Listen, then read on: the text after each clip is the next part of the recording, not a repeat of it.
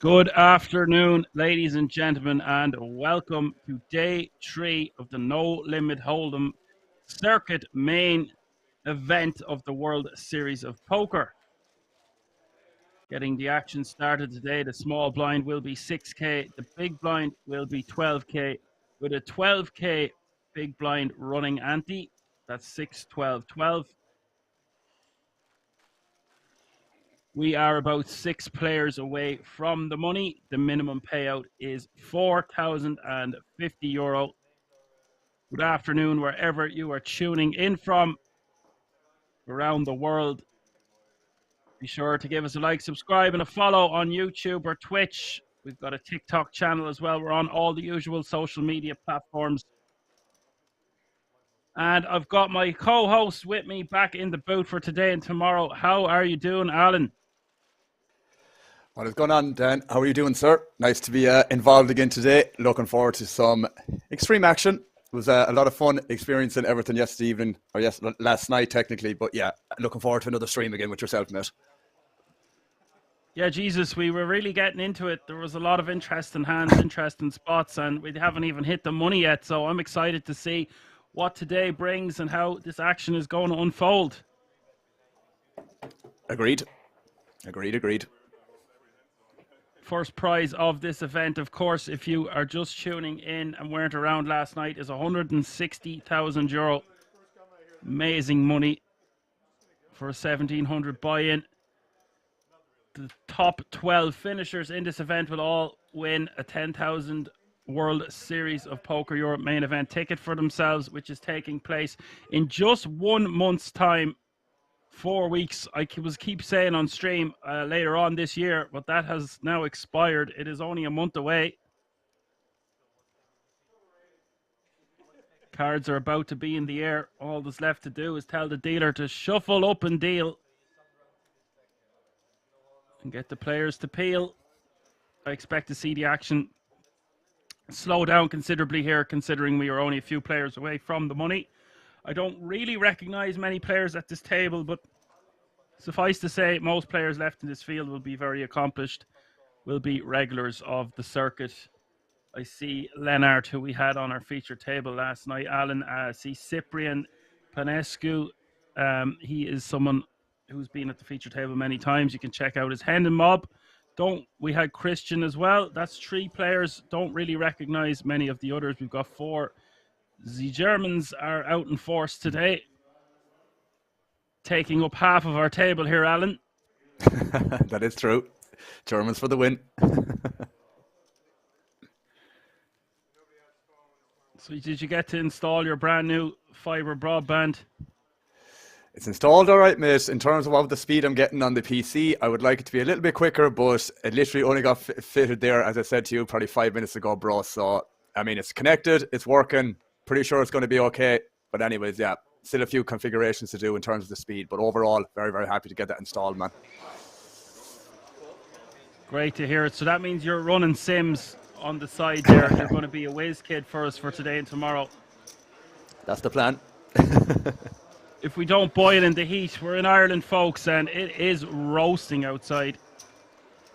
Yeah, it's like, what is it here? Let me check it on my phone just out of curiosity. It's like 19 degrees at the moment, man, in Ireland. That's a heat wave if I ever came across it. Yeah, I heard it was, I think it was even a bit more in the Midlands. It seems to be hotter than, I was told it would be up to about 25 today. Crazy. They give us the worst weather all summer, and then when they have us in the booth together, they give us a heat wave. What are the chances? It's like they know. It's like they know something we don't know, Dan. What do you think? They're making us work for it. Global warming doesn't exist, of course. Not when Kings used to Right. stream, that's for sure. Definitely not as hot over at the King's Resort, I would say. No, sir. Live from Rosvadov. If you're wondering, folks, we are on a 1 hour delay. Normally it's a 30-minute delay, but it's a 1 hour delay for the duration of this event, so bear that in mind. Just gave me an extra 30 minutes today to do some push-ups and go out and play with the dogs in the garden.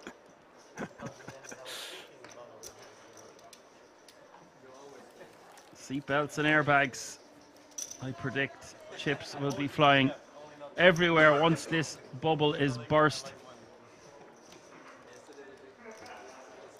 And I didn't check who made it through with just about 6 or 7 tables remaining. I always like to give myself a little surprise, so there's always a hero amongst the group who appears like a Riyad Farhad or a Clement Cure or a Dorian Melhairs, all from France, and then of course Essebou Jalba always appearing, and Mikel Marrakesh. That's 5 regs off the top of my tongue. Average stack today, guys, is 450k at the moment. You expect this average stack to stay between 35 and 50 big blinds, especially when we're playing 1 hour blinds. So we are in for a treat. There is going to be lots of deep stack action. Maka flicks in the cutoff here with ace king off suit. Nice starting hand for him.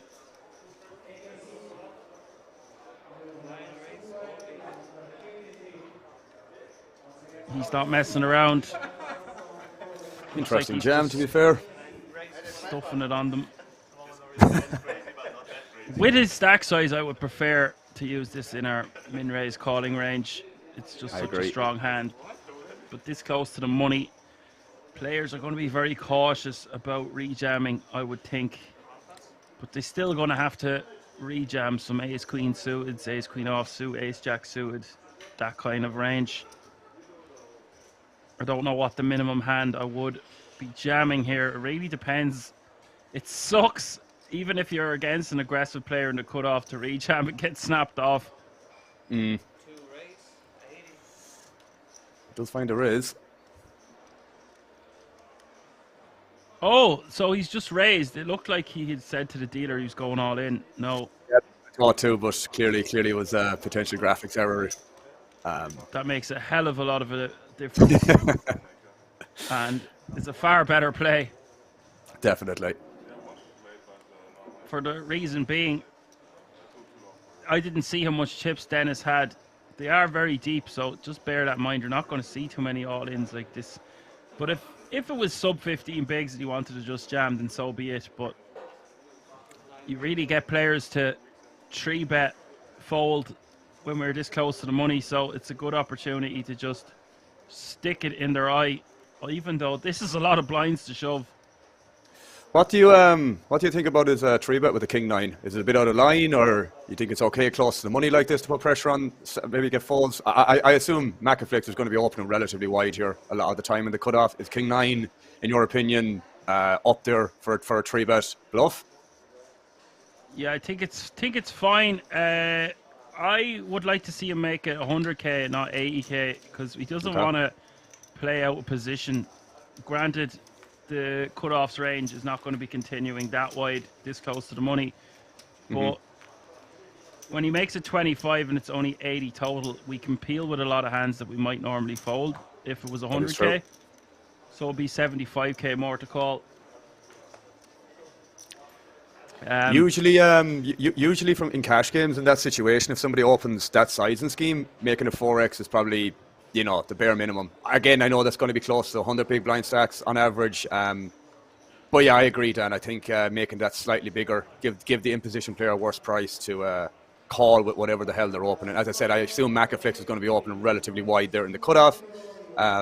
So yeah, just give them a bad price with like the bottom of their range to fold, I guess. If you made it, like, as you said, 100k makes the most sense. Yeah, in terms of his hand selection there, I think the king 9 is fine. I would be fine to just fold it there as well. But it is important to note that he covered the cutoff. Not by much now, only by about 50,000, but it's still very important. Yeah. Macaflix picking up big slick. Maca slick picking up ace king back to back. Raises to 25k once more. Clearly from the hijack this time, not the cutoff. Yeah.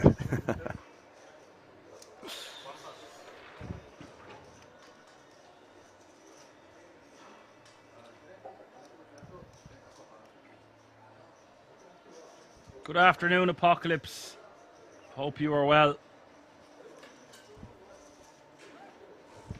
Disco Duck is in the house, says he's having no trouble with his internet. Well, I'm delighted for you, Disco Duck. Long may it continue. It always Yeah. it always makes me laugh, man, some of these usernames, because even when I get new followers or anything like that on Twitch, man, some of the names, man, are just ridiculous. It's just impossible to pronounce some of them, and then you come across an example like Disco Duck. It's like, I'd like to hear the background story behind that. Definitely. I'd say some of your own followers, Alan, will be over to listen to you today. I dropped the link in the Discord, alright, man, so if they tune in, they tune in. Link is there regardless. Irregardless. Now, that 10-9 offsuit from Cyprian normally could defend there, but not when we're this close to the money.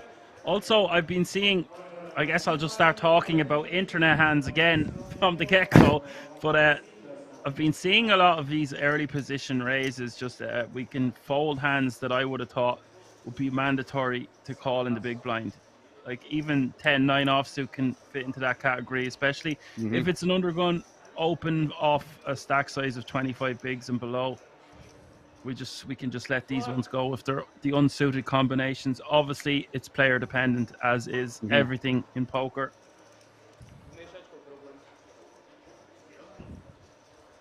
Disco Duck has disclosed how he came up with his name for you there, Alan.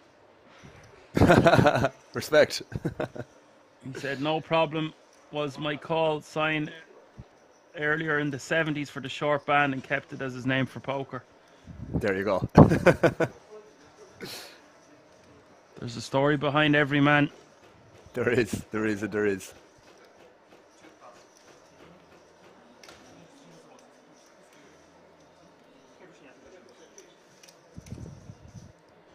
Now, this guy looks like he is playing the part. He's got the glasses, the boss. Oh, it's not a hoodie, it's just a jumper, and it's a Monday, so it's the Monday jumper, not the Sunday hoodie. No Dior today. Not yet. Not yet.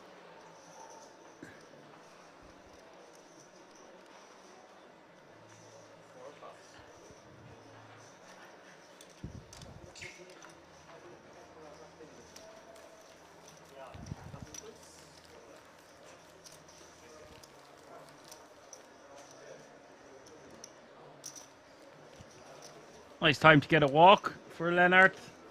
He's got some cashes on his Hendon mob as well. It's not his first rodeo. I think I remember this name now that I see his face, actually. His face looks a little bit familiar, man. Well, we had him last night. Okay. But that wasn't the first time I've seen him. I'll give him a quick Hendon mob here. Quick one.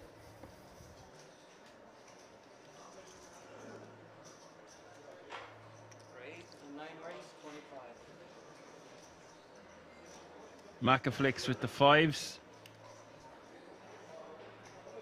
Staying active. That's 3 hands already this orbit. He's had the goods. The first 2 times. Nothing wrong with the open with fives here either.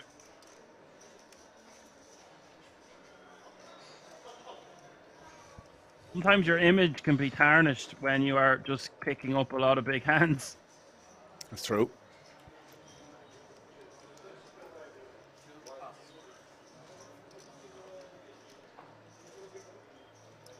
Yeah, I knew he had live earnings of around 200k. It's $181,880 in live earnings for Lennart. Nice. Nothing to be sniffed at. No, sir. Absolutely not. And sometimes I hand mob these players, Alan, and I get told later on that they're just a cash beast. And it's not like, well, he doesn't have many caches or any caches here on his hand mob, but I hear he's a PLO reg at Kings or something like that. So you know, I think some by if you play a few orbits with someone, well, obviously they can be card dead, but once they're involved for a few hours, you know by their bet sizes a lot of the time. Yeah, defo. I said that once or twice last night as well, man. In some spots where I think it was maybe an under the gun opened, but I think someone 3-bet from the hijack, and the sizing they used, man, was very indicative of somebody that understands to use that sizing, because they know they don't need to go any smaller, and they also know that they don't need to go any bigger to achieve that same result. So definitely a lot of players, if you keep an eye on that, you can figure out if they're good or bad, or more experienced than inexperienced, I should say. Yeah. And then sometimes, though, they'll use really large sizings, and it's just that they're used to playing, like, no-lim hold'em cash games, bombing pots, etc. I'd probably be guilty of that myself, to be honest. Well, I was trying to say, when you know if they play online by their sizings more so than live, because obviously it's a very different realm. Cyprian choosing this one for a 3-bet, and this will look very strong to Macaflix, but it's not going to deter him from calling for 27k more to try flop a set. Needs to be careful though, Cyprian. Just go ahead. No, I was going to say, do you think this is a good call with the 5s, or is it a little bit kind of ambitious given that Cyprian only has, whatever, 14 effective post-flop? Yeah, because we've got reverse implied odds, right? Because we can only win 14 big blinds more by flopping a set. We want to be calling when we can win a large pot. Not that it wouldn't be a decent sized pot, but it does change things a bit, I think. Plus, we're going to get bombed off our hand pretty much all of the time when we don't flop a set. But for 27k more, it's basically a min raise and a little bit of cheese on top. So you can get behind calling and folding. Shoving would be another move, because you would expect Cyprian to be jamming his ace-jack, his ace-10 suited, his ace-queen, his ace-king. So, like we were speaking about last night, then it really puts him in the category of nuts or air. Makes sense. But you see, Macaflix is hanging around here on the flop. So that makes it a better call. If he's going to continue, even though there's 2 overcards out there, I like that he is being sticky and not giving up easily. But now, stack to pot ratio less than 1-to-1. Cyprian is in a weird situation here.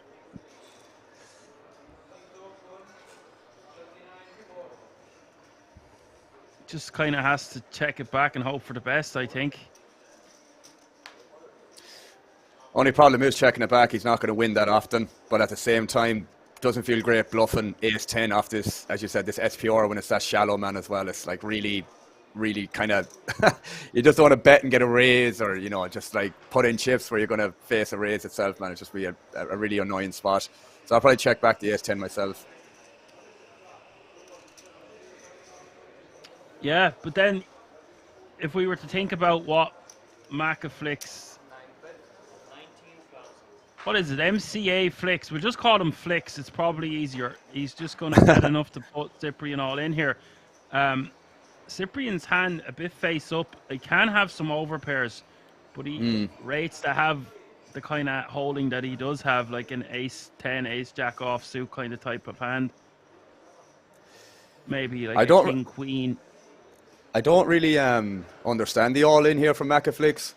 Oh, okay, it wasn't an all-in, it was just a block bet. That's what I was thinking. I was wondering, it was a little bit kind of over the top if he's jamming that river there for 10 value to get called by what exactly.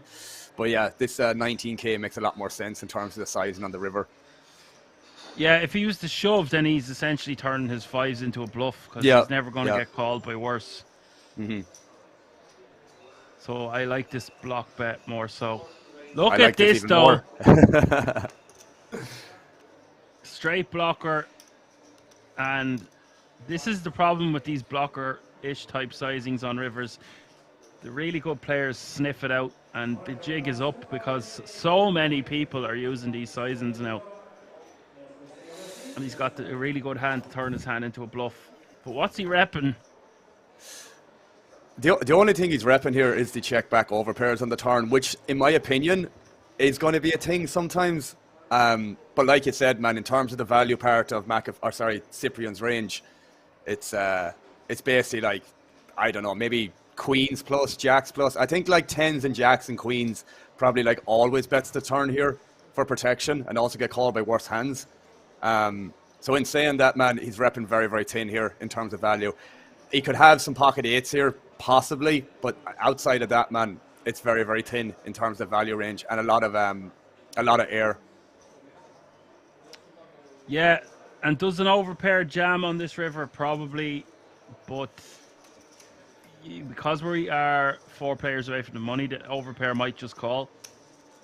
The only thing I'd say about that is that when Macaflix picks this sizing on the river, if he's never doing that with the nutted part of his range, like 9x, pocket 8s, whatever the case may be, and he only ever has hands like this, then Cyprian's move here is a very, very good play because he's literally attacking a range that never has nuts, that just wants to get the showdown cheaply, which he's trying to take advantage of.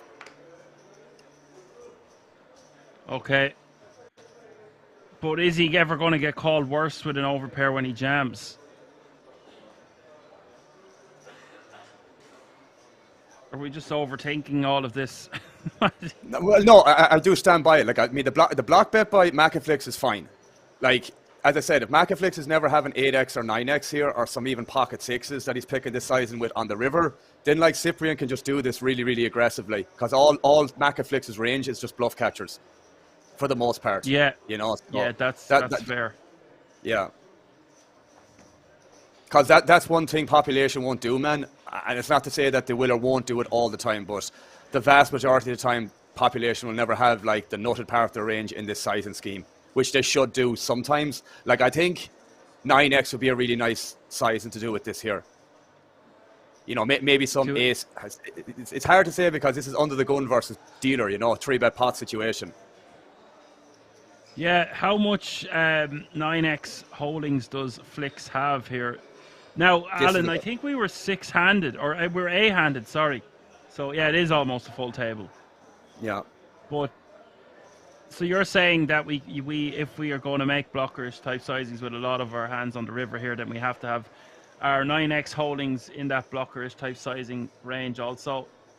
Like, something like that, yeah. It's like, I mean, okay. It's not like you have to. It's not like you have to have 8x or 9x here. It's just like, if you're only ever going to have pocket 5s or these pocket pairs in this block bet sizing on the river, then it's very, very easily exploitable if Cyprian is capable of jamming all in here. That's the thing. It's a really, really nice pickup for Cyprian Panescu. And I think as well in that spot, man, maybe 5s is kind of like better off just checking that river to maybe check call. Yeah. But at the same time, I think playing 5s like that most of the time is going to work well in practice. But against Cyprian, man, who's clearly aggressive enough to find a bluff raise there, then maybe check it against him in particular. Or if you block bet and face a raise by Cyprian, then always calling is another kind of avenue to take. It's either check call or block bet, call or raise is the two options there. Yeah, we leave ourselves open when we block on the river there to the all-in. It looks like we're just trying to get a cheap showdown and maybe extract very thin value. Yeah. When we get shoved on, we're in a world of hurt. We're just forced to fold our 5s. So maybe if with that holding, just check and be a hero, put on the cape and call. Well, the thing is as well, right, and we kind of just said that during the hand also, that when he checks back the turn there, he's basically capping his range. So pocket 5s, if he's ever against like ace queen, ace king, that's just going to check back the river, you know? So maybe 5s is just better off checking there because most of the time he's going to have like ace jack, ace queen, ace king, or the strong ace x as a whole. That will just check back that river, you know? So that's something to take into account there. So if you are block betting the river, ace 10 is, you're kind of opening the door to get bluffed. But if he has the ace, king, ace, queen, ace, jack hands, they're just going to check back the river. And you're going to get to realise your equity anyways. Yeah, I think I would just check fold the way it played out, because the only bluffs Cyprian really has on the river there contain a 10, and I don't know how many 10x hands 3-bet pre there on the button. Ace 10 might be one of the few combos. Maybe king 10. I don't think jack 10 and queen 10 go after it there. So he just has the suited and off-suited combinations of king 10 and ace 10, in my opinion, as bluff that he is jamming or betting. He mightn't have went all in had it just went check on the river over to him. He might have chose a half stack sizing, but the point remains the same. He has 272,000 total live earnings, so he's well adversed at playing this game. For sure. And again, like that, man, another interesting hand. Yes, indeed. And now we've got action here. 5 raise all in. 7 pass. 9 pass.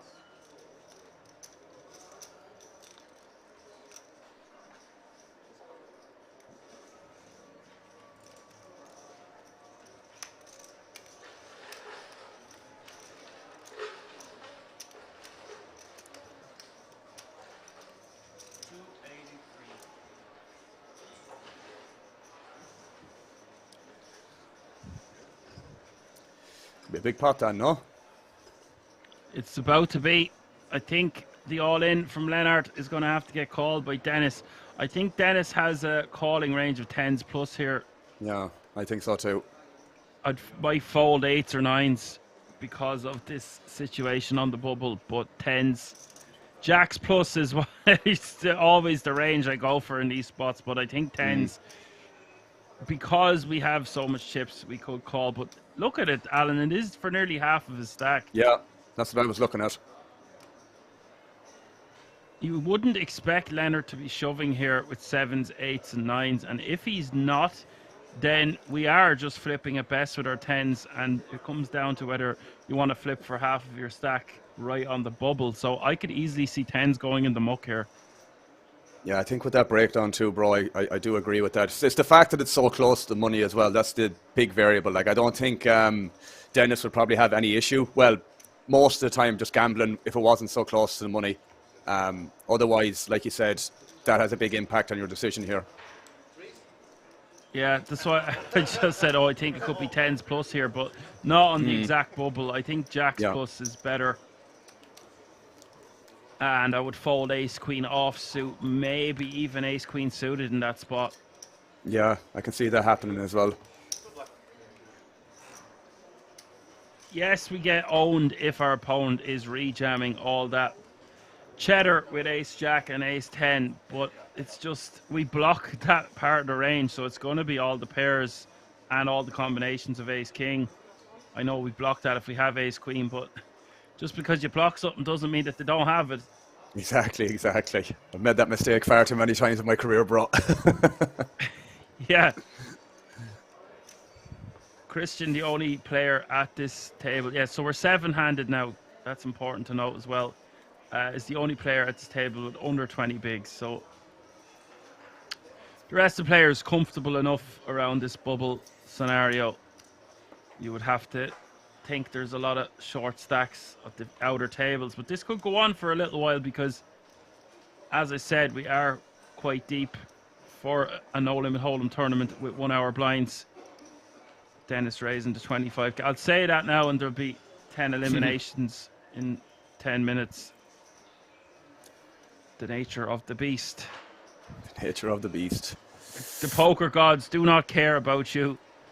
No, sir, they do not.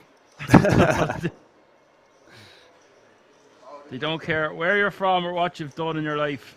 They will deal out justice as they see fit. I mean, so many times in my career as well, I've asked myself that question. It's just like, what's the point? You know, after a rough week or rough couple of sessions, man, you're just kind of, you know, still exercising and keeping that stuff, you know, on a daily basis. But when you're running really bad in poker or something like that, it's just like you have to ask yourself, what is the point? but we all know what the point is realistically when you zoom out. But in the moment when like you're experiencing that situation, you do ask yourself that question: what is the point? Yeah. You're holding yourself well, though. I've been tuning into your stream, obviously, when I'm commentating Sundays and Mondays. Then, I try not to watch too much poker, but as I said, over the last 2 months, even 10 weeks, I've just been watching everything on Tuesday, Wednesday, and Thursday, and then getting ready for the stream then again on Sunday. So I've just been doing a lot of homework. I've been tuning into your stream when I can, and I've seen you take a lot of swings, a lot of near misses in huge pots, and you've remained so calm and composed, and it's great to see that you're on the upswing now again.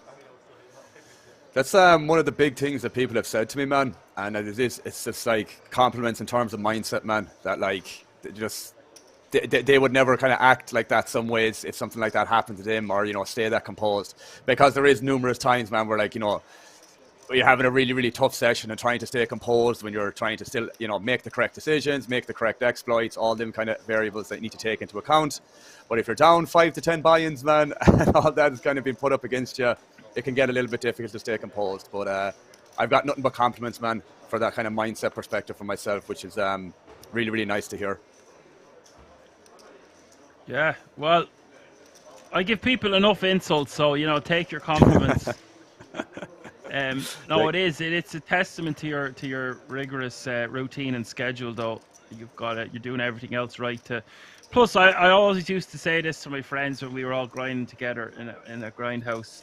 If you put your mouse through the screen, you've just cost yourself another few buy-ins. So you have to buy a new screen or a new mouse. I'll never forget, and I said it to you, man, but I have no problem admitting it on stream. But I remember before, man, I had a mouse, and I just originally got the 3 monitor set up that I have now, like, and that one of the new monitors I probably only had a couple of weeks, man, maybe 2 or 3 months at max, and had a little bit of a tough session. Mouse was in my hands, through the mouse, the cable that was connected to the mouse came apart, hit the monitor, cracked the screen. I said, that's never going to happen again. But how embarrassed and ashamed I did after that happened, man. I said to myself, that's never ever going to happen again. I think if that happens once, it should never ever happen again, because like that, man, a new monitor is about €100 or €200. It's not cheap. You know what I mean? Yeah, well, yeah. If you could kick your computer, it could cost you up to $1,000. Like, that's why you keep it on the ground. Just keep it away. Yeah. Keep it away from the feet. Yeah, but I think that's great that you've only had one of those incidents. I've had a few. Yeah. Although I will say it hasn't happened in a few years anyway. You have to learn how to manage your emotions. For sure, man. For sure. You're allowed to do things until you're about 25, because I only get into psychology now, but frontal cortex only fully develops at that age. So forgive yourself for all the bad decisions you've made in your life before that age. But then after that, it's on you. It's on you.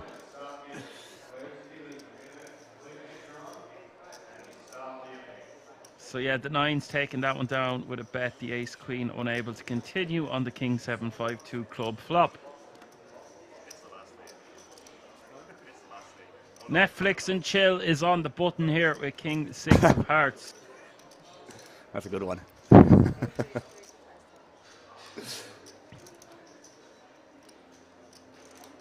Raising to 25k.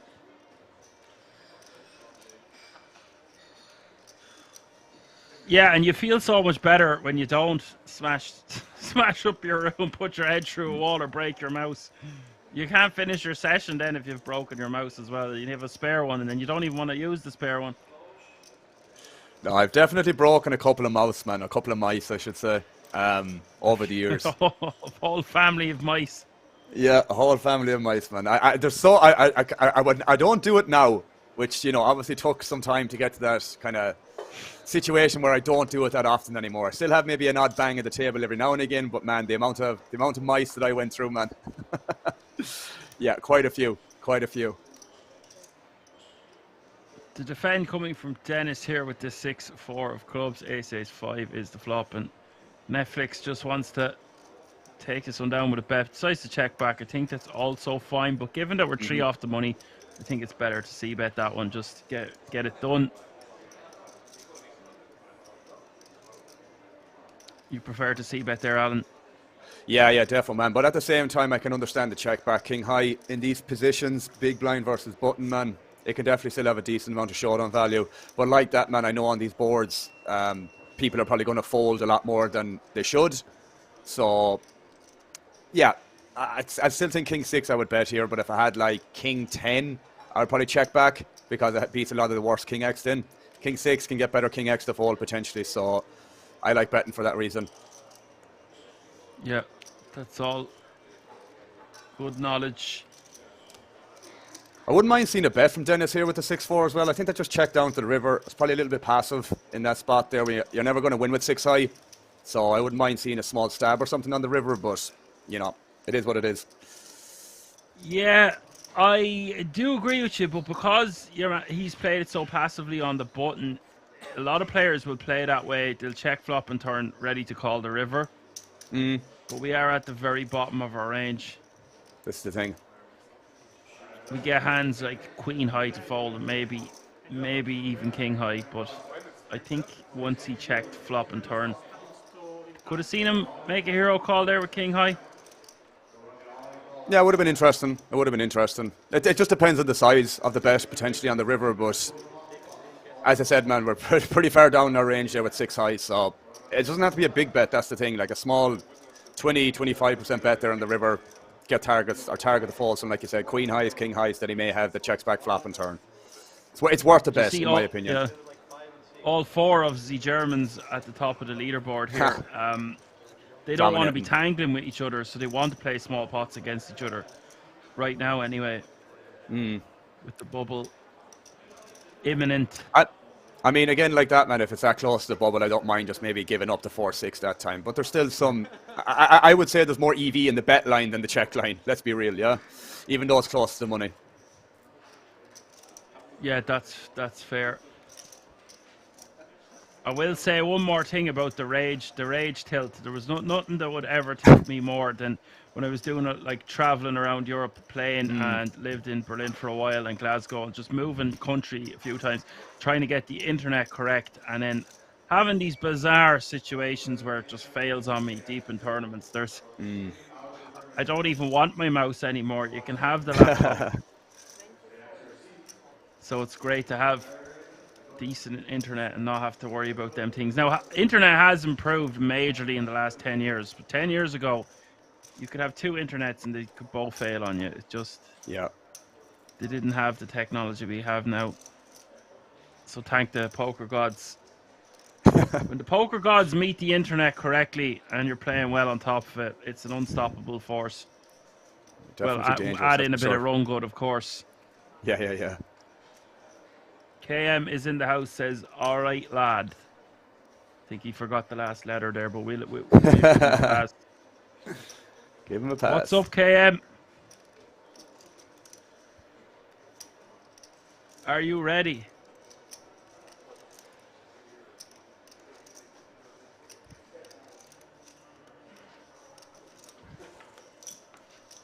Leonard with the blockers going to raise with the ace jack, and Netflix going to call in the cut-off with Queen 10 of hearts.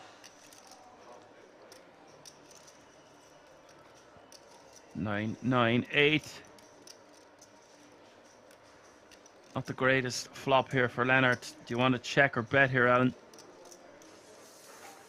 I think I prefer check here, bro. Mostly on this connected flop.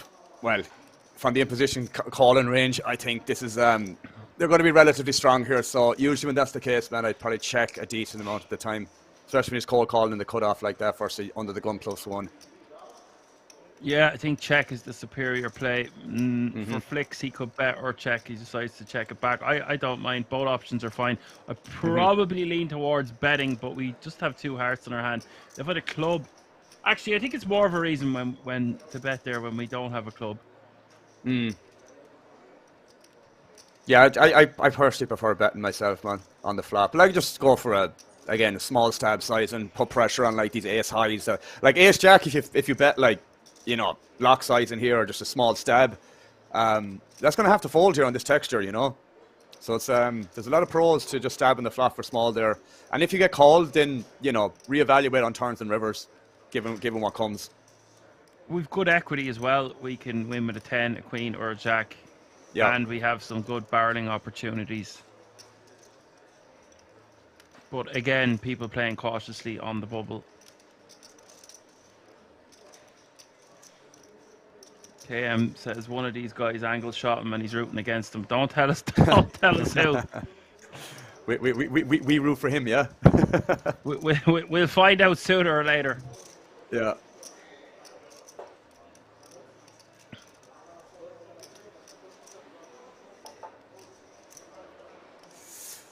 It's way too passive, man. Surely.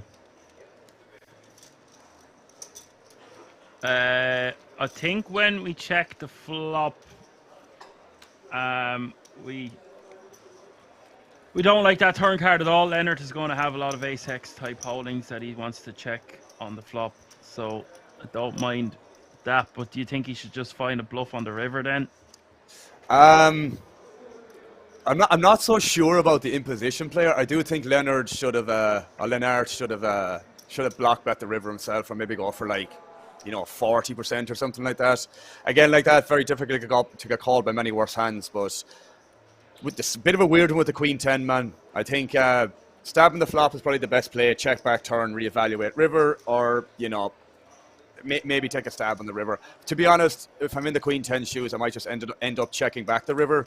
But from the out of position shoes like Leonard had, I definitely prefer a bet in the river myself with the ace jack. Size and wise, probably just under half pot, I think would be a good sizing.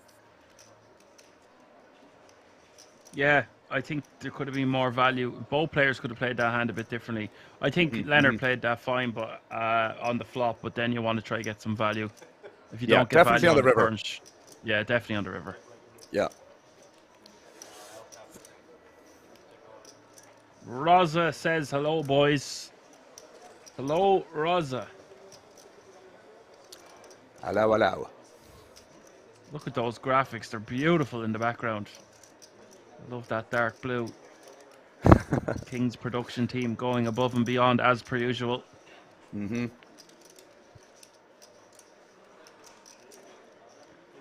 Absolute, genuine, top quality. Dennis with 20% of all the chips in play at this feature is the chip leader now. But all top three, even all in. Why does he have to use a name like all in? Now when he's all in, I have to go all in is all in. That's exactly why. Yeah. The first time I ever commentated for Kings about 18 months ago was for the German Championship of Poker, filled in for Finton. And then I was asked to do the next 2 days on top of it. I believe it was something similar to this. It was a 3-day event. And the winner of that tournament, or I think he came second, was Raise from Space. So every time he raised, it was like, Raise from Space is raised. It was just a tongue twister. Indeed. All in is not all in. He's raising to 25k. But sure, they use weird names. I just give them nicknames anyway. It's all part of the fun around here. J-Not is in the house, says hello, everybody. Howdy, partner. Howdy, howdy. The airline's taking that one down. We are hand for hand now as well, with 3 eliminations to go.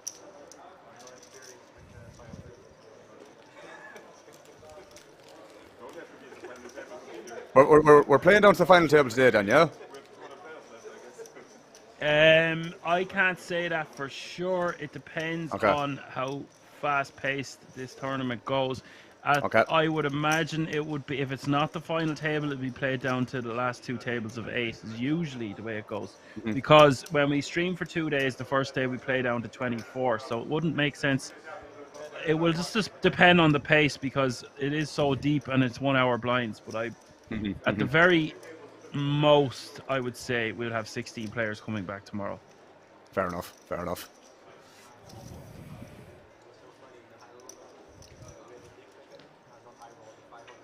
And it will be very interesting, Alan, because there's 12 10k tickets up for grabs, so that has to be taken into consideration. Play usually slows down considerably around the last 3 to 2 tables remaining.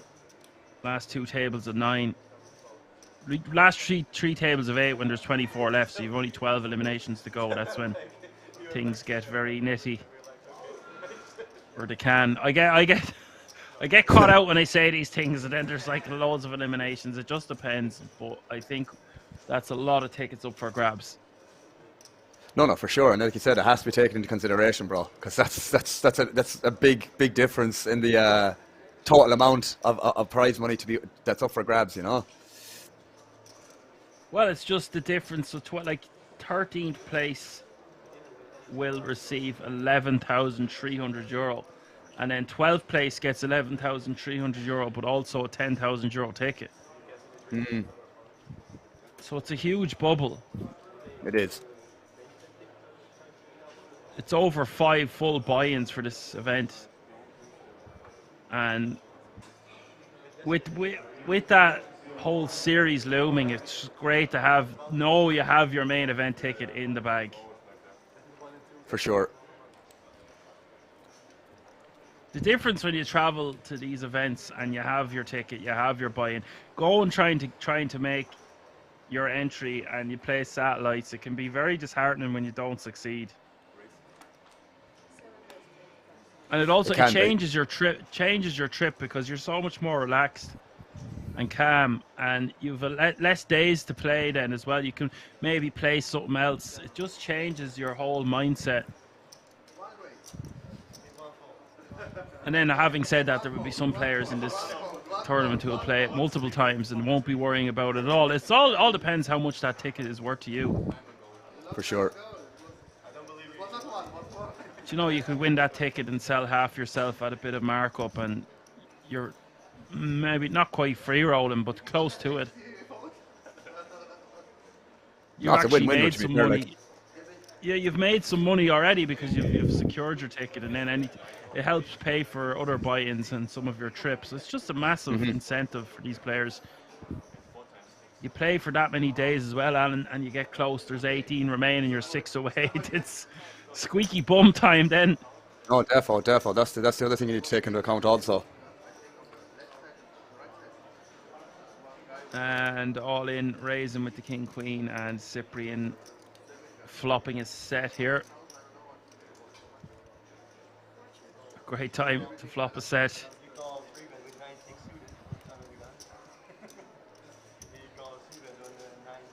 I think we just want to be continuing here with the king, queen.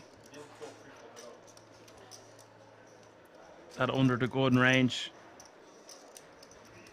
Meant to be strong. All in, by the way, is a very accomplished player as well, Alan. I've seen him before. I think he's won some titles in this resort.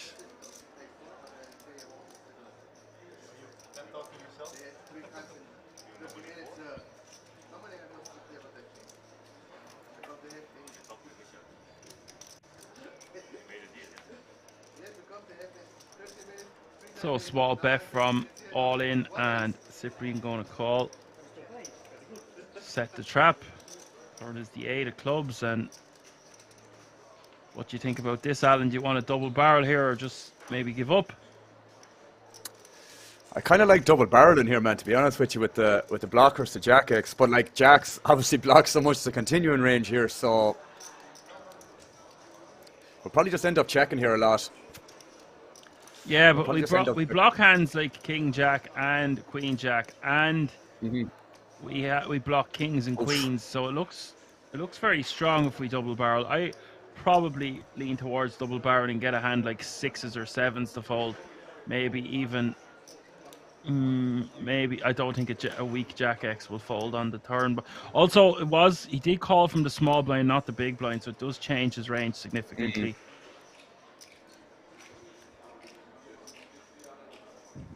And now we think we've hit Gin on the river. I would like to bet about 75k here, but he's not going to like it when he gets shoved on. Yeah.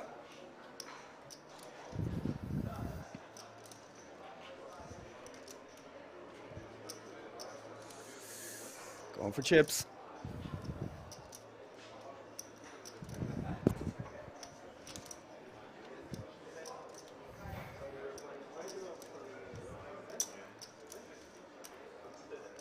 That looks around the sizing I was recommending. 10k more. I like this sizing. It's going to be horrible when Cyprian just jams. Yeah, just waiting for it to happen.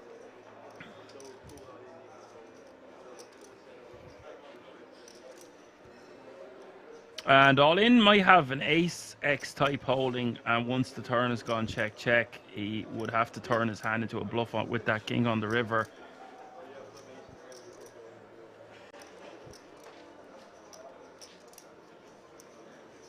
Yeah, these kind of overcard rivers, man, are obviously very good for the under the gun range because it just hits it so heavily. Like ace king, king queen, king jack. I mean, king jack maybe bets the turn still, but still might check behind sometimes.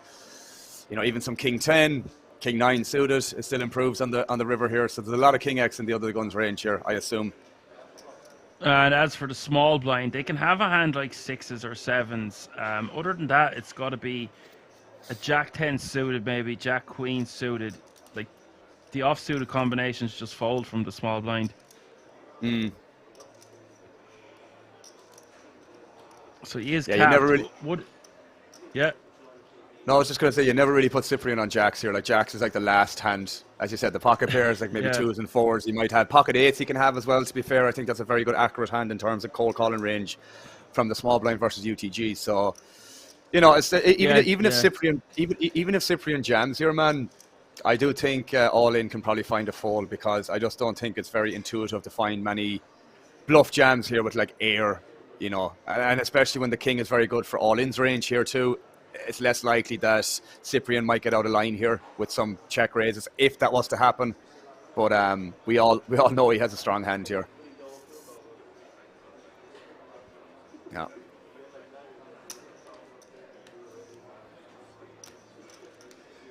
Yeah, that looks very strong from Cyprian. I think that's good analysis there, Alan. The 8s, it was something I didn't mention because obviously there's an 8 out there.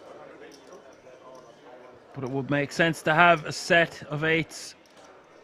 It really looks like it has to be a set of jacks or a set of 8s for Cyprian. I don't know what other hand he can have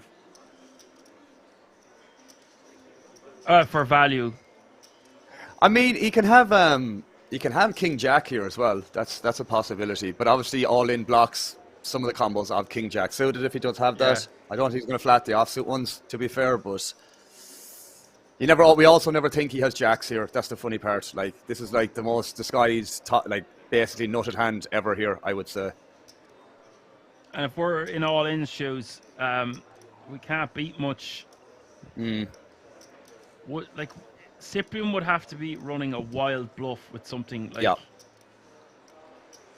ace 3 suited or ace 5 suited that missed the wheel. And that really shouldn't be calling from the small blind with 3 off the money. Yeah, and even like you said, Dan, the fact that they're so close to, you know, being in the money, you know, I would never say that somebody probably won't find enough bluffs or be that aggressive on the button or on the bubble, because some players will. But I think in this situation, man, it's going to be very, very difficult to Cyprian to find these kind of airball, kind of like absolute kind of just massive bluffs in this situation. It's probably not going to happen that much. It is horrible though. There's 391k in the pot and it's just 97k to call. But yeah, if there's no bluffs, then there's no bluffs. No bluffs. It doesn't matter what price you're getting. Does eventually let it go, but he looks a bit perplexed. Hands over a small fortune.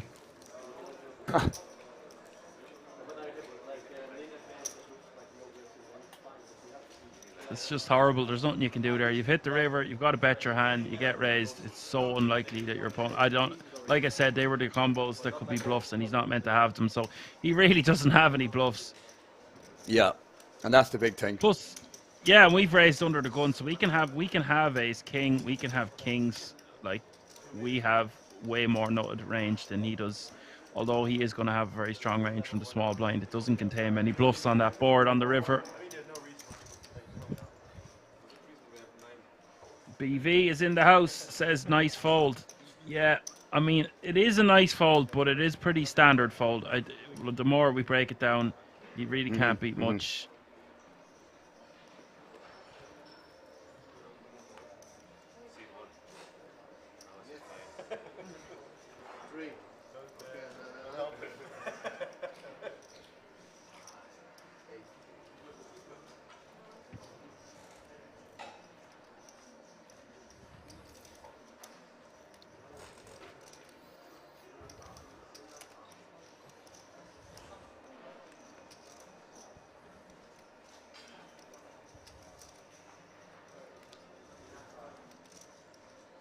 Players acting very fast considering we are hand for hand. Usually they take a lot longer with their rags.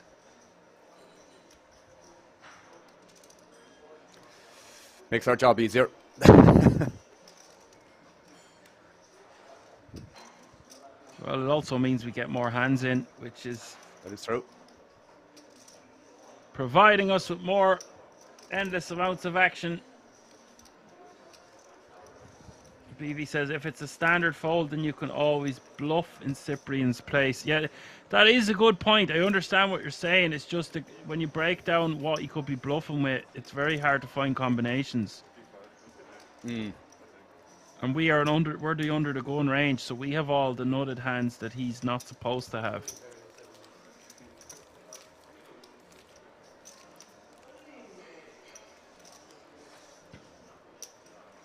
I mean, it's not a great spot there, Alan, on the river, even if we have ace king.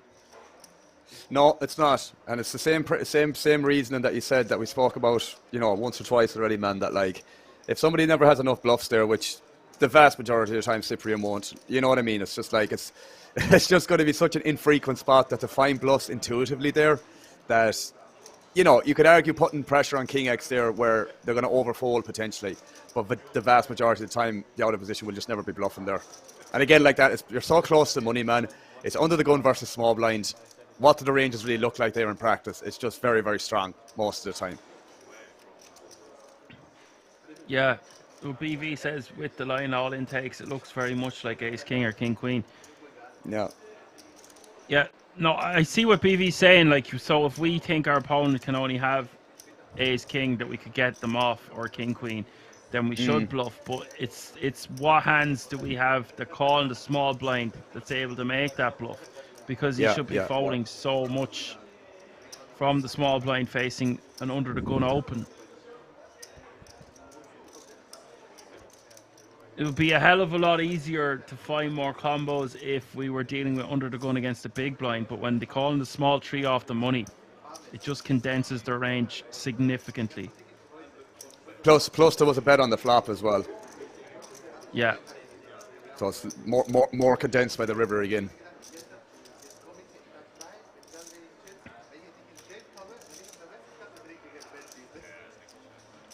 Yeah, you'd want to be a right wizard to find a bluff there with sixes or something like that. Like, that's the only one that really makes sense, like, when you think about it, no? Like, even then, I don't think that's a good bluff, because that could be just an absolute punt, realistically, in terms of, again, being so close to the money, and just other variables to take into account with stack sizes. I forget what the stack sizes were on that hand, but like you said numerous times, Dan, like, having 10, 15 big blinds and, preserving that 10 or 15 big blinds goes a long way, that when you get another double up, that you have that extra couple of big blinds that you may or may not have lost in another spot from doing something that you didn't need to do, basically. Yeah, BV making another point there. Cyprian kept a bit more than 100k behind, which is less than 10 bigs, to make it look like he kept enough chips behind to get in the money. That's true. There's a lot of overthinking going on here and overanalyzing, though. Our opponent just had a hand that was a set, and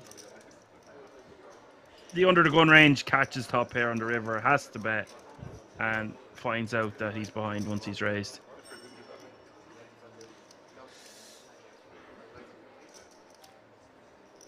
But hey, isn't it great? We're talking about hands in this amount of depth and detail, and it's not even 4:20, 4 o'clock at King's, 3 o'clock in Ireland. Oh boy, we've got a lot of action to come today, folks. I hope you're enjoying the show. If you're just tuning in, you are watching bubble coverage of the No Limit Hold'em Circuit main event live from the King's Resort in Rosvedov. And I forgot to mention earlier, if you like looking at things about the resort, want to find out additional information about it, and we are doing a massive sale with up to 50% off certain items in the merchandise store. Head over to the website www.kingsresort.com. P.S. I'm still waiting on my tracksuit, my Monday hoodie on a Sunday, and some other clobber. I want a hat. I want some shades. These are my demands. Demands. Maybe a few card protectors. I don't know. Surprise me. I'll send over my pigeon, and I want it all here by midnight. It's a hostage situation, Alan. There's a couple of nice bits of merchandise. Just looking at it now, man. It's the first time I opened the link. Yeah, there's lovely stuff there. I'll be hoping to go there next year and pick up some goodies and bring them home. Bring an empty suitcase. Yeah.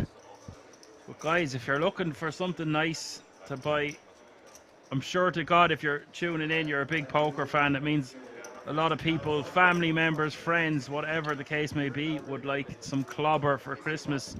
It's a golden opportunity to get yourself some new. Maybe you could buy a present for someone else that they won't want, and then you can use it yourself. But whatever's clever, whatever works for you. Like buying your wife a bowling ball, knowing she's never going to use it. I think Homer Simpson done that in the many moons ago in an episode of The Simpsons. That's what sprung to mind for me as well.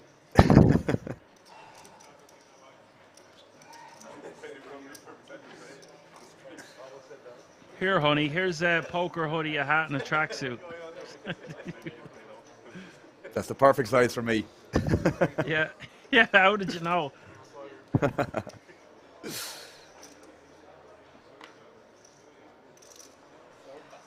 Yeah, but do not miss the opportunity to dress yourself like a king or a queen. Go over to the outlet and see for yourself. Shipped to everywhere around Europe, to the best of my knowledge. All in. I don't think that's a call. Oh, he is. He's just completing from the small blind.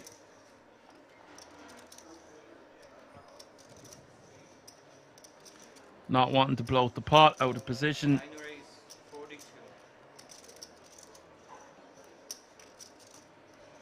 Flicks is going to raise the Robbie. The Jack 4 offsuit. The most famous holding in poker for the last year or so. Or maybe Rigby, you know, did you see him on the World Series? No, I didn't. He plays the diaper hand and the suited diaper and the offsuit. It's the 3-deuce offsuit or the 3-deuce suited. And every time he gets the hand, he has to play it. Nice. Not the greatest of strategies, though, Alan. No, definitely not. Wouldn't be trying that at home. And King 6 deuce. I expect to see flicks continue here.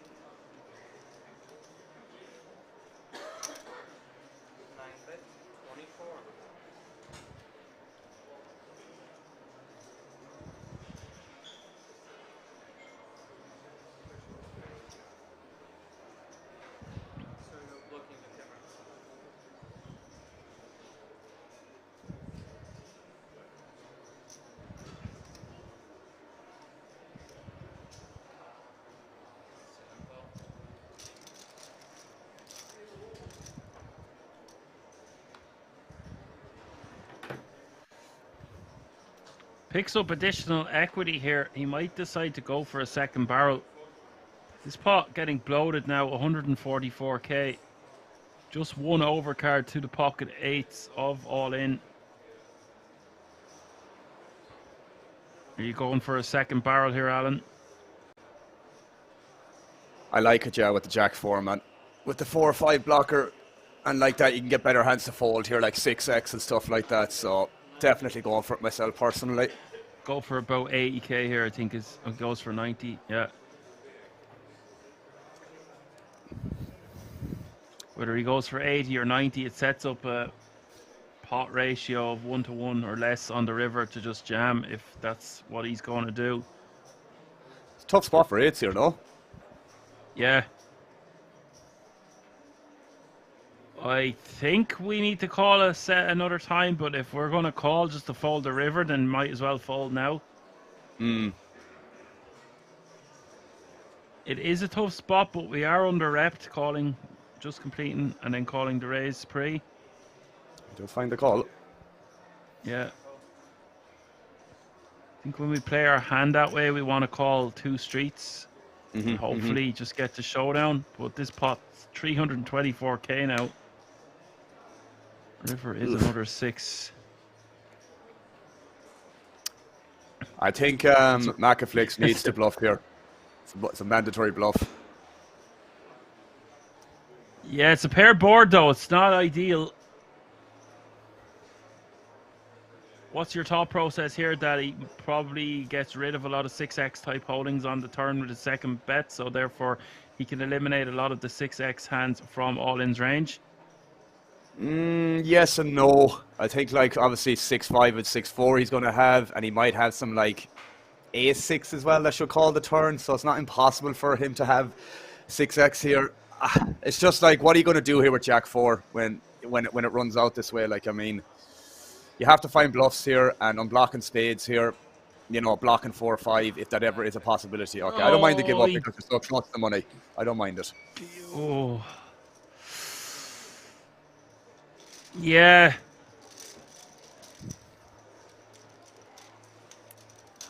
But we don't mind the give up, but we wanted them to jam, so I'm not sure. No, definitely, yeah.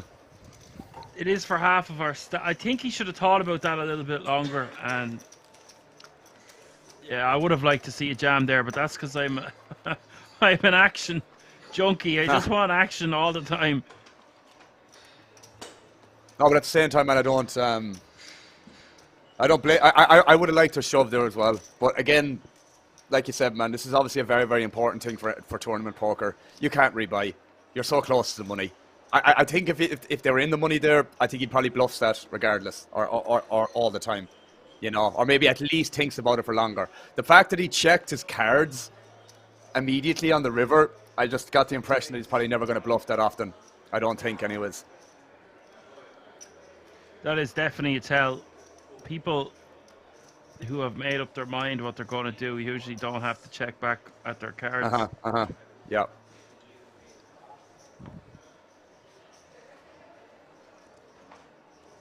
It's often indicative of someone who has, if they're looking back, usually when a player has a made hand, they don't need to recheck their cards.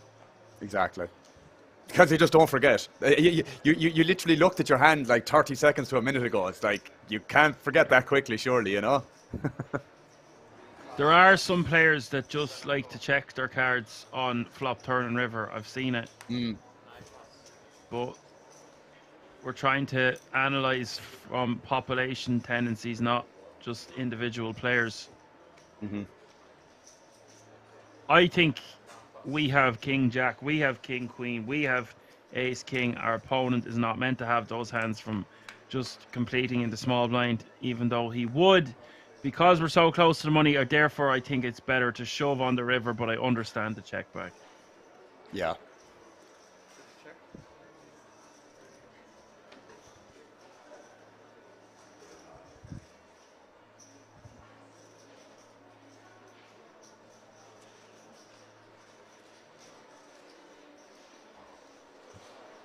Dennis checking his option over to all in here. Who's going to check it back?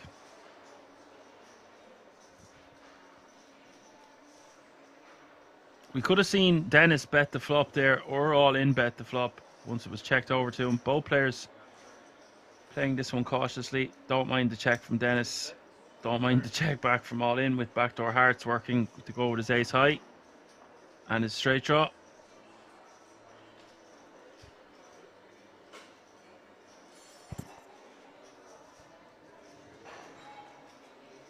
You like this delayed C bet here now, Alan?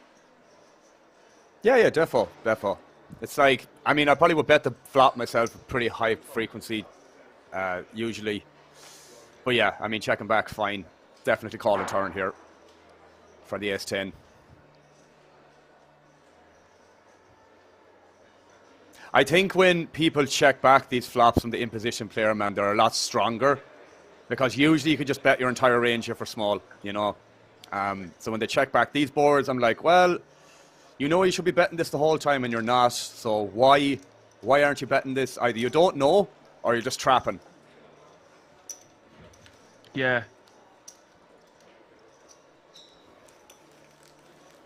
Yeah, that's fair.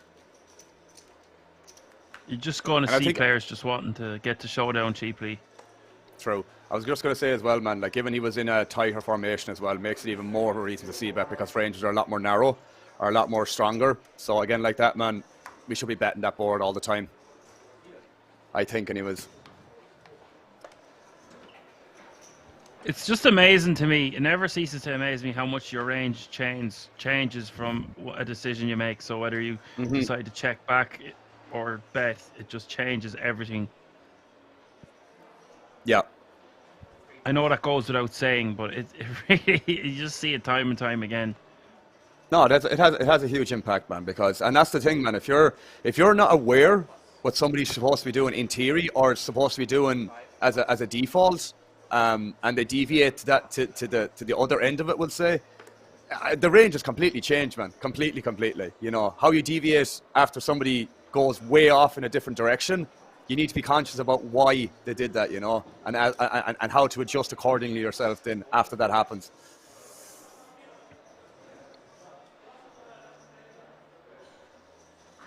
Yeah, improvising around your opponent or opponents. Adapting in this game is one of the most underrated skills. Patience Definitely. and adapting. And remaining composed. If you've all three of those, sooner or later you'll get your chance.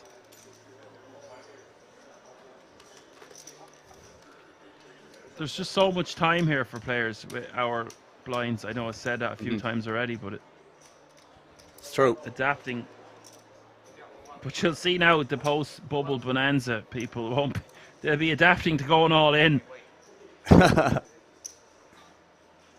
Christian shoving here, button against small blind. Don't blame him rejamming here with a really nice suited hand, but it's ill timing. Flicks with the Jeffries. 85% equity to eliminate Christian in 58th place. 264k in the pot up for grabs. Really nice opportunity here for Flicks to eliminate one more player and be 2 off the money.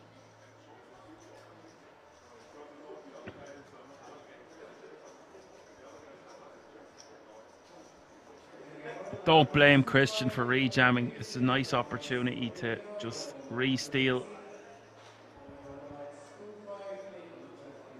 You could just fold here. Sometimes, though, you have a full orbit to get a better spot. What do you think about that, Alan? Yeah, it's close, man. It's really close because, again, Macaflix is going to be opening here relatively wide. Where Jack 10 against, like, any of his calling range bar, like, you know, Queens plus the overpairs. Jack 10 is performing relatively well against a lot of the range that might even still call.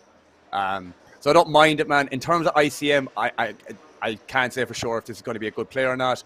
I don't think it's going to be a bad play. It might be very close in terms of EV between one or the other.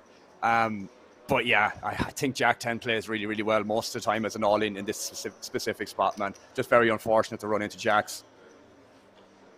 I think you're adding 24 and you're getting back your small blind. So 24 and 24 is 48. So you're adding over 50k to your stack. Yeah. But you're under risk of leaving with 0. I think ICM, you have to be a bit tighter. Are you jamming the Jack 10 here yourself? I think I'd probably fold because I'm in the small. Really? I've already paid my big blind. I'm a big blind ante. It's exactly 10 bigs. If I had a bit more I think rejamming becomes better. But as I said last night, you see these raise falls to 10 big blind stacks all the time now, which just wasn't a thing about 5 years ago. The game just evolves and changes all the time. If we are going to rejam, this is definitely one of the best hands to do it with, the Jack 10 suited and the Queen Jack suited. It's just really sad that he gets snapped off. Yeah. And again, like that, man, that's a prime example of how much the bubble having to burst yet has such an impact on your decision, because there's so much money. Well, the cash is obviously worth a lot in terms of EV. So you really should be pushing for the min cash at least, and then, you know, go AWOL after that. I still probably go broke here with the Jack 10, honestly, but, you know, it's still a very annoying spot when he sees this. Yeah, it's just not the situation you want to see if you've got the Jack 10. He's very unlucky that Flicks wakes up with a hand. He's going to be printing with this shove. Let's get that straight. It's just because we're so close to the money. How much do you want to cash for 4 grand is what it comes down to. Ace 8-6 is the flop. One club.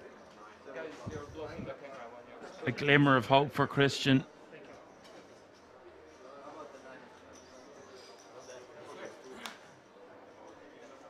With the turn seals the deal, and Flicks will win a nice pot, and we say goodbye to Christian in 58th place. Yeah, you could actually make the argument that I think I would fold in that spot, but that could be just too tight, because you have to have some hands that you're rejamming, otherwise they're just going to raise every button.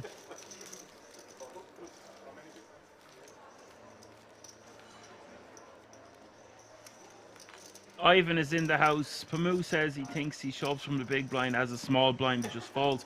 But you see, we can fold in the small, and then we have a full orbit with 10 bigs. It's close either way.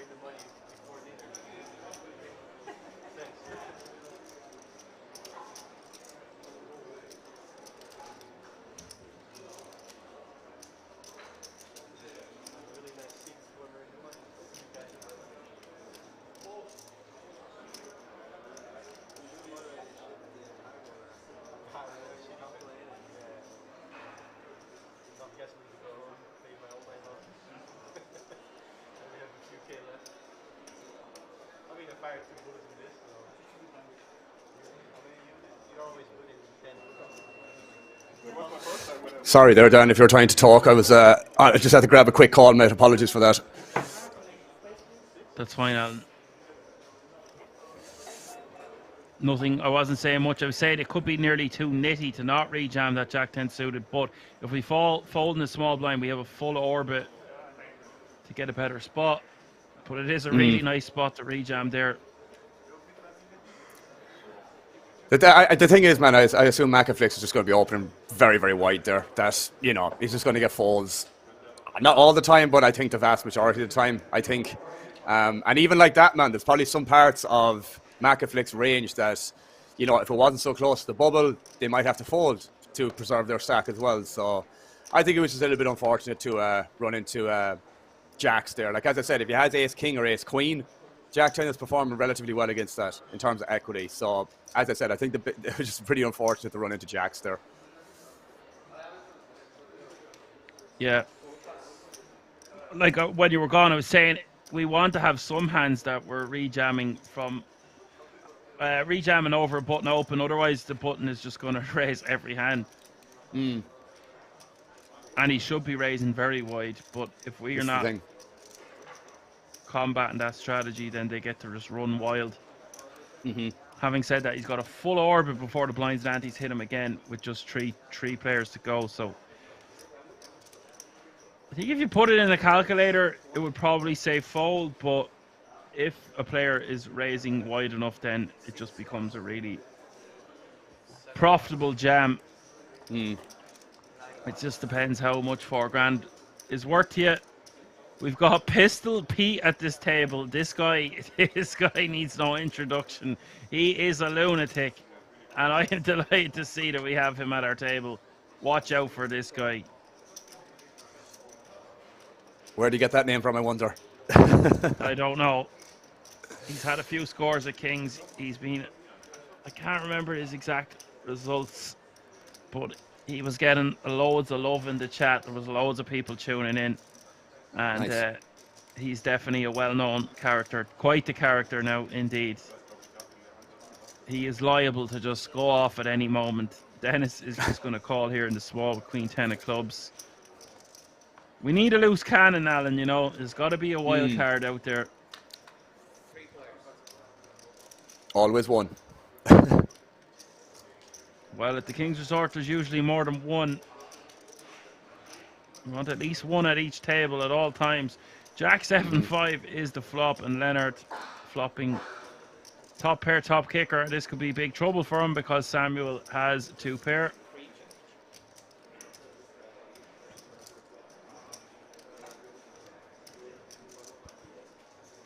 Little bit of equity here. Backdoors for Dennis. We've got action, 84k in the pot. Now, how much is Leonard going to lose here? 5 bits, 27. We'll get messy. Well, how do you control the size of the pot? You've only got sub 30 bigs to start the hand, or just in or around. I mean, problem is here, if Samuel raises, I can imagine Leonard just probably shipping the flop, man. I don't know how good or bad that play is, but again, it's so close to bubble, man, that like, I wouldn't be too keen on over-investing with top pair, top kicker here, although it is a very, very strong hand. In saying that, for 7-5 here, there's a lot of bad turn cards, you know. So we'll see.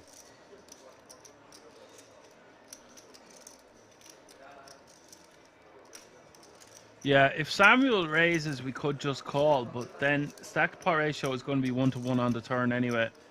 Yeah, he does want to raise to about 3x. That looks like about 80k. Yeah, 80k it is. Yeah, tough spot, man, no?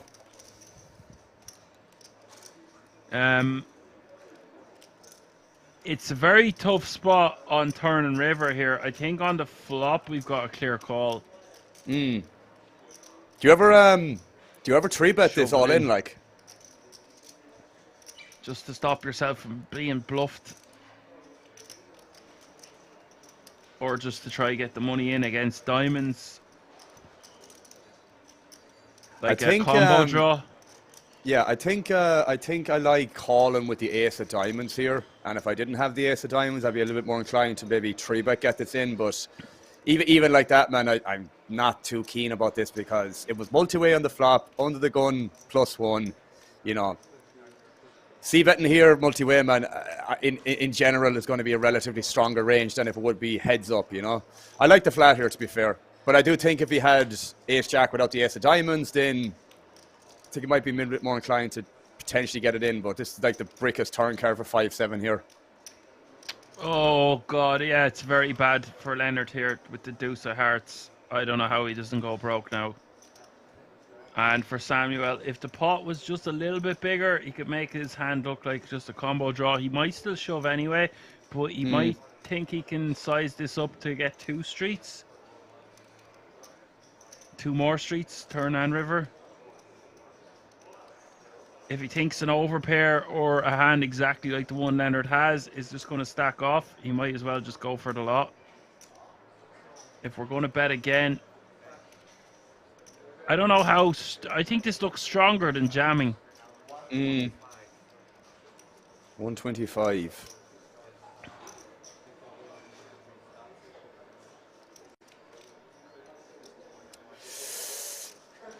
I think Leonard might just be tempted to ship this, Dan, when he sees this as well. I don't know, bro.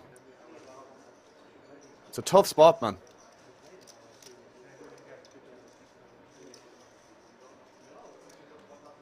Yeah, it's just he's got top kicker with his pair, so he's really losing to sets and 2 pair only. Like, the thing is, right, Samuel never has, like, you know, a worse jack here. So it's like you said, it's either the 2 pair or the sets or the diamond draws or whatever, the combo draws. Personally, myself, like we kind of discussed already with the turn strategy, man, I do think if he had like 6-8 of diamonds, 9-10 of diamonds, 8-9 of diamonds, he may not pick this sizing, man. He might just be more inclined to just try and maximize fold equity and just rip the turn. And even if you get called, he's not going to be in the worst shape in terms of equity, unless he's against a bigger flush draw or something like that. But yeah, man, it's really annoying spot here for Ace Jack. Really, really annoying spot for Ace Jack, because now he's kind of in a spot where, like, I don't think calling here makes that much sense because, again, some bad river cards potentially. So I do think it's either an all-in or a fold here from Leonard. Yeah. What kind of natural bluffs does Samuel have here that would bet 125 on the turn? I mean, Like a 6-8 offsuit or something. I'm saying something that's not a combo draw. I feel like a combo draw should just jam. the thing is, if he has these 6-8 or these 4-6 as an example, I don't think he's going to check raise them on the flop with the suits that aren't diamonds. Maybe the suits that have clubs, that he might do it, and he does find the fold. Well played, Leonard. Wow, very that's well a played. really, really strong fold. Apocalypse asked a very good question. They said, if ripping the turn looks weaker than his sizing, is this not maximizing fold equity more than a shove? But you see, we have 2 pairs, so we want to make our hand look as draw heavy as possible on the turn, in my opinion. I'm gonna go out on a limb here and say if Samuel jammed that turn, he gets called by Ace Jack. I agree. There's definitely a greater possibility, a for sure greater possibility. And that's what I was saying there as well, man. It's like, Leonard has only got 2 options there on the turn. It's either all in or fold against that sizing scheme on the turn. Because yes, there's so much in the middle already, I don't see any merits in calling. And again, if you had pocket jacks there, I would call. I think that's the only reason. So the stack pot ratio is less than 1-to-1, or just over 1-to-1. It's basically 1-to-1, so it doesn't really matter. Like if he bets 125, if Leonard's only decision on the turn is to go all in or fold, then he might the big blind is better off just jamming anyway. Yeah, I agree. I think all in is the only play there with the 5-7, man. Because I like that, man. If a diamond comes on the river with the 5-7, you probably can't jam that now.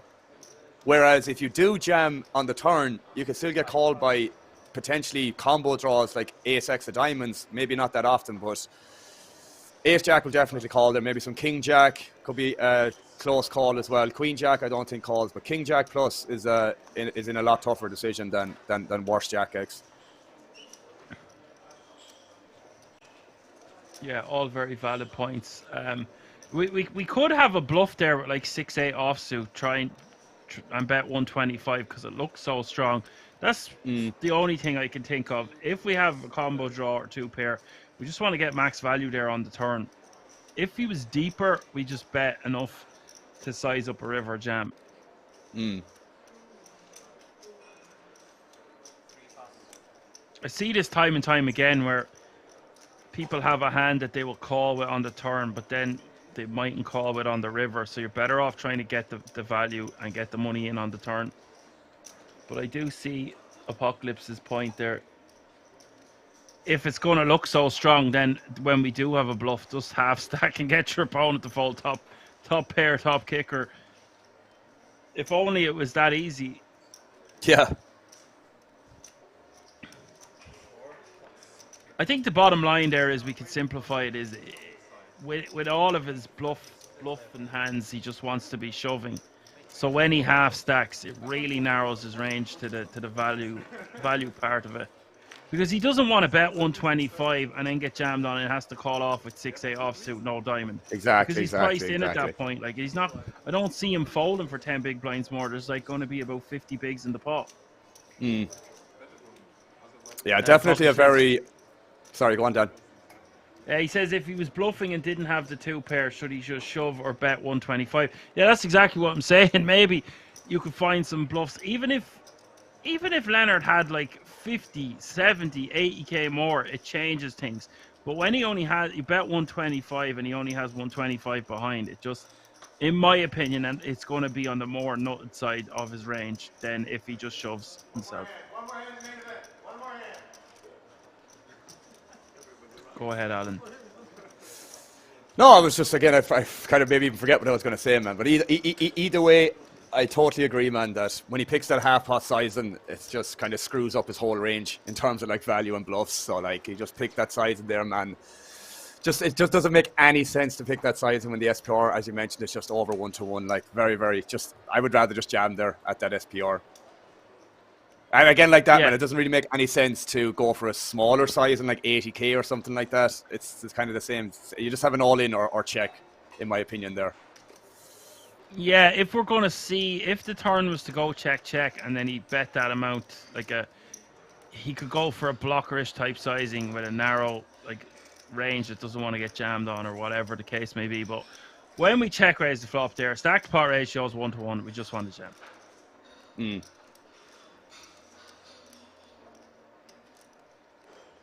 I am noticing something though. We are commentating 90 minutes now, and I don't think the blinds have gone up. Can't say I noticed either, mate. Unless they're playing, the graphics haven't caught up. It doesn't. That looks like 6k to me in the small blind. Mm. But it definitely should be 8 and 16.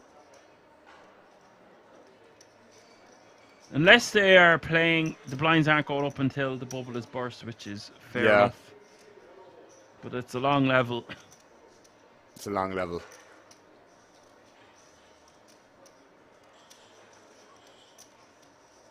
Samuel with the min letter now in another tough spot because Cyprian calling from the small should look pretty strong. But having said that, this is just printing as a jam. Yeah.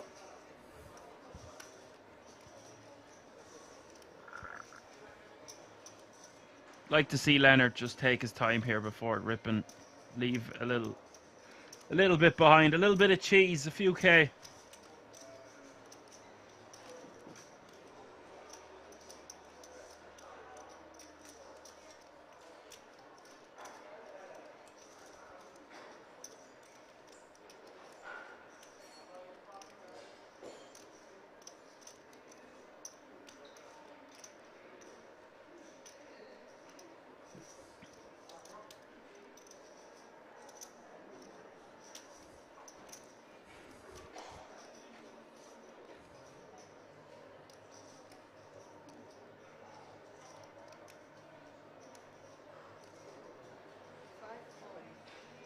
There it is. Does find the all in. No other move for Leonard there.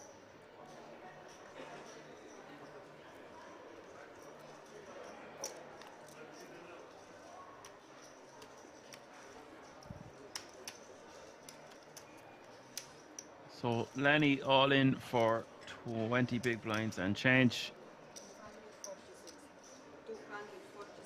You know what, Alan? Samuel might decide to call here because he has a lot of chips. Yeah, that's what I was going to ask actually. In terms of is Ace Jack going to be ever a call here, and I can see merits to call and fold, but given he has this stack size, you can maybe argue calling here, but it's not the best price in terms of pot odds here, man. As well, that's the only downside.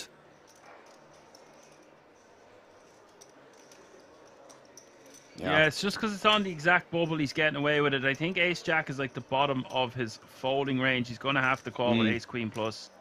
Yeah, Ace Queen I can get behind. I would see him fold Ace 10 and maybe Ace Jack. I would think you could even call with Ace Jack suited there and maybe fold the offsuit combination. It's very close. Hmm.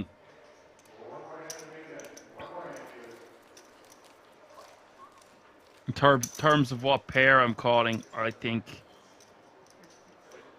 8s or 9s, I would fold 7s.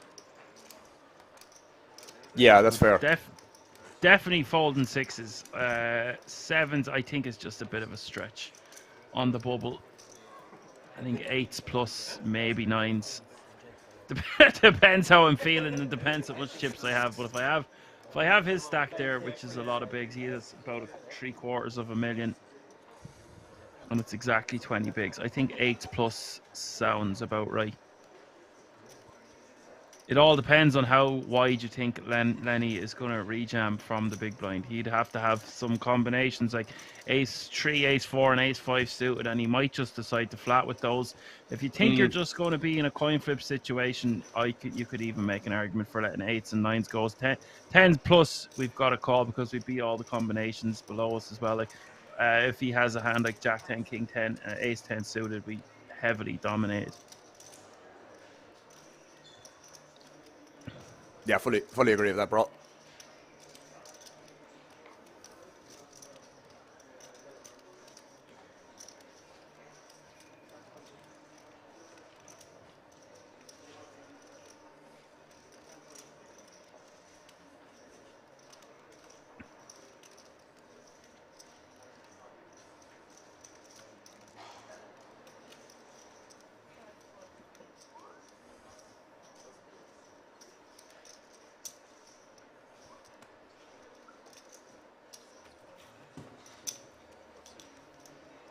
Pistol Pete, not much of a stack to work with. If he gets a stack going, expect fireworks. He's been involved in some legendary hands on stream.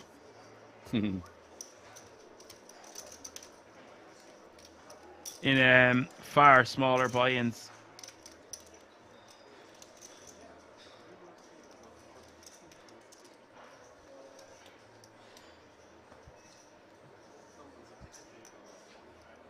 This bubble's been taking a while. I did expect this, but it's been well over a level now. I suppose we're not on the exact money bubble, but it's very close. Just 2 eliminations away. Hand for hand.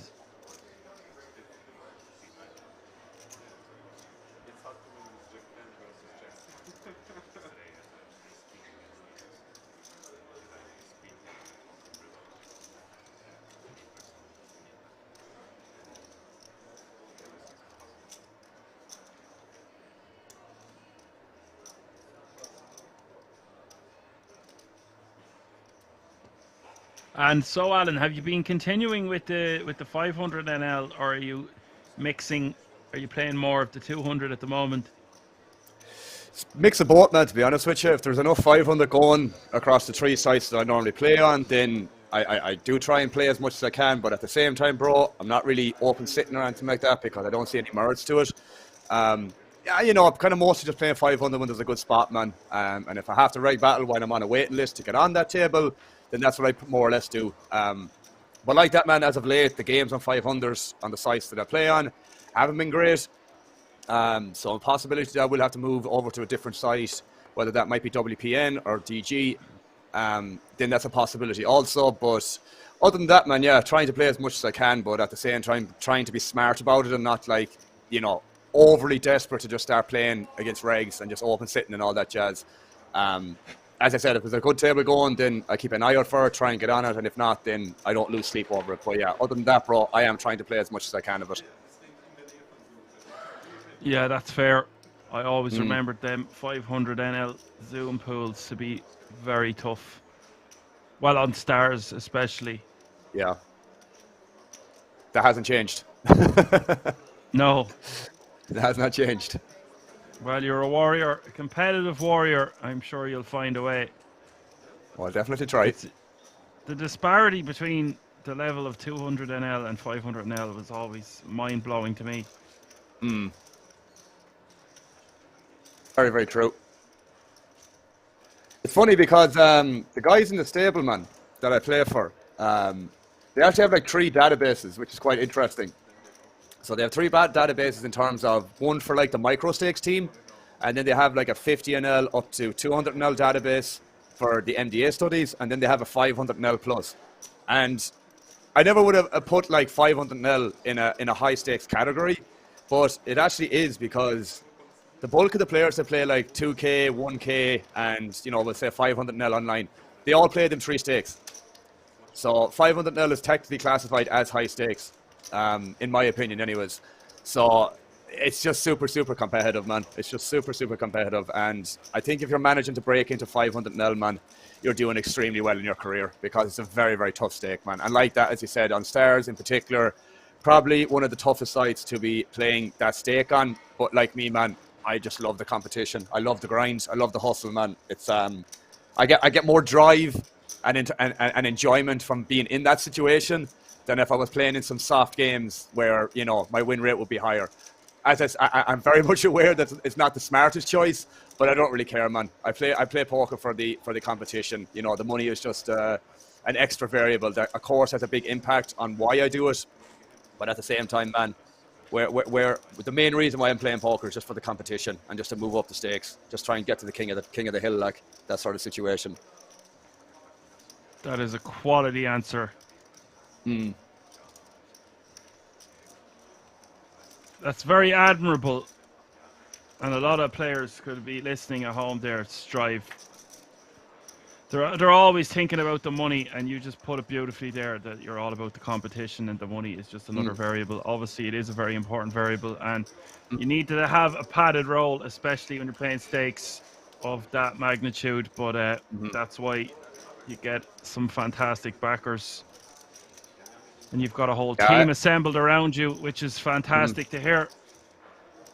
Yeah, I've nothing but positive things to say about Metagame, man. In fairness to them, they've helped me out when I needed help, and you know, they've always supported me for whatever decision that they think is the most best. Obviously, it's in their best interest as well. But either way, man, it's really nice to know that if, you know, your results are quite bad, or you're kind of on a downswing for, you know, 3-4 months, that if you need an advance or that you need some help with whatever situation, the guys, as I said, the guys will be more than happy to help you out. And again, like that, man, I've been with them for close to, I'd say, over 2 years at this stage, or very close to it.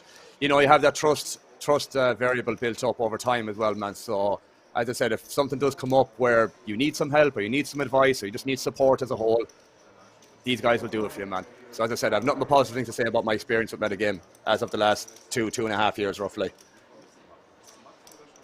Nice. Seems like you have it all figured out. For now. It's crazy how much the game changes, as I said earlier. But yeah, fantastic to hear that. Like, it's really a lot of advice to be taken there for people tuning in that might want to give it a go. That's why I asked the hard-hitting questions. You know what the beauty of it is as well, from my own experience, that when you actually change your perspective, where the sole focus isn't on the money, man, every downswing, every bad session just doesn't matter, in my opinion, because you're only focused on implementing good strategy, good exploits, only like just being present in each individual hand and not worrying about what happened, you know, 10 minutes ago, 20 minutes ago, anything like that, man. And like that, being part of a stable like that, man, where they construct strategies like they do, you shouldn't have any worry about like downswings, man, because you know you're generating EV by implementing the strategies that they're telling you to implement. So you should have literally nothing to worry about. Of course, it's not nice if you're on a 20, 30, 40 buy-in downswing, you know, where Everton is kind of going against you. But either way, man, you need to zoom out and realize that's going to happen regardless. So you have to accept that. You have to accept that possibility, you know, where that's where probably people struggle, that they become very biased in implementing this sort of strategy, that when it doesn't work out 5-10 times in a row, that they're like, you know, scrap that, I'm not going to do it anymore. So, and they just forget about it. That's not what that's not what the stable want you to do. The stable want you to be just relentless, execute, be fearless, and just not really give a crap about the end results. And, you know, thankfully, it's taken some time to get to that stage, but I've gotten there, thankfully. So now every decision I make, man, good or bad, I really don't care. Yeah, well, you're hearing it here first on the channel, folks. If you want to find out more, just go to the David website, I presume, the Metagame Poker, is it? Yeah, something like that. I think it's, if you Google Metagame Poker, it should be one of the first ones that come up, I think. I need to get back to the action here for just a second. Having too much fun here, talking to me buddy. The ace-queen getting a walk there, or there was a limp and then a fold, but Leonard folding ace-jack off suit there in the cutoff. Spidey senses must be tingling with 23 big blinds. He'd opened on his button with ace-7 and got jammed on from the big blind there with a 10-9 of diamonds, and just decides to open muck ace-jack off in the cutoff, not wanting to get in any trouble there, having been a bit, I'd say he's a bit gun shy. He's lost a couple of pots there. He just min-raised the button and decides to let that one go. A lot of players would be just min-raising that one. He somehow knew that the big blind had woken up with a monster. Yeah, because I was when I was discussing what I was on about before that hand, man, I did see the ace jack fall, but I didn't want to say anything at the time. Yeah, you were mid-flight. Well, there's enough time where I'm rambling on, Alan. You ramble all the way to the bank. No hassle at all, buddy. Few comments coming in there. Real Rusty saying he stopped playing professionally. Me and you both, buddy. I'm just a recreational now. For now. Or maybe I'm coming back in disguise. You'll know when you see someone commentating, and I'll be at that table. Action man Dan. He says he just played for the money, couldn't care less about placement or wins or bracelets. When I was growing up, I just couldn't. I was so obsessed with winning trophies, and I've still never won a live trophy. I've won. I have a few accolades online that I'm being very proud and happy of, but it took me long enough. But I always just wanted that bracelet or the trophy. I didn't care about the money. So in that respect, I totally understand where you're coming from. The competition was all I gave a shit about. It's not that I didn't feel competitive playing cash games. If they paled in comparison to me for the turbo structures I craved and how many games I wanted to play a day. It just didn't make sense for me to play cash. But it is a lot more of a solid income and is steady, I would say. Now, not saying you don't have your massive swings, but you could be waiting all year. You could be waiting years to win a tournament.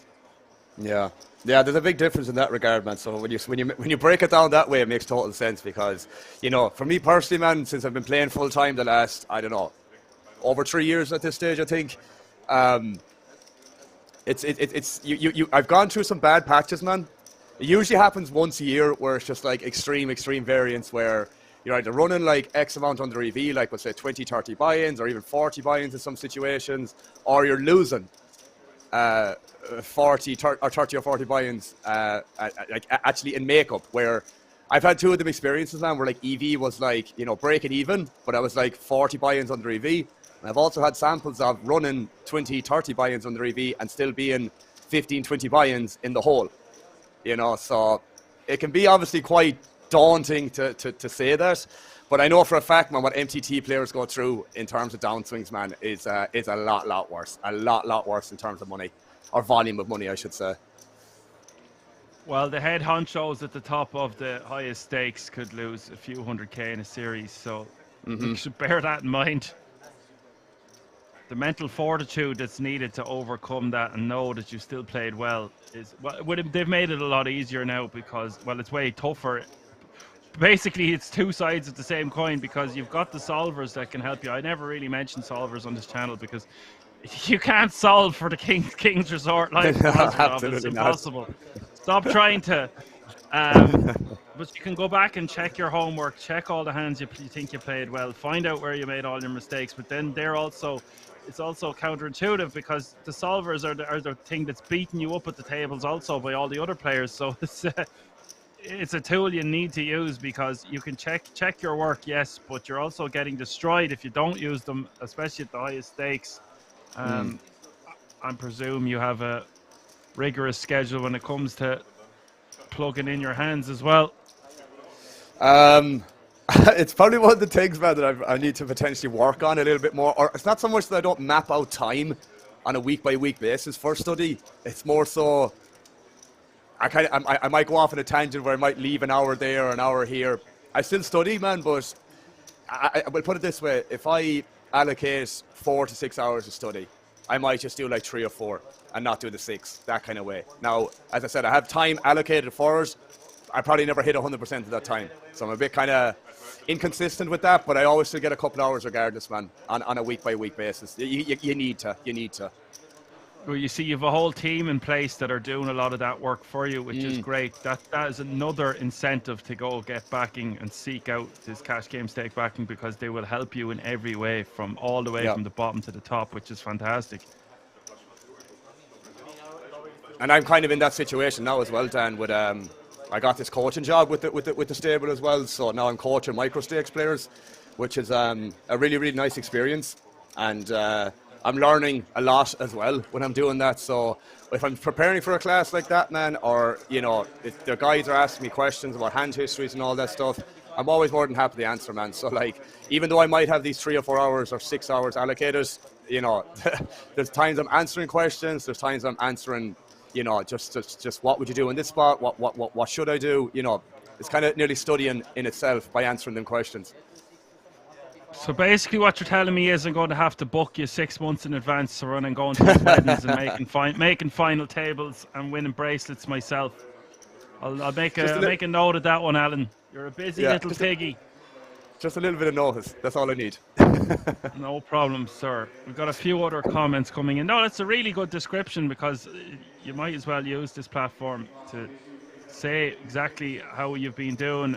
The backbone that's led you to where you are. I always like to try analyze hands and my life, where I was, where I am, and where I'm going to be. So every time you're on here, it's great to see the evolution from both of our perspectives. It shows how hard we've been working on learning the game. I just haven't been playing that much. Definitely been learning. Now it's time to put it to action. There you go.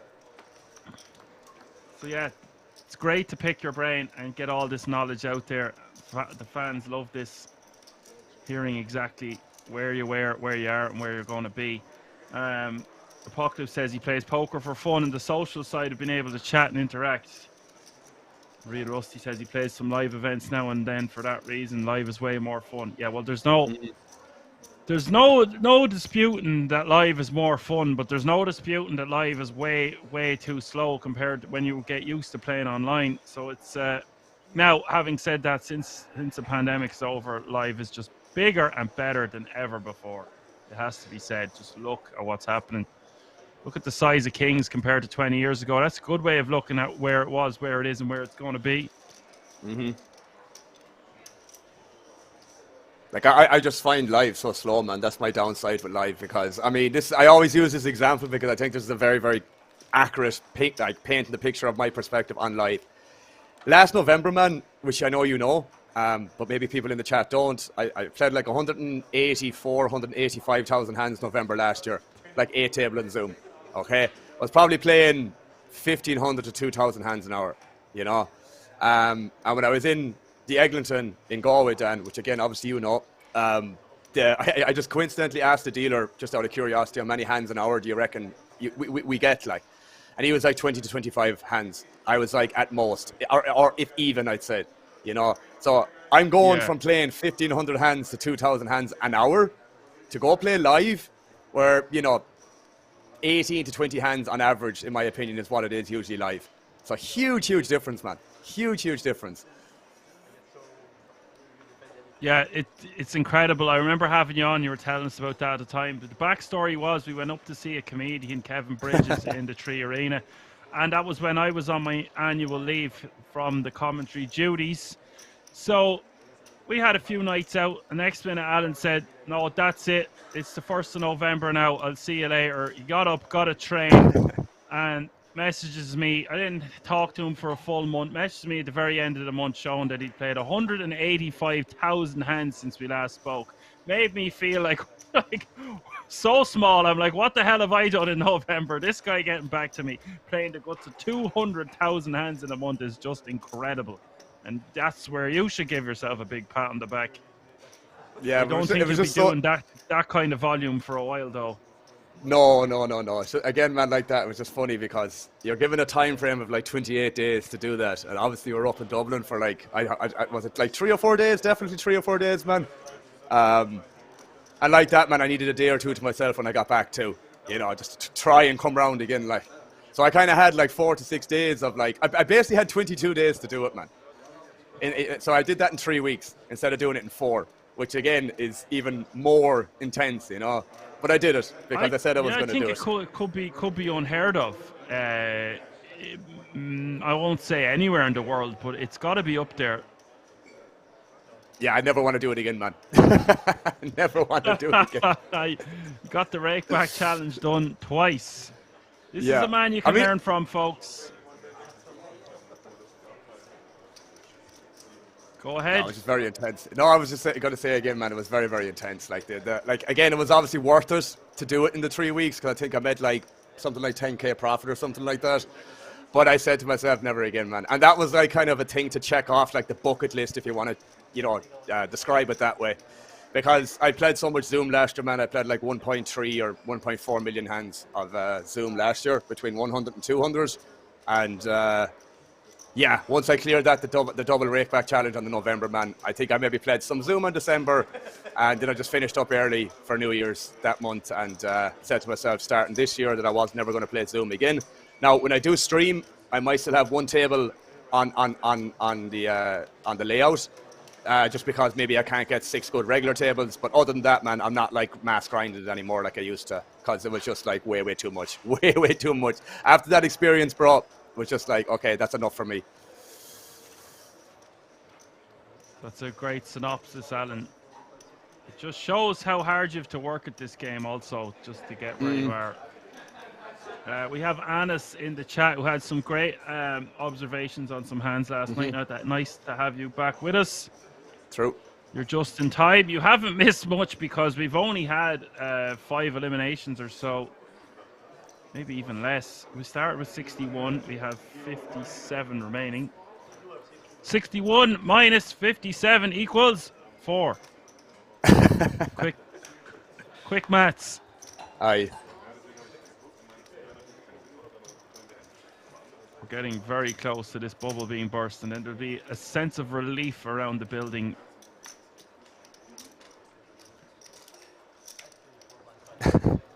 Top right hand corner, 56 players remaining now. This is a bubble, so Dan. But I am correct in saying we've had a 2-hour level here, because the blinds still haven't gone up, and it must be until the blinds were remaining the same until it's burst. Is that yes, Anis, we are 1 player away from the money.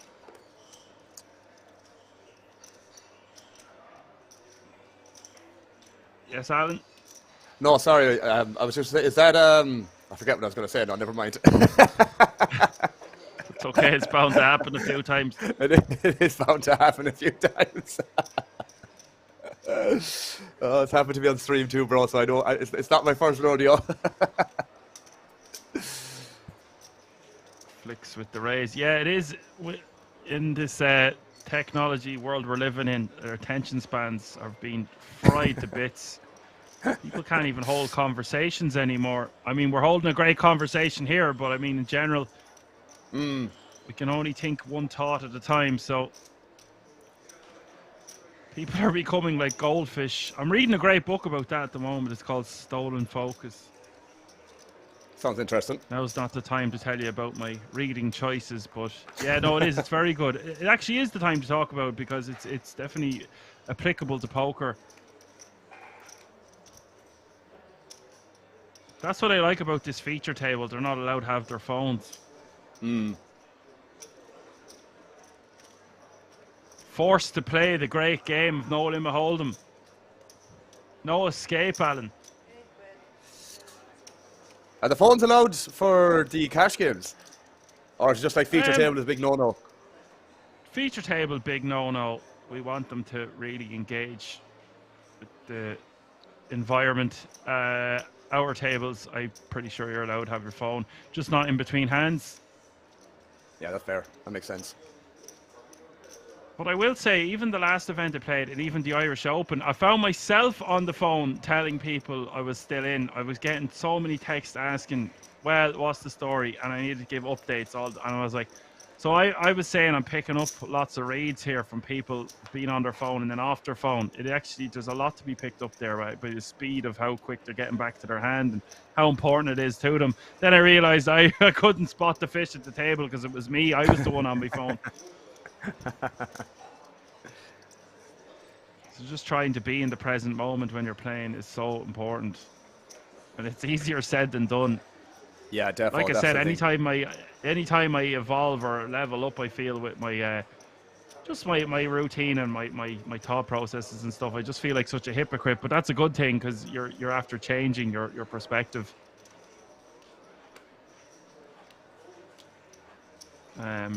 Flick's going to check this one back and Samuel will take it down. Not going to bluff there once he hits the river. If it was a different diamond and he didn't hit a pair, maybe we would see him try take that one away.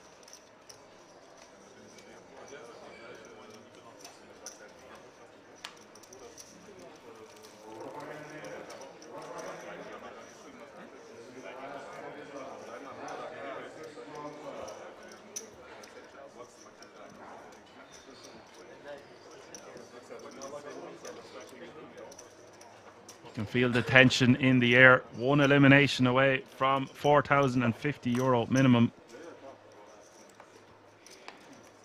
New player at the table, Ruslan.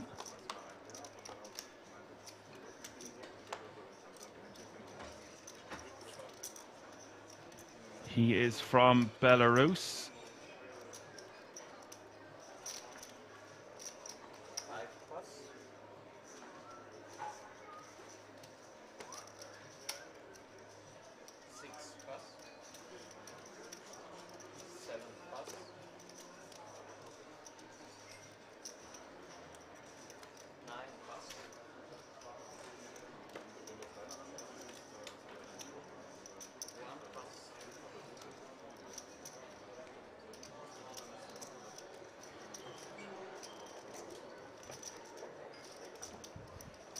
Yeah, I've seen Ruslan before as well. He has a total live earnings of $90,971. Best live cash, $18,800. Nothing wrong with that.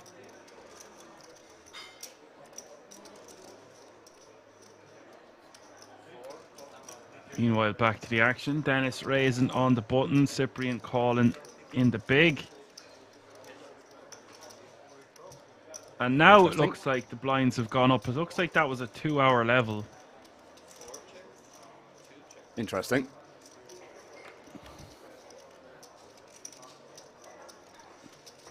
Yeah, very interesting.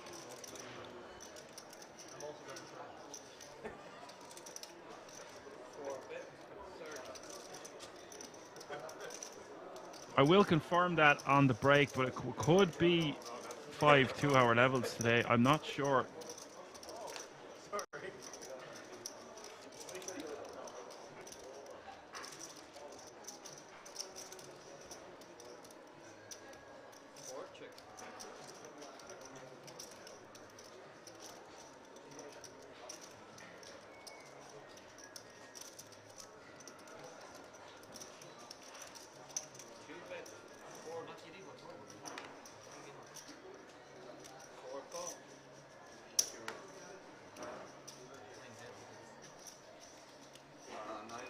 And Cyprian is going to call there. 40k was the bet.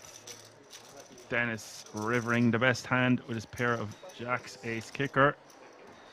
Pamu says maybe they pause the clock on hand for hand. They do pause the clock on hand for hand, but blinds did just go up, so I'll clarify that. All will be right with the world. It is still hand for hand though. It won't be long now.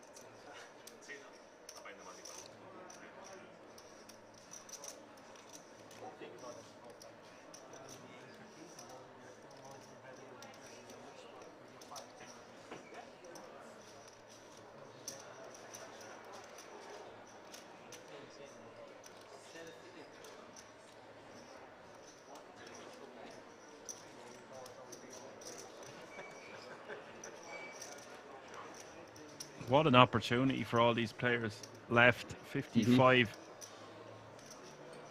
players remaining. So 56 at the minute. So you're 55 players away from that title. You've already got through a large field.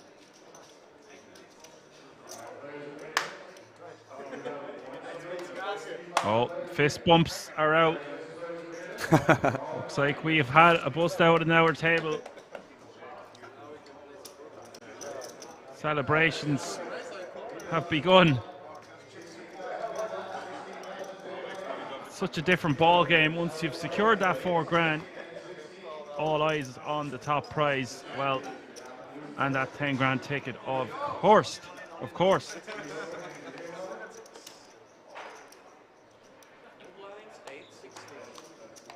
Now you can just go all in blind. The games begin. Come on, Pistol Pete. Get a double up and show us something.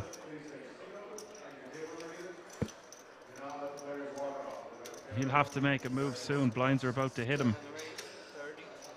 All in. Raises 32k.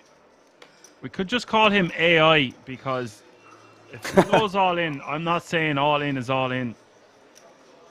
Too late. I refuse.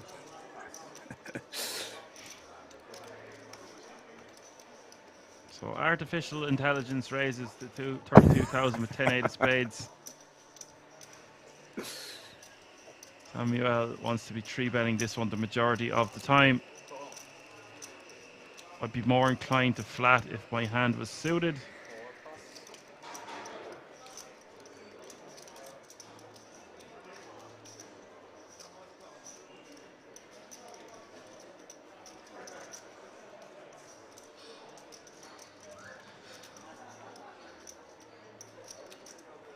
Yeah, they probably just paused the clock around the bubble.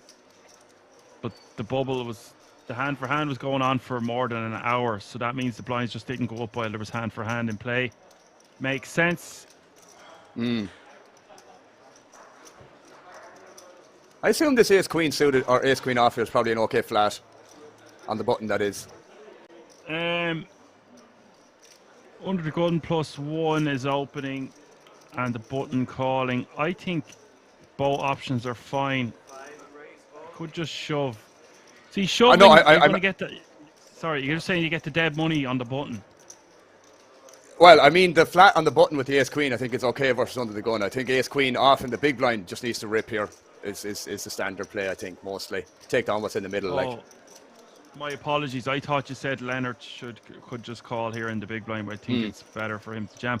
I thought Samuel was going to 3-bet with the ace queen, but just calling totally fine as well. I'm saying I'd be more inclined to call on the button if our ace queen was suited. I like to 3-bet the ace queen offsuit more. Yeah. Than flat. I can get behind it. But again, bubbles just burst and we're on the button. We're in position. I don't see the problem with just flattening. Is ace queen a call here on the button? Yeah, I think so, because it's Leonard, but it's not great because there's an early position raise. Now, this is the problem when we flat and our opponent shoves. I think we just need to call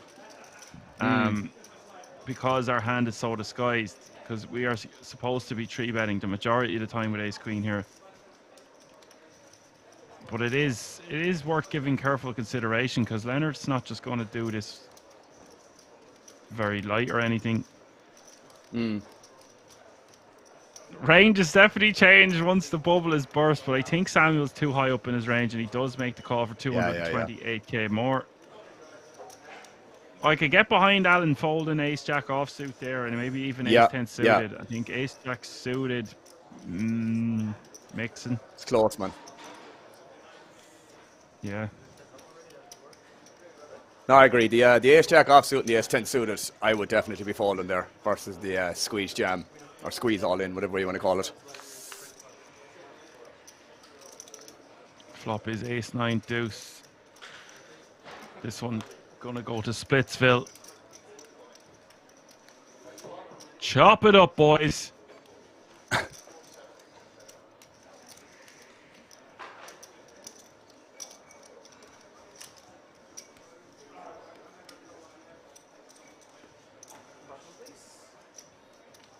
Yeah, expect to see that ticker in the top right-hand corner go down. I wouldn't say rapidly, but will be a lot of bust outs,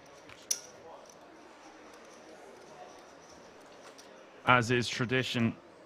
There can only be one winner. That's the other thing that always strikes me about tournaments, Alan, when I was playing them for many years. It's just how hard it is to... You give yourself such a hard time when you bust a tournament, like, but only one player could win. At least when you're in cash, you could just reload, and you're always playing super deep.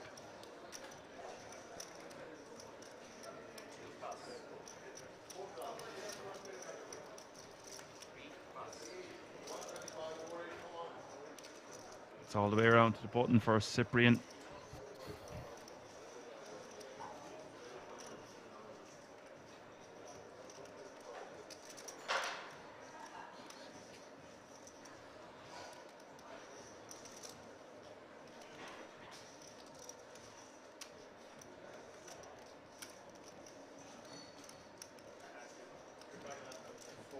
Race 33.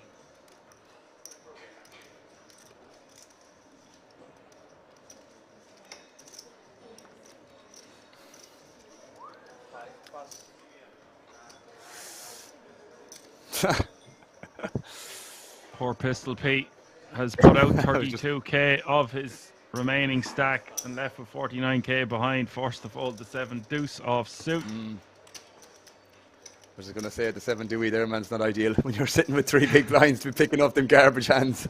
The 7 Dewey. I've never heard it be called that before, but I like it. I'll be robbing that one. There you go. You're welcome. Great. Every day is a learning day. Class is in session. Indeed. School's around the corner. Kiddie game down the street. I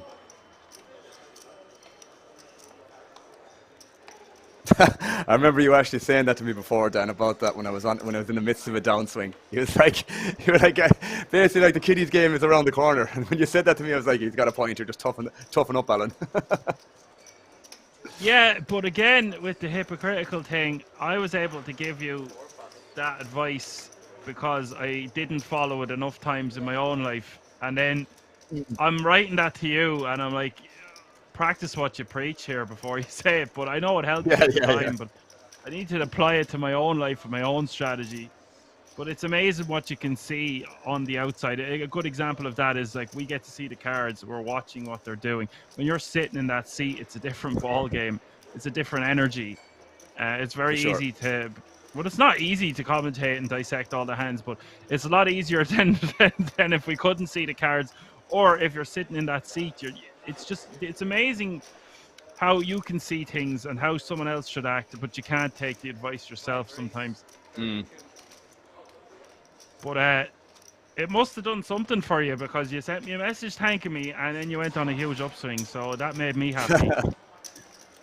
It all happened around the streaming, man. Around that time, when I started picking it up, I don't know, kind of changed the way I see the game and how I feel about the game. I'm not quite sure why, but definitely made the experience a little bit better, because I was 3 or 4 months into a downswing at that stage, which wasn't ideal.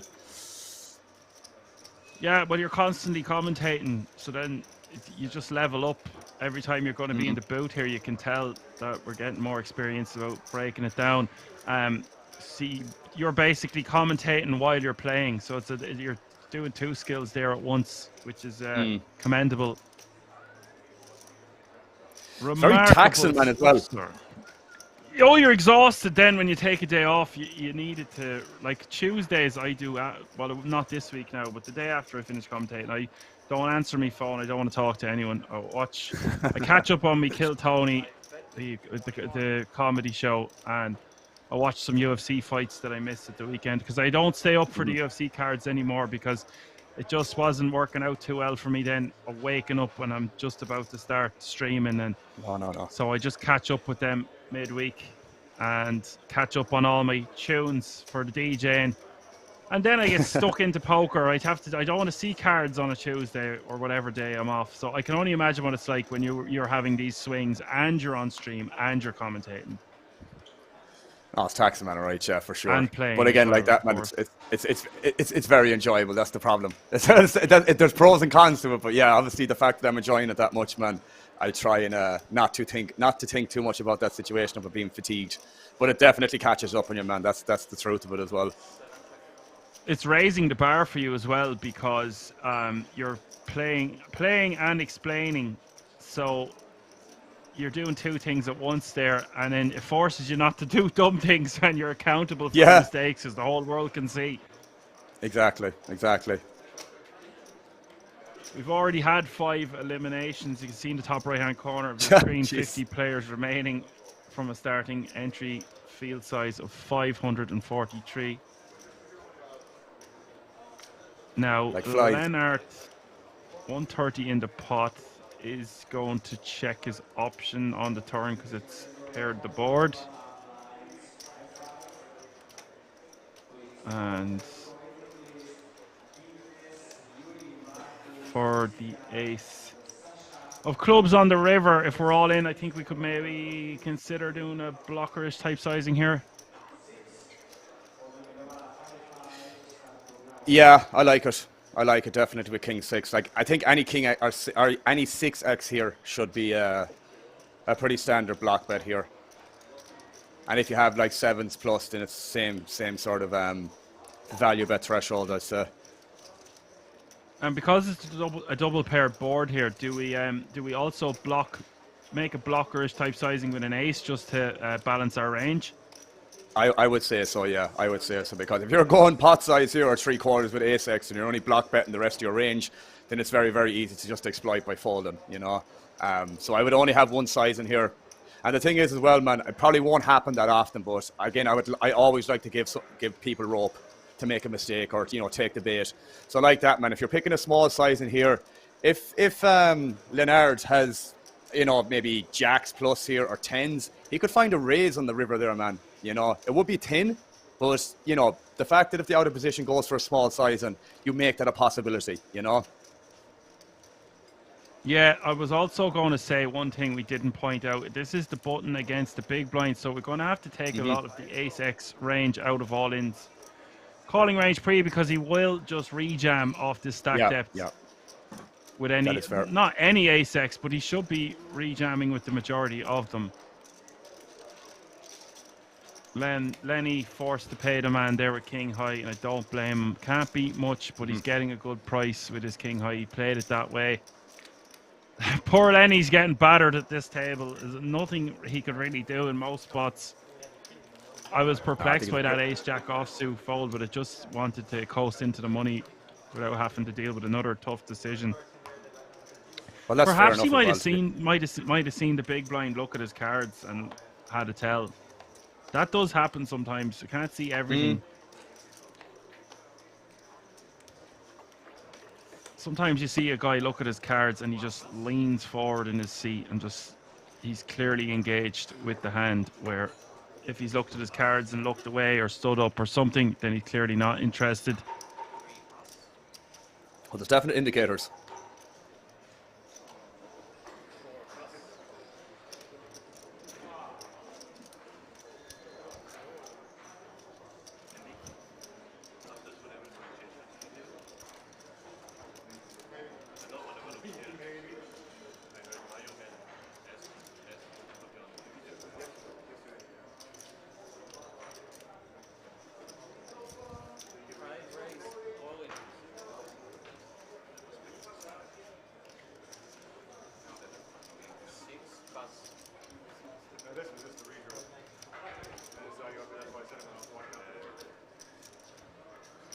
So call with 6s then.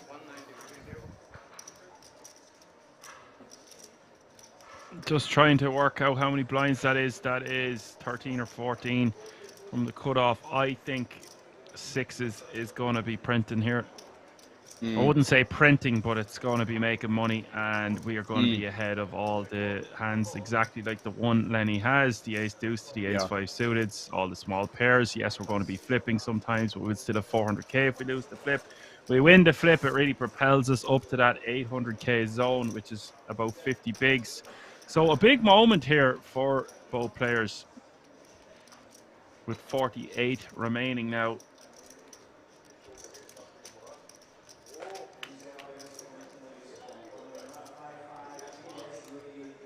King, Jack, 8 is the flop.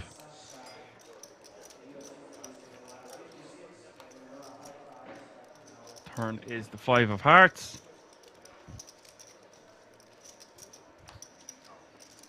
River is the ace for Lenny. Whoa. Pamu says 51% for ace 3 suited. No, I'd say there was a graphical error there. How many times has that happened, Dan? Not the graphics, the ace and the river. Oh, the ace over on the last river. 2 days.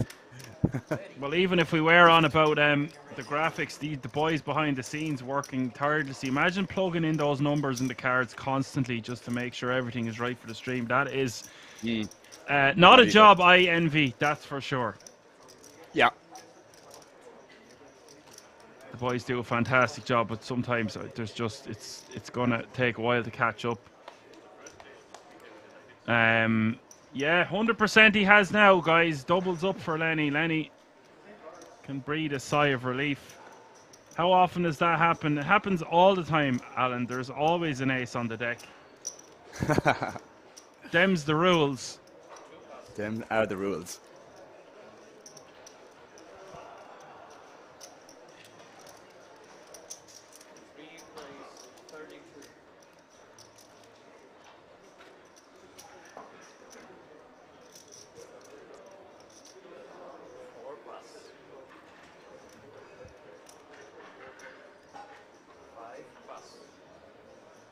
Samuel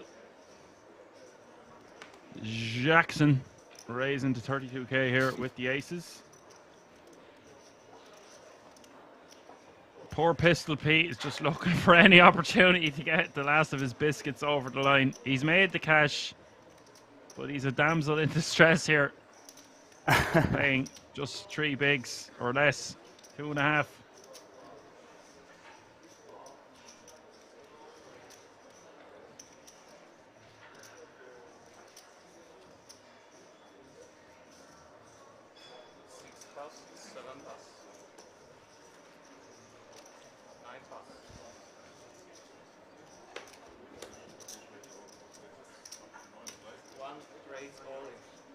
And here we go. Look at this for the Queens for Ruslan at 67k behind. Thinks he's hit the jackpot here, picking up such a big pair with just a few bigs remaining. But what can you do?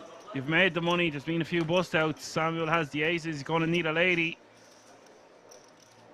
That ain't lady-esque. Some runner perhaps. Turn not so good. The ladies must have been folded actually there because there was no outs on the river. See,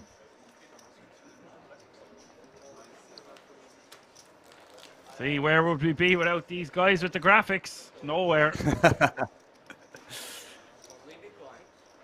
We would have been expecting the queen.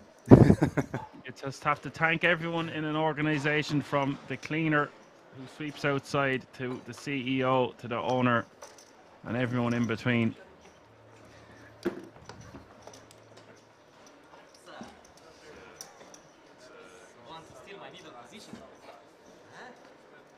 So, another one bites the dust. Shouldn't have said that. Now that song is going to be stuck in my head for the duration of the week. A belter Worst thing of that a could be in your tune. head. No pay jump to worry about for the players until 40 players remain. And then the pay jump is significant. It's the difference between €4,875 and €4,050. Now, Pistol Pete and the hijack wants to be shoving this one. Come on, Pete, it's your moment.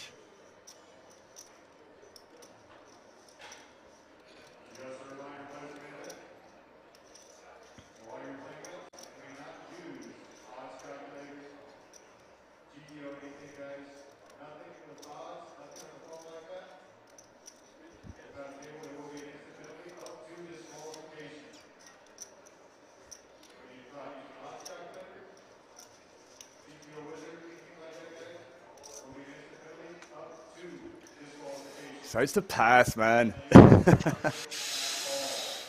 Oh, Pete! No, for Pete's sake! You're gonna write that one down, aren't you? Brilliant. I love a bit of low-hanging fruit. I never would have got that impression, mate.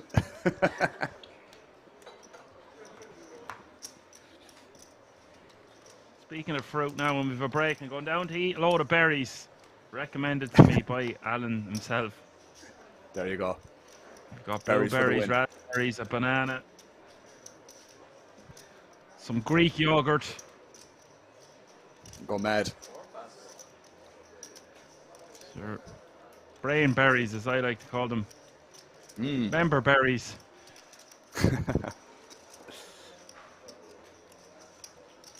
Hand-picked. I know they weren't. They weren't hand-picked. Did have some blackberries 2 weeks ago that were hand-picked though. There you go. Compromise. They're very nice, yeah. I've got some turkey for later, so you've been warned. Got to base that bad boy. Be some good.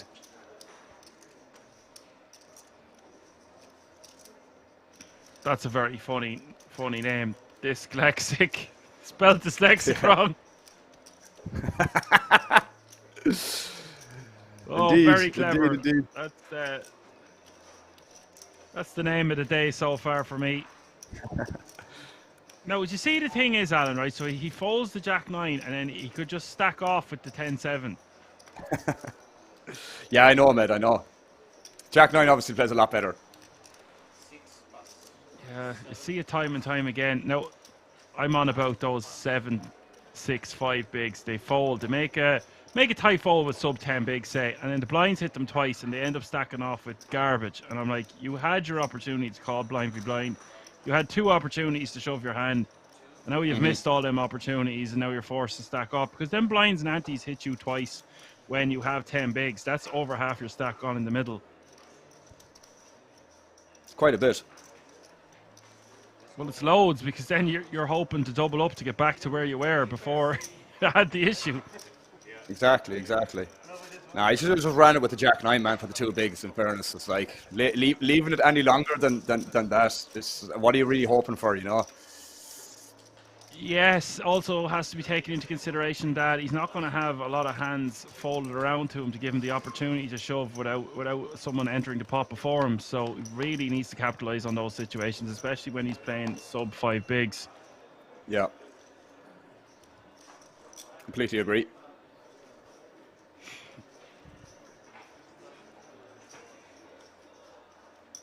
And did Lenny let the King Jack off go in the last hand from early position, or did he open it?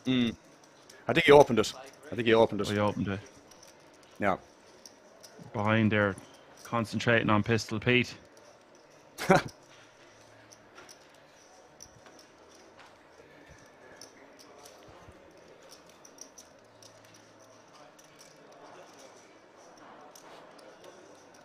He's in the big blind next hand, more or less, or close to it, no?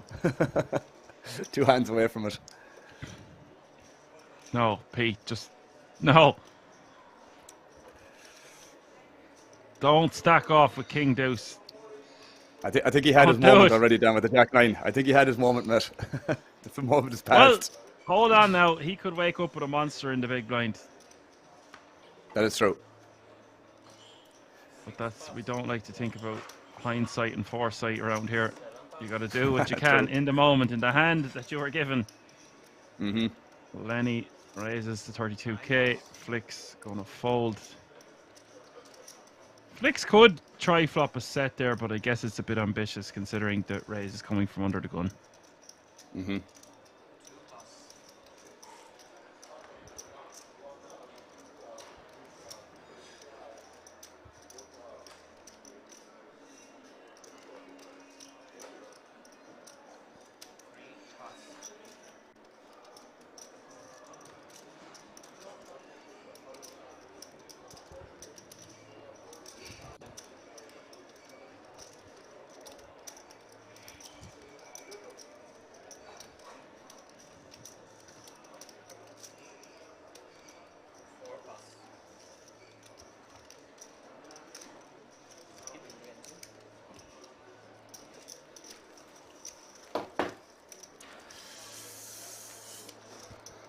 Well, it could be Pete's moment here. Oh, he's one more hand. He's under the gun. Pray for Pete. Yeah.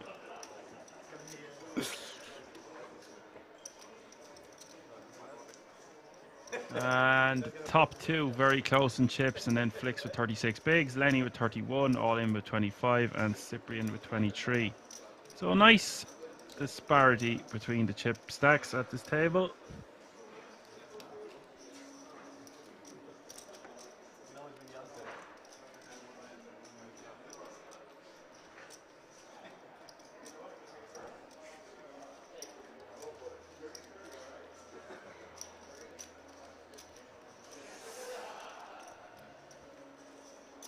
Probably have to fold here, no? Yeah.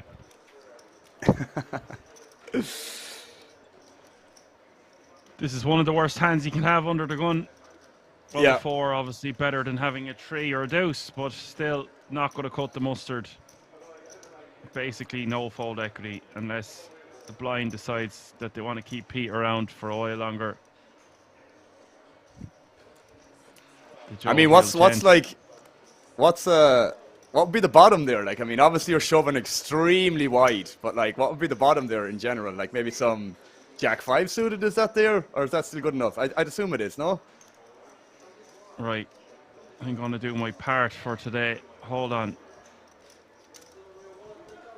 You would be shocked to find in a chip scenario how tight you have to shove with 2 and 3 big blinds under the gun. Really? Now, yeah. How many players was at the table there? Was it 7? At least 7. It could be 8. There's at least 7, definitely. Okay.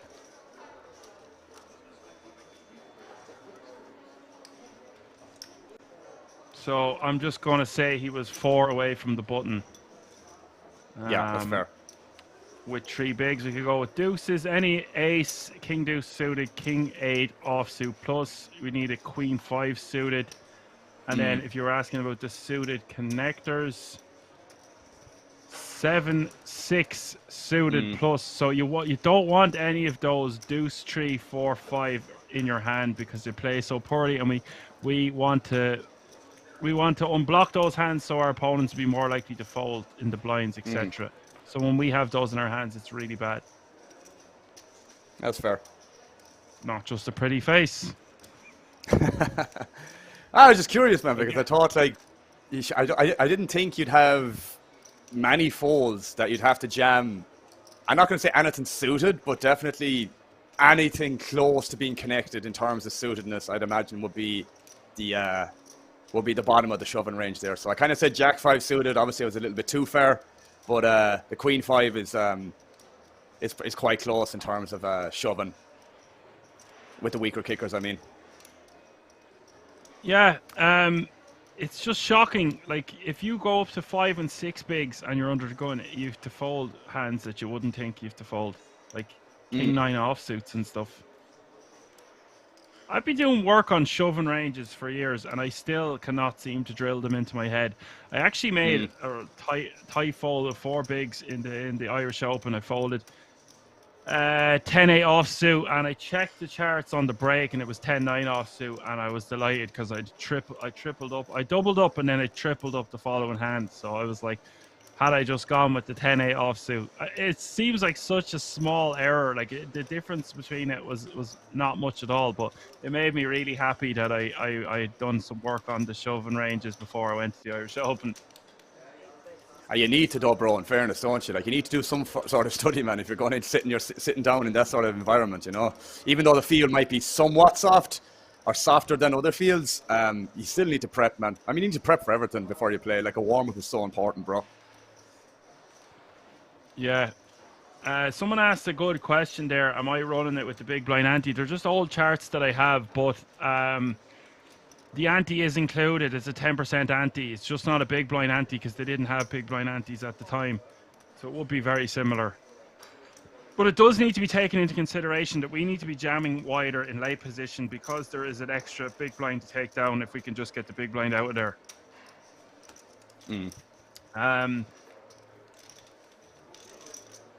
Yes, so we can shove a bit tighter than what you see, or a bit wider than what we see on charts in the modern game, because especially live poker, you're going to have that extra bit of fold equity, so you can go a pip lower than what a lot of charts would say. So that's a good point from Y2. Stay out. I'm just going to call you YT. So maybe my Jack 5 might be accurate. Yeah. But it Possibly. needs to be suited, not off suited. Yeah. Of course. Obviously, Jack 5 suited, yeah. Defo.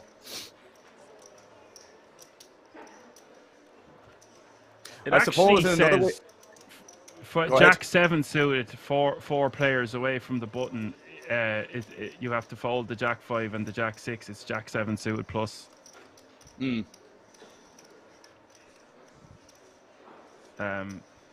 YT says it's about 96% range there under the gun. You see, you need to go a bit tighter, YT, because you have a whole table to get through. And so before you would say, okay, the big blind, you want them to fold, not call too wide. But because they have their big blind ante and their big blind invested, they're going to call wider. They should call wider, and they do call wider. So you're just going to be going showdown more often. I would prefer to fold there. You're going to have a better opportunity to stack off in the big blind when we're basically pot committed with our big blind and our big blind ante. We can double up and win more money that way. Pistol P has to go here. He's only 9k behind. Yeah, defo. I was just going to say there, man, the difference in what happens in practice than what happens in theory or in equilibrium is insane at times. Like, it's insane, the difference in practice at times from what theory wants to do and how much of a deviation there is. So, again, like that, when I get where you're coming from in terms of the fold and frequency in practice is going to be higher. So, yeah, it's an interesting to talk about it off 2 or 3 big blinds, man, because off 2 or 3 bigs, you just wouldn't assume that there's that much fold equity at all. But maybe there is in practice more so than you believe.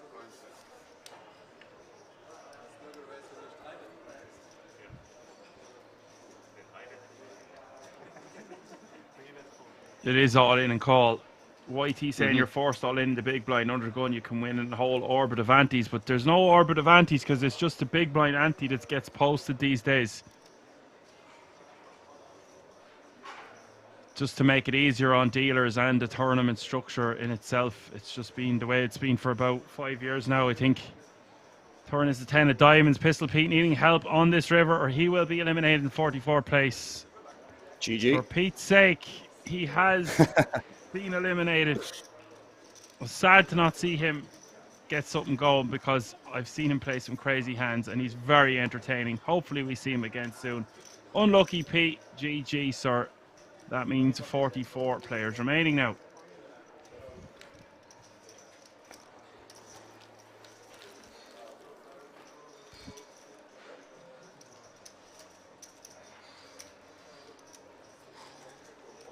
Han Solo is in the house from Denmark. What's up, Han Solo?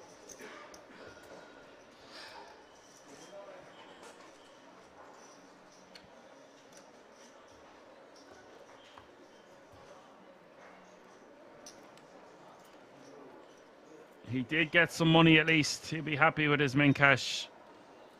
But that Jack 9 offsuit is a blunder because it's just a golden opportunity to get your money in and go heads up, possibly just against the big blind, and then you can double up and some. We are very well, Han Solo. Double trouble in the boot for the next day or two. 42 remaining, so the pay jump is looming now.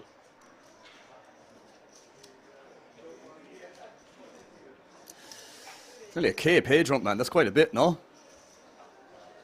Yeah, it's sexy, but if you equate it to buy-ins, it's about half a buy-in, so it makes sense to have it to be a decent enough pay jump. Mm-hmm.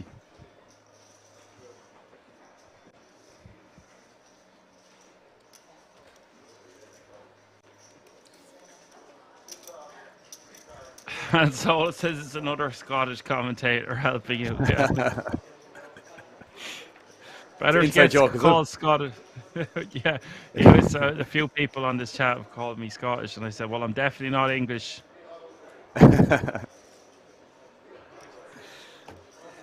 Irish. We're from the motherland, all right. The land of abundance. Era Abu. Boo boo. We're going to win the Rugby World Cup if we can get past the All Blacks on Saturday. Fingers crossed.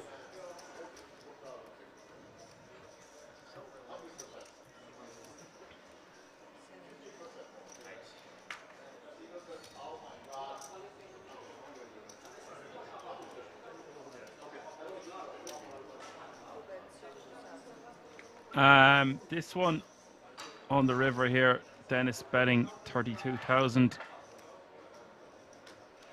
I like that he's betting here. He's got no showdown with just Jack High. All in, not able to continue. That's a nice pickup for Dennis.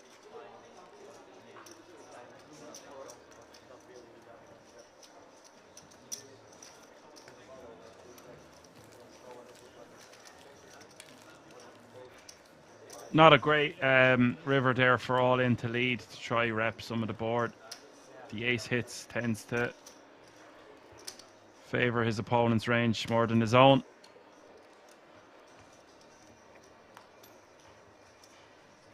New player at the table, MC.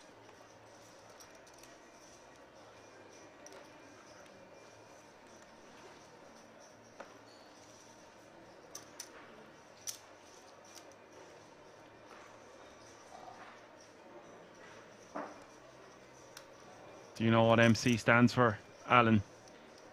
I don't, mate, but I'm sure you're going to tell me. MC squared. MC squared, possibly. That's the only one I know. No, but just saying in like a comedian scenario or wherever you've got an MC on a mic, it's just a master of ceremonies. Master of ceremonies. Nice. Yeah.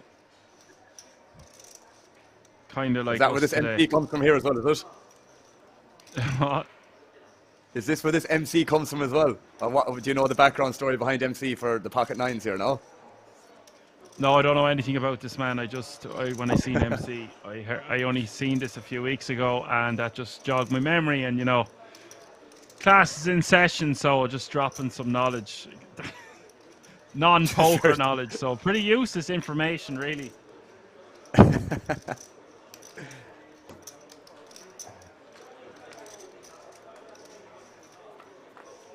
Flick's going to come along for the ride. And flops best, outflopping the pocket nines of MC.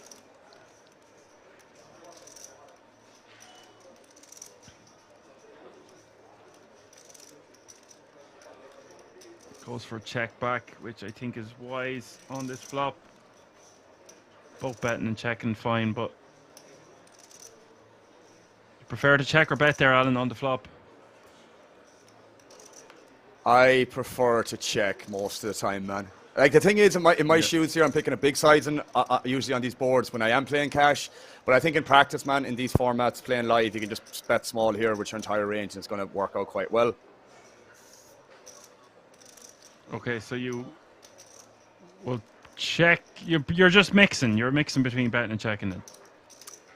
Well, if I'm honest with you, bro, if I was going to pick one size in here, it's going to be a bigger size, and so nines wouldn't really fit into that. So I would check back nines there probably the vast majority of the times. If I were going to bet nines, maybe nines with a diamond there to bluff on future streets. But like for the most part, man, them hands are still ahead of like lows the cold calling range from the big blinds. So I don't really see any merit of betting nines there too often.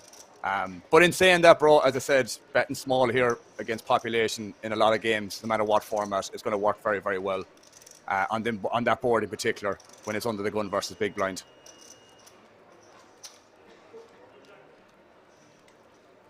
Yeah, that makes sense. I think we have enough hands that we're going to be c-betting that board that it's fine to just check back nines. Yeah. It's basically a polar c-bet board, from my perspective anyways, when I'm playing cash, like especially in the formations where it's the under the gun range. But as a whole, man, I usually just pick like, I don't know, 3/4 size and plus there on them boards. And usually when that's the case, when I allocate a certain bigger size, and you have to imagine, like, ask yourself, does like 7s, 8s, 9s ever go into that sizing scheme? 9 times out of 10, excuse the pun. 9 times out of 10, it's just not going to be the case. So I prefer checking back there with 9s. I'm probably the most pocket pairs there. If I had like pocket 2s, pocket 3s there with a diamond, I'm probably betting that full frequency because I can get better pairs to fold. And I can also follow through on like a lot of turns and rivers, on flush completing rivers as an example. That's solid advice.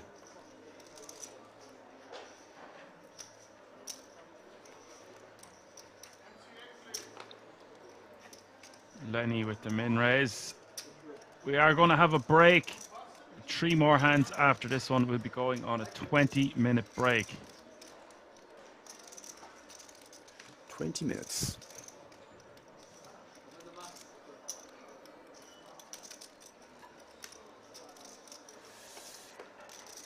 You'd need 20 minutes then, no? Yeah. It's amazing what you can get done. It depends how many minutes you have. True. Go for a quick meditation. Do some yoga. Yeah. Quick stretch. Run some Sims. Yeah.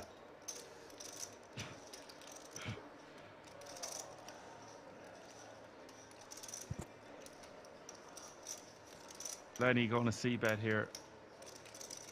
Nice hand to do it with. Just 24 bigs behind. And for MC, he's got backdoor clubs working. Apocalypse asked, this will be the first break, right? 3 hours into the stream. Yeah, it's because of the bubble coverage. That took a while. That's why we've only played 38 hands so far. Usually that would be, it's about 20 hands an hour. You'd be up nearly at 60, so a bit behind in terms, bit behind in terms of hands, but also we are 1 elimination away from that pay jump, so bear that in mind. About 800 quid is the difference between 40th and 39th place. Lenny deciding to just check back this turn. Would you double barrel there again, Alan, or do you just want to try see a river, get the showdown?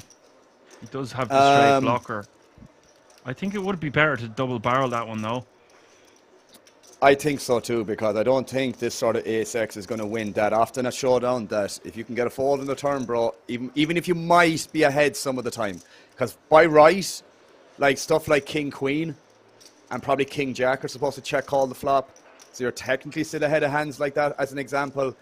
But again, like that, man, it's probably better just to bet this on the turn to fold out even better ace-x and even to fold out some 2x, 3x, and maybe even some pocket, maybe not 5s, but like maybe 7s. If he has that, can maybe fold. But again, like that, man, you're just targeting 2x, 3x, maybe some 4x here without a pair plus draw, as an example.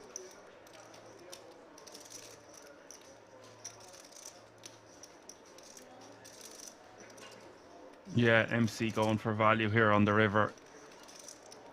I think that's a good explanation, Alan, because we block straights, and I think we could get a deuce or a 3 to fold with a second barrel. Also, hands that contain 1 club might just call. I think they're supposed to just call with backdoors, whatever it may be.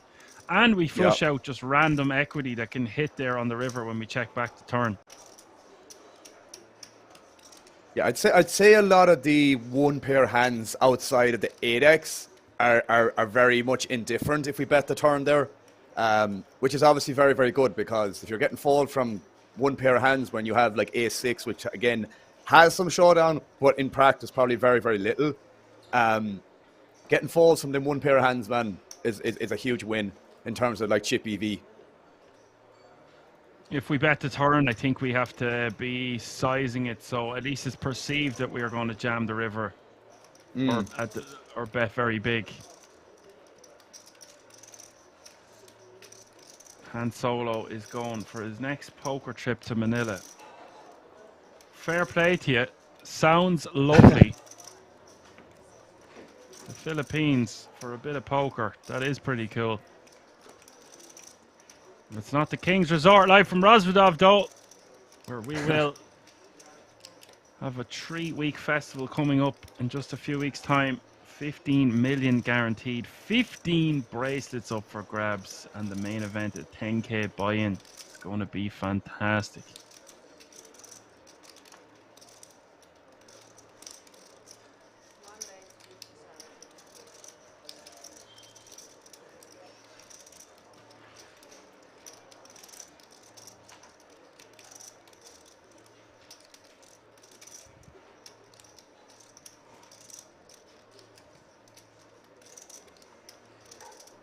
MC, like this sizing, you'll often see players making it 32k here or 40k here. You want to be making it 3.5, even 4x is a little bit much, but definitely 3x plus.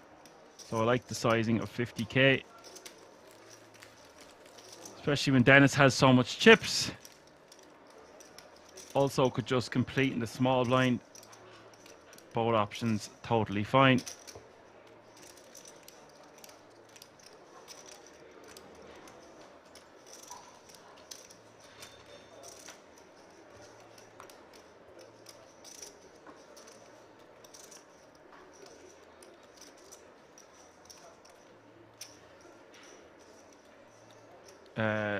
Han Solo's asking me, do I know when the King's Close sale ends that they keep talking about, or are you blind on the website? I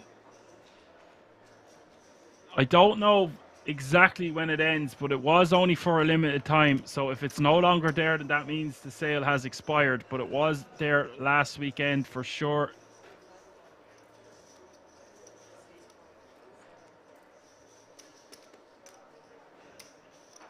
Some items should still be half price. If it's still there, you just have to find the items that have 50% off.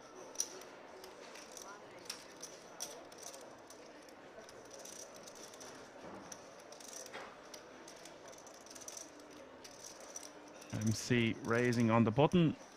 Ace Jack off suit. Someone asked, how did Lenny double up? How did Lenny double up? Did he get it all in with He had ace 3 queen, versus right?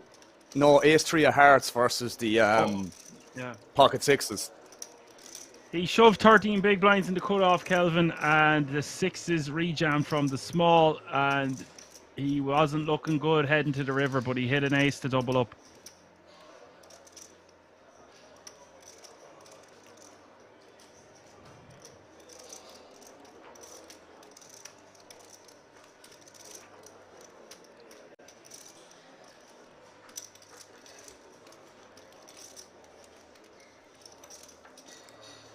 And Samuel going to defend in the big with ace 9. 6-7 deuce. 2 diamonds.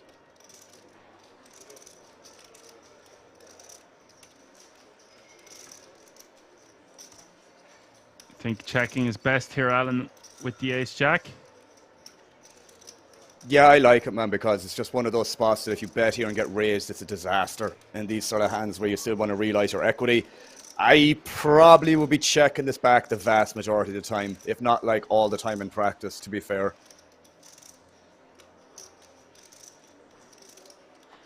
Then Samuel going to bet on the turn to find out where he's at.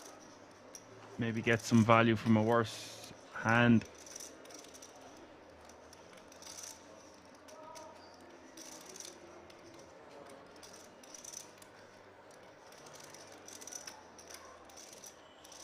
Hard to get value from much worse, but I definitely see the merit in betting. Again, it's equity denial, isn't it? In that sense. It's the name of the game. Like, equity denial. I do this a lot in practice myself, man, on the turn here, whether I'm in position or out of position. Because you can still potentially get called by worse hands here. And like that, you will fold out just any air hands that has equity against your hand, basically, which is a big win.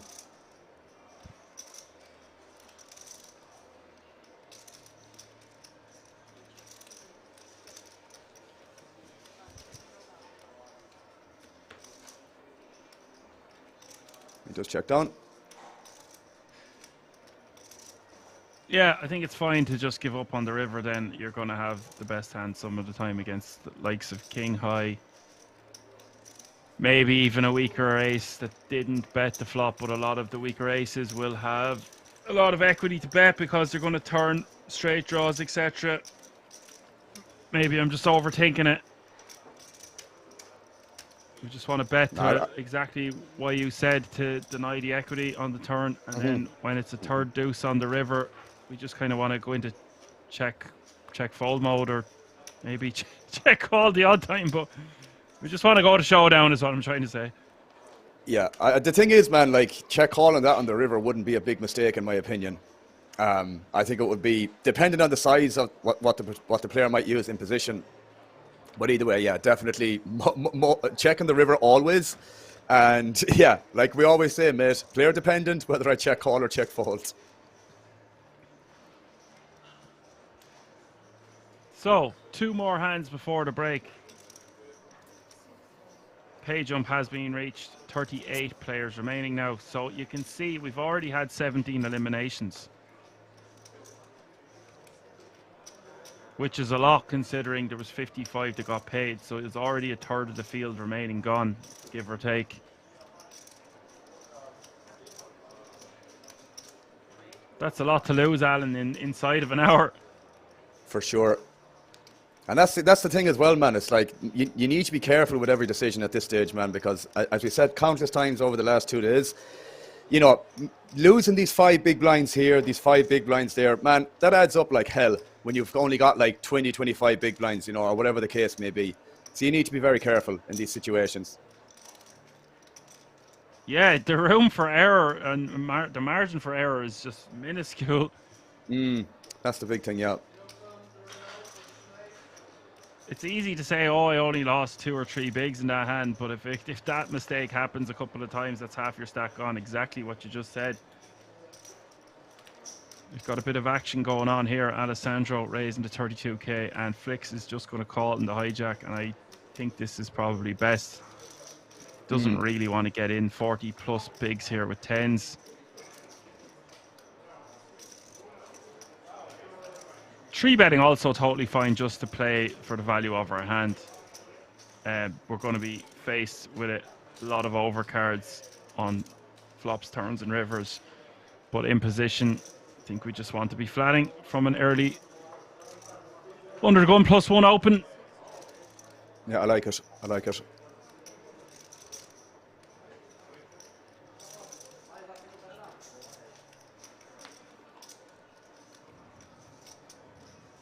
Open ender now for Flix. Alessandro wisely checking the flop, which we pretty much want to be doing all the time on Jack 9-4 with Ace King out of position. Back in the day as well, Alan, I would c-bet with this board because, oh, well, I can turn a straight draw, or I'll have some cards I can double barrel on. And it's so obvious to me now that that's just very inferior. Also, when I mention these things to you, I'm talking about 5 years ago is the time I have in my head, and it was because players played a lot weaker in position. You could just get away with these things. Yeah, it's funny when you kind of mention it that way, man, because I would never do that now, let alone the thought to ever cross my mind. So again, like that, man, it's interesting to hear, you know, even when you were playing that you know, that much a couple of years ago, again, how much has evolved in terms of understanding, well, probably better off checking here most of the time just to check call and not really see bet at all, if ever, in these formations.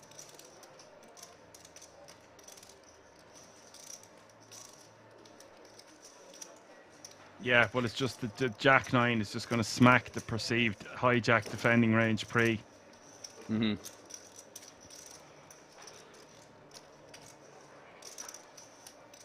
82k now is the bet, and I think this is going to be good night for the Ace King.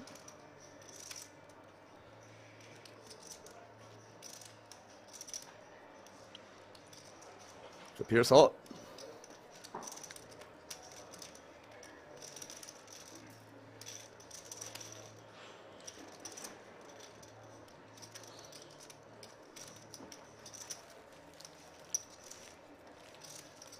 Yeah, and he takes it down. So, last hand before the break, folks.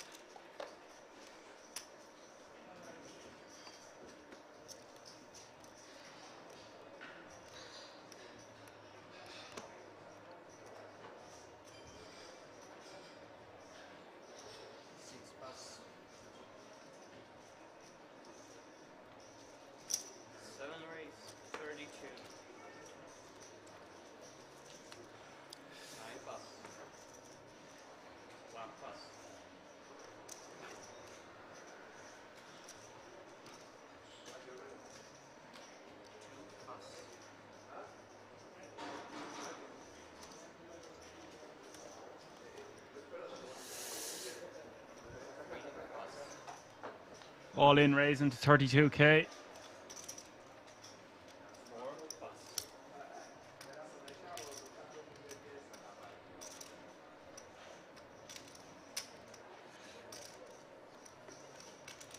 Lenny with the same hand in the big blind, just not suited.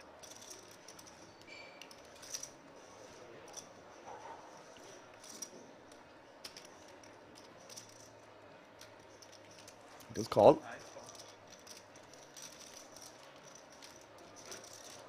Lenny is going to call.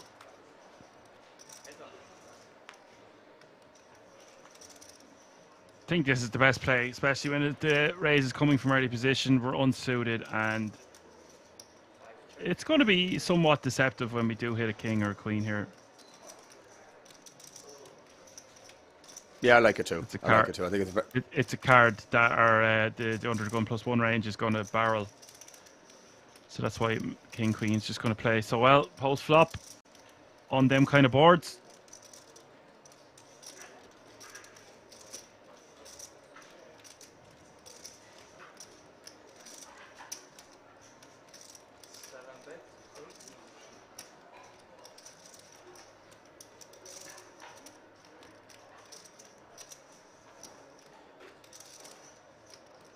Blood, 37.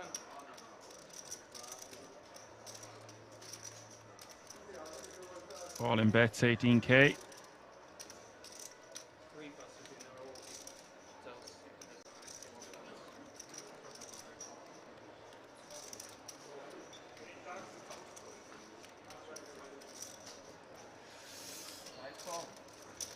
pretty standard call as well, I'd say.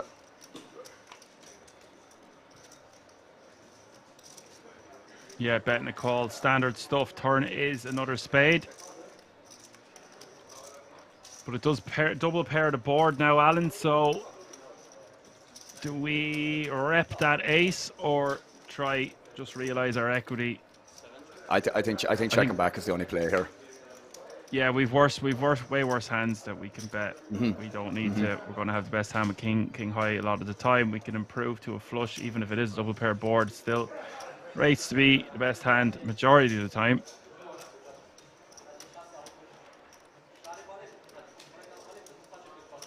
And for Lenny, I don't think he wants to turn his hand into a bluff, just hoping to get the showdown. He might even bluff catch on the double pair board. I wouldn't blame him.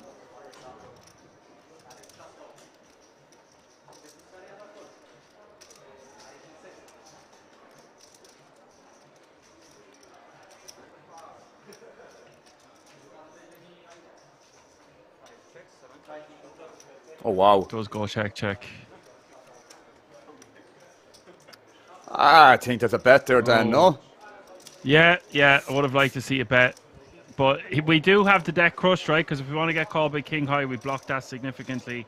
We do not want to get check raised, but once the turn goes check, and he checks to us on the river, he's surely going to try to get some value if he had an ace in his hand, even maybe a 6.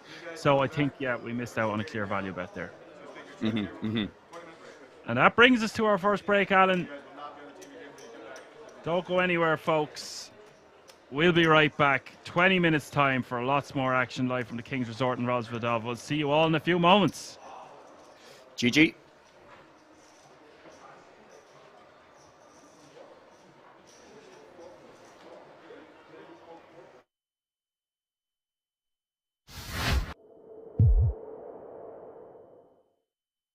Would you choose WSOP bracelet or a Rolex?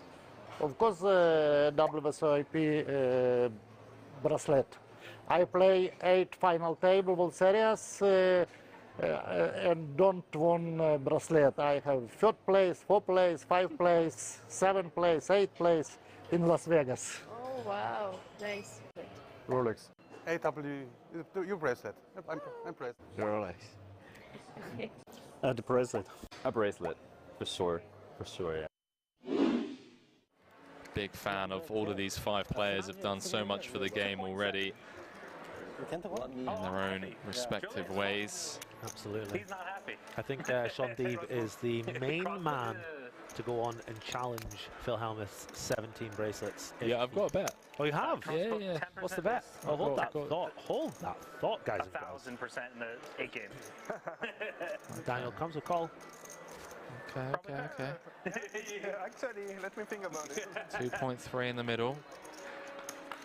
Oh, she's going. Ace in the window, ace 7-4.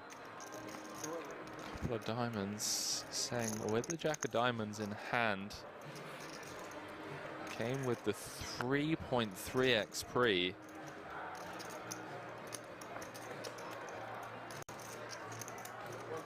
Gonna continue for small.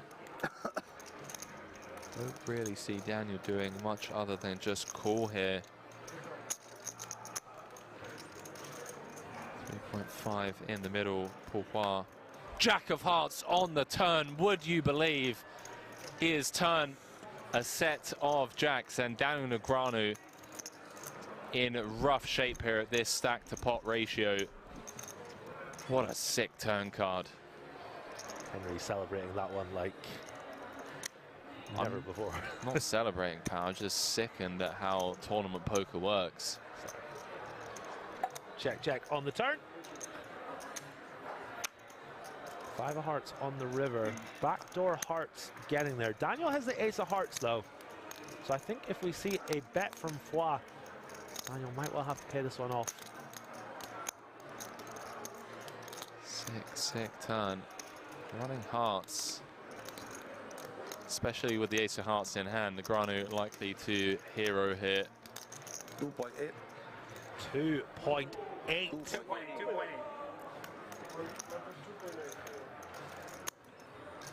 Just hoping that Paul's turning a hand like King Queen, King 10 with the King of Hearts, Queen of Hearts into a bluff. Does make the call, chip lead pot. Seng up to 11 million in chips. D-Negs down to 15 bigs. Nothing he can do, blind v blind with that run out. Okay. We like that turn just a little bit, right? I was like, going to give up. I tell you who loved that turn. Sean Deeb, ladies and gentlemen. Sean Deeb loved that turn. Do apologise, Pourquoi up to 2nd in chips, 36 bigs, 32% of all the chips in play.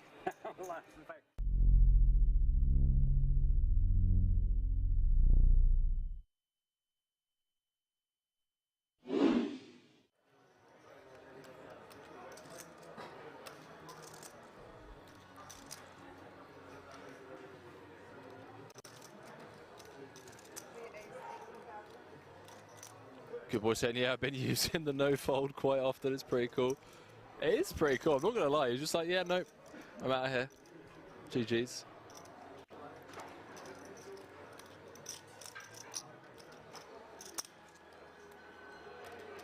Government just like, we've spotted the tanker, chat. We've spotted the tanker. Red Misty said, Poker Room Kings, good afternoon, sir, and thank you for the great coverage. Red Misty, welcome to the stream. I understand, like, tanking and whatnot in marginal decisions, but the tanking with, oh boy. The tanking with you know, the Queen 7 from +1 earlier, now to 10-4. It feels a bit. Poker City now saying, hi Henry, great job as per usual, keep it up, greetings. Peter from Poker City, provide Dutch commentary for Kings every now and then. Shout out Poker City, and now shout out to all the Dutch community members. A lot of love for the Dutchies. They've been a big support over the years as we dive back into this, ladies and gentlemen. If a club finds its way to the river, could be losing a true legend of the game very quickly here on day 3.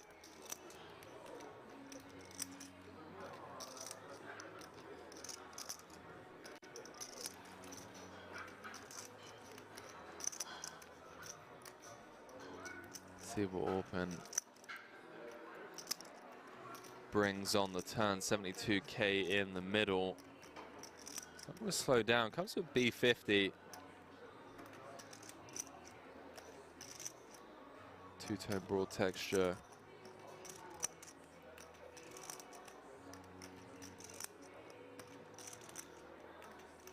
Feels like a dicey turn proposition against the big blind range. Although Open is going to have, you know, every combo of King 10 suited and King 10 offsuit, and then I guess every combo of 10-8 suited from the cutoff, as well as set advantages on this board. But Victor going to attack this smaller sizing. Did feel like an attackable size B50 on this turn card. Takes it north to 147. Thank you. Been getting laid 2.5 to 1 on a call.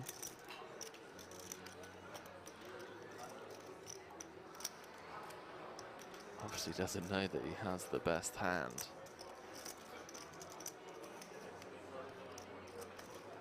Nine clubs in the deck. I suppose the 3 10s, 12 outs once, getting around 25%. So not really getting the direct odds on a call from a mathematical point of view. That's if he assumes that, you know, his ace and king are no good.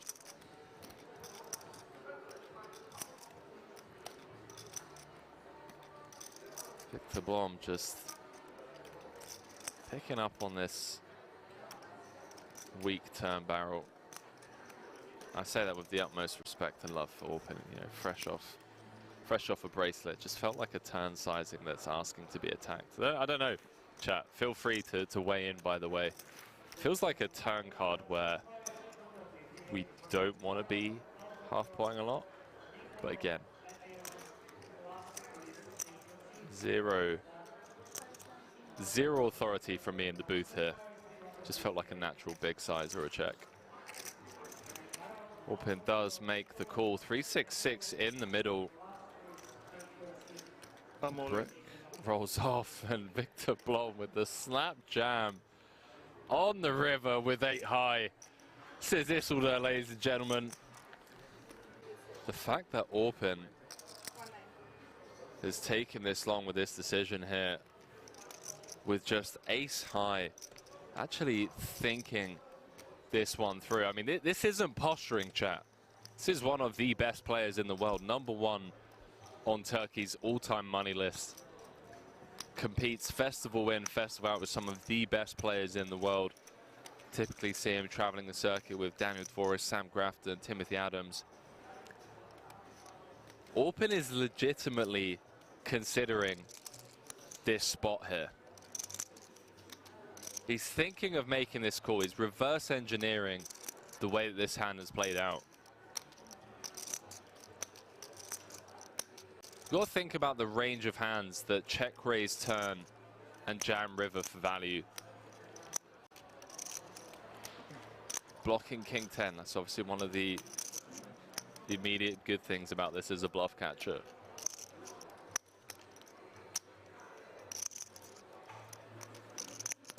Unblocking diamonds also feels nice. Blom ever turning a hand like King 8, King of Diamonds into a bluff. Tip of my hat. And 5 of diamonds or something. Yeah, see, Orpin's dialed in, bro. 10-5 of diamonds. This isn't TV table time. He doesn't need it. This is Orpin just doing what Orpin does, man. Note the shift in body language from Victor as well. An immediate smirk on his face. The last thing you want to hear from your opponent when you're sat there with 8 high is 10-5 of diamonds or something like the soul read. You're just turning a hand on the turn into a bluff. I tell you what, ladies and gentlemen, if he makes this call, am I allowed to go out there and just give him a hug? Am I allowed to do that? He makes the call, ladies and gentlemen, with ace high. Hand number 13. Good luck, guys. Number 1 on Turkey's all-time money list. What did I just witness, chat? We really have bad hand to call as well, but Orpin, take a bow, my friend. He wasn't posturing on the turn. I was afraid of that. That sounds like some risk there, but Smelt like 10-5 of diamonds, something like that. enough. He makes the call.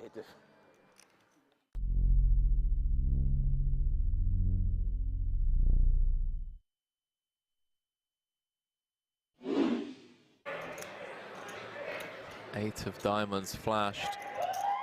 Sean Deeb snap mucking the Queen 8. Timothy Adams gonna click call with the pocket 5s. He is flipping.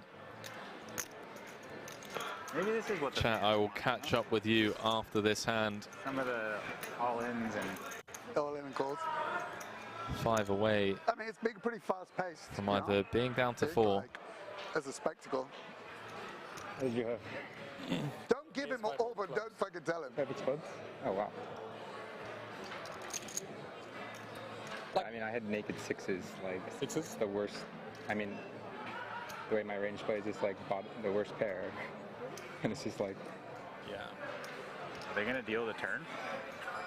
I mean, it's just like a nasty spot. Sure. That was such a long. Sweaty turn card.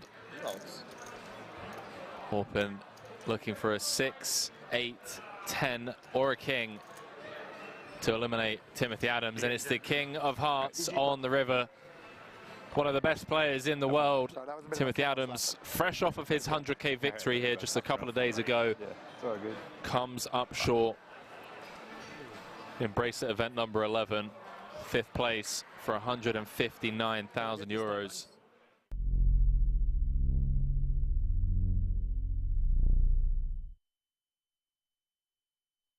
You're printing right now, for sure. Ja, am Turn foldet er jetzt und der andere calls halt wieder. You're bleeding hard. Train is Back to the normal hands. pressure on the nervous system. Normal range is like Normal range. Normal hands. This is the way I understand it. Heads up. Ah, Patrick, huh? What do you guys use the app for the sleep? What is that? No, Whoop. Ah, what is it? Whoop. Fitness tracker. Tracks your sleep. I was tracking myself until I was not tracking. You stopped sleeping? I had some good numbers on sleep.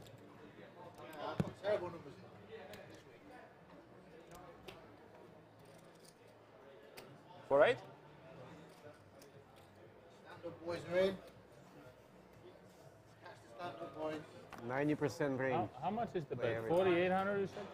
Na, wenn sie so spielen, muss ich so spielen. Was soll ich tun? Yummy, yummy. Ich hab genau gewusst. Heads up is where I shine. Yummy, yummy. You're printing right now, for sure. Ja, am Turn foldet er jetzt und der andere calls halt wieder. You're bleeding hard.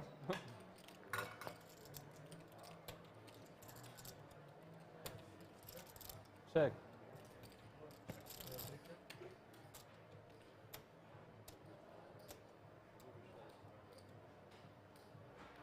Heads up is your game? Hmm? Heads up is your game? No, no. I was just repeating what Patrick said.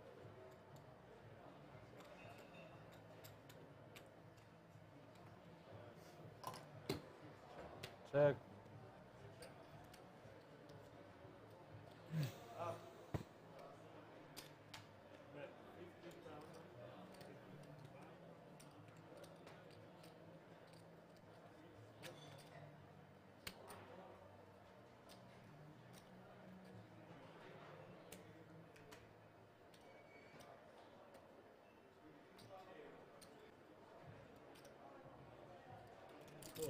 One thing good about this hand between us is that now you cannot complain anymore.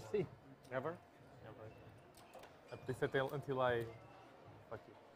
One time. What do you want to do? Say it. Win a hand against What do you... Oh, now. Oh, baby. Uh-oh. Here we go. Uh-oh. Stream is off.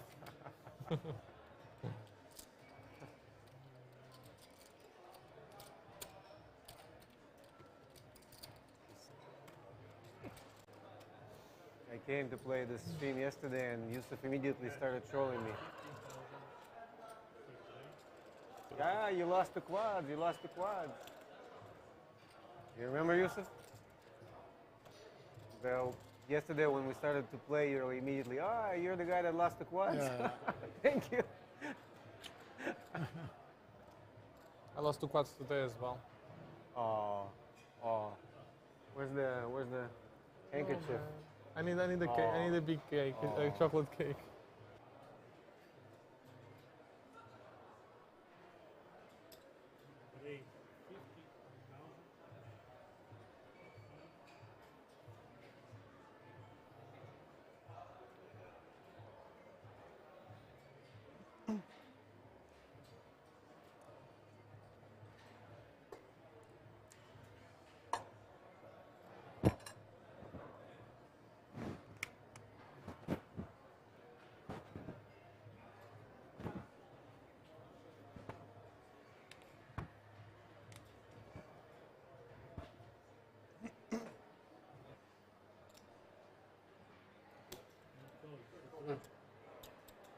What's up, man? How you doing, man?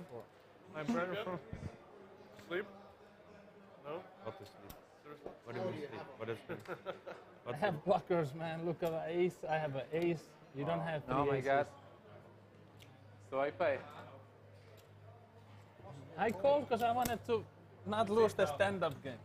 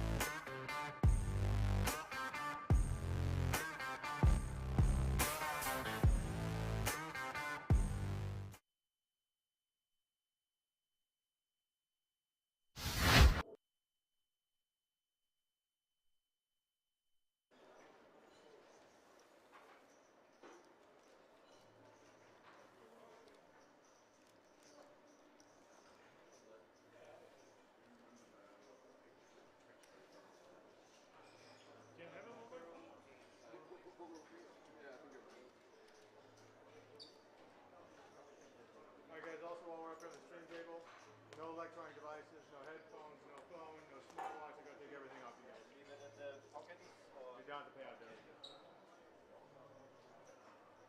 So if you have your mobile, I need to take it.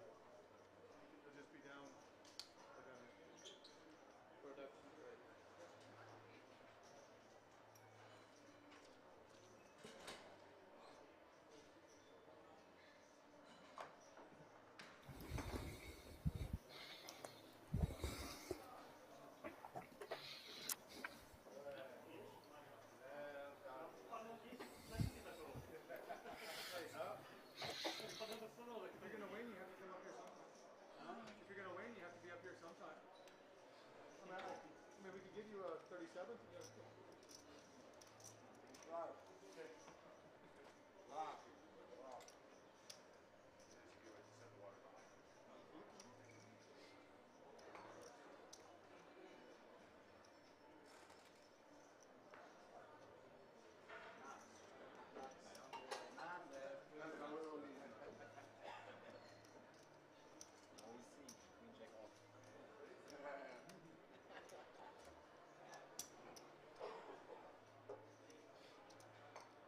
All right, players, welcome back from break. 10,000, 20,000, 20,000.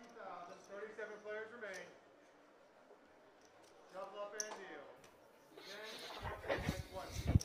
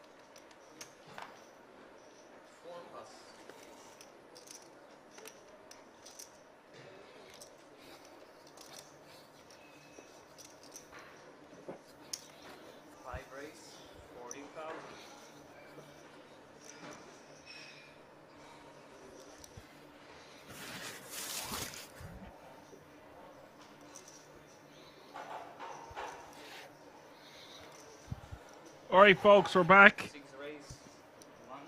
Full of berries. Dula raising to 40k with the king 9 of clubs. And Papa is going to 3-bet to 115k on the button. And we have a new lineup here completely. Armin is going to shove. What a moment here.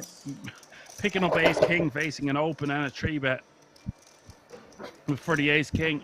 So much money out there up for grabs. Does shove for his last 15 bigs.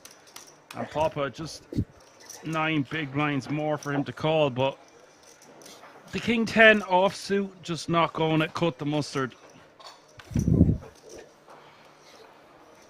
Although this is close, like, because he's already put in half of his stack and there's 480k in the pot. I still think it's a fold, though, I'd say, to be honest, no?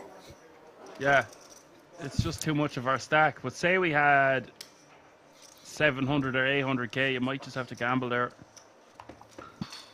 It's getting near the threshold point of committing yourself.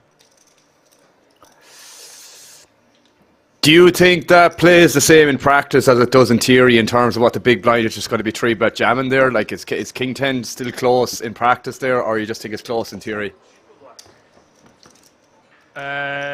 Theory-wise, would say that we're supposed to call there, but practice-wise, we're in kings with the last 5 tables of a massive main event, so it's just a fold.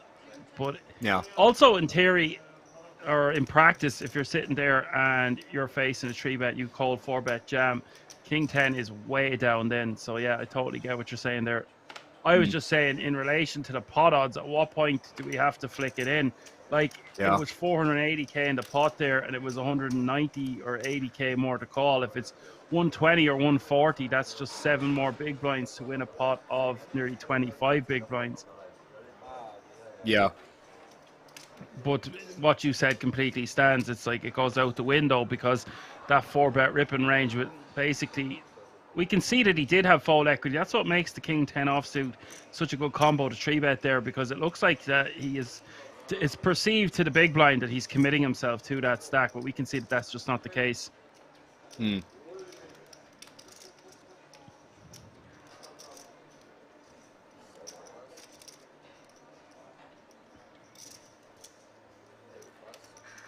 36 players remaining now, Alan. So that means we've 4 tables of 9, I would imagine.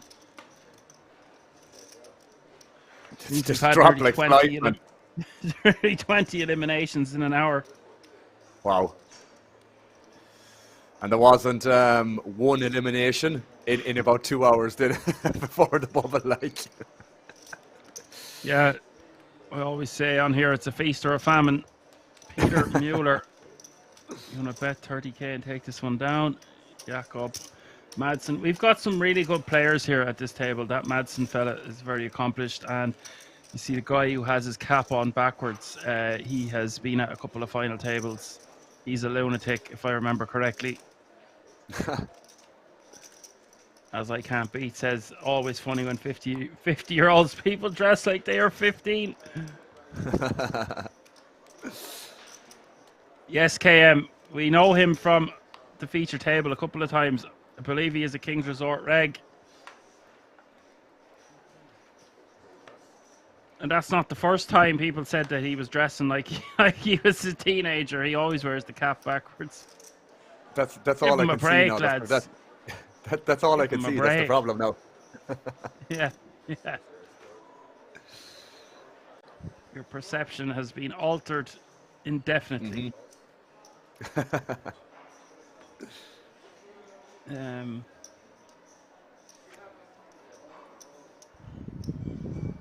says he lives there. Yeah, there's a few people that live there. I don't know how they afford it. Well, I guess I do. They keep winning. But it's a very expensive lifestyle. I hope to live there for a while. I wouldn't say for long. 6 weeks at a time would be really nice. I'd like to go for... Would, wouldn't it? Yeah. You can always commentate upstairs. True. Come down and get involved. Come on in, the water's lovely kind of thing.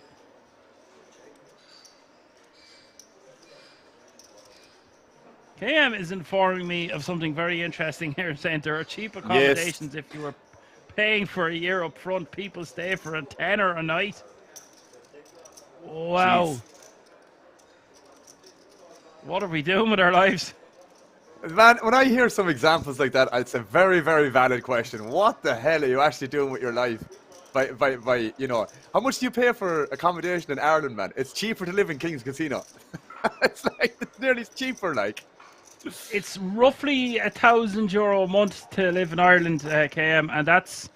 I don't think that's low balling it. I don't think that's high balling it. It's somewhere in between. It's about a deuce a week. And there's no telling how many people you'd be living with. Exactly. Jeez, that's mad. And you get free drinks and buffet too. Sure, like, where's the say no here? Like, this seems like a clear yes. What's the catch? Exactly. There has to be some catch, man. The catch is I get to play poker all the time. Oh no, not poker. I mean, the only thing I could say to that is that there has to be some sort of rate that you maybe have to generate if you're playing cash games or tournaments. Because I know there's some companies or some agents will say that do that in some places in like Cyprus, and like Ayia Napa is a place where they do it. Where if you play like 7 hours a day, man, you get free accommodation and food and drinks. But you have to play 7 hours a day, and I think it has to be at least 2.5 or something like that, you know. So the rate kind of pays for the accommodation. I guess we can find out. Yeah. That's what I was thinking. Which makes sense, but still, it's a pretty good steal, man. If you're a full-time player and like you want to have a different experience, like in Kings as an example, that's a no-brainer, like. Well, you can play like a king, sleep like a king, dress like a king, and Queens is next door. It's a no-brainer for me. I'm going to start looking at flights. I'm telling you, man.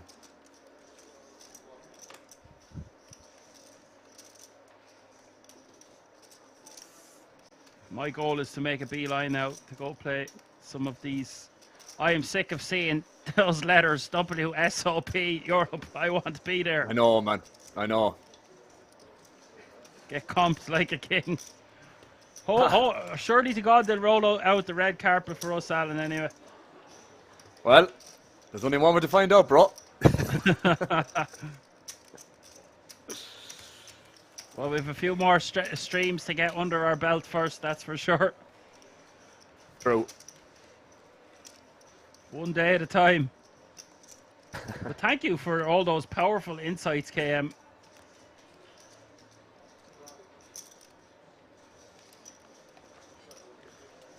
I never would have thought the cash games would be soft.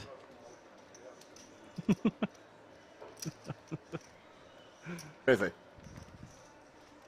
Who would have thunk it?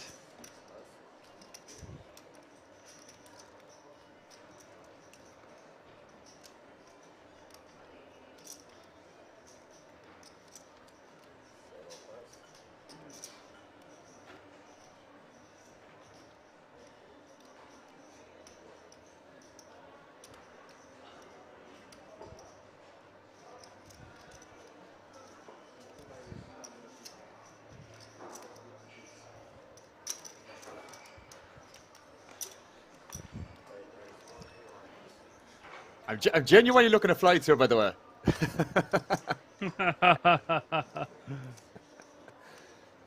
Genuinely looking at flights. Cheapest is about 180, man. So, no joke, right? Flying on the 29th of December, on the Friday, coming back Friday the 5th of January. So you'll be there for New Year's. And the cheapest one is €180 return. Yeah, the place basically doesn't even close down at Christmas. It's quite interesting. Good, there are still places for kings apart from plebs. Jesus Christ. Nice to see so many of the chat getting involved when there's considerations of going to live in a casino or resort. My apologies. 35 players remaining now. All guaranteed a minimum of €4,875. Yeah, KM, they mightn't be giving out free drinks if they hear there's two Irish guys coming over. Guaranteed. Although, make no mistake about it, if I'm going to try win a bracelet. You can always go for a few drinks after you've got the gold in your pocket. Fact. And a heap of money. Not too far away from Prague or Berlin or Italy or other surrounding countries. I'm starting to see the allure. Vittorio Indeed. raising to 40k with ace king off suit.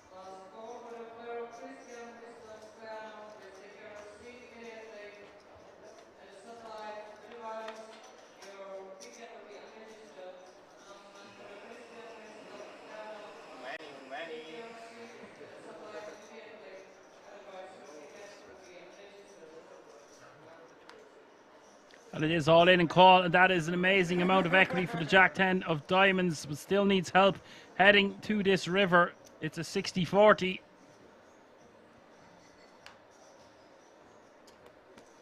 River is a jack, and Vittorio has eliminated Dula in 35th place. That means 34 players remaining now.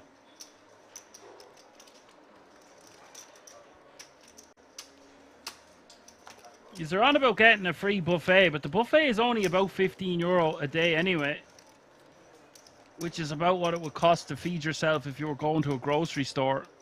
Well, I don't know what you'd be living off, maybe cans of beans, but surely 10 to €15 a day, about a fiver a meal if you're eating 3 times, even if you were getting all your cheap groceries. So I'm sold. I was sold. You had me at K, the letter K. I didn't even have to hear kings.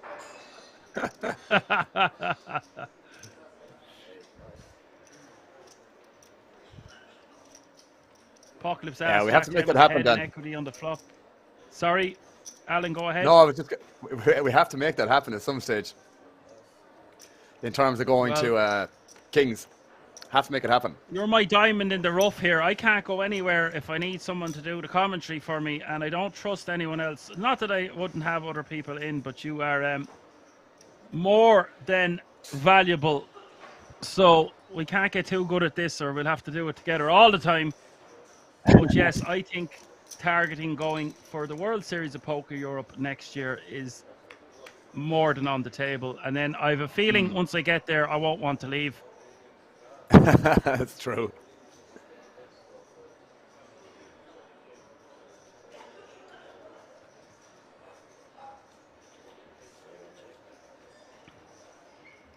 They have a commentary booth at Kings too. Yeah, well, if we get too good at the commentary, I won't be able to play the poker. So we'll have to.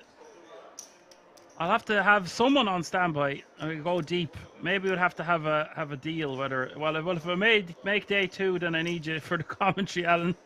You can commentate on me at the final table, and then we can swap over. Yeah. I play the cash game on the Saturday night, and you play the MTT on the Sunday evening. Yeah, it's definitely. I'm going to meet Alan at some stage this week, and I'm sure this is all we are going to be talking about. It'll be like, right, when are we going? How long are we going for? I'm marking that one down on my calendar, though, next year to go over and try win one of these bracelets. You've heard it here first.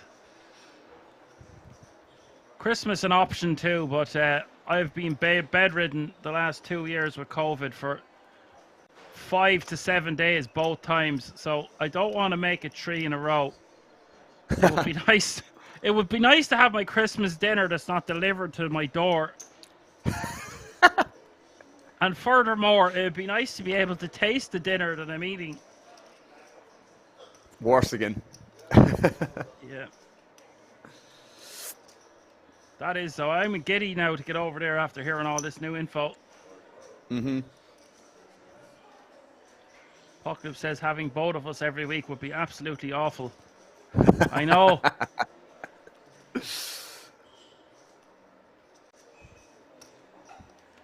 €10 each time to go for a pizza slice. No.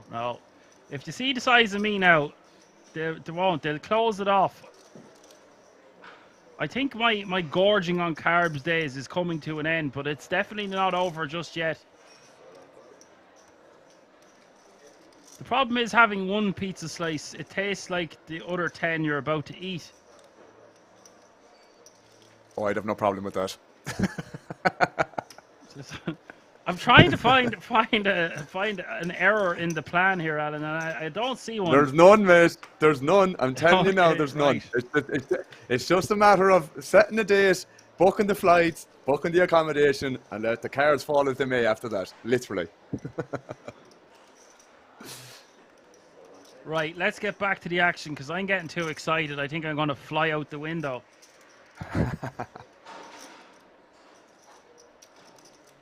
Yeah, it's all well and good saying you're going to gorge on carbs. I haven't. When you go back to the table then and try to play poker, good luck. Good luck for Vittorio on this turn card. Speaking of good luck, turning the set, stacking pizza. Oh God. Sand red with second pair. And Luca not looking too hot here. Does have a good shot straight draw. What a turn card, Alan, here for Vittorio. Just it's ping. Really, really nice. Really, really nice. Don't know how much action he's going to get, but still nice to turn it nonetheless. Might get some action from ace-10, but given he's player left behind, don't know how relevant that is, but he's been sandwiched there a little bit.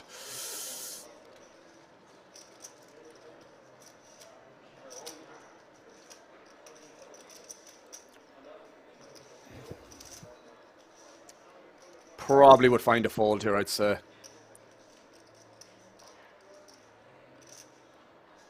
Yeah, bet at 135. The problem is I don't think he's going to get too much action. Yeah. If the ace-10 decides to call here, what are they going to do on the river? It's just, this has to look quite strong here from Vittorio. He's not just going to lead into two players, the hijack and the cutoff. Now, having said that, he does have the chips to do this if he did want to make a bluff or a play at this one, considering how much chips he has. He's got like 1.6 million, and the effective stack is 30 bigs, 600k. Mm-hmm. It doesn't matter now. I'm all distracted now from the commentating, thinking about living at King's. Because that could be one way to guarantee myself this tracksuit and a hoodie. One way. Yeah. That seems like a good time to mention that we do have a massive sale prepared for the viewers of this stream. Do not miss the opportunity to dress yourself like a king or a queen. Head over to the website www.kingsresort.com. Go to the collections and the outlet store and buy yourself some merch. Merch. Merch. The average stack is just shy of 40 big blinds at the moment, as is tradition. It's not going to dip much under 35 to 30 bigs, and it won't be much over 50. So expect the average stack to be smack bang in the middle of 30 to 50 bigs for the most part.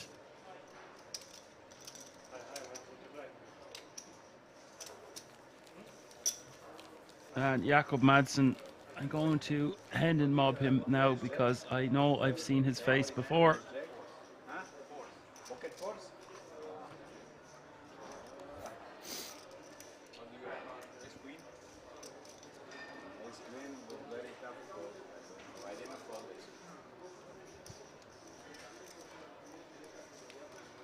That's not the Jakob Madsen I was looking for.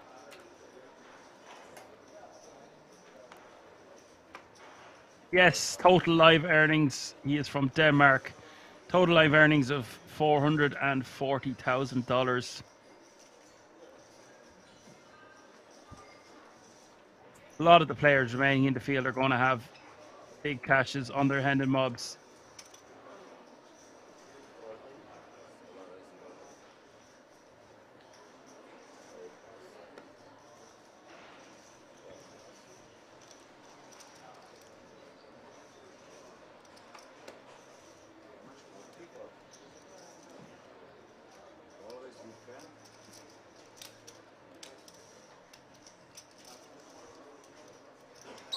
$50K in cashes for Vittorio.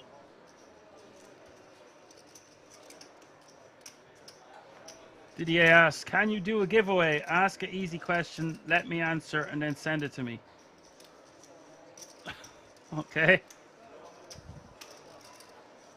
It's only easy if you know the answers.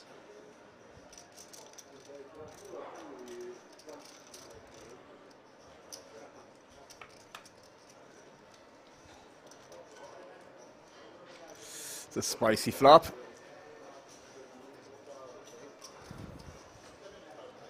Queen Jack 4. And they're red with the 4-3 of diamonds. Flopping pair and flush draw. We could see some action here, Alan. I was going to say, I imagine just check call is the play here. I don't think you want to start ballooning the pot here with just a pair of fours and a weak flush draw. Again, obviously you have a decent amount of equity here, but you know, you can still be behind to a lot of hands here and also a lot of better drawers. So check call seems to be the only play here. It is an important point to make that I think people overplay when they have a flush draw and a pair. It just looks stronger than it is. Yeah. It does Gets turn. on the turn though. This is action because Vittorio has the ace of diamonds. We could see it all go in here by the river. I would really like for this to play that Andre or Vittorio decides to bet here. Andres calls and then Vittorio decides to jam the river. Would be nice. Is what I would do in game most of the time. Like again, like that with the 4-3 of diamonds here, man. Okay, yeah, you have a flush, but like if you raise here or do anything else outside of call, what do you really expect to continue? Only hands that are beating you. If Vittorio has like the ace of diamonds here or the king of diamonds, he's just going to blast off on rivers, or he should. So let him do it. And if he doesn't, then so what? You have to give people the rope sometime, man. If they don't take it, then it is what it is. On to the next hand. Yeah, I think that's fantastically put. It's like too many players just try to protect their hand here on the turn when you want to give your opponent the opportunity to try get you off a hand on the river. If we just always shove with a flush on the turn when we get called, what are we hoping for? Yeah, Vittoria. Yeah, we can get called by hands like Queen Jack or a set, or a hand like aces with the ace of diamonds. But we're trying to play the range that would continue barreling against us, and therefore we just want to call on the turn. He needs to be thinking, okay, if I call here and a fourth diamond comes out, it sucks. But I've got 2 diamonds. There's 3 diamonds out there already. Chances of that happening are slim enough. You got to like those odds to just call. And then it really sets up a nice less than pot size bet to call off on the river. You see, it's 330k in the pot now. He's just got 270 behind. So he's played this one really nicely. Now the board is paired. It doesn't look too good for the aces, but he's still going to jam, surely. The thing is in this spot, man, and there's, again, if I'm saying that name incorrectly, I apologize, but yeah, he will have some Jack X here as well, like Jack 10 with the 10 of diamonds, King Jack with the King of diamonds, Ace Jack, obviously not with the Ace of diamonds, but yeah, he might still have some second pair here. So like that Jack it is not the cleanest river at all, because he will have some second pair plus you know, Jack 9 with the 9 of diamonds, 10 of diamonds, King of diamonds, etc. They're all part of his range here as well. So again, like that, man, it might be somewhat thin to even jam the river, even on a non-pairing like with the Jack. I just think it's less likely he's going to bet here now. So are you advocating a check behind here on the river with aces? Your reason being that it's very hard to get called by worse? I would say so, yeah. I would say so. Again, like that, man, it's a bet line in these positions. It's going to be close between call and fold here. But again, like that, I don't mind a bet here. I think if you're not betting this hand, then you're probably just checking behind way too much. But definitely can't jam. That's the difference, I think. Like the thing is, like he's only 150, so he only has what 120 behind, which is basically an all-in here. But like that, if he gets jammed on here, he's just like he's never ahead, never ever ahead. Yeah, I would sometimes jam here just to get called by a queen, but that's this isn't a 250 buy-in or a $22 online tournament. Yeah. And I don't think he can jam with a flush here as well, because again, like that, Vittorio has plenty of full houses here. He has plenty of stronger flushes. It's just a call. Yeah. Yeah.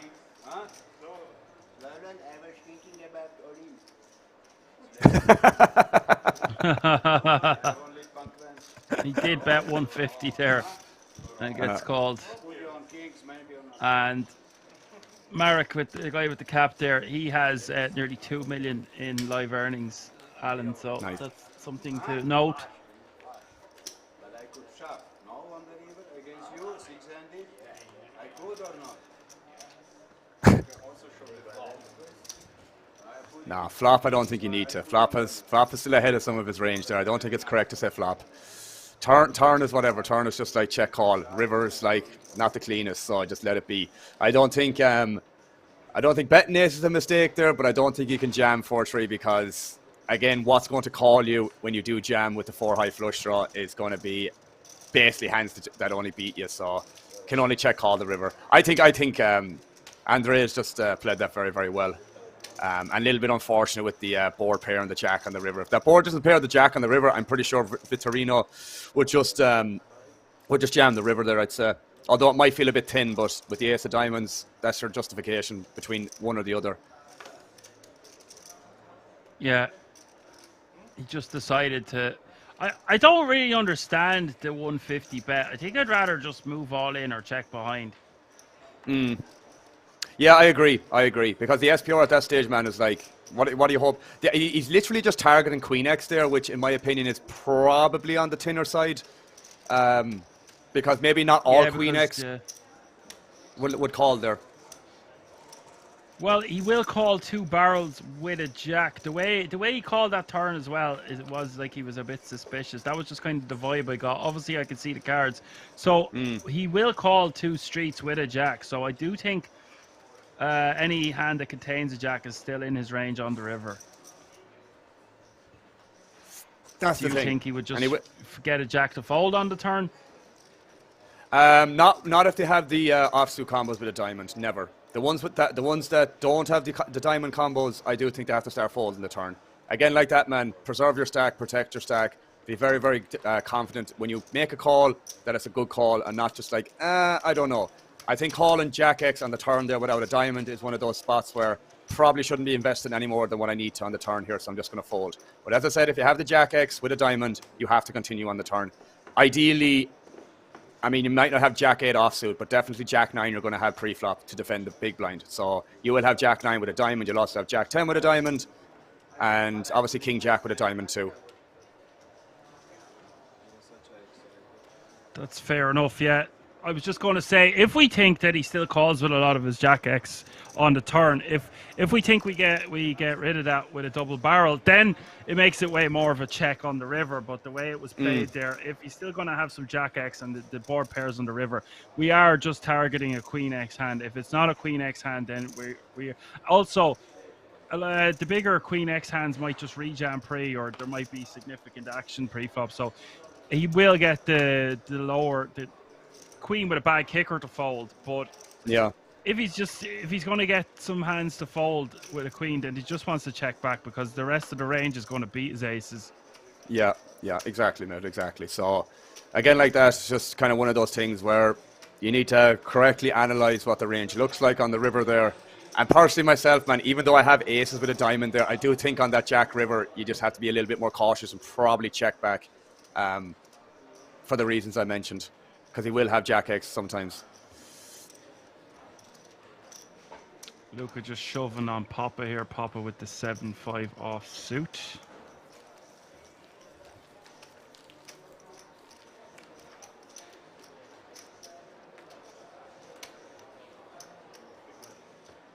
Expert analysis there on that hand, Alan, have to say.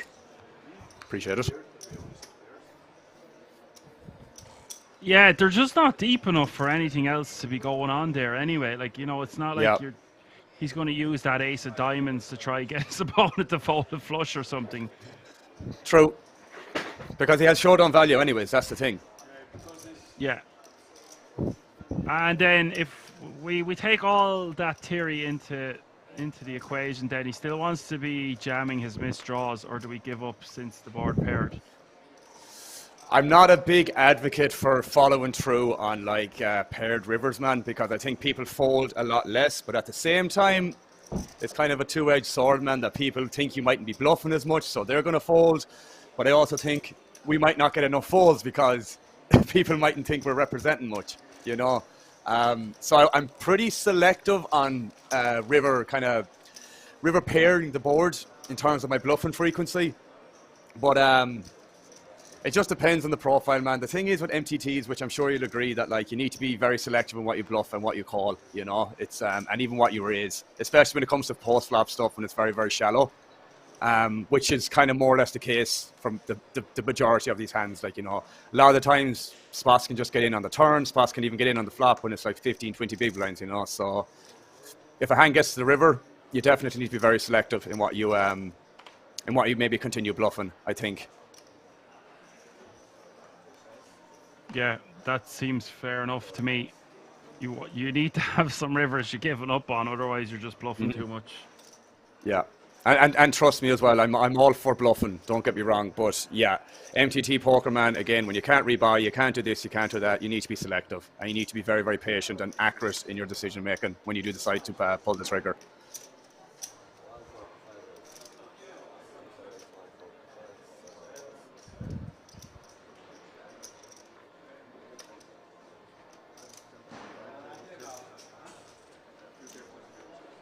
Papa going for effectively shoving 7.5 blinds on the button.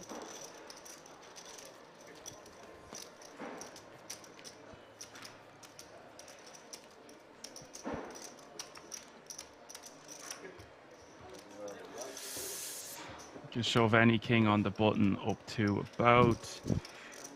Once you hit 9 blinds for chip, it's king deuce suited and king 4 off plus. We need to be wary though.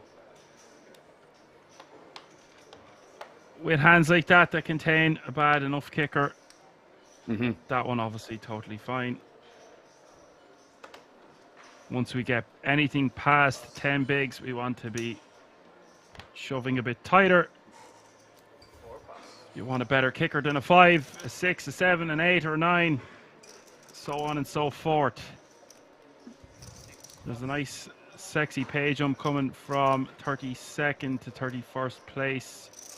So just 2 eliminations away from that jump. The jump is from, it's about £1,000. It's €75 off £1,000. It's 5,700 for 31st place minimum.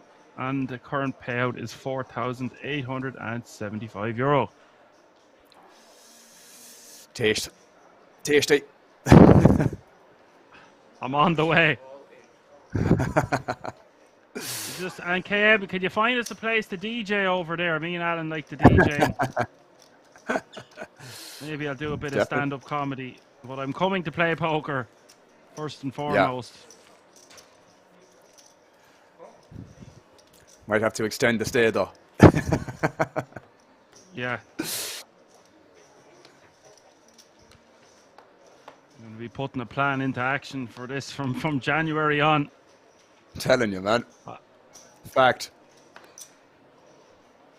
I have a few weddings and a communion to get through next year, and something else will pop up, no doubt.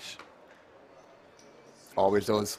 So I won't be going anywhere until they're over, because I'd have to just go home, and that would make me sad. Who wants to go home? Don't want to have to leave. Like. You know the best part is we don't have to. What do you do if I have a wedding? What do you do if you have the wedding? Yeah. Well, sure, you could get over and back in a week, I suppose. Literally, aye.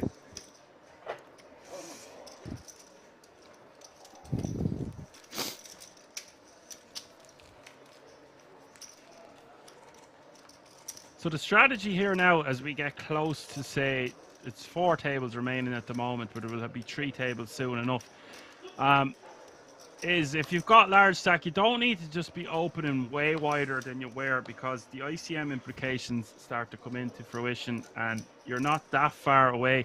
So one more elimination and you're only 20 eliminations away from securing a 10 grand ticket to yourself. So it's already going to be in the player's mind. Mm.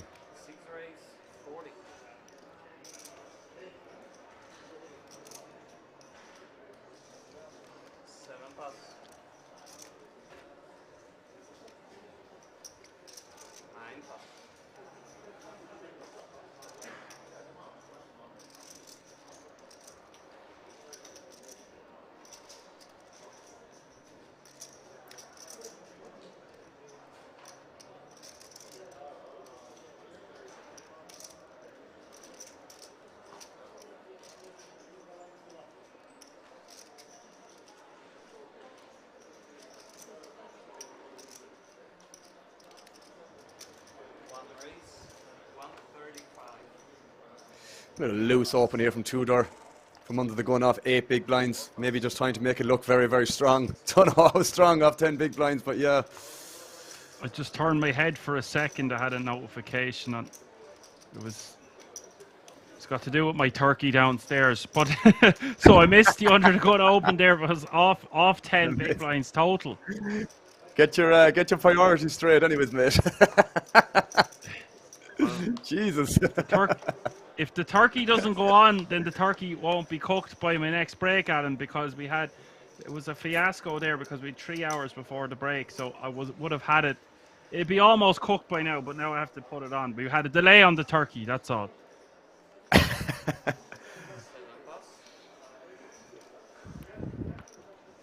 actually have an air fryer like that as well, man. It's it has that app as well if you wanted to time it and do it. I actually never thought about that, doing it, because I wouldn't mind doing that for a piece of steak later on if this goes on for another couple of hours, which I assume it's going to be for another 2 at least, I'd say. But yeah, maybe I might sneak off for 5 minutes just to do it and come back again. Well, you scratch my back, I'll scratch yours. I don't have an oven at the moment, so I've been using the air fryer. It's funny that you mentioned that. Anyway, back to the poker here. So Papa decided to use that as min-raise folding range with ace-4 offsuit. Now the one thing I will say about that is that looks extremely strong to the rest of the table, but that is not something you want to try at home. And if you're called or rejammed on, you've just put in 20% of your stack with an ace-4 off, and you don't really want to be going post-flop against the big blind. So I would avoid that at all costs. If I was going to play it and it was suited, I might opt to jam ace-4, ace-5 suited, maybe even ace-3 suited, depending on how many people are behind me. That's fair. fair. That was peculiar to see that. He did get away with it, though.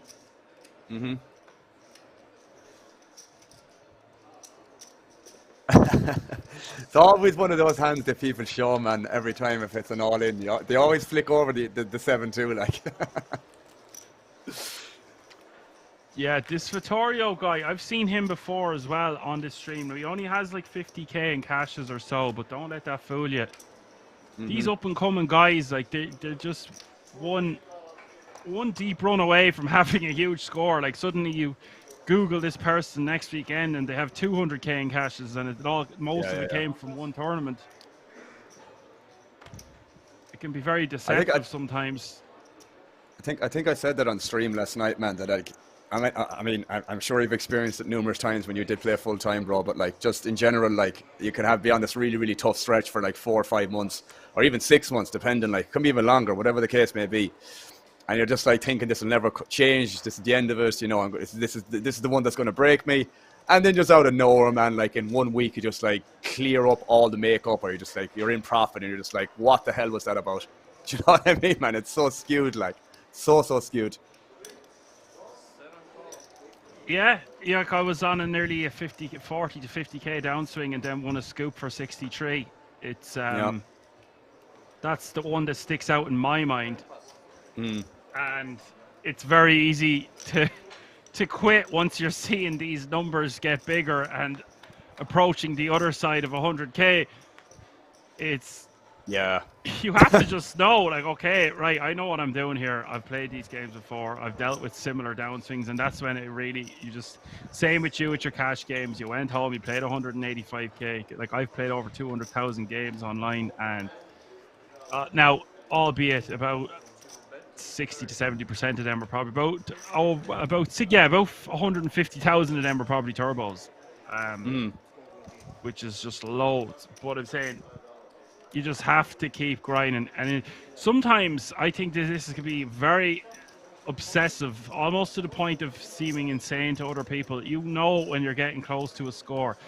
In cash, you're just going to keep grinding and the number is just going to go up. But when we are reliant on getting that one big score in tournaments, it's very hard to say to someone, look, I can't go to your birthday this weekend. I can't go on this date with you. I can't go here. I know I'm close to something. And they're like, I've heard this before. And you know when you're getting these runs, 13th, 11th, then you start making I actually sometimes love busting 8th or 7th on a final table because I'm like, I know this is coming. And I don't stop until I get the result I've been looking for.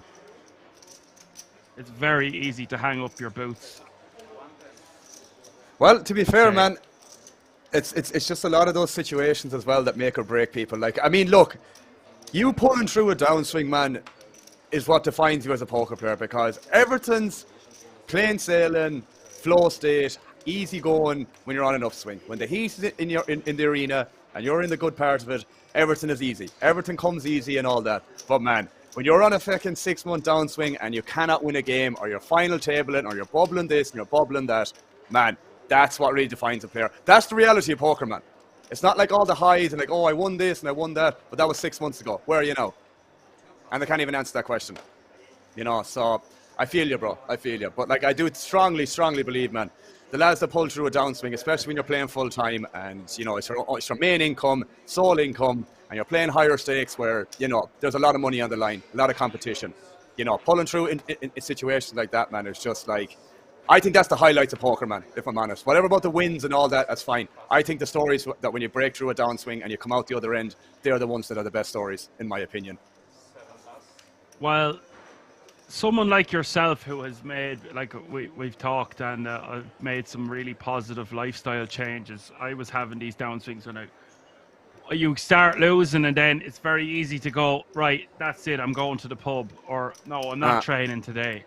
And you're not going to sleep well when you're having these downswings. But the same can be said for the other side. When you start winning like crazy, you can't be just like, woohoo, I've solved the game. You have to find that balance in the middle. And do you know something? It's one of those things as well, man, that I think people struggle with a lot. Between dealing with the good side of variance and also the bad side, man. Because if they're dealing with the good side, they overinvest, they probably spend money that they don't need to spend, or they just buy things they don't need. And then when you're on the other end of the spectrum, man, you need to be really conscious about like every decision that you make financially. You know, and like, why should it be any different between one side of it and the other? Why can't it just be the same thing, regardless of the outcome from each day? It shouldn't make a difference, man, because you're grinding for the bigger picture. What happens on this day, what happens on that day, is pretty much irrelevant, like, from my perspective anyways. Well, yeah, you don't want to change too much. It's just like winner's tilt. And you don't want to leave the table on a heater when you're winning, right? But you can't chain yourself to the game either. You have to go enjoy yourself. But I think there's no player out there that doesn't enjoy themselves. If anything, they need to rein it in. But there are these other players that no matter how much money they win, they'll still be at the table the following day, and that's a bit robotic. You got to go enjoy it too. Otherwise, it's not that it's all for nothing, or the competition is so important. Obviously, that's the competitiveness that you love, but enjoying it, enjoying the process is so important, and that's something that I used to get pissed off with. I couldn't handle the process, and then when you get the result, it is amazing, but within a week, it fades away. It's not. Yeah, that's true. And then you're back to it. And then what often will happen is you get a big score, and then you'll run terrible for like a month straight, and it's like it has to even out. It has to balance. So you can't get annoyed. And then I haven't had a score. I haven't played much, but last time I had a big score, then for ages after I was losing horrifically. Now I don't know how well I was playing. I've made some adjustments, but I was like, oh, I don't deserve to win for a while because I won the jackpot. Do you know what I mean? Yeah, it's an interesting way to look at it. Dad Pokercast asks, who are the commentators? It's Action Man Dan, and my good buddy Alan Finn is in the booth. He's a cash game expert. We've different backgrounds, but with a lot of knowledge to give on either side. Peter raising to 45k. And I keep talking about, see, when I'm talking about this is years ago for me, it's way different and way harder and more difficult to obtain these results now. Maybe not so much in the live circuit because there is just so many recreationals, so much value, and everyone wants to play poker. It's bigger and better than ever before. But there's still all the elites are in them fields. You got to get past them too. Well, again, like that, man, you've said it countless times from the streams you've done yourself that you always see very similar faces always turn up near the final table or just running deep in all these tournaments as well. So there's a reason for that, man. They're obviously doing something that somebody else isn't doing, and they're doing it consistently, you know. So, and to be fair, it's not a big secret. They're just looking after themselves, man. They're looking after their mental health, they're looking after their physical health. That's all they're doing, and they're doing that better than someone else, in my opinion, again. And what I've seen a lot in Kings over the last 18 months as well, the better players, they really value their tournament life. Yeah. They'll find these folds and make these marginal decisions that if you're online, you're playing loads of tables, you're just going to call it off. And I mean, even in the lower buy-ins, because they have such an edge. They love the competition. Like you see someone like Riyad Farhad, he won for 114k plus, and then I seen him, he was down to the last 16 of the 250 the following weekend. It's just a lot of players who have a score for over 200k or 100 odd k won't even bother playing a 250 buy-in the following weekend. They just won't. So it just shows that exactly what you were saying earlier. It's that competitiveness. They just want to compete all the time. It's the adrenaline from that as well, man. It's the adrenaline big time that you get from it. Yeah, well, once you get one score, it's infectious. It's very addictive. For sure. We are one elimination away from that pay jump, so 32 remaining. So 4 tables of 8. Things are getting spicy. Average stack, 42 big blinds. Now Vittorio with 2 black kings of kings. 72 big blinds. I think he's going to come in for a raise.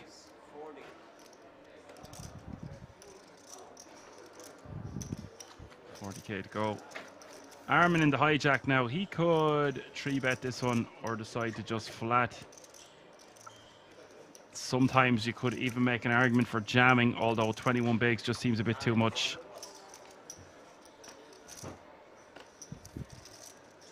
DDA says he's enjoying this conversation about downswings.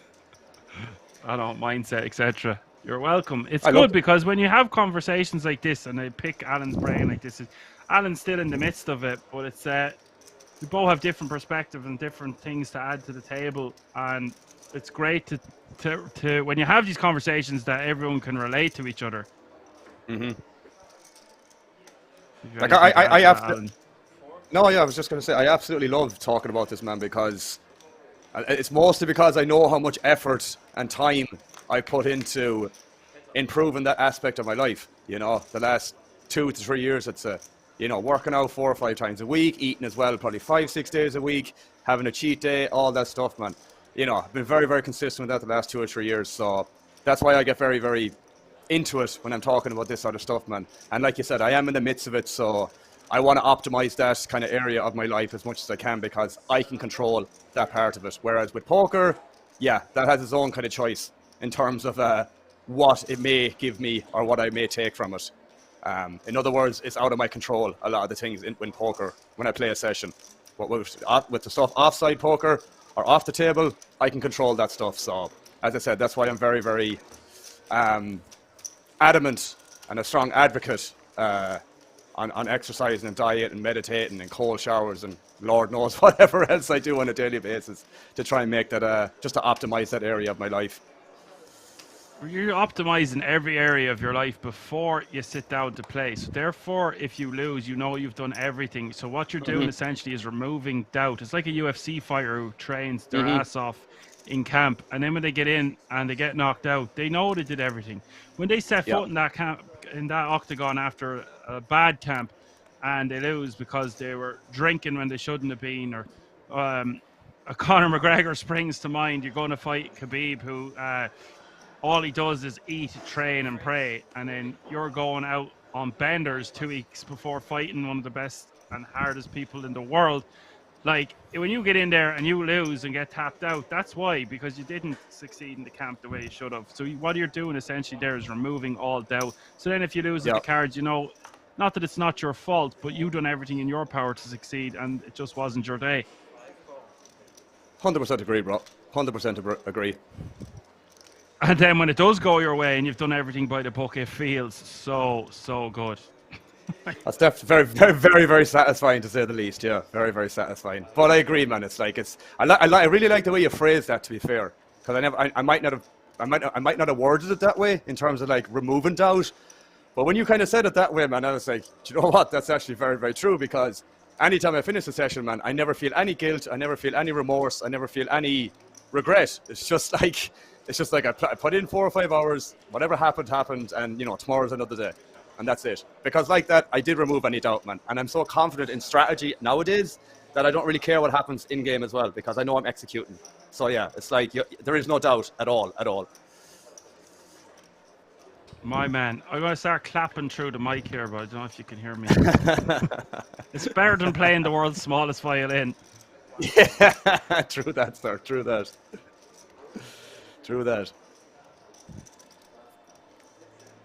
What a treat this is for the viewers, getting all this knowledge dropped on them. Hope yous are out there with your pen and paper. We'll pick Truth up the bombs. action here on the turn. Yeah, truth bombs. Jakub with the top pair, Vittorio the original opener, and it's Targa with top pair as well, but a very bad kicker.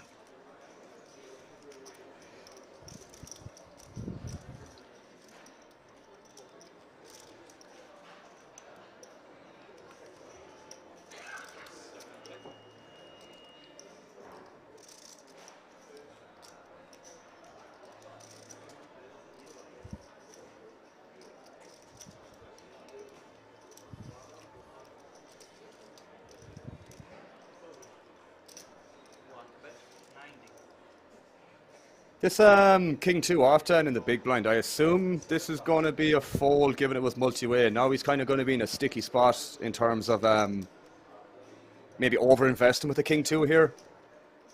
Yeah, again, you could easily be like pre-flop, well, it's just one big more to call. There's nearly 10 bigs in the pot. There wasn't, but you know, I'm getting really good odds, but you were really not because you're such a bad kicker. Yeah. So I totally agree with you here. Unless he wanted to turn his hand into a bluff, repping a straight or something, well, he just has the complete wrong hand to do that with. Exactly. Yeah. He's got a bluff catcher, not a bluffer. True. What size is this?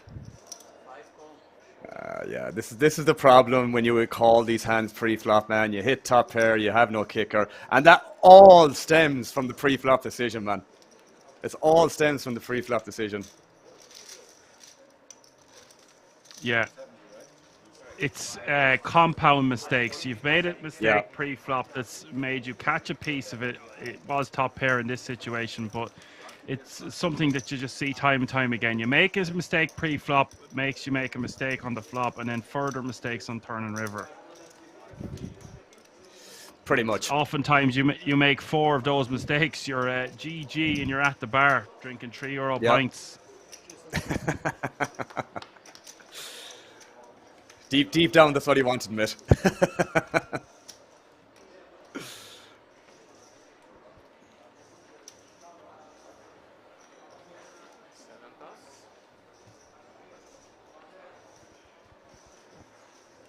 Armin with a really nice hand here, ace king of hearts.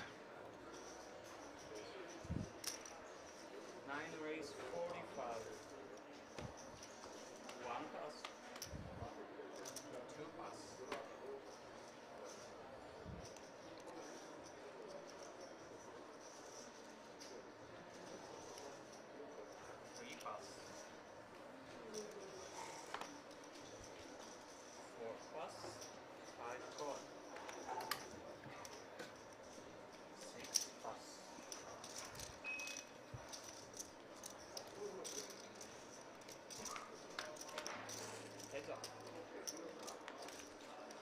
Heads up to the flop. The small blind here, I would prefer to re-jam if it was from a later position. I don't really like calling to try flop a stack or flop a set off this stack depth. Yes, it's very cheap, but we're only going to flop a set about 1 in 8 times, so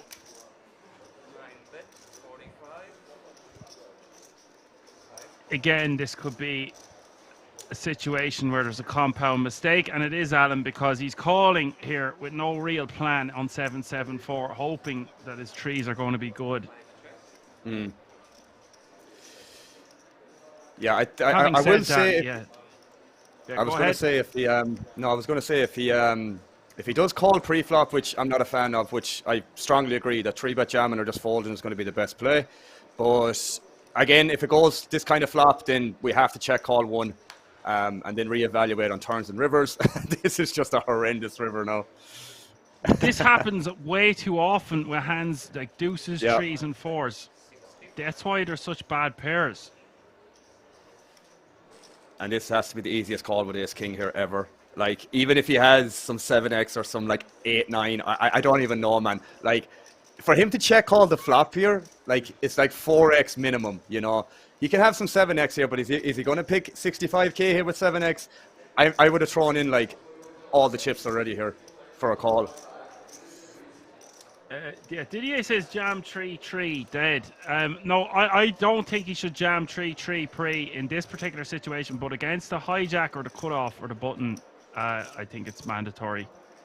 This is a great example of the compound mistakes.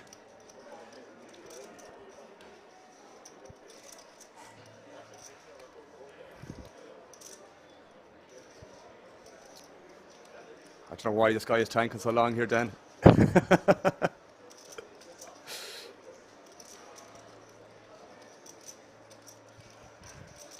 Yeah, we can see, Alan, there's 285 in the pot.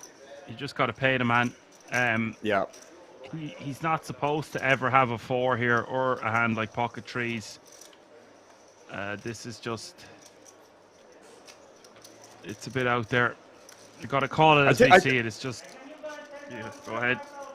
No, I was going to say, I think I would call king highs there pretty happily as well, on the river. Because, like, man, you have to think about it in this way. Like, when somebody calls out the small blind, the vast majority of the time, man, it's just going to be like pocket pairs mostly. Not always, but you get my point. There might be some suited connectors in there, and there might be some, I don't know, let's say king 10, maybe king 9 suited or ace 9 suited, something like that.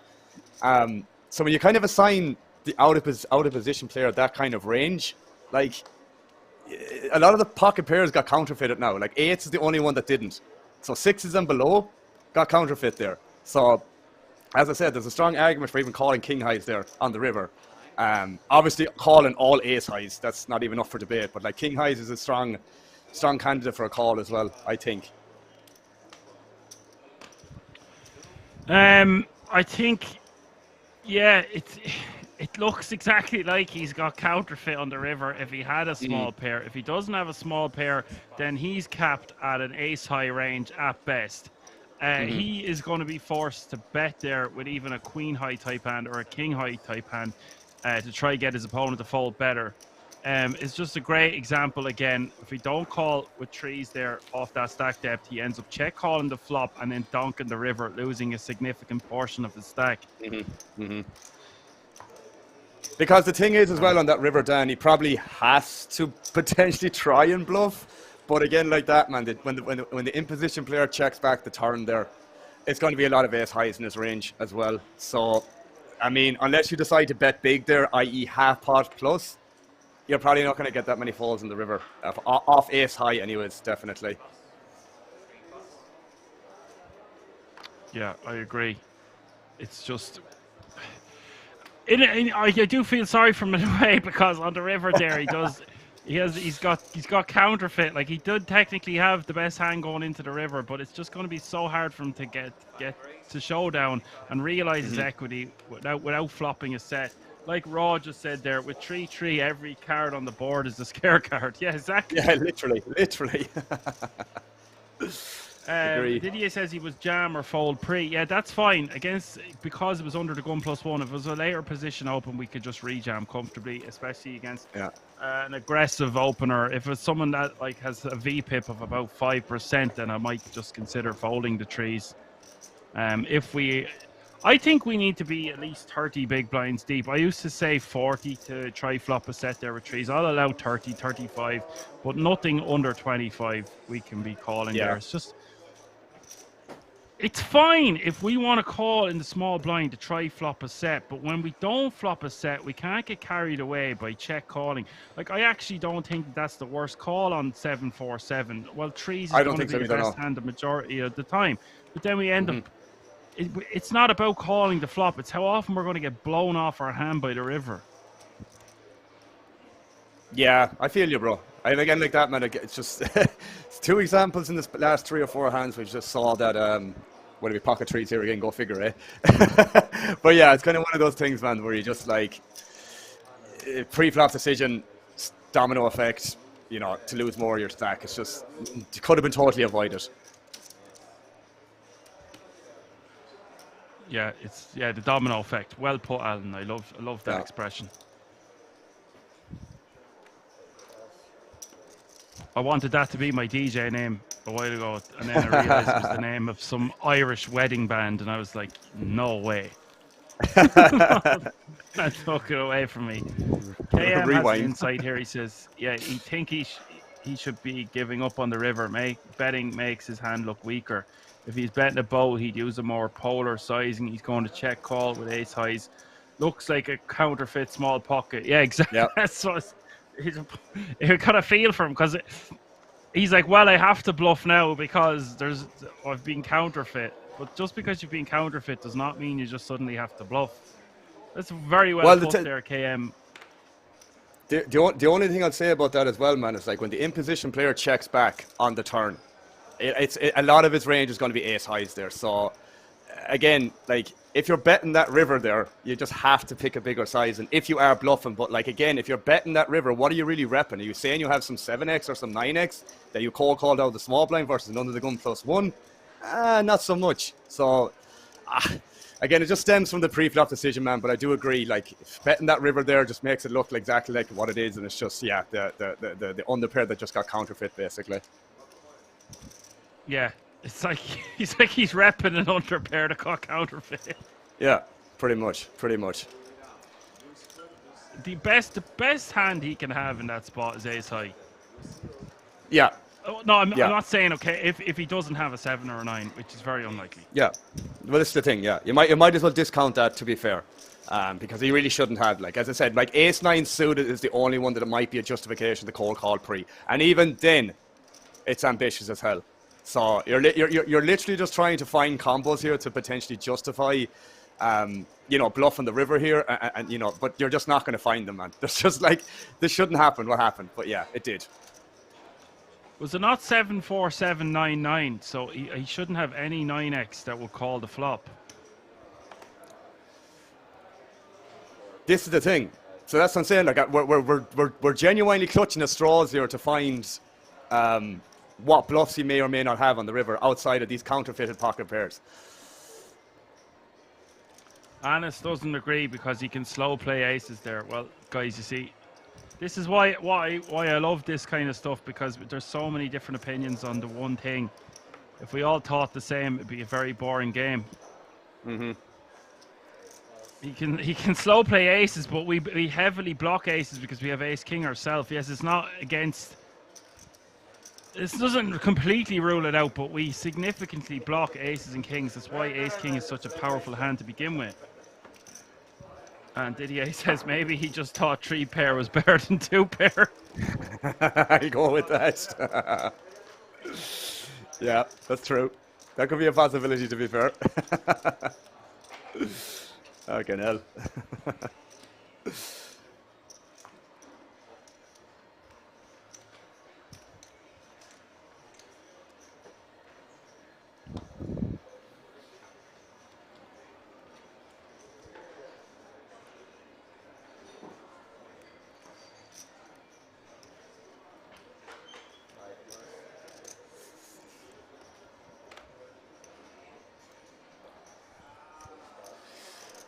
Always makes me laugh at the same time, Dan, where, one hand happens, you could easily spend 5-10 minutes talking about it, like, no problem at all. There could have been another 3 or 4 hands played, but here we are still talking about the hand that happened 10 minutes ago. Yeah, and you know what? Anis actually makes a pretty good point there. He says, why don't we play it as a check raise all in on the flop, and if we're beat, we're beat, like. I think we shouldn't be calling pre-flop.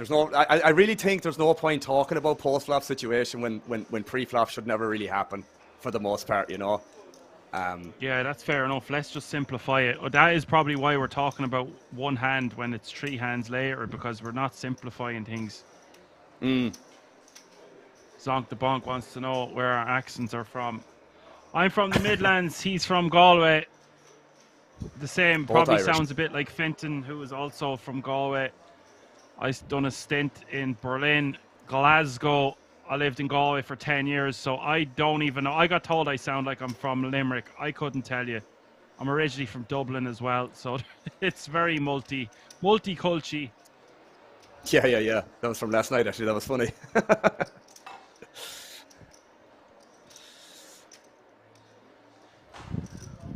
Yeah, once we call from the small, Anna's is saying we should just check rip the flop. I'm not against that, but when we're called, we are Yeah, fucked. screwed. Yeah, big time. Right, on to this hand. So I think it's great that we're talking about hands that happened 10 minutes ago. It shows how in depth we're 100%. going. I can't go into that much detail when I'm talking on my own, so it's great to have you here.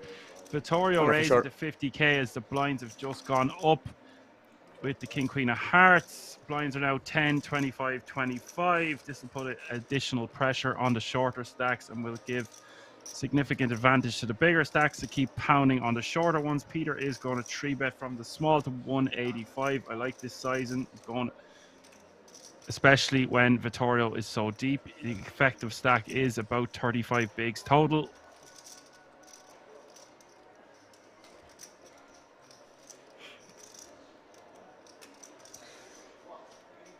I'd imagine this is quite strong from Peter, 3-betting aces here from the small blind versus under the gun +2. I mean, on average is what I mean. Like, obviously he will have some bluffs here, I assume, but most of the time it's probably just going to be something relatively strong, I guess. Yeah. It would be, yeah, because I think Vittorio should be continuing there, even though it looks strong. I agree. It's just such a nice hand in position. I just have to take that King Queen of Hearts out of pry it from my dead cold fingers, because it just plays so well post flop. Yes, okay, we see that the player had aces on this occasion, but in general, unless he had a live read there or something, that's a very tight fold. Again, man, maybe these guys have dynamics in history, you wouldn't know. Maybe Vittorio realizes that 3-betting from the small blind there versus under the gun +2 probably never has that many bluffs. So if it's always premiums or just a strong range, I mean, again, I agree, mate. I probably wouldn't fold them myself, but if it's lacking bluffs or these kind of ace-5, ace-4, I don't know, let's say jack-10, queen-jack, for example, you know, if he's not 3-betting enough of them hands, then king-queen is probably mostly dominated for the range that the out of position might be 3-betting there. But I do agree, man. I do still think we should call there, especially when I think they were like 29 effective or something like that. So it's not like they were shallow. Can definitely peel one in position, I guess. Yeah, Didier says you block ace, queen, ace, king, king, queen, queen, queen. Blockers. The chat's getting funny on this Monday evening. I like it. Yeah, indeed. Page up has been reached. 31 players remaining. Didier's a natural, bro. Yeah, well, they're very respectful, though. We don't often have to get out the ban hammer. You don't like me when I'm angry. I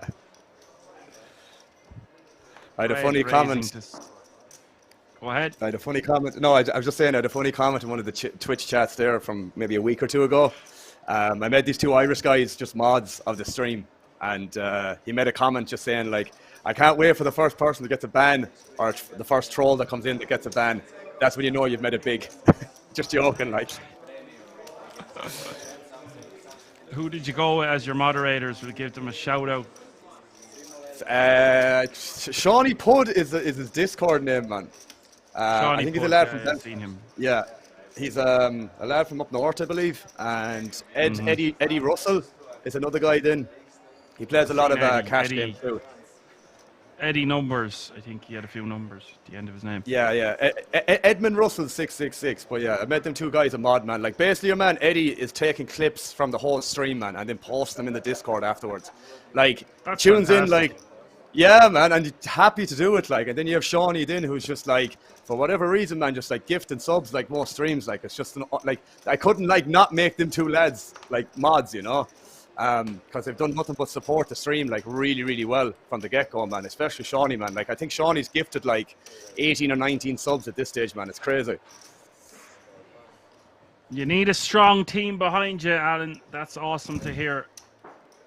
I've got some great moderators. Johan, Apocalypse, KML.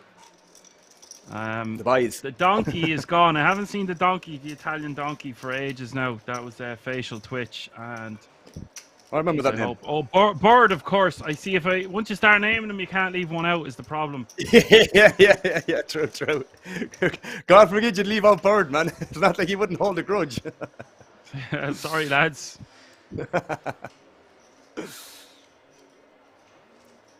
Fantastic.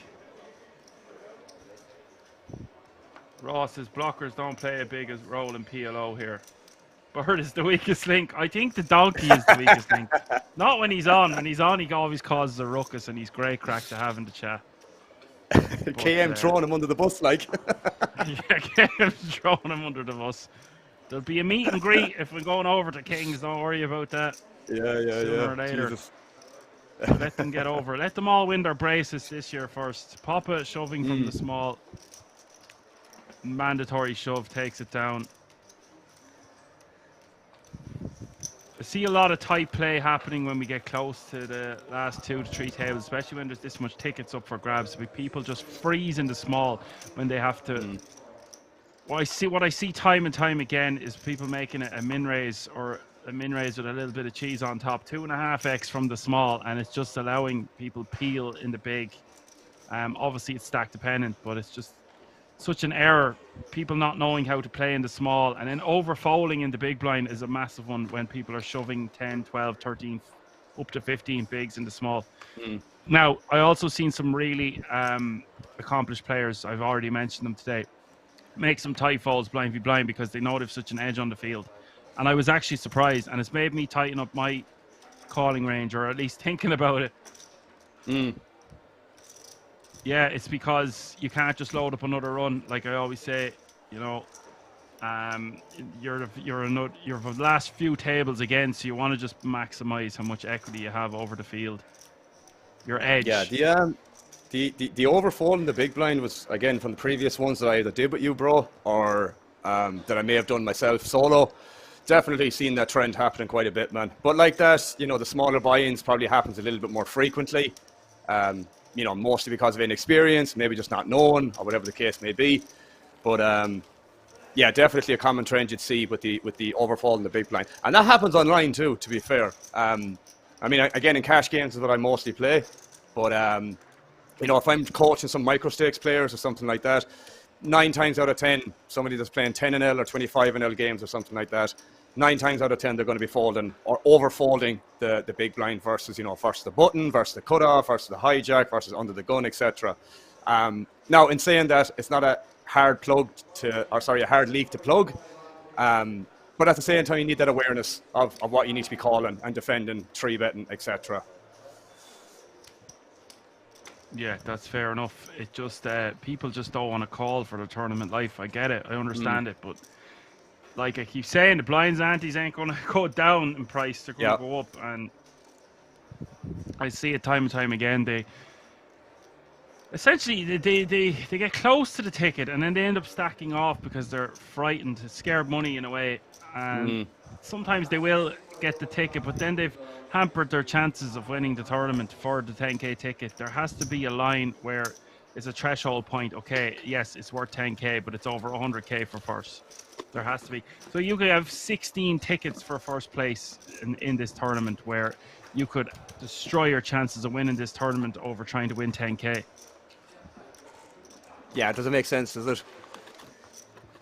No, there is some of the other ones now where the 250 buy-ins where there might be 40k up top, and that's like 25% of first place is just for getting a ticket. There are situations like that, but again, I don't know. I'm all about the glory, Alan. I want the competitiveness. I want to take down the title, and if that means that if you're going to win the title, you're going to get the 10k ticket anyway. It doesn't mean you just start going ham when there's 14 remaining and 12 tickets up for grabs. It just means people are over-adjust in the wrong situations in the wrong way. There's other people that don't adjust at all, so yeah, it's one of those things, man.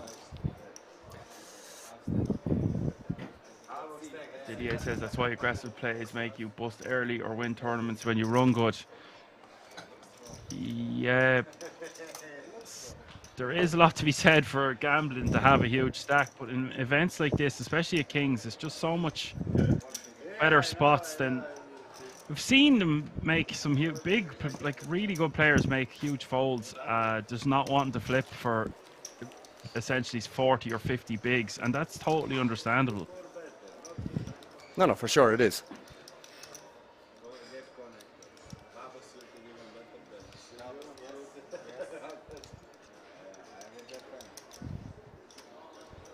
Gambling and aggressive is different, IMO. Yeah. I'm going to start marking some of these hands and putting them into the calculator, but ICM is going to tell you you can't just put in an ICM calculator, all these 10k tickets, and then type in happened at the King's Resort. Like it's so, every weekend is so different in terms of what players are at the table. So I just try to guesstimate as much as possible. Reki asked, is this the final table? No, you can see the top right hand corner of your screen. There are 31 players remaining. Oh, Bird is swooping back in there. He's just heard his name being mentioned.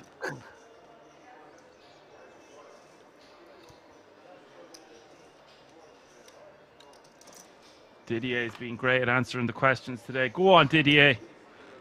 Targa all in. This is going to get called by Armin. Armin's going to get the bad news that he is way behind.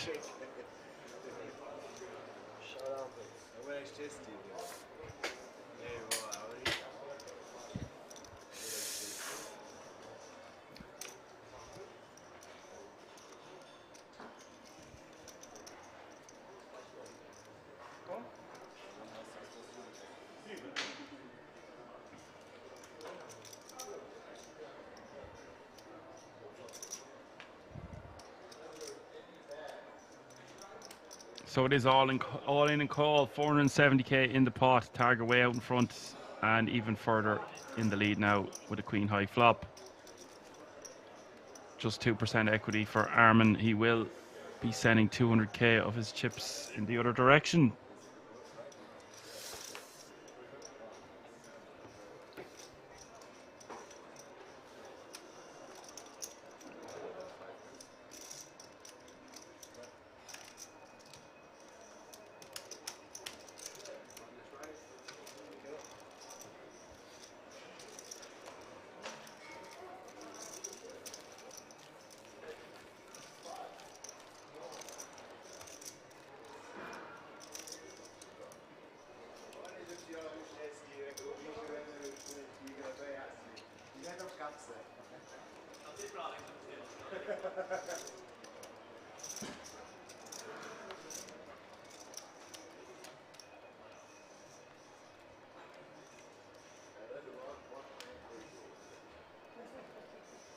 Nice pick up there for the ace queen. Didier says he makes people tilt at the table by being himself. I think that's his talent at poker.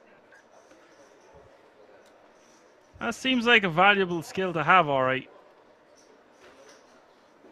Just don't be a dick and you should be fine.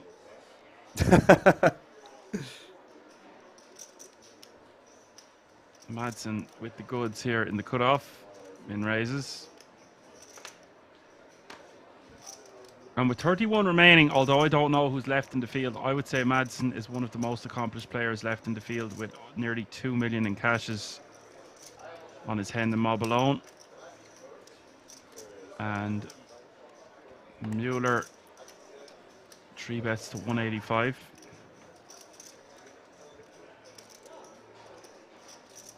And is this a 4-bet rip or do we 4-bet call it off? I don't think you can go too wrong either way, bro. I think it's 40 bigs. Yeah, it's a bit of a close one. I probably would just 4-bet jam this, to be honest. Yeah, again, like that. Go ahead. Go ahead. Sorry. I was saying, so if he had a bit more, like even close to 10 big blinds more, he could make it 420 here out of position, and then he'd be calling off 600 or 700k more. But because his 3-bet is to 185, oh, he does have 910k behind, but that's 36 bigs, so he does have over the 40 big blind mark. I was going to say if it gets close to 50, you just want to 4-bet call it off. Anything under 40 when we're facing a 3-bet, which is about 4x sizing or close to it, then I think we just rip. Yeah, I like it too, man. I think it makes the most sense. Yeah, it's 44 bigs total, so you're not loving it, like getting it in. It's against a different player, maybe, but or it depends on the player. Once again, what doesn't? But yeah, you've ace king suited. You're not going to be folding. If you're any deeper, you can make an argument for just calling in position. But if you're going to have a 4-betting range to call off with, it has to be ace king suited. For sure, for sure.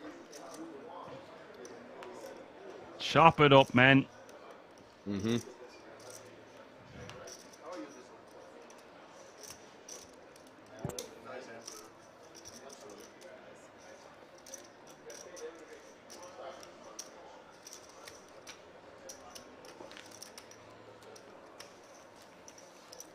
Do you want to hear a funny one, Dan?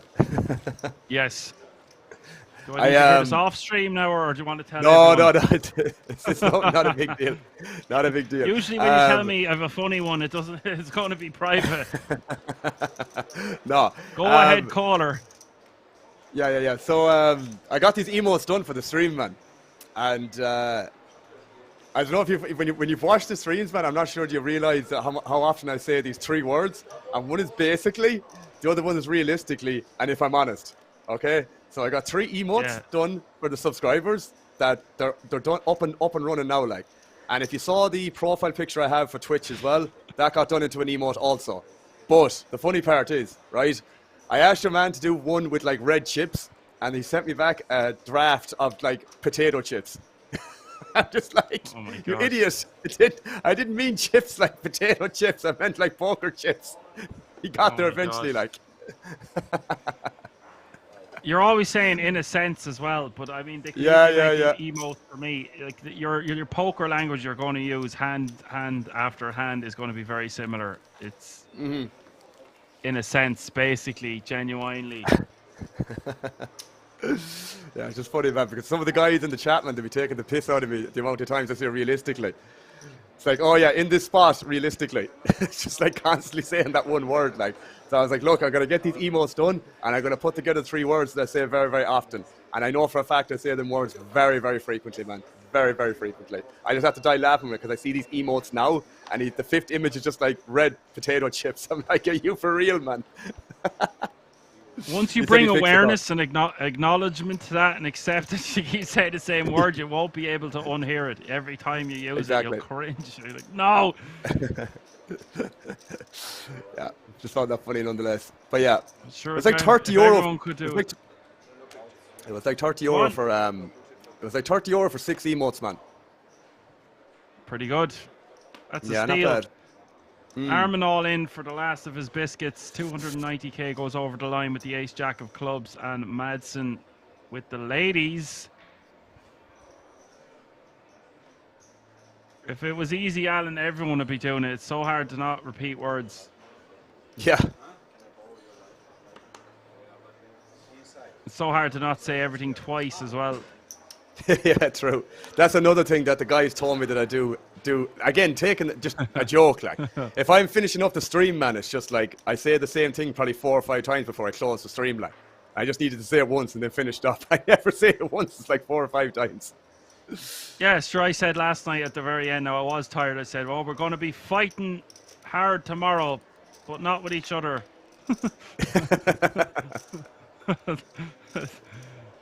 Okay, well, this is a post-flop coin flip almost. Armin flopping loads of equity here with a flush draw.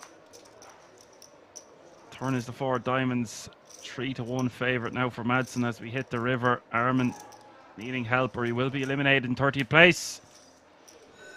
Oof. Does get the help he needed. Hair running. That's the jackpot. Someone has just won enough money to buy into the World Series of Poker main event Europe. And the crowd goes wild. What a moment there for Armin, by the way, with 30 players remaining. He's either running over to see who won the jackpot. Instead, he gets to sit down with a very comfortable 25 big blinds. How is the jackpot one? That was brilliant timing though, because the music started playing once he hit the club on the river. The jackpot is one. KM will tell you everything you ever wanted to know about Kings and more. He is. He's part of the executive committee, to say the least. He told me that it's 10k for the winner. So every time you hear that classical music, someone has won 10k. But maybe it's less. Okay, 18k is the Cloverlink jackpot. I stand corrected.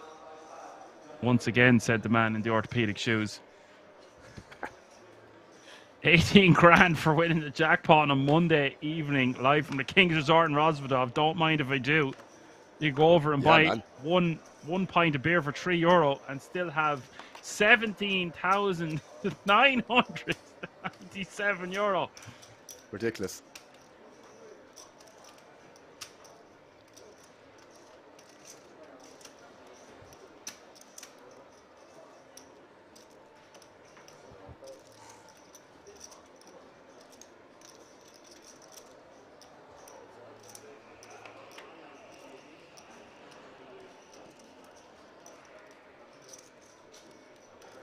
Vittorio going to call from the big blind here.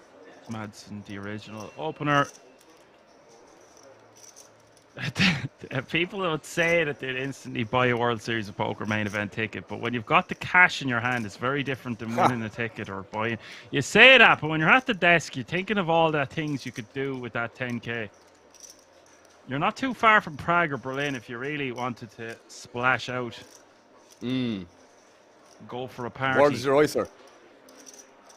You could get to Ibiza quick enough as well. Back to Kings for Christmas. But if you're there and you win the jackpot, why would you want to leave? Like, you're going to spend the money. You might as well play one of the greatest tournaments in the world. The greatest tournament to ever be held in Europe. The World Series of Poker Europe main event. Bird says you would buy a drink. Yeah, a mega pint of wine. Jakob betting 85k here on the turn. Vittorio picking up decent equity. Alan, he's got a flush draw and a straight draw now. Only problem is he's out of position, man, which I'm not a big fan of. To check call here again, or to check call itself. I think did the flop go check? They must have done, given the pot size. Well, yeah, maybe not actually. Maybe no, I'd say it did, because the blinds are 25. Yeah, probably just went check on the flop. Yeah, I think I prefer betting in Madsen's shoes without the club in our hand. But I think it's fine to delay. You've got to delay c-bet some of your range, then it's fine to just do that once in a while. But look at this, Vittorio. Yeah, I love deciding this. to raise now. See, he wouldn't have done this, Alan, had the flop not gone check. This is the thing. Now, he might have still found a check raise some of the time, but on this turn, man, I really like the check raise. Now, it's going to be a big test of character to see if he bombs this river still. I think he should on non... You take it from here yourself here. I want to hear your insights on this one. I was going to say on non-club rivers, he has to bomb this. Like, I mean... Again, like that, man, if you're raising the turn here and you get called, that's fine. But you're going to get called every now and again. And when you do get called, a lot of the time it's going to be King X. So if most of the time it's King X and not that many flushes, then you have to go mega polar here. But it's very unlikely that... It's not very unlikely. I just think Jakob will probably bet all his flush draws on the flop most of the time. So when it checks back, he might not have that many flushes, whereas... Out of position, Vittorio still has loads of flushes here. And having the 9 of clubs here, man, is very relevant. Very relevant. Because, for example, if Jakob has ace-king with the ace of clubs, then it's obviously in a tough spot now as well. And he's gone very polar. I love this size. He's bet half his stack. I was going to say, you were going to say he's got to go very polar. I was like, how big is very polar? Yeah, something like this seems good in my opinion. Now, It has to be big, man. I mean, given the stack size and all that jazz, I'm not sure what would be the specific size in here for optimally. But I know for a fact if you're check raising the turn here, you have to bomb this river. Bomb it. And this will get a hand like the one Jakob has to fold. This is savage play from Vittorio. But you know something, Dan, as well? It's not like even that outrageous of a play. It's just like attacking a capped range, man. Because, as I said, if Jakob never checks back flush draws on the flop, then Jakob is going to have to fold all these one pair hands on the river because Vittorio still has all these flushes. So it's really important how Jakob is constructing his check back range on the flop. Because if it never has flush draws, then Vittorio can just punish on turns and rivers. That's the big thing. Yeah. I really wanted to hear your insights there on turn and river. I just think we should see bet the majority of the time to stop things like that happening on turn and river. But how often are we going to get check raised by the 9-10 with just the 9 of clubs on that turn? Not often. No, not if the. I mean, look, the flop checking back is the big data point there in terms of what the ranges look like, and it's like you said numerous times, Dan.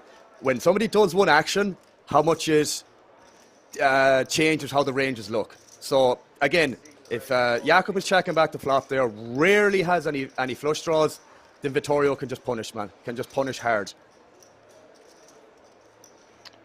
Papa going for 16 big jam here on the button. Now this is a bit on the bigger side, but I like these kind of jams because we have a lot of equity if we are called, and if we're dealing with rejammers in the blinds, they can just get us to fold our hand, which I'd rather. By us jamming, we get hands to fold that can no longer call off. That if we min raise, they're just going to rejam. I don't know. That's a good spot to talk about what I was talking about earlier. I don't know what the calling range is in the small and the big. Last few tables of an event like this, when someone shoves 16 bigs on the button into us, even if it's for a considerable portion of our stack, that's where I've seen people like Riyad Farhat, Virus, and one or two others make these really tight folds because they know they have a competitive edge on the rest of the field. And that's important to take into account as well, you know. And again, that just shows experience in a player, man, to understand that I don't need to take these spots because there's just way better spots. I have an edge. I'm going to exploit it. I'm going to fucking maximize my edge in this field because I know I have it. It's confidence, man, and it's trust. And like you said, doesn't have any doubts. Yeah. Didier asked, what would you do if you hit your 9 high flush on the river out of position? Do you block bet or do you check call? That's a really good question. I probably this is a good question because how Jakob's range looks like for him to continue on the turn after getting check raised, he probably always has to have a club most of the time. Maybe like king, queen, ace, king without a club. That might be the only kind of, you know, one pair of hands without a club. So if a club comes on the river there, man, most of the time when people call that turn, they probably have to have some form of a club. So if that fourth club comes, I'm either going to block bet. I think most of the time just going to end up checking because of what I think Jakob's range looks like there with, you know, pair plus kind of club draw is what I think that looks like on the river there. So when the fourth of flush comes, I'm not happy about betting. So I think I might check and then reevaluate depending on size. And the thing is as well, if we check and face a bet, it will be on Jakob to decide, right, I have a one pair hand here. I don't have that much showdown value. I'm going to turn it into a bluff. Now he might do that and he might not do that. So if he doesn't do that, then checking the 9 high flush draw on the river is obviously going to be a higher EV play because population is going to check back there way more often. So you don't need to bet, like, because if you bet there, you're probably only going to get called by something that's beating you. So, as I said, I'll probably mostly check and then reevaluate based on the sizing and what I think Jakob is capable of doing in that exact spot. We'll get back to that just after this hand, Alan. That was, you're like a computer. I love it. Thank you. Papa bets 100k. You ask the hard-hitting questions on this channel, you get the hard-hitting answers. Indeed. Okay, that's fantastic catch up here for Papa. Jakob has called flop and turn. And now he's getting a bit ran over. Not ran over, but he's probably a bit tilted after that large hand, and then he had another spot there he had to let go. So this is the third time now he's been put to the test, and this is not a good river for his hand.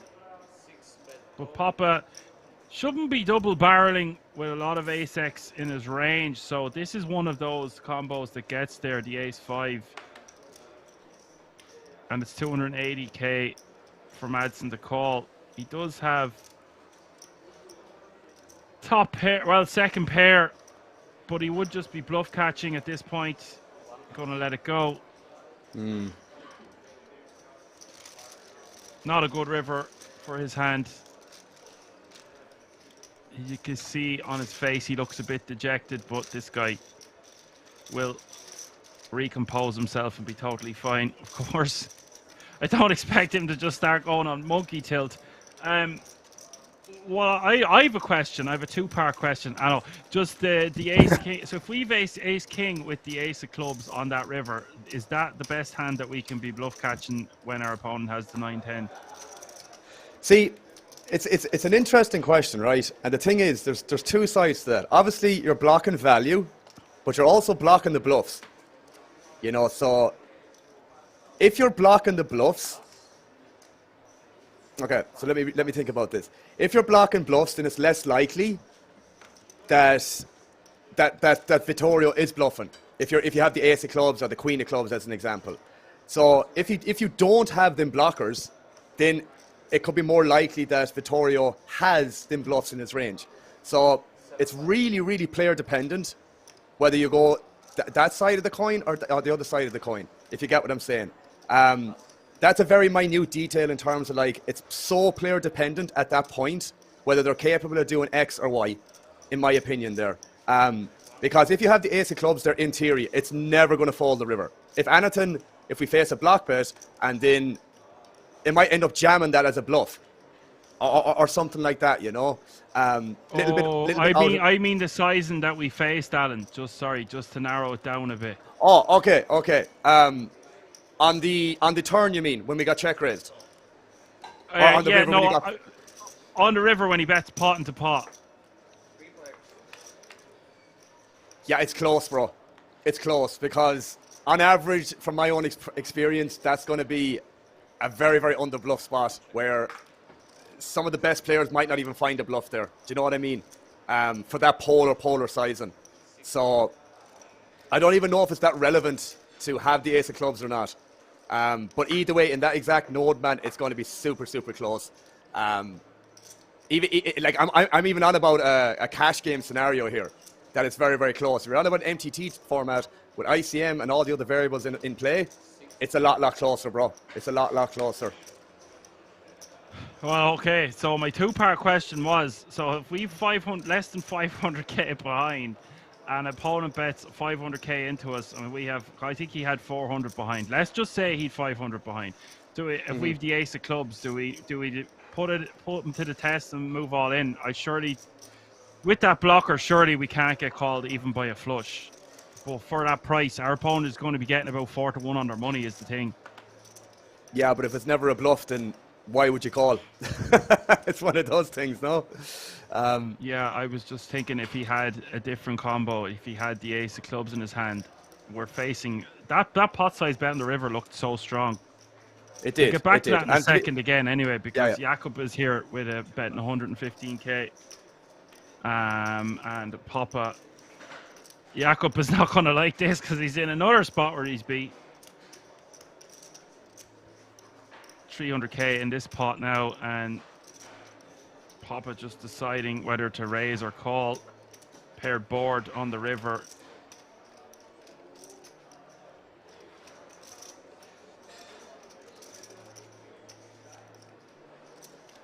I think a raise to like 280, 300 here is probably okay, I guess.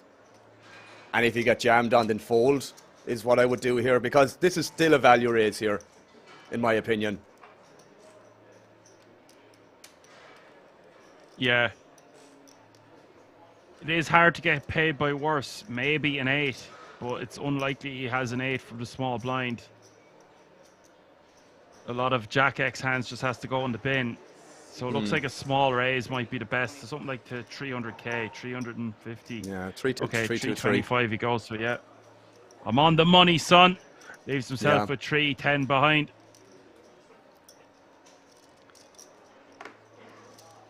Yeah, Jakob was just dead here, bro. This again, like, it's just never ever a bluff here, ever.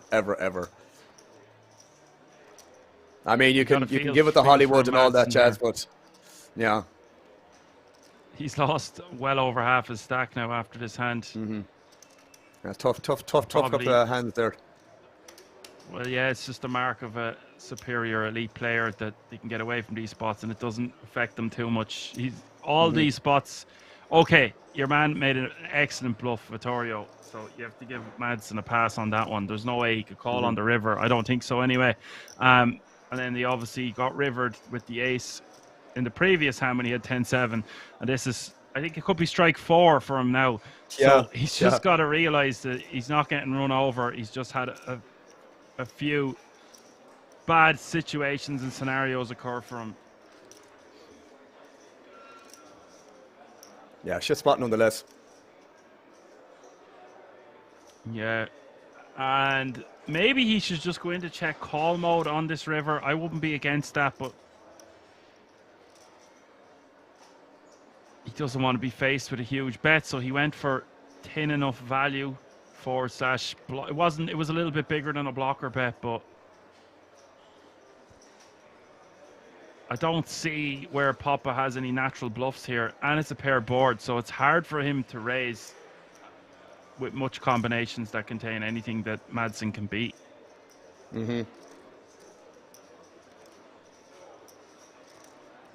So much interesting hands today. It's been awesome so far, and we've so much action yet to come. We've 3 more hands after this one, and then we are going on a 30-minute break, which is music to my ears because I have some turkey to attend to. Perfect timing. Didier says he is off for the night. See you next week. Go break a leg, son. I will chat you after. Anna says ace 4 with the ace of clubs is a good bluff. It is, but it is a paired board.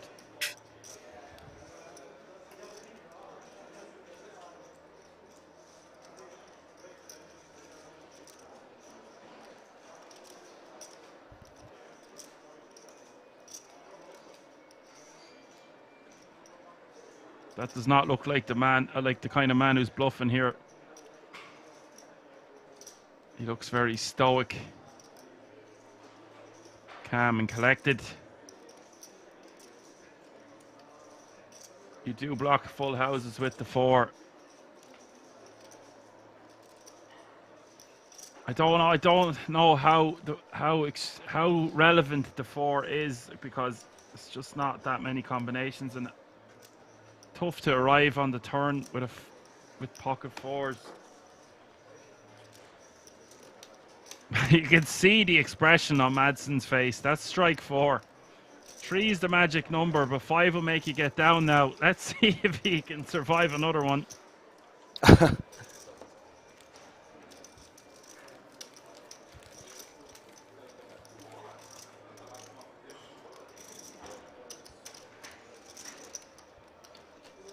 Nice value raise there nonetheless, Alan, from the Queen 10. I just don't know how often he can get paid by worse. Yeah, I agree. But at the same time, man, if there's ever a possibility, and I always say this to guys that I coach, and I always say this to myself. If he comes over the top on a pair board, it's got to be a full house. 29 players remaining now.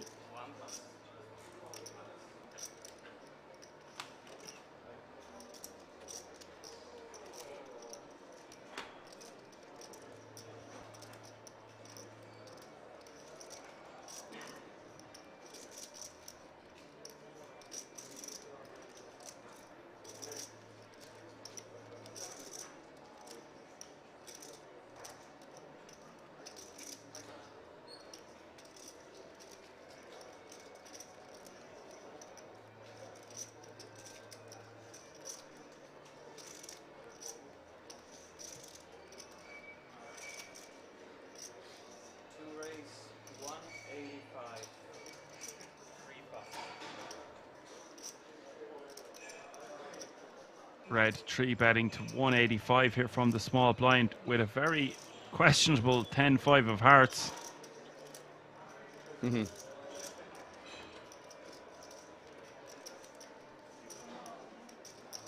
Now, if there is significant history between these two, this becomes a 4-bet jam. Seems nice. If with the offsuited combination, he might want to just call in position. If it's against a really tight player, we could opt to fold, but I think that that's the worst out of the 3 options. I think this is the best out of the 3 options. If it's a maniac or someone who's just 3-betting a lot, then I think 4-bet ripping is the optimal play. But red hasn't been too out of line.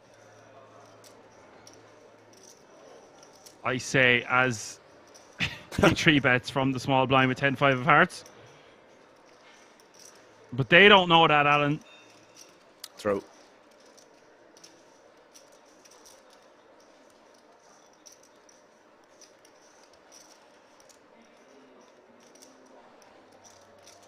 This guy part of the furniture at Kings. He's had loads and loads of results. He's an animal, so he won't be phased by this at all. I just think we want a better 10x suited, like 10, even 10-6 or 10-7, playing better than the 10-5. Although if you took all the 10s and 5s out of the deck, you wouldn't even be able to make a straight. That's true. That is also true.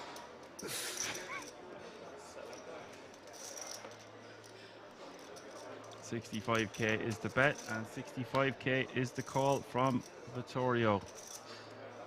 Turn is the 7, and now stack to pot ratio once again under 1-1. I think it's time to just give up, Alan. Definitely checking here on the turn is going to be the play for now. Probably just check fold versus a bet, man, is what I would do here. But I don't like this betting here because you're ballooning the pot with a hand that doesn't really justify it.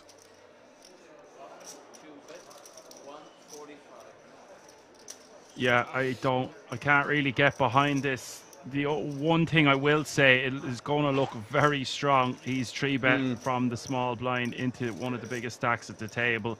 He's bet flop, and now he's betting turn. That looks like it's clearly setting up a river jam. But the river jam is only 10 bigs behind, so this looks even stronger there. And for Vittorio, I'm starting to get worried. Yeah, I don't blame him either. Like, Vittorio has to call one more here. You know what the funny part is about this hand, man? With 10-5 of hearts, if you do bet this turn, you should always bluff river on a non-club river, in my opinion. Yeah, has he got enough to get? Oh my god. This might be a card that could get. Well, he blocks the straight down with the jack, and it's going to be serious odds for him to call if red does jam. This is exciting stuff, Alan.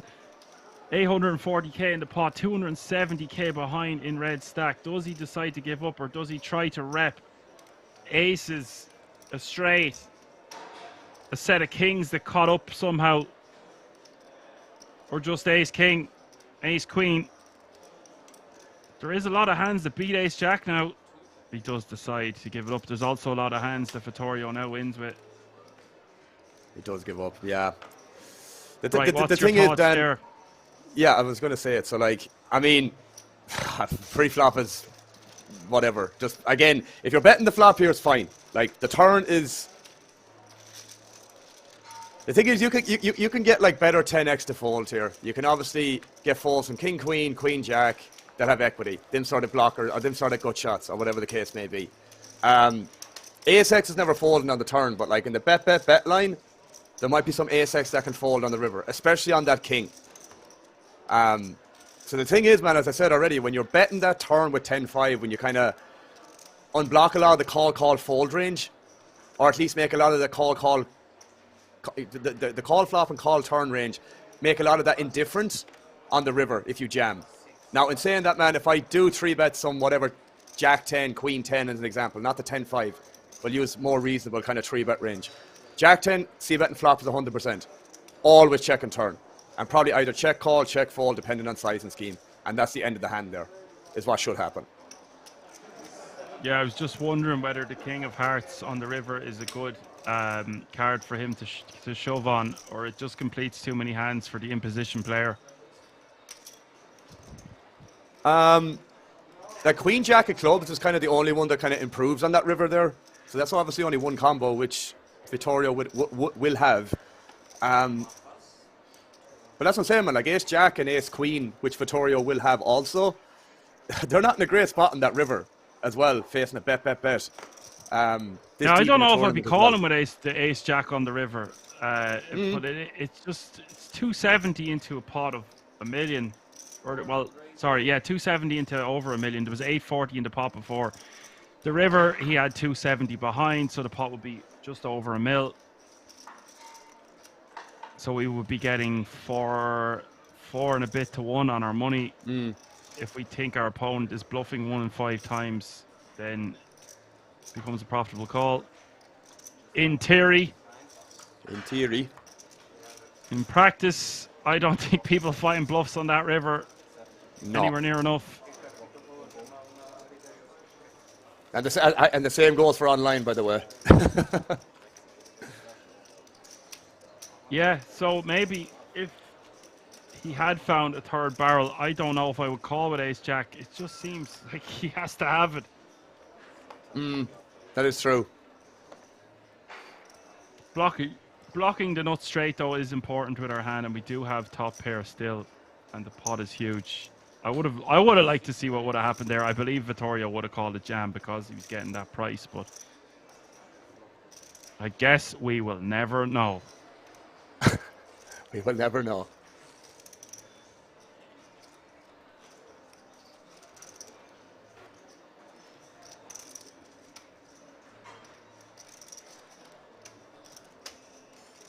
Papa raising to 50k under the gun. King Queen off suit. Vittorio going to call with the 5s.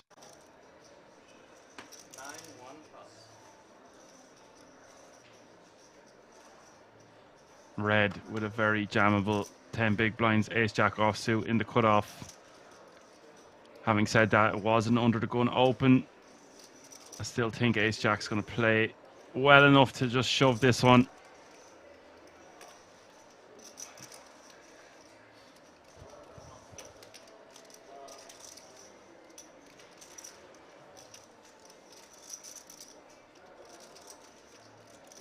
Yeah, I agree with Apocalypse there. Surely if he's never bluffing, then it's a perfect time to bluff. I wish all hands were that simple, Apocalypse.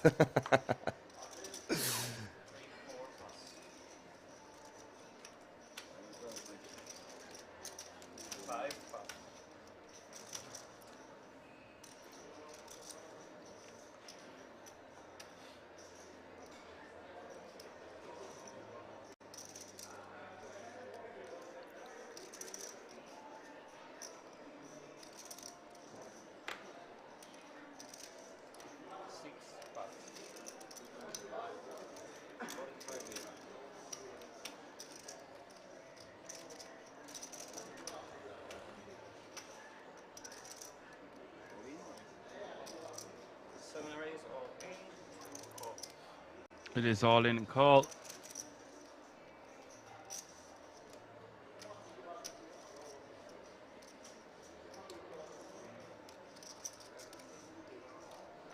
And red could be 1 foot out the door here. It is a coin flip situation for his tournament life. Vittorio with 42% with the pocket 5s. And that's a good start for red. 94% equity now. Vittorio would need the spike of 5.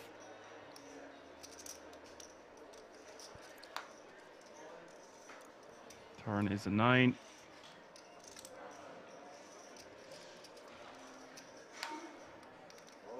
River is the 4. Close but no cigar. Almost. Red will double up to 650k. Vittorio will still be playing a very healthy 1.755 mil.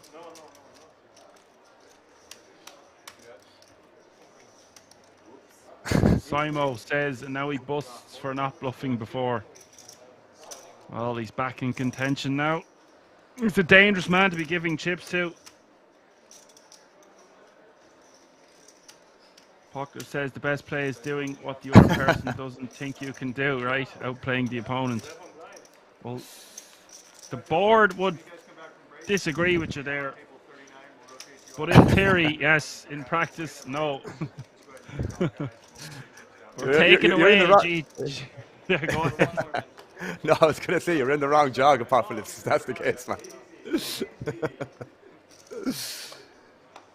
Last hand before the break.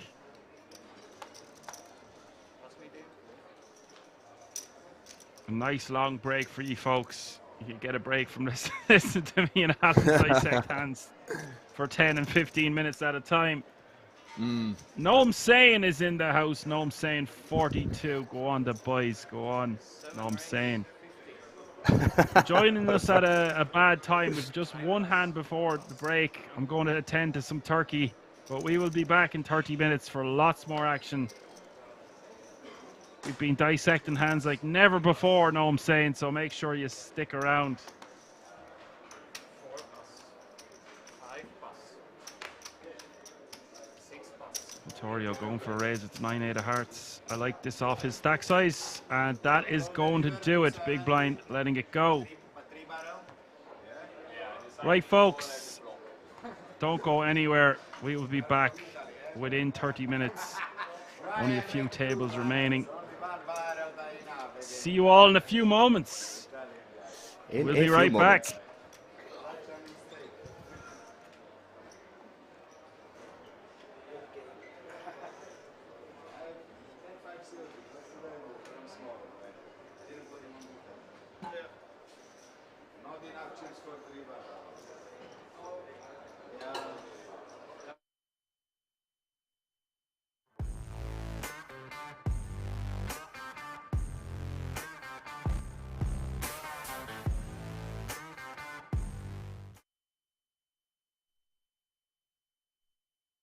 So what car do you drive?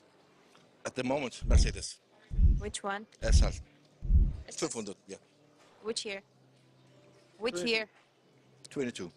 Nice. Which car do you have? Card? Car. Ah, car. I have 2 cars in Georgia, Mercedes and Toyota. But Which Mercedes? W11. What car do you drive? And BMW X6, new one. Okay. Did you buy it with your wins at Kings? Some of, yes. Which car do you drive? I drive Golf GTE. If I call, is Rob allowed to raise after or no? No? If he makes it, how much?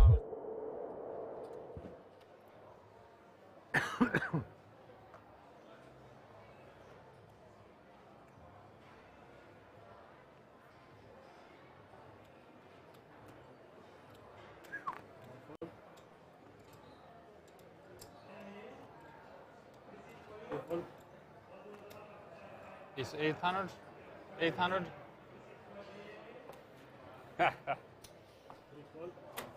This time you try, yeah? Imp is strong. How much in the pot? 3.9. 3.9. Rob doesn't like limps.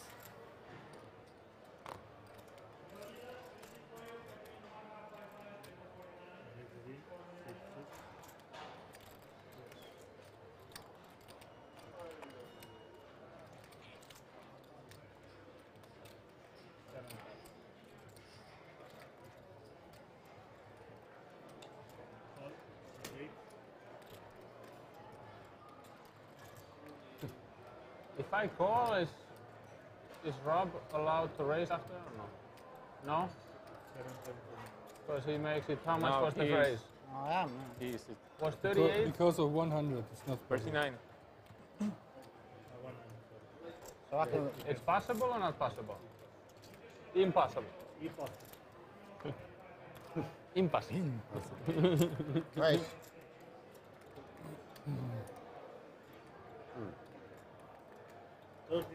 I wanted to play.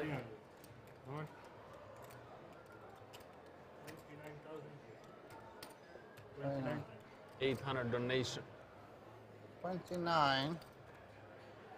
3, yeah? Is that right?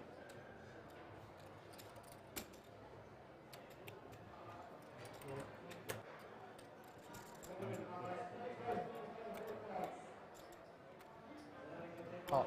66.9. 66.9.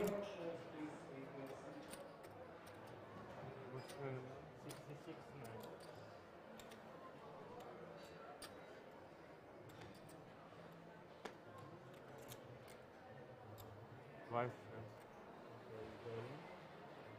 Oh, yeah. Wife.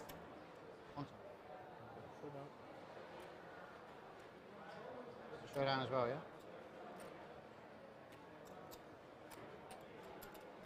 Oh, you got the nut flush draw. Good luck. That one?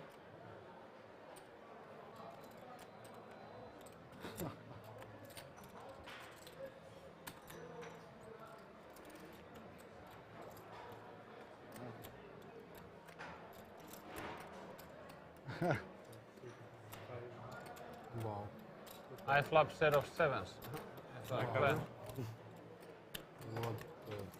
What is Count your stack, make it more easy. 20, okay.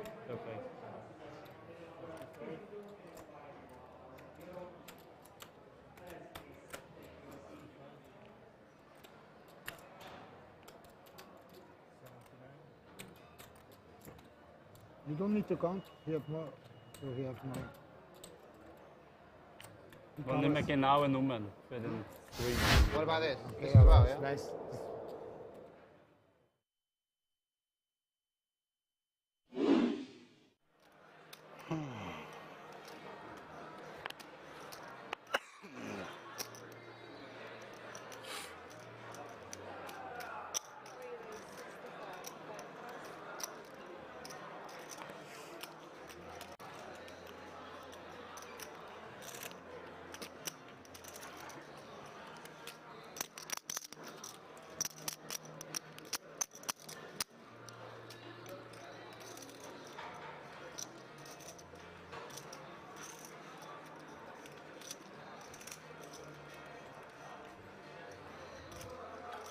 Punsry with the queens.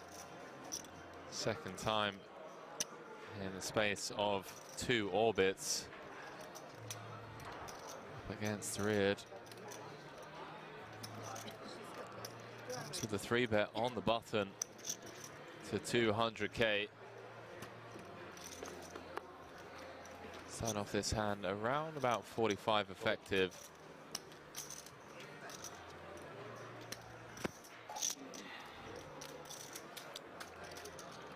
Wait, how deep are we here?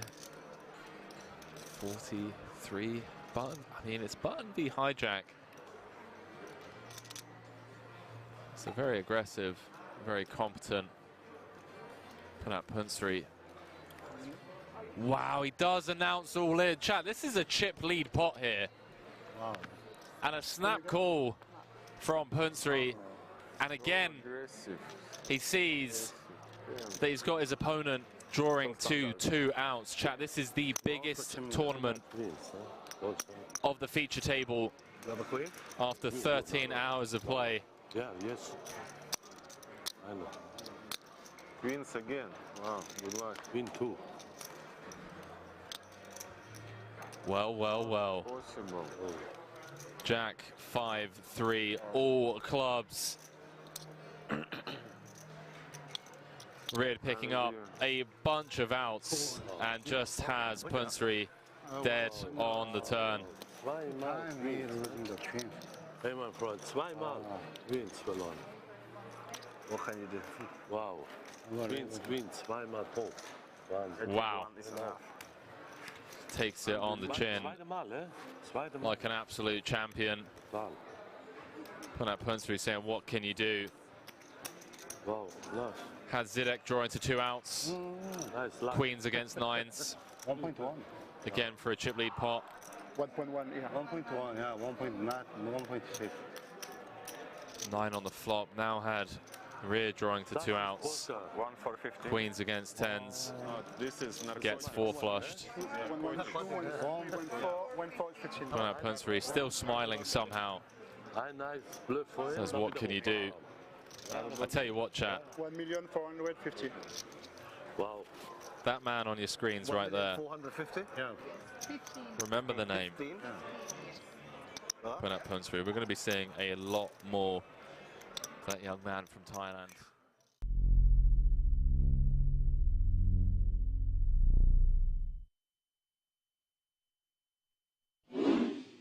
Like 2.3. 2 million back. Thanks. Right? 1.6. 2,060,000 back. If you want it. All in. He does announce all in with the ace-6. They'll card, and then I'll have to look at the other one. See what D-Negs Yeah, wakes that's a up good with. one. That's probably coming. Let's see what the other one is. Why is it always ugly? Oh, never mind. That's plenty. Plenty good against this man. He goes only with 9-4 suited. I saw him before. Huh? You saw him before? Okay, I'm all in. D-Negs makes the call. Cards on their backs. Oh, he has an ace? How do you get an ace? Ben Heath Remember what we were saying about best hand? Let's have the worst hand win. came into this final table as chip leader. Yeah, have a good hand. I shoved. Yeah. Been a bit up and down if he can hold here. He would have shoved. He would fold ace-6 off for sure. Yeah. Yeah. Play suited. He will stop Daniel Negreanu right in his tracks and winning bracelet number 7. Where's the spiel about the best hand winning now? That's what I reversed it. Like, let's forget all that. To the flop, ladies and gentlemen, and it is a king in the window. Trip kings for Daniel Negreanu. It's not over yet.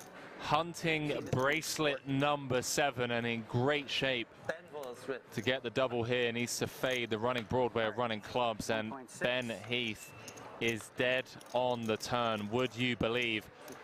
Chat, is history about to be made here in Rozvadov?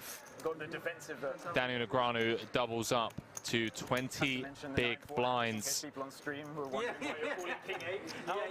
It's like the completely unrelated hand from the stone bubble.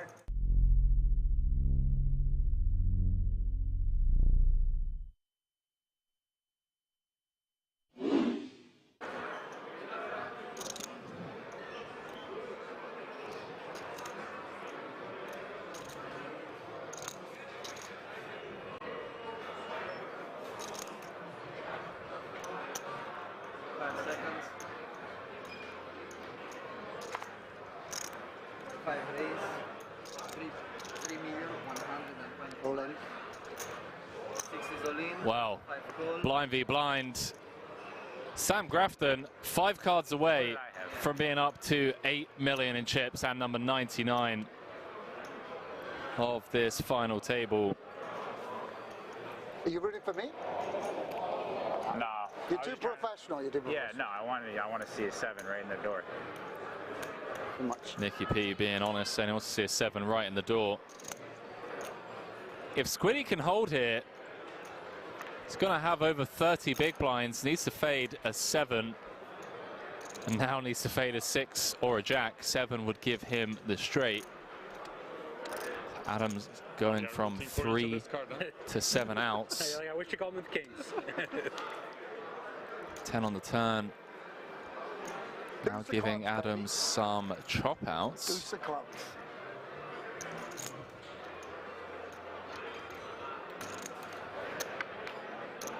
Queen of Spades on the river.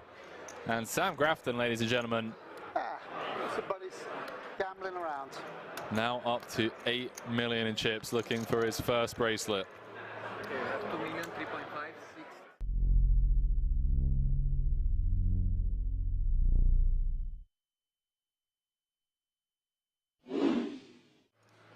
Appreciate it, chat. Really do. You guys have been incredibly kind 9.6 throughout this series. Glad you're all enjoying the coverage. Once again, if you haven't already, please do hit that like button. Before I bust, will you tell me if I was dead there? Really helps us To give Orphan? spread the word and reach a wider audience. As Nicky B says, before I bust, will you please give me that info? Yeah. Sean Deeb gonna look him up. 7-5 of diamonds. Combination nation. Huh? Combination nation. You sucked at him in the same spot earlier, so I hope I revenge it. I'll tell you another day. No, I can't tell you when I'm playing with open, right? And Nicky P. I feel like no matter what, I'm just dead anyway. I don't know if I'm supposed to call. Has Deeb in rough shape. 4.4 in the middle. Oh no. 5-4-3. Deeb out flopping Nicky P. 6 would chop it. A deuce or an ace would win it for Nick Petrangelo. 1 to come. 8 clubs on the turn. Changes nothing. Hand 126 here. Will we be down to 3? River card is the 8 of hearts. And Deeb Take it down, bro. eliminates Nick Petrangelo in 4th place. 220,000 euros for his efforts. One of the best players in the world. Upswing coach. And now up to over 27 million in total live earnings. Sean Deeb, 2 away They come to you for advice now. How did they from joining the 6-time bracelet winners club. You're just used to being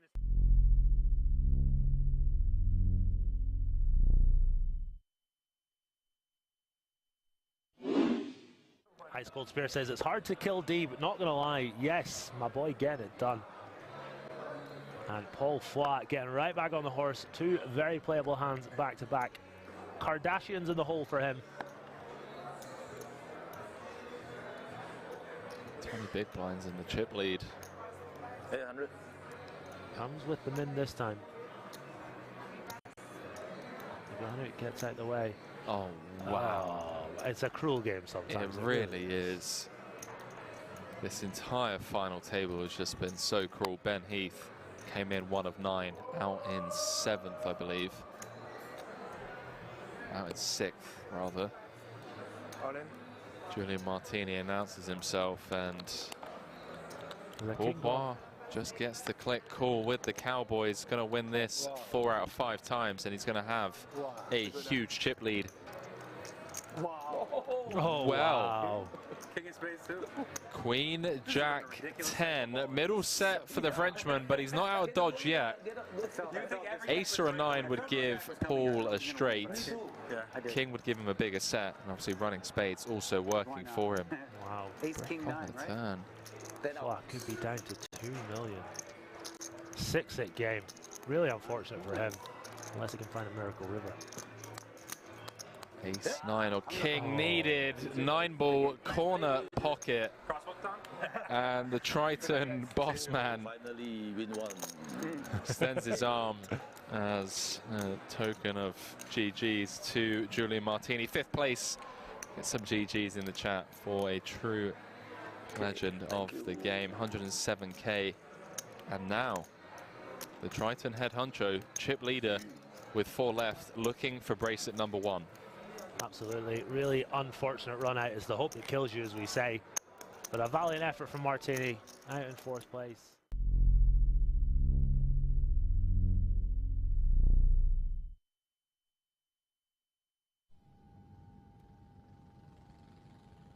Well, I'm a vegan, right? I've been a vegan for 20 years, and then I started adding muscle and like learning how to, do that on a vegan diet. And I have like a very regimented like structure for when I'm home and I'm like working out. Wake up 10:30, breakfast in the gym at noon, 4 meals a day. I count my macros, I measure everything. That's when I'm like not playing World Series of Poker. During World Series of Poker, whether it's Vegas or Razvedov, I do whatever the hell I want. I eat candy, I eat chocolate, I work out if I feel like it, maybe not. I just all like devote myself to poker. But the idea typically is to be in shape before I start. So that way, I'm not like complete mess. What is your favorite candy then? My favorite candy? Man, jeez. Well, chocolate, right? Chocolate's not a candy. I guess it's, but chocolate. Which one? Like just peanut butter chocolate cups, and you know what I mean? Like, come on, like they're good. And you can get those vegan very easy, just dark chocolate. Yeah, good protein source as well. Good fat source. Well, chocolate has protein? The peanut butter. Oh, the peanut butter. Well, yeah, a little bit, not a ton of protein. No, did it not? Oh, okay. I thought A little bit. Peanut butter's like most, like you said, it's a fat. Okay. With a little bit of protein. It's got protein. But Do you eat like any kind of supplements? Like maybe some like leon mushrooms or maybe something? well, when I'm working out, like I'll do like usually after workouts I'll do like I'll use protein powder and do a protein shake. But for me, like my main sources of food are like seitan, which is like vital wheat gluten. You can make it taste like chicken, beef, whatever, right? It's like a fake meat, pure protein, no carbs, no fat. And the other one is like tofu, and then also protein powder. I think a lot of people who go vegan, they make a mistake. They just eat a lot of beans, and then you end up farting a lot. It's like too much, so you don't want to do that, right?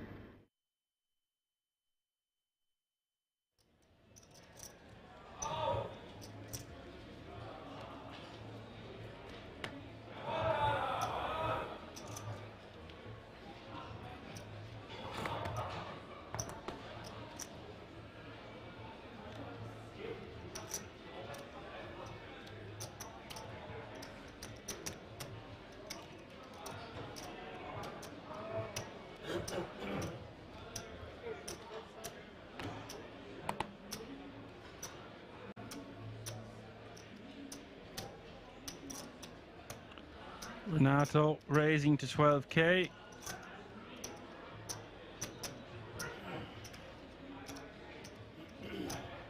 Luca in the hijack with ace king. We've got action here. This is going to be a big flip, one would imagine.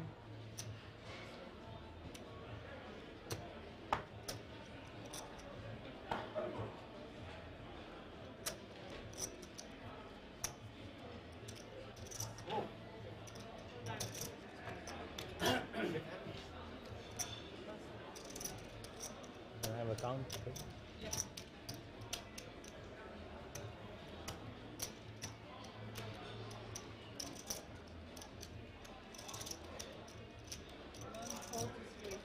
How much? 47.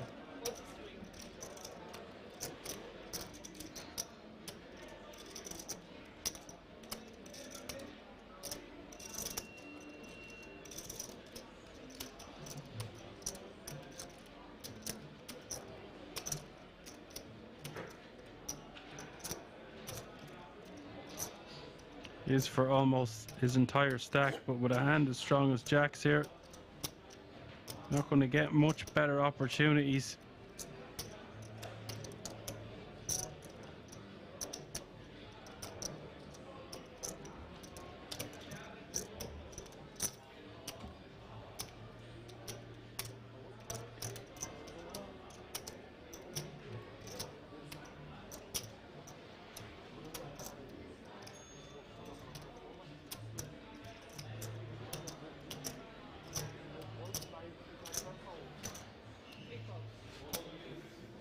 Calls it off. All in the fella. Call the other fella. 301,000 in the middle here.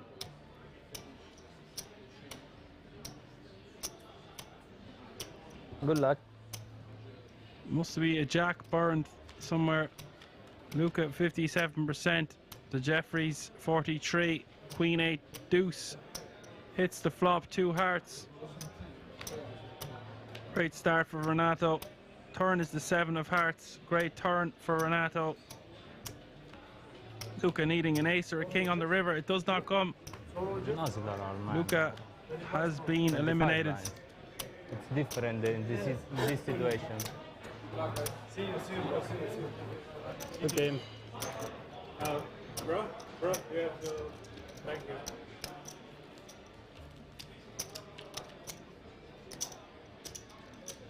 Thank you. Hello.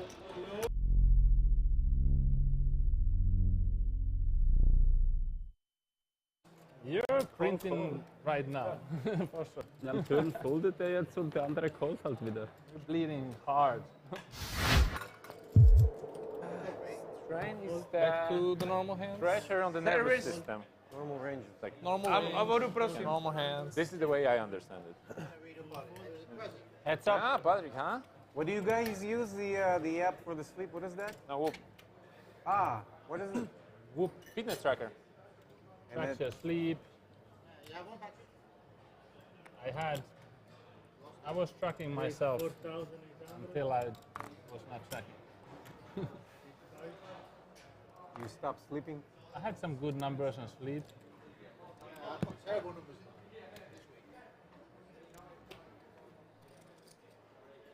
For 8? Stand-up boys are in. Catch the stand-up boys. 90% brain. How much is the bet? 4,800 you said? Na, wenn sie so spielen, muss ich so spielen. Was soll ich tun? Yummy, yummy. Ich hab genau gewusst. Heads up is where I shine. Quote, Yummy, quote. yummy. You're printing right now. For sure. Ja, am Turn foldet er jetzt und der andere calls halt wieder. You're bleeding hard.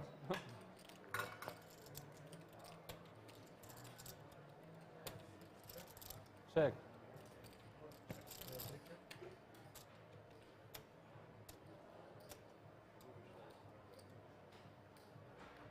Heads up is your game? Hmm? Heads up is your game? No, I was just repeating what Patrick said.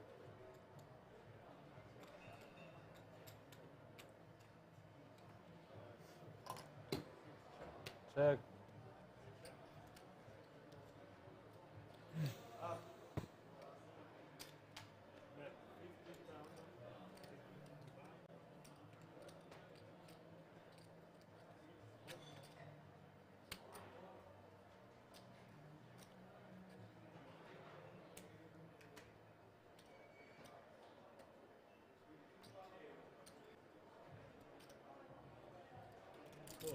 One thing good about this hand between us is that now you cannot complain Let me anymore. see.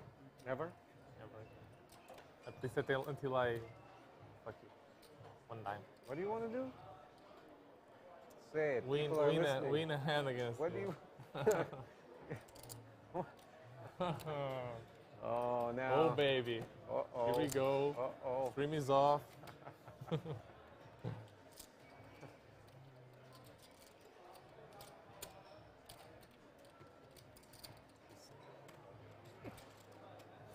I came to play this stream yesterday and Yusuf immediately started trolling me. Yeah, you lost the quads, you lost the quads. You remember, Yusuf? Well, yesterday when we started to play, you were immediately, you're the guy that lost the quads. Yeah. Thank you. I lost 2 quads today as well. Oh. Where's the handkerchief? I need a cake. I need a big cake, a chocolate cake.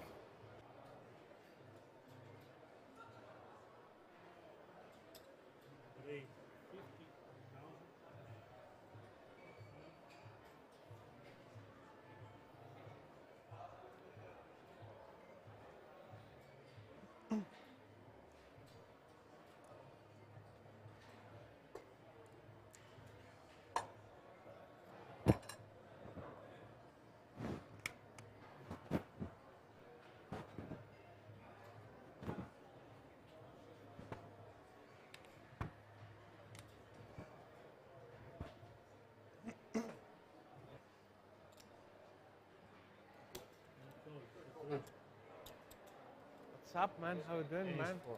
My brother from... Sleep? No? What to sleep? What do you mean sleep? What is sleep? I have blockers, man. Look at the ace. I have an ace. You don't have 3 Oh my aces. God. So I pay. I called because I wanted to not lose the stand-up game.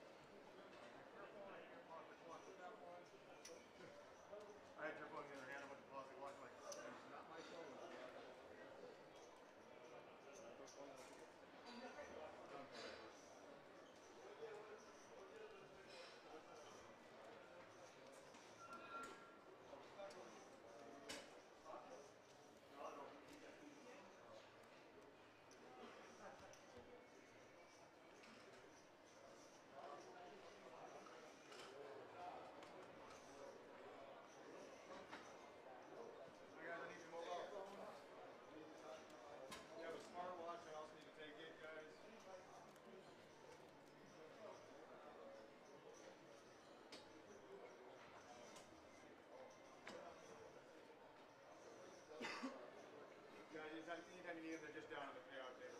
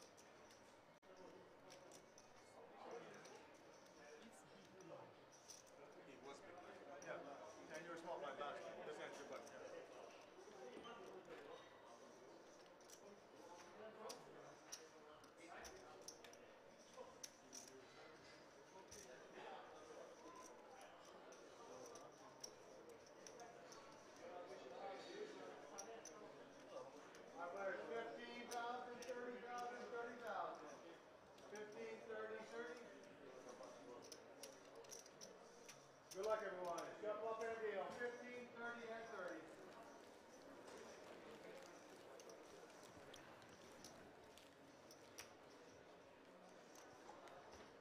30. And we are right back. You've heard the man. Blinds are up. Small blind is now 15k. Big blind is now 30k with a 30k running. Big blind ante. That's 15, 30, 30.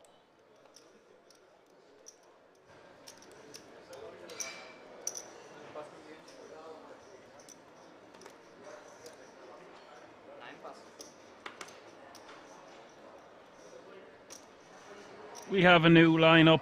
I don't recognize many people. Asaf Adato was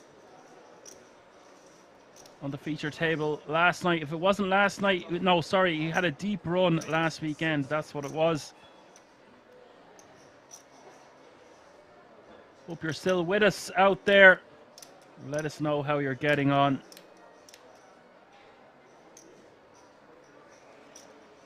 Current payout is €5,700. All of these remaining players are 29 remaining, chasing the first prize of €160,000.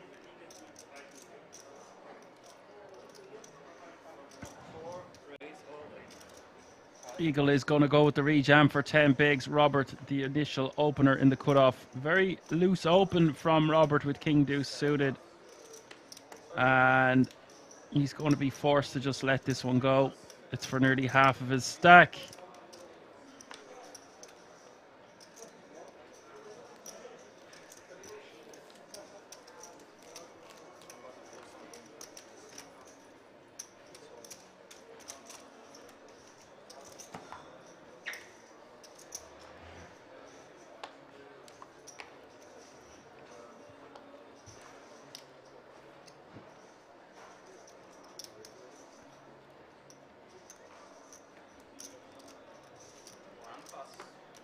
So the average stack is about 31 big blinds at the moment.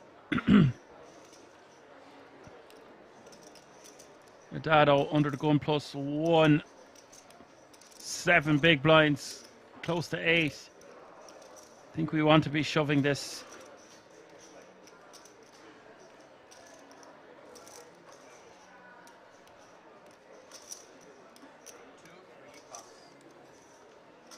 Decides to let it go. It is very close. It is the bottom of our shoving range.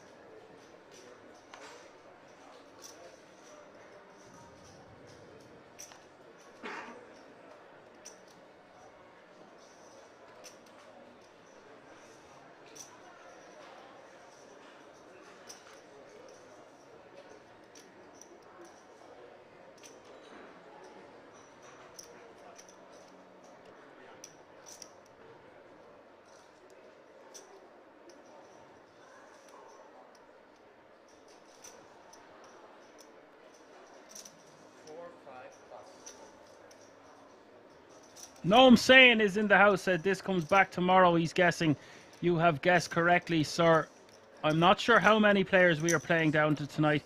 I don't know if it's the final table or the final 16. 29 players remaining at the moment.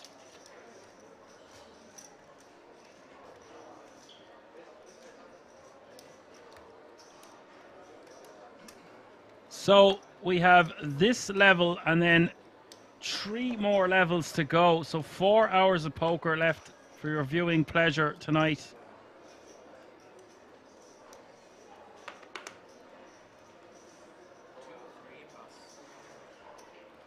So we might reach the final table by then.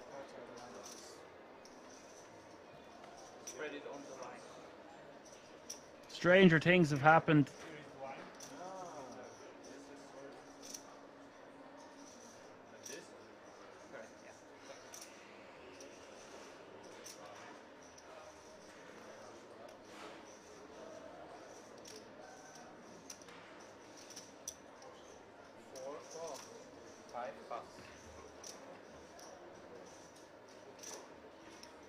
Eagle Style is going to go with an unconventional limp in the hijack, and I can get behind this off sub 15 bigs to start the hand.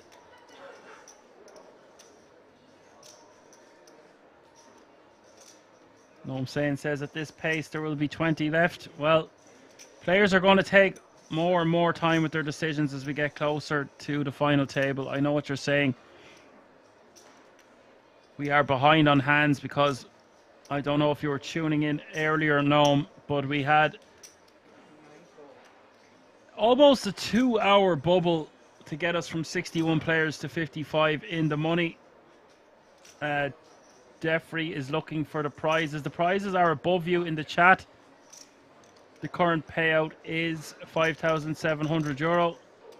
There is a pay jump looming. That is why you're going to see players take extra time with their decisions. The pay jump is the guts of a grand. It's €825. King A5 is the flop here. Robert with the best of it with top pair 10 kicker.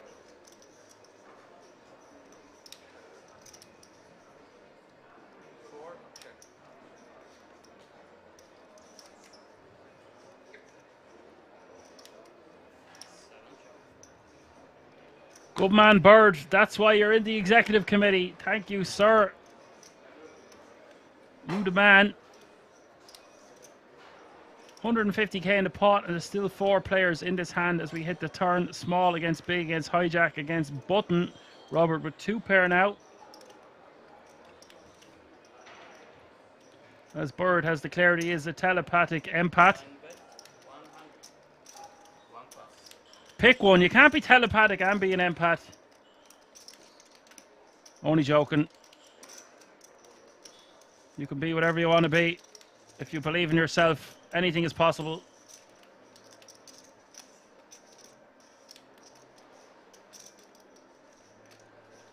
Bet of 100k here from the small blind, and Eagle, the original limper, decided to just check back or check over to the button. It's strange that we see these 3 hands here.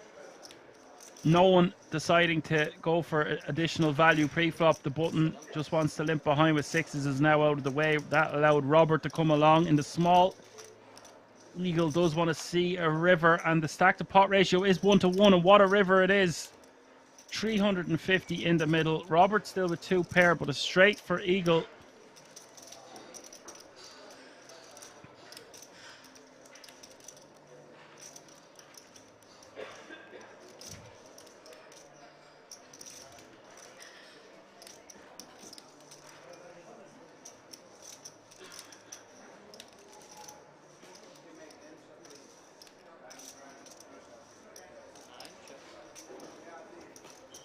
Check from Robert.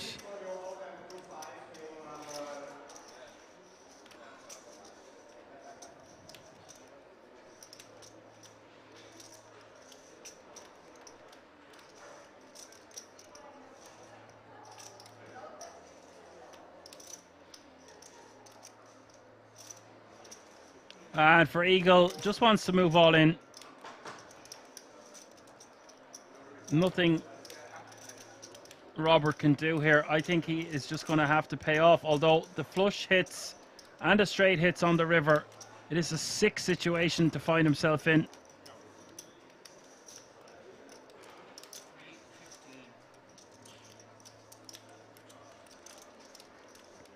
Would you find a way of folding 2 pair here? Let me know in the chat.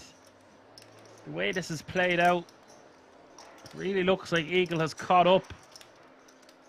Wouldn't expect him to have much ace-X in his limping range pre off a stack depth of 15 bigs or less to start the hand.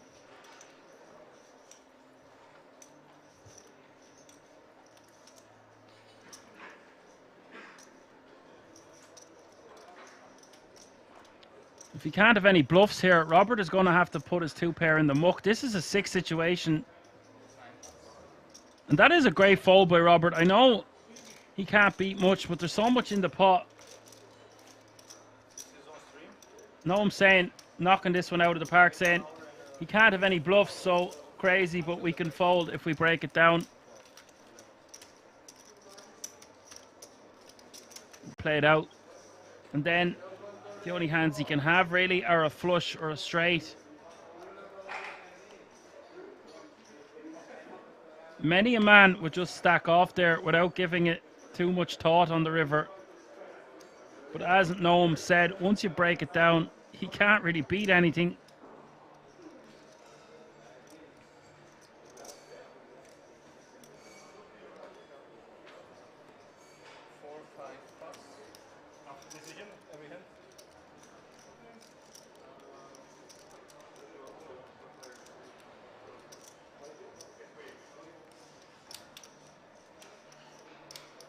So 28 players remaining now.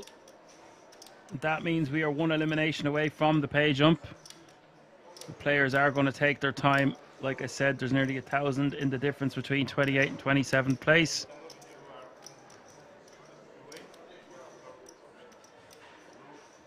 Everybody will do it in 1 hour. 6:50? Yeah. Me? Okay.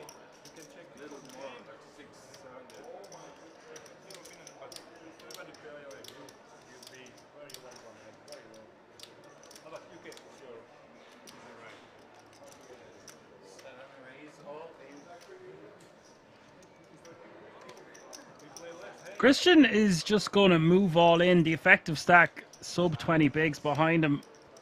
21 for Adam in the small blind. He's just going to straight up rip this one. He does have all the chips to do it with.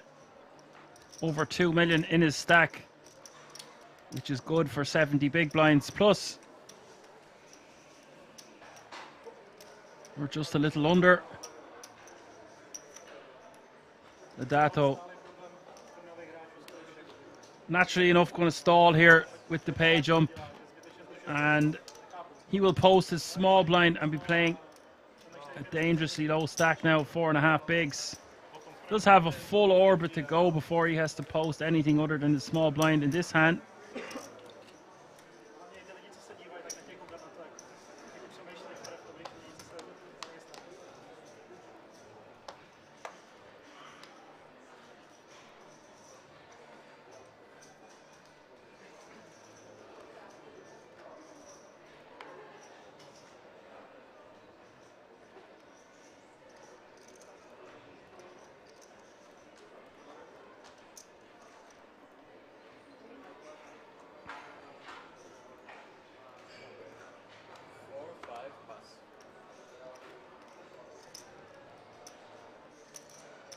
Fold all the way around to the hijack here. Jack 9 of clubs wants to be opening this one.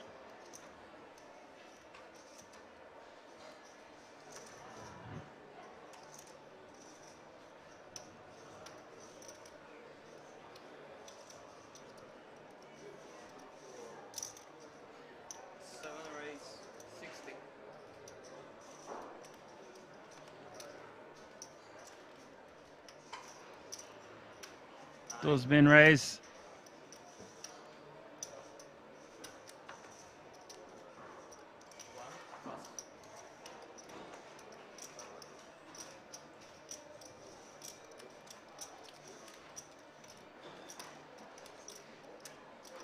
And Adato is going to stall again before folding in the small blind. He'll have a full orbit now to try and get his money in good before the blinds and antes hit him again. Robert is going to call in the big blind with King 10 off suit.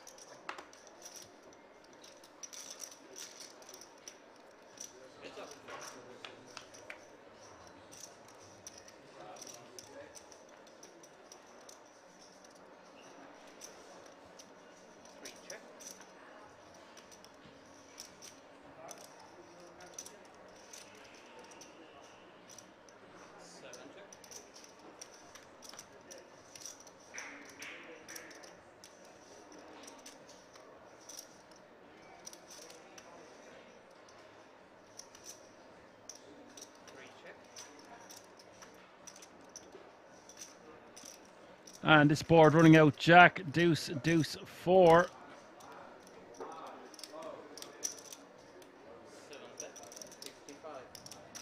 Robert checking a second time.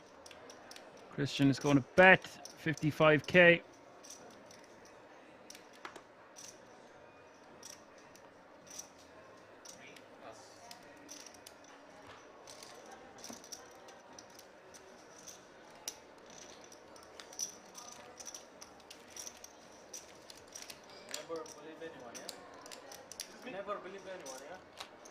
Does take that one down with a bet, and I'm going to bring back the supercomputer, Alan Finn. How you doing, buddy? Pretty full after a big dinner, mate. I'm not going to lie. Yeah, my fair share of turkey. 2 massive legs. I think I sent you a photo of the size of them before. You Plenty did. of veg. Yeah, they're huge. I'll be picking the meat out of me teeth now for the next 4 hours. So, Alan, we are going to play this level and another level, and then we're going to go to break, and we'll have 2 more levels tonight. So, I think we will be playing down to the final table. But if it's a case that we reach that point before then, the stream will end. And if not, then we'll play the 4 levels out and see how many players are remaining. We have to take it into consideration. The play is going to slow down considerably because there's 12 10k tickets up for grabs. And there's a current pay jump as well. So players are stalling for 2 reasons at the moment. And this is what I was just saying. Adato needs to be careful here. He's going to post his small blind, hopefully get a better opportunity to put the last of his biscuits in the middle. And what an opportunity it is with the aces. No action. No action. The trick is, I've made this mistake more times than I can count in the last 18 months, to not eat too much carbohydrates on the break. Otherwise, sometimes it's like watching paint dry for the first hour or so. Yeah, I think it's hilarious. We were saying earlier that not to eat too much carbohydrates when we're playing poker. But both of us went on break there and have come back stuffed. So we just try to give knowledge bombs to the public, and then just go and make the same mistake. Exactly what I was talking about, being a hypocrite. It's so funny. Yeah, I'd probably had a sweet potato, man, the size of my head there. So I think I had enough carbs. Well, that's good carbs. It's a superfood. It's not 10 slices of pizza that was recommended earlier. True. Someone's going to bring 10 slices of pizza to the table. I don't think he'll be getting far. Free buffet, though. Yeah, and I'm getting info there. We will have a redraw. There's always a redraw when 24 players remain. So we've 4 eliminations to go to be a redraw. Very quick one. And then we'll have 3 tables of 8. Usually at that point, that's where we stop on a Sunday night and come back and play with the last 24. But we're spoiled for action today and tomorrow. Robert with the min takes it down from the button. Hands like that as well, Alan, I've been noticing the A6, A7 and Ace 8, 20 big blinds or less. We can get hands that, like King Jack and King Queen, and even sometimes Ace 9 and Ace 10 will fold. Ace Jack now is pushing it, but those combos there, if we've got serial rejammers in the small and the big, they play better as just a straight up jam. Yes, sometimes we are called and we're crushed, but such is life. Such is life. 20 big blinds or less, I just think they don't play too well post flop. Yes, we have position. Yes, we have the button, but taking down the blinds and ante is just better than going into these pre-flop or post-flop scenarios a lot of the time. I know we are putting our tournament life at risk, but them combos, they're just play better. We have our raise folding range and we have our raise calling range, and that's somewhere in the middle. Like a hand like ace 8 is actually strong enough to raise call a lot of the time for 20 bigs on the button, but not in a tournament like this with 28 players remaining.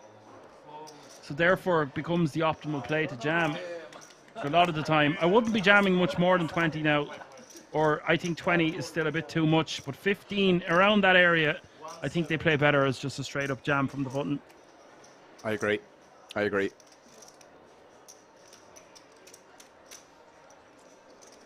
It sucks to raise fold when an ace deuce or an ace 3 gets you off your hand. Or a king jack or a king queen. King queen maybe will call, but I've seen some bizarre, crazy type folds. So we take that move away from our opponents. Adado picking up ace king there, now playing 10 bigs.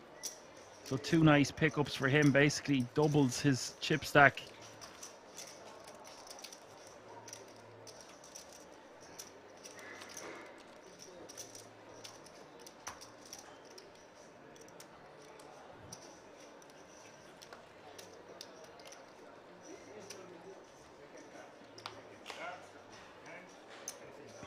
Really nice to get a 30-minute break there, though. A lot of the time it's only 15 or 20 minutes, so enough time to eat the food, Alan. Don't know if we've enough time to digest it. That'll take a while yet. As long as I got a meal into me, mate, I didn't care. I was hungry enough at that stage now, but definitely needed that bite for sure. I'm probably good for the rest of the evening now, I'm not going to lie. Good to hear it.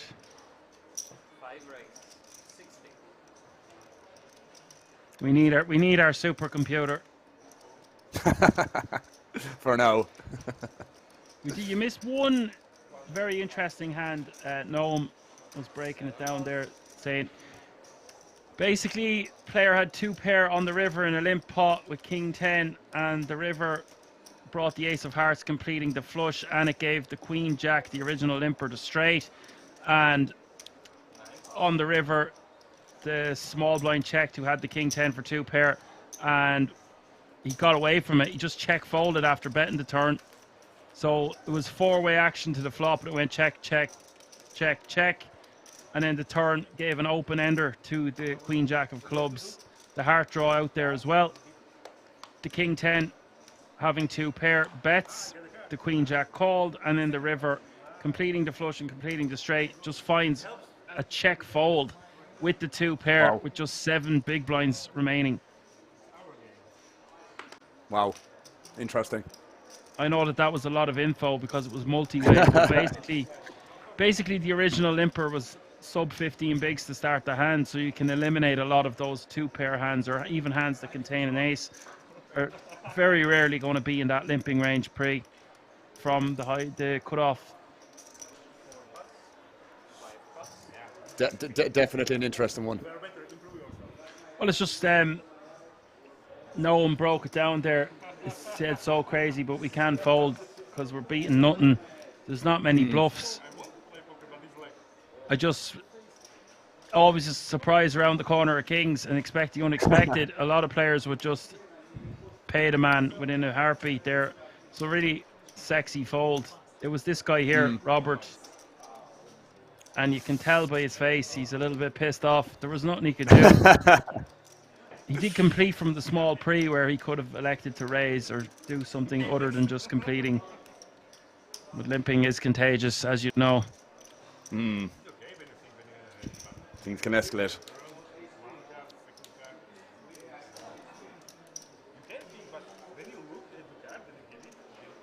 You have more time to think about. Everybody is like stone face, so you don't see anything.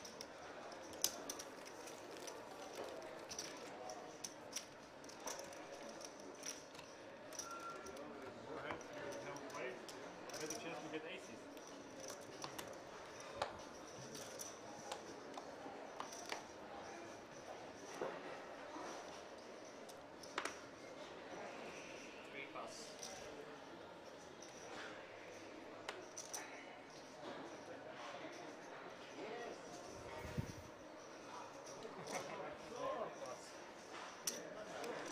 Martin with the kings here in the hijack. Nice time to pick them up. Min raises. We do have a almost completely new lineup. I think it is entirely new lineup actually.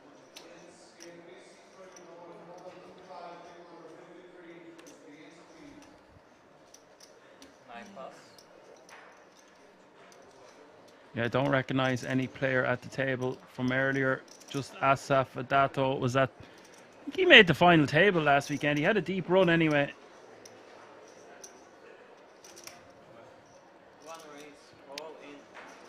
Adam is going to jam here from the small blind, and this is ill timing. We've got action. Martin snapping him off, of course. Oof. Standard, I suppose. Oof, indeed.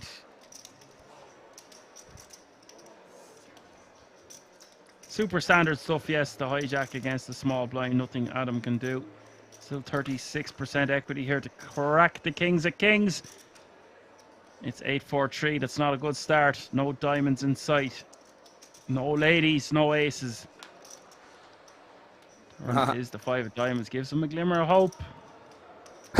It's never easy. River is a king.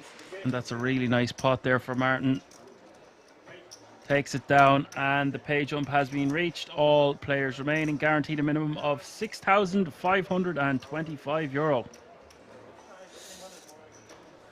It makes me a little bit uneasy knowing that Kings has 36% against, Ace Queen suited has 36% against Kings there. It makes me so nervous, man. It's like, you don't deserve that much equity. What's going on here? Yeah, exactly. How dare you? It's like, do you ever see Ace Kings all in against a small pair, and it's like, how are you allowed flip here? I know. It's maths. Or even some of the times where Queen Jack suited up against Ace King, it's nearly a flip. That's the problem. That's what I'm saying. That's why I mentioned the King's hand. It was like, really, has that much equity or that much percent against it? Like, ridiculous. No, sometimes it can be a little bit off because we have to factor in that a king or an ace might be folded, or a queen or a jack might be folded, whatever the case may be. But the graphics catch up as much as they can.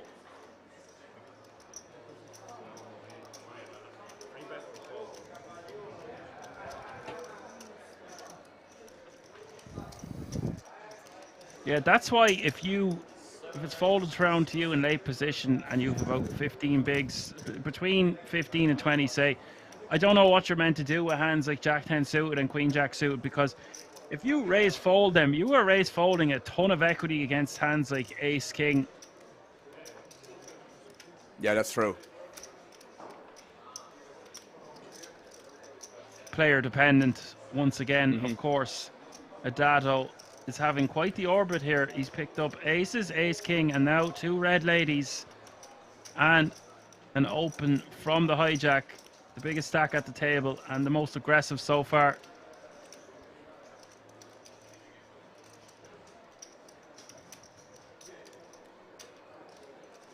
No pay jump to worry about now, so Adato should be doing this pretty quickly, and he does. Stick it in. Time to stick it in and think of Ireland.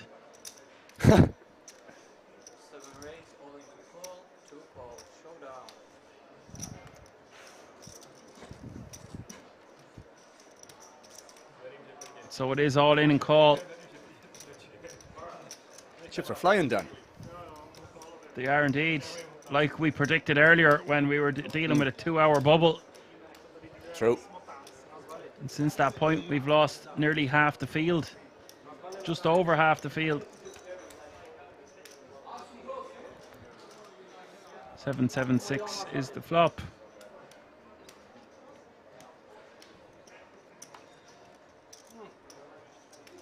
Jack on the turn.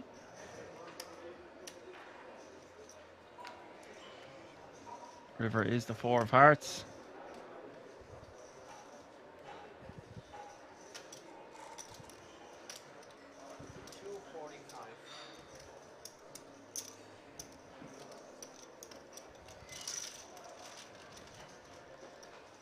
Really nice double up there for Adato. Dato for strings adds 124% to his stack in the last hand. Huge increase. Small pot.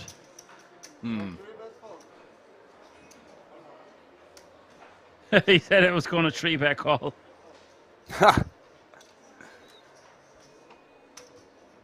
Martin's still the chip leader at this table. We are 6-handed. That's important to note, as we are only 1 or 2 eliminations away from the redraw.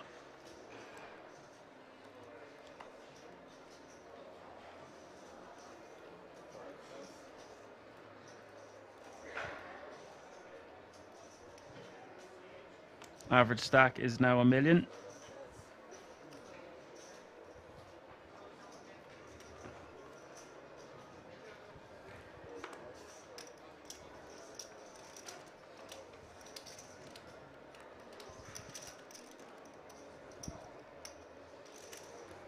Round to the button for a Dato.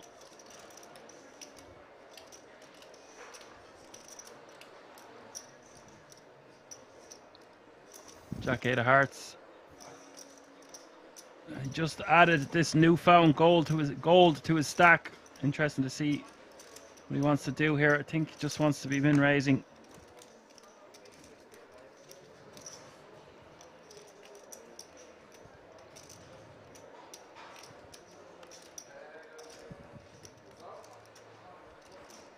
And the eagle in the big blind with King 5. Don't really like defending these ones. The King Deuce, King 3, King 4 and King 5 offsuit. Used to do it for a long time. I just don't know how much money it's making. But I can get behind it for just 35k more, because both players are sub 20 bigs to start the hand. So it's one of these, if you hit, you hit. If you don't, you don't. I've also seen some sickos just rejam that one pre, knowing that the button is opening too wide. That is true. That is true. That's, if you were called, you just risked your tournament there with King 5. It doesn't feel too great. Probably going to get folds most of the time, though. That's the other kind of upside to it. If you get called, obviously you're screwed, like you said. But most of the time, again, if it is that aggressive kind of profile on the button, then, you know, probably 3-bet jamming this against that player type is going to be fine. But yeah, again, like that, man, I agree. If you get called with these sort of hands, you're kind of screwed for the most part. Well, the scenario there, Alan, there, if what we were just talking about, if you get called by Ace Queen or Ace Jack there, you've nearly 40% equity again. I know, man. I know. It's criminal. Absolutely criminal.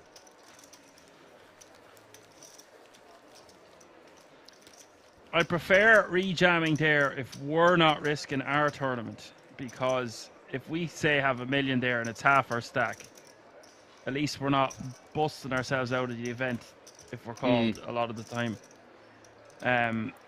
That's probably overthinking it now. Like, you just play the spot and that's it. But one thing that has been a constant theme throughout today that I'm trying to drill into my head and other people is valuing our tournament life a bit more.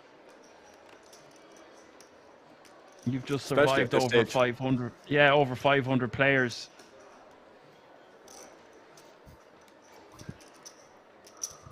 Yeah, especially at this stage.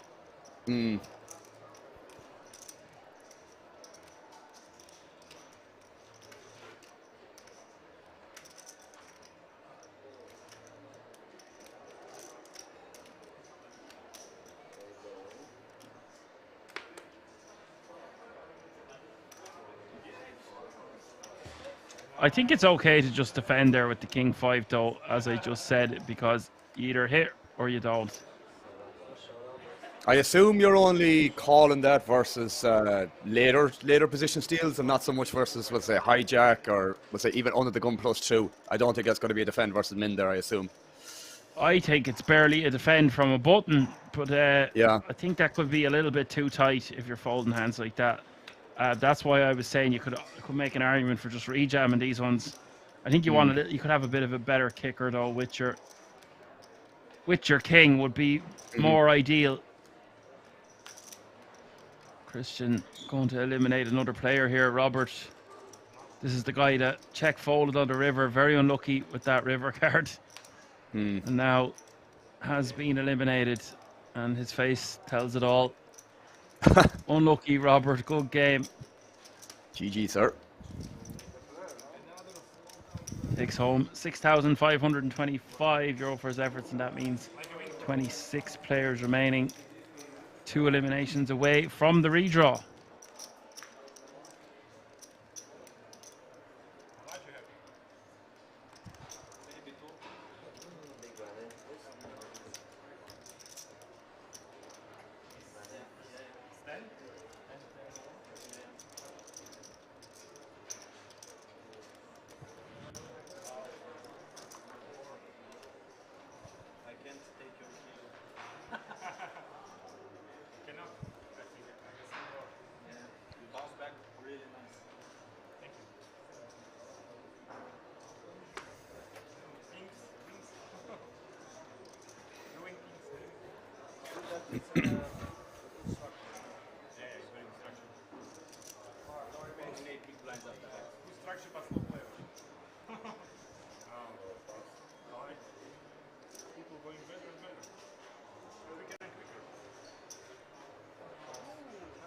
I want to walk you home.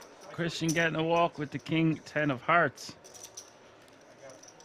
Interesting to note here that the small and the big blind both playing massive stacks at this table. Over 2 million each. Very healthy. That's nearly double the average. It's a big stack, all right.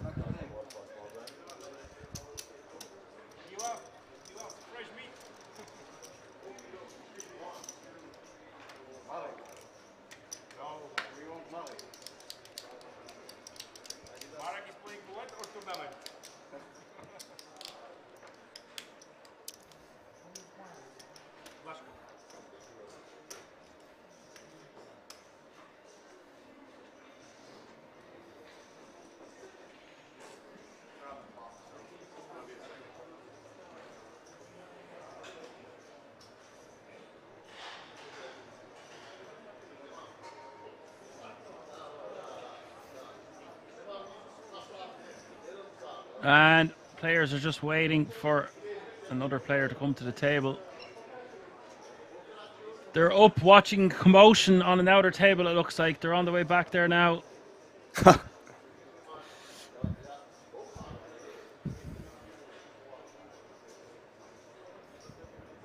be back to you. We'll be right back in just a moment.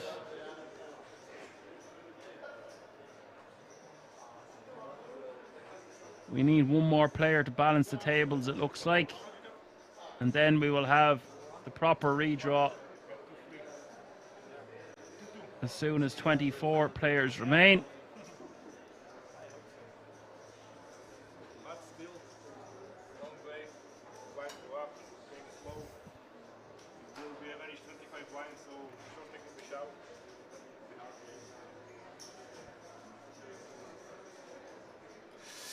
Jeez, the two boys leading the table, man, have massive stacks, all right. 73 and 72 respectively, Jesus.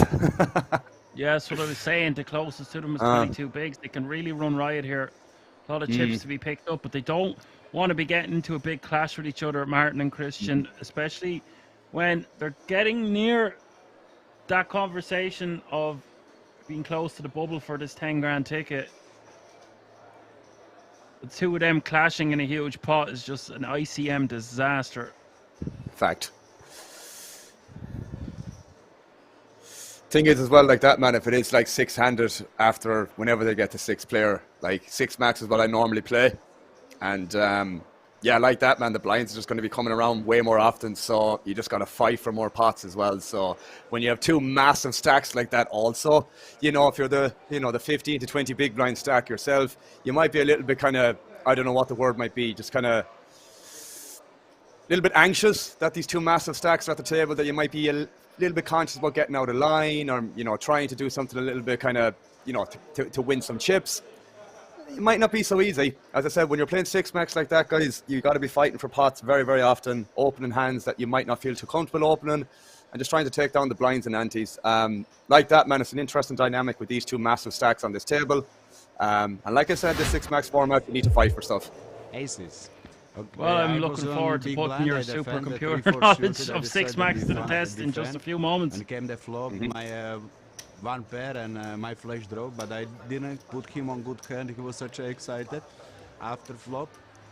Okay, I call his c-bet. Then came the flash. I check. He bets really, and he looks really strong. Maybe ace king, ace queen suited. Maybe he have flash, you know. And the river came the. I just check call. The river came the jack, the pair. Okay, I decide check. He bet 150. I had 120 more.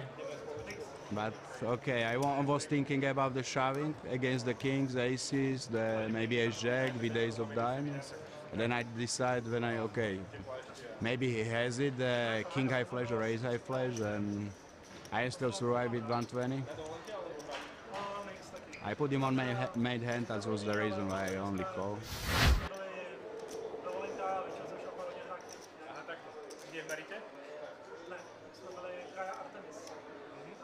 That was a good breakdown, Alan.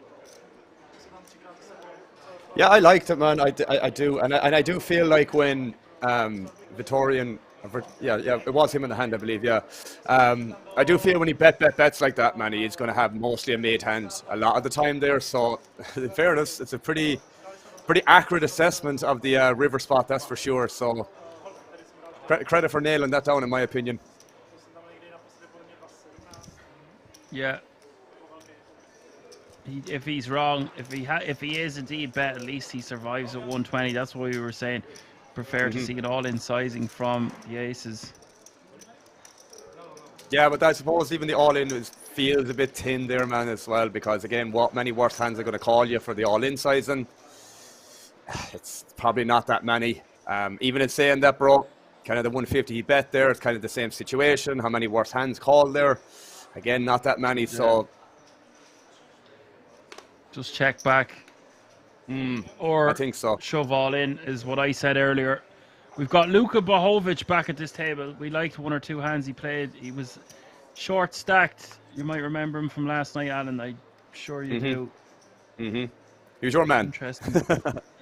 Yeah, he was my man. I've seen him many a time on the feature table. He's got about 200k in cashes, and it is a face we'll be seeing for a long time here. I know it. He's got all that star power quality about him. One of the biggest compliments I've given out on this channel now. Nice. Prefer insulting people. It's a lot easier.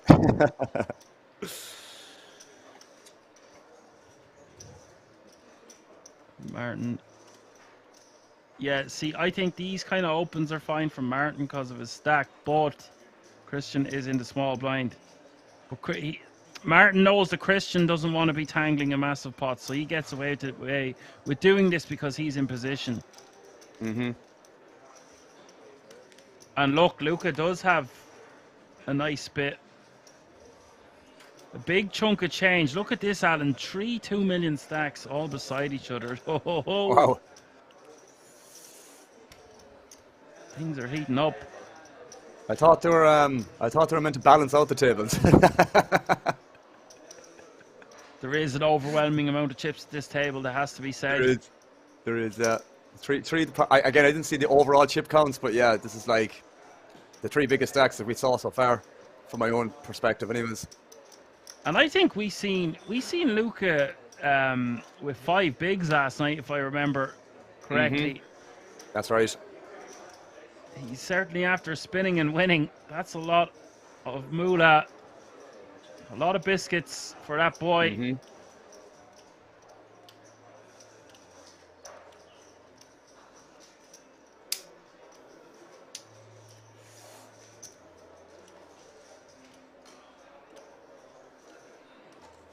Yeah. Yeah, just check back there on the turn because Christian's going to have strong enough range. Flatten here from the small. Not saying he has to, but we just We can't be betting this with just 9-7, I don't think. Although we do have all the ace kings, kings and aces that he doesn't have. But This I is think all we're down. betting. Go ahead. This is all down. This is all down to the flop strategy and picking the right combos to bet in the first place. 9-7 probably isn't going to bet this multi-way. It's definitely not going to bet this multi-way, and I don't think it's even going to bet this, even though we have a very good kind of nut advantage or nut leverage on this board. There's just better hands to bet here, man. Like, I would rather check this back on the flop and maybe try and bluff turns and rivers versus betting this on the flop, because now you have to check back turn, and this is going to happen a lot. But at the same time, betting the flop, giving up on turn and rivers is going to be okay as well. I just know on them boards, man, if you're betting flop with the right combos, you should have no issue with always usually continuing on the turn with aggression again. That 9-7 probably for me is not going to cut it. Yeah, pretty much that. Okay. Basically what you're saying is we have enough hands that we're going to bet that we don't need to be betting 9-7. Yeah. I just rather would just check back the turn, or sorry, check back the flop and then reevaluate turn to see what happens. I know it would have been multi-way again on the turn because I would have checked through, but still, I would like to check that back. We can't be repping every ace-king board is what you're saying as well. Well, it's just a polar spot really in terms of like size and scheme. You know, it's not really, you can bet like small. I think in this exact structure and these kind of blind levels and just blind structure, it's probably fine to bet small. But again, coming from a cash game background, and that's basically my bread and butter, it's never going to be a pick a small sizing in that board, man. It's just going to be a very, very polar c-bet sizing. So it's going to be X amount air, X amount value, you know, and kind of whatever in between.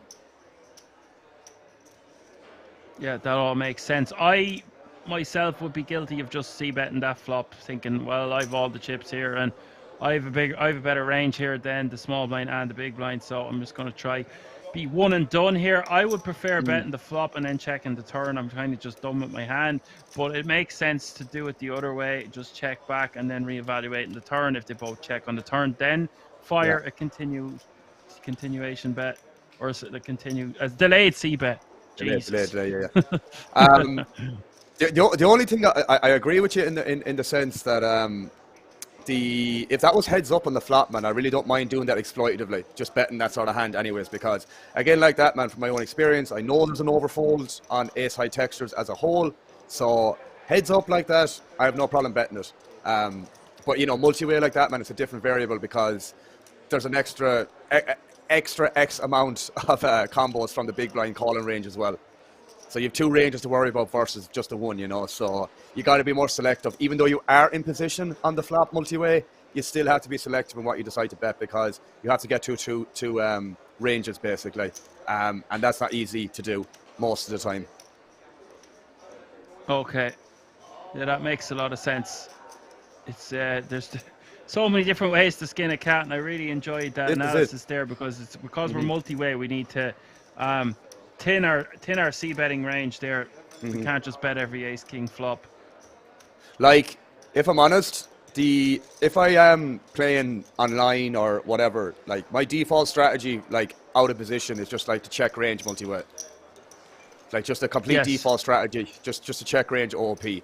And that really works very, very well, both for a defendant stand or just like for the check call range and also for the check raise range, man. Because you're basically getting info from them, letting them know that you have a hand or that they have a hand or whatever the case may be. But if I ever am in position in that situation like he was with the 9-7, I'm pretty selective with my bluffs, man. Like even some ace X I would check back there, like, you know, ace X with a low kicker, that I would obviously open on the button, most of them, if not all of them, in that exact situation. So we'll check that back for a little bit of deception to, you know, maybe capitalize on a potential overbluff if somebody decides to bet turn and river, whatever the case may be. But I do agree with you in terms of if that was heads up, I don't mind betting that at all. Exploitatively mostly. Okay.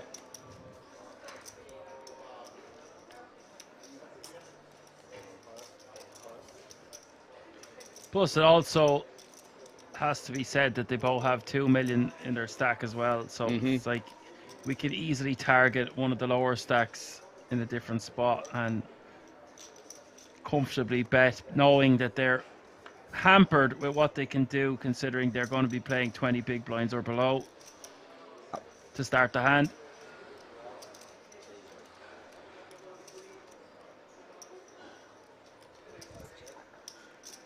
I expect we will see a big clash between these big stacks before it's all said and done.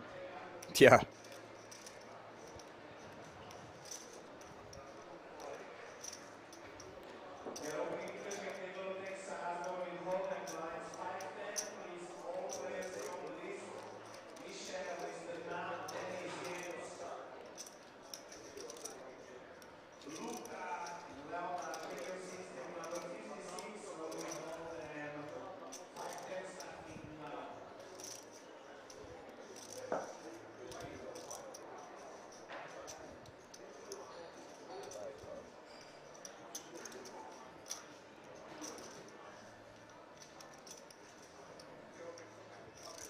Robert betting 80k here on the turn and Martin calling. River is the Jack of Hearts, giving Robert the best hand. Interesting the way this one has ran out. Martin with the best of it on the turn. That river completing the flush as well and some straights. Having the 9 of hearts is nice here. We block some flush combinations that Martin could have.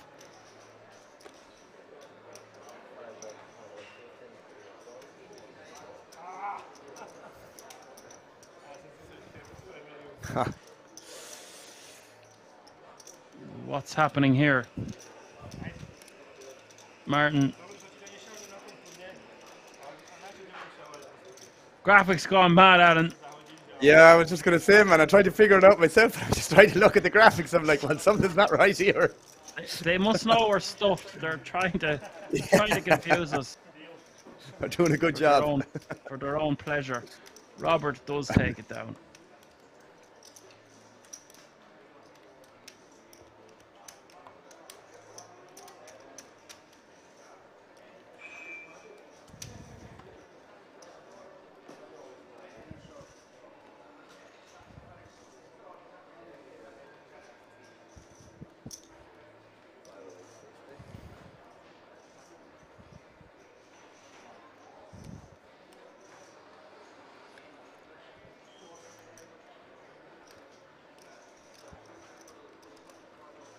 Martin raising to 60k under the gun with the ace jack off suit, and Christian with pocket sixes.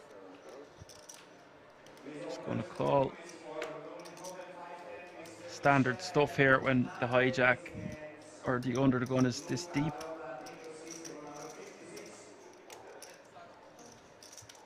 You could maybe make an argument, Alan, for 3-betting the sixes sometimes here, but not against the under the gun with a similar stack and the dynamic that's at play here with these tickets up for grabs, etc., etc. Yeah, that's obviously this is worth a bit when you have a stack like that, surely, man, isn't it? Again, I don't know the specifics in terms of if you take into account the actual EV of your chip stack here and you factor in that. Yeah, that's what I'm assuming as well. Specifically, I can't say for sure, but yeah, man, I can understand. I have a fairly good intuition that it's probably worth a fair chunk, a fair chunk. I'm on it. Hold on. So.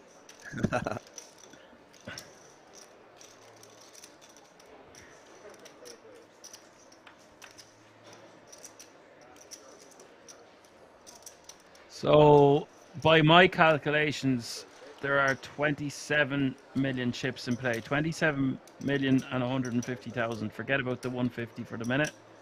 Mm-hmm. So 27 million chips in play, and 6 million of those are belonging to 3 players at this table. So, Jesus, 2 million is rating to nearly be an average stack at the final table. So call it 3 million. 3 by 9 is 27. Quick maths. So that's how much that's worth. Because then if you were to get the prize pool, the total prize pool, I am not going adding all them numbers up together, but it's worth a chunk. It is worth a chunk, no doubt.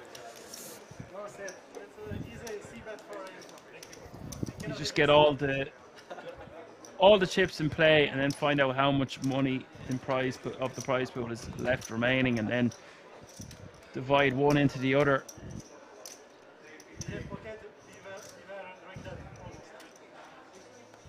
But if you pretty had sick. 3 million, say, yeah, it's like you're worth. You've nearly 10% of all the chips in play, which is loads. Mad. Yeah. So that's how much it would be worth. So yeah, they don't want to be getting in these big tangles. Sorry, you were saying something there, Alan.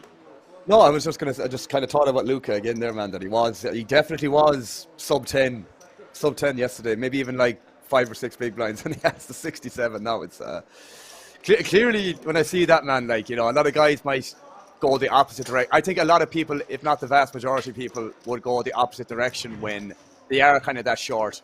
So I mean, I'm sure you'd agree, man. When you see a player bounce back from that, and probably do it pretty goddamn efficiently as well. Again, that's a very good sign of a confident player, is what I meant to say.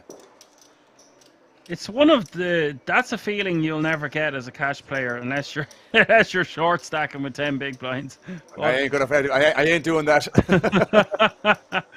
When you are in them situations and you like I said earlier, you are very conscious of what to shove and what not to shove, and it pays dividends, and you double up. It's just one of the best feelings in all of poker.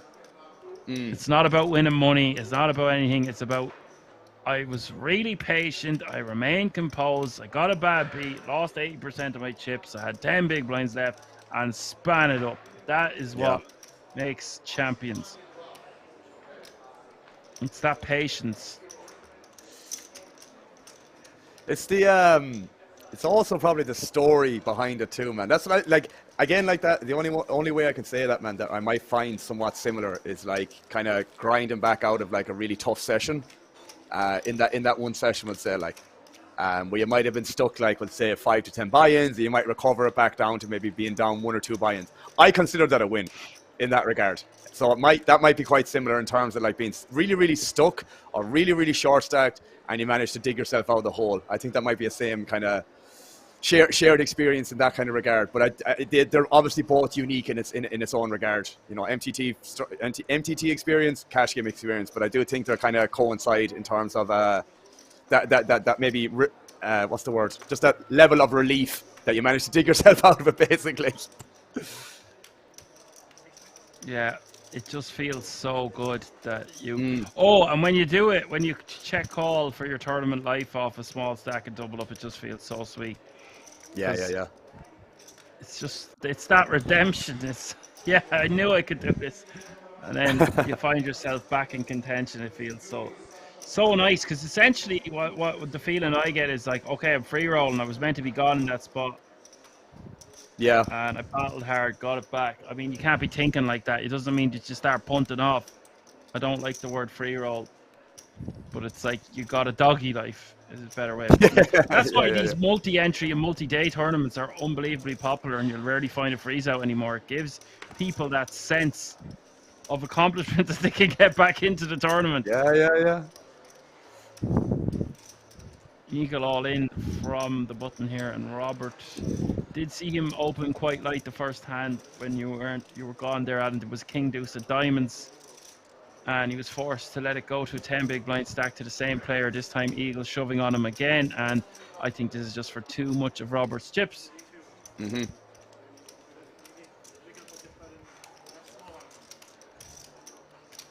If this is going to be too much for us to call jams, I think we can start folding hands like deuces, 3s and 4s from the cutoff. Maybe from the hijack. The cutoff maybe is a bit of a stretch because it's just button small or big to get past. Yeah, see, like the funny thing is, even in cash games, man, like 3s on a 6 max table. I mean, even in the cutoff, for example, now there's obviously rake, obviously in cash games, so that has to be taken into account for the pre-flop action.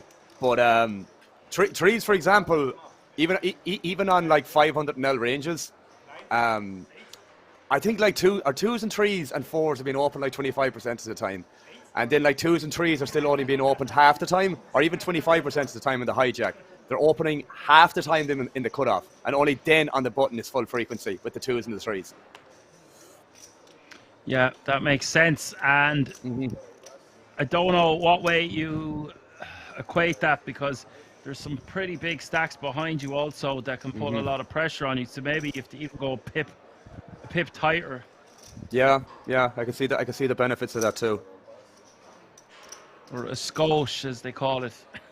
Oof, could be a battle here, Dan. Yeah. See, this is button against big blind. Luca knows the crack though. He might just want to see a flop. Wow. See, I know what you're thinking, Alan. Okay, this is a mandatory 3-bet, and a lot of the time it would be, but I'm telling you, they're getting so close.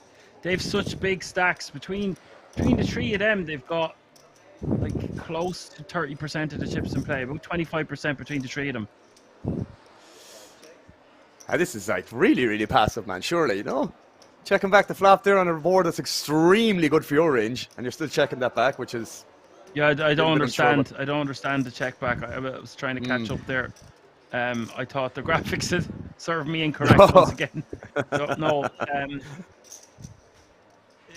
Just obviously his reasons for doing that is for deception purposes. Of course. And then he's going to size up on the turn, which was I was about to say, but he took the words right out of my mouth there. Bet the 100k. So he could have bet a lot smaller on the turn here, but I like that he's sizing up after checking back the flop.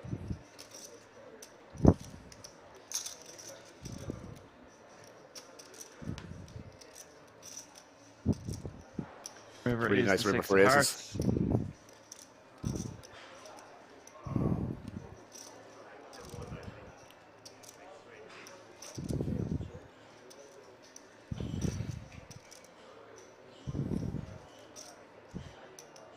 $250.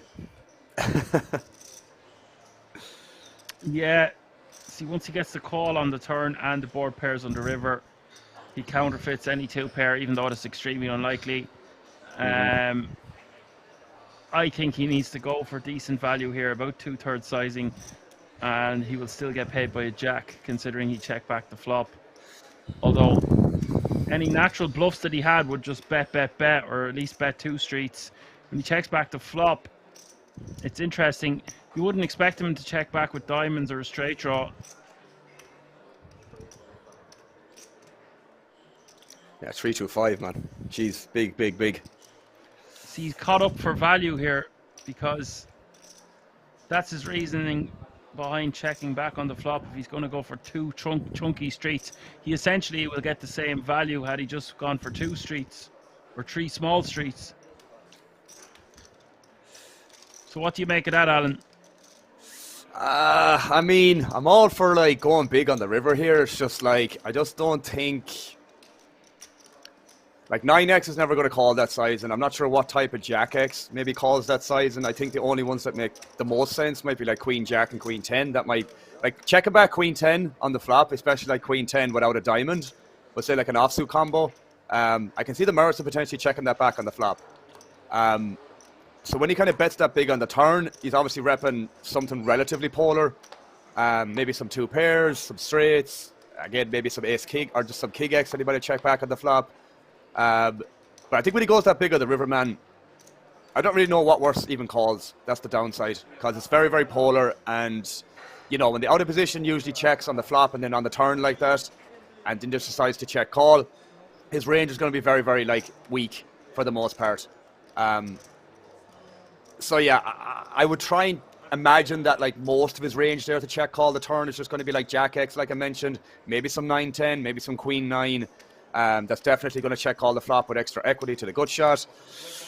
Outside of that, bro, in terms of calling the river, unless he like decided to check King X on the turn twice, Luca. But other than that, bro, it's going to be very difficult to call anything versus that sizing on the river. I do like the sizing you mentioned, like 2/3, whether that's like 2k or 200k or 250. But yeah, 225 is what I was taking right in the middle of the two. Yeah. I'm always trying to. It's like I used to love Tetris when I was younger. It's always like that form that everything connects together. I like in between sizes. I love trying to pick what they're going to bet. Sometimes I am on form, I'm flowing and I'm flying it. Other times, by the time the graphics catch up, I realize I've got it wrong, and that makes me sad. But hey, you got to do things to keep yourself amused sometimes. And I love when I just go, okay, he's going to bet and then I get it right. It just feels nice. You know what I've done a few times on stream now that you mentioned that. Yeah. I basically sometimes if I call a card, I say like the 6 of clubs or the Queen of Diamonds, man, and I have a couple of clips that I've basically done for timestamps on the 5-hour streams where I've done it like, and it's just absolutely comical, man. Of course, it's completely random. I'm aware of that, but it's just so funny where you're just like in the total flow state, and you're just like, right, the 6 of clubs, and next thing it comes out, man. How the chat reacts and how I react is just brilliant, like. And again, I know it's completely random, but it's just hilarious when it does happen. Well, you've got to get your kicks while you can. I think it's great to have little games. But I love it. I just know the better the player, you kind of, it's not saying it's elementary. It's very difficult to get the sizings correct, but the better the player, you kind of know where their head's at. And then from watching them size up, it's not you're not a magician. Like, you know, okay, you went this sizing on a similar river an hour ago, so I'm going to go for a similar sizing. Yeah. But I hate when I'm off by like 10k. It's like, why didn't I say 10k more or 10k less? I wouldn't say there's that much of a difference in terms of being 5-10k off. Obviously, you like to be accurate as hell. No, like, there's none. It's just for the crack of the game that I play for myself. Now the jig is up. Everyone knows. Going to have to find some new things. I was looking into do more fan-friendly stuff here with emotes and all that, but it just spams the chat because you have to remember we're commentating. I want it to be all about Kings and all about the cards. It's different for you when you're streaming and you're playing yourself. It's a whole different animal. It's a different experience. Yeah. The more people are distracted enough in their lives, their daily lives, their work, they've got their phone in their hand probably 70 to 80% of the time. So it's hard enough to get people to pay attention. So don't really want to be taking away from that attention. But stuff like this is great. There's such a wealth of knowledge to be learned from listening to some of your insights. 3-bet coming for 215 from Luca. Original raise from Christian. And Adato has read this as a weak 3-bet. I actually think this is awesome.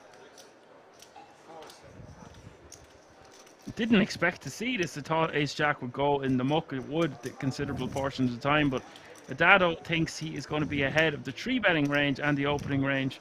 So therefore, he is sticking it all in for 475, and Luca is going to be priced in this time because it's only 6.5 big blinds behind. But like look that, how man, much is in the pot. The pot is 850 at Allen, so. Yeah, I was just gonna say there briefly, bro, that like, you know, even if it is the extra six big blinds here, it's kind of like, well, you know, the six big blinds add up, you know. But again, I agree, bro. He's priced in the call because if Asaf has an underpair here to the jack, you know, then it's a very, very clear call. And, you know, it's not always going to be Ace-Jack he's up against. So good luck to both. 10-6 deuce is the flop. Yeah, Luca won't be happy to see that he's dominated. But I think he essentially committed himself to the turn. Is it king? Oh, it's a surprise around the corner at Kings. And now Adato, you really got a feel for him here. He has done everything he could in his power to get a stack going from about 3 or 4 bigs. He has done. He got aces, he got ace-king, he doubled up. And now he's just lost the pot that would have put him in contention with nearly 30 big blinds. And that means, Alan, we are going to go on a break because 24 players remain now. So we have to go. We'll be going on a break for nearly 15 minutes. It'll be my last coffee of the night. Got to find the remaining slice of birthday cake downstairs, and I will be back in a few moments. Likewise. Don't go anywhere, folks, because it's really going to be heating up. We're getting closer and closer to that point where all players remaining will have secured a 10k ticket. And only 12 eliminations away to go before we reach that point, and then not too far away from that we will have our final table of one of these lucky players is going to take home €160,000 in cash. We'll be right back.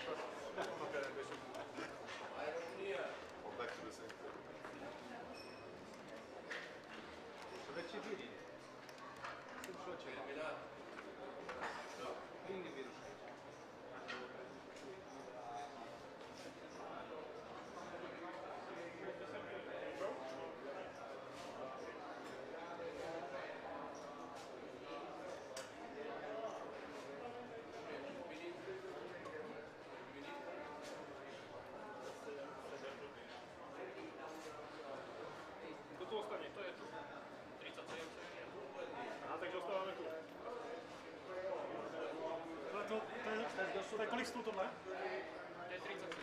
37, no tak to já nemám, 37.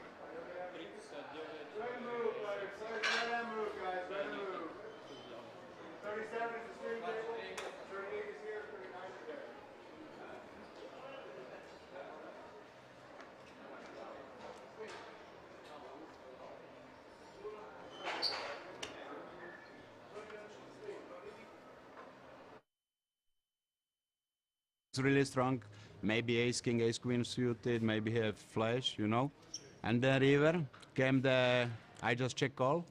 The river came the jack.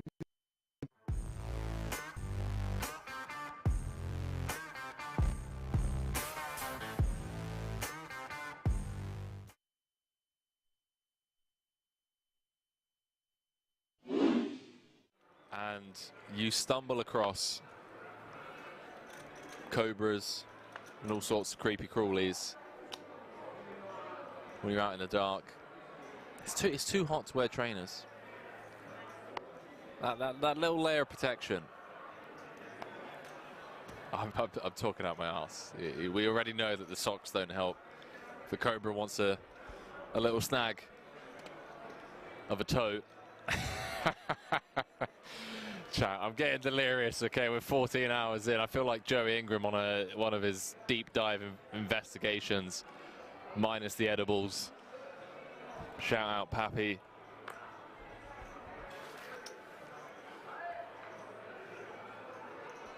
I'm saying Henry currently 3-bet jamming every live situation at the moment and winning. Yeah, dodging bullets, baby. I'm going to run into it eventually. BNK said, what's the start time tomorrow? Way too early for me.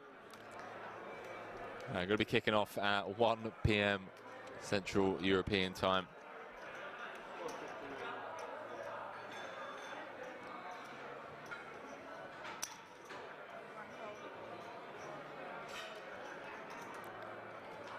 So, 9 hours from now.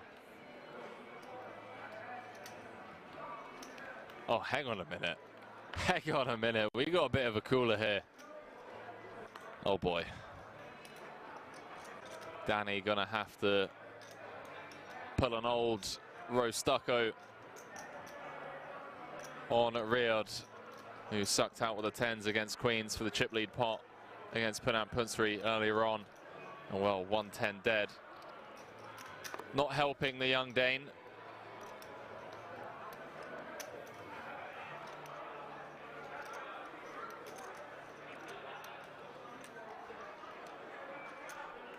.34 big blinds effective.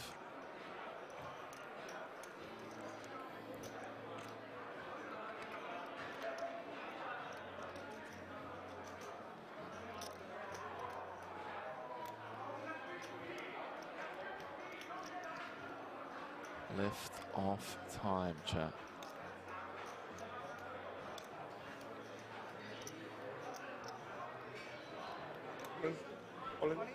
Danny does announce himself and he is in rough shape. Already seen a 10 dead. Heart's working for him, but he's going to need to pull a miracle out of the hat. 14 hours into the day. 5 cards away from elimination.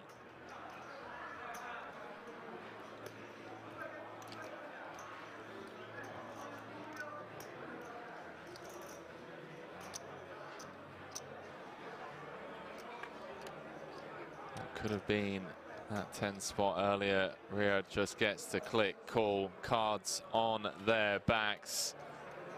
2.9 million chip pot. 43 left in the record-breaking World Series of Poker Europe main event. If the Frenchman can hold, it's going to be up to over 5.4 million. 9-5 deuce. Berkmos drawing to 1 out twice for his tournament life. 8 of diamonds changes nothing other than the tease of it being 4 across. 10 of spades and a 10 of spades only. No dice. Gonna lose Danny Berkmos. in 43rd. GG's, chat.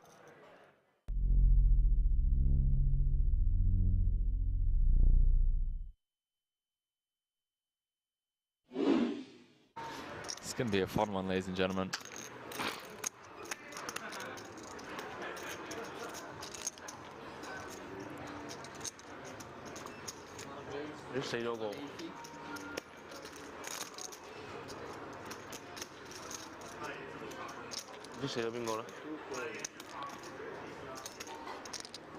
Martin Cabral, maybe?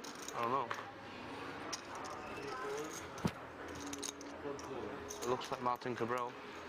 Just me and Canada? Me and Canada. D-Negs, you're in rough shape, mate. Not anymore. Daniel Negreanu flopping trips. Daniel Dvoris with the nut flush draw. 560 in the middle already. Strap yourselves in, ladies and gentlemen. Hand number 3 of this 50k. Note the stack to pot ratio. Around 4. 160. 1.160. Dvoris going to continue for small. In the form of quarter pot.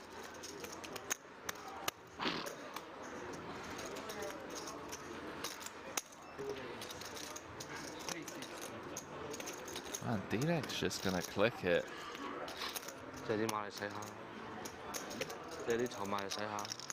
Clicks it to 360. And I was speaking to D-Negs. Went to pick him up from the airport.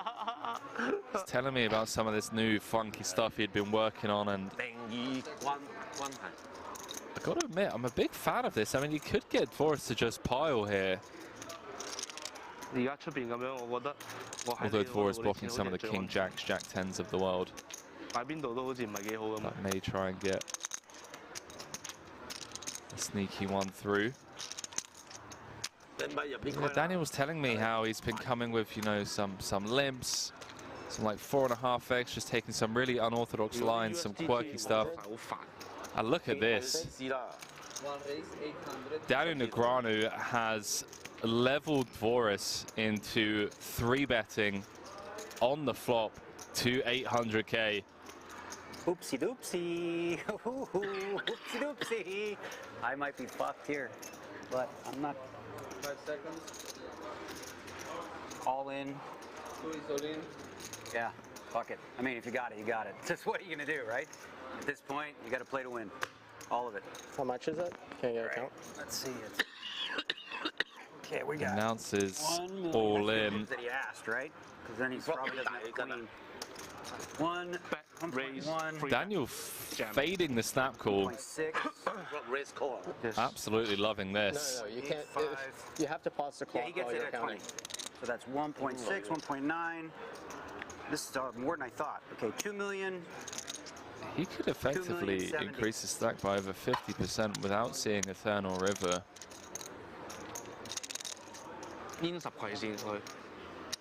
Dvoris just gonna run the numbers in his head.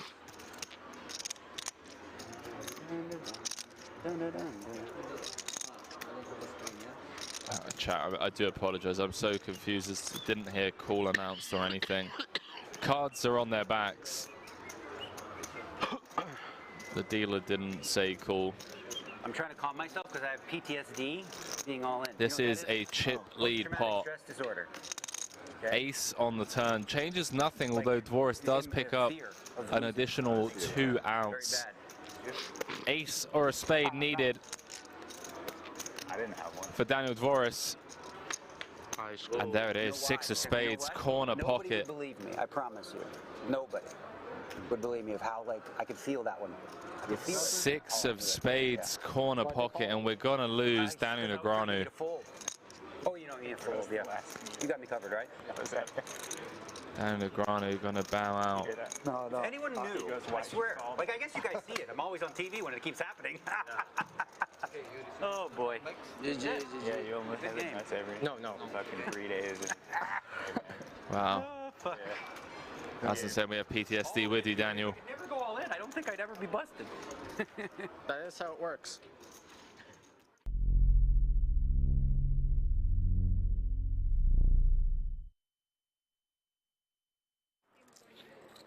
Does want to thin out the field a little bit, get some value in. Leon here with the jacks. We could be seeing some fireworks and let this man away here. He may just cold call, which then would invite a whole slew of players to follow along. What do you smoke? No, these vapes. Řekněte, ať slyší baru, přinese různý ty cigárky sem vybrat. Různé. So Ivan opening it up once again. There's an 800 straddle in play now. It's actually Dorf that opened it for 2100 from the hijack with the ace queen. Gets Ivan from the cutoff with 10-8. Yo viral in the hand from the button with his deuces, and now Malika is likely to do something a little bit different than just calling with her cowboys from the big blind. Does want to thin out the field a little bit, get some value in. Leon here with the jacks. We could be seeing some fireworks and let this man away here. He may just cold call, which then would invite a whole slew of players to follow along. But I think we're likely... That looks like a call right there.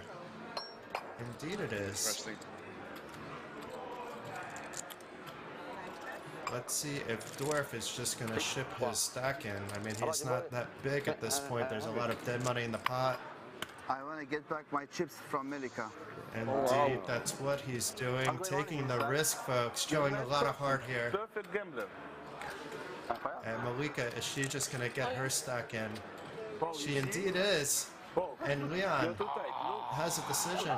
Look, if Leon comes in, then it's perfect. He's thinking about it, which is a good first sign. I'm so much behind. It's over. I think he can fold this for this amount. Yeah, he recognizes that he's behind. I'm just behind. And Elke taking a peek at the Cowboys. I'm behind. I'm behind. It kind of does matter. I have a nice hand. I'm behind. She could be doing it with Ace King. You're all in, right? But you're right. Probably not ahead of much there. Man, Leon, I love that. Good fold there, Leon. Good job. Okay, I think because it's hard to Malika fold took her in time a real little bit there. more. Let's take a second. I think if she took her time a little bit more, Malika, it might have been different. She was a very immediate interaction. Quand t'as commencé à parler, je croyais que c'était encore plus faible que ça. We did see another player with an ace in their hands. There's two live ones. Malika offered to run it twice. Dorf always seems to like to run it twice. So I think we're going to see two boards here. Oh, wow. But there's one of those aces, so maybe for once Dorf not so happy it's being run twice. Nice one, Leon. Crazy. And everybody congratulating Leon on his great fold with the jacks. And first half over to Dorf, but can he double up? I think there's only one ace left in the deck. You should be safe. I folded an ace.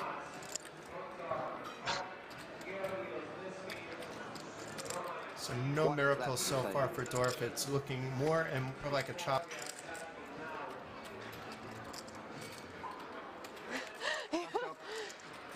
Malika seems like she's sweating this out, even though she's such a huge favorite at this point for the second half. But it is a considerable chunk and change. Not one jack. Button for Austin. Five of spades on the river, another chop. If I'm shoving behind here, I know it is. Yeah. Very hard for you to lose that twice, but I folded an ace. Nice hand. Nice hand. Thank you. Nice. It would have been interesting to see what would have happened if Malika just cold called with her kings there. Very good fold. And how Rob would act.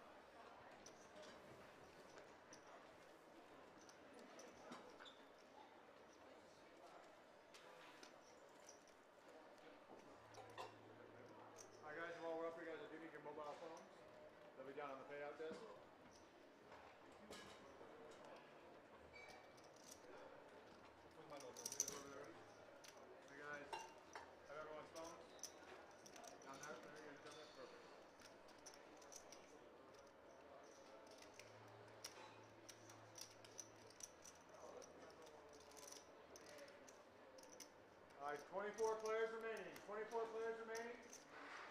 Now we have second redraw at 16 players. 20,000, 40,000, 40,000. Good luck, everyone. Dealers, shuffle up and deal. 20, 40, and 40.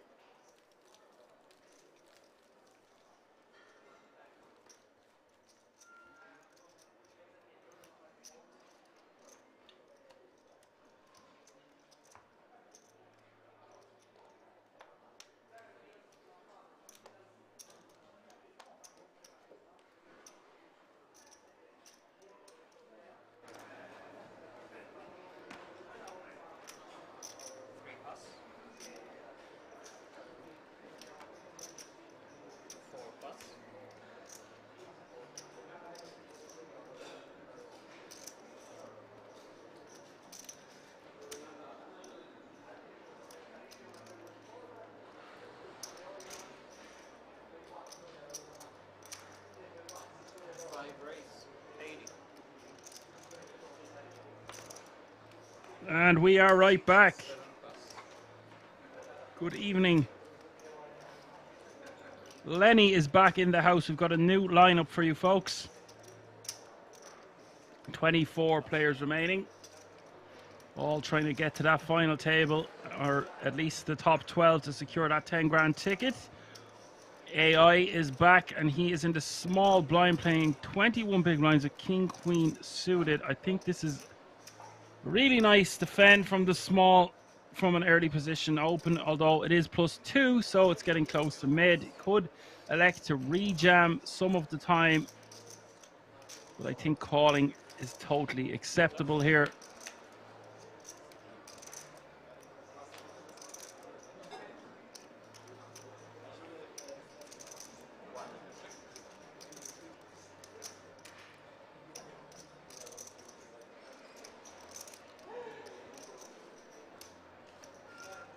All in is going to check his option. Missing this flop. Not a good board for Lenny, so he's just going to check. Although all in shouldn't have too much 7s, 5s, or deuces in their range, or 7-5. Spades obviously an issue.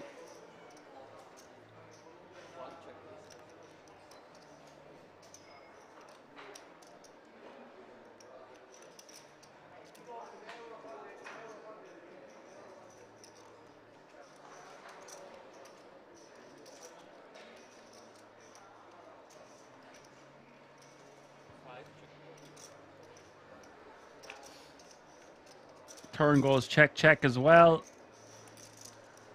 And now a clear value bet here for AI. Doesn't need to bet too big, just something like 100k even.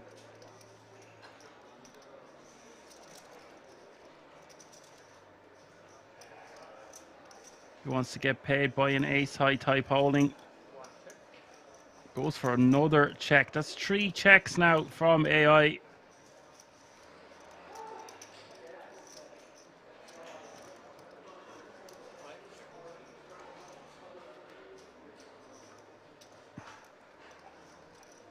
And Lenny just checking back. Bad river to bet once he's checked flop and turn.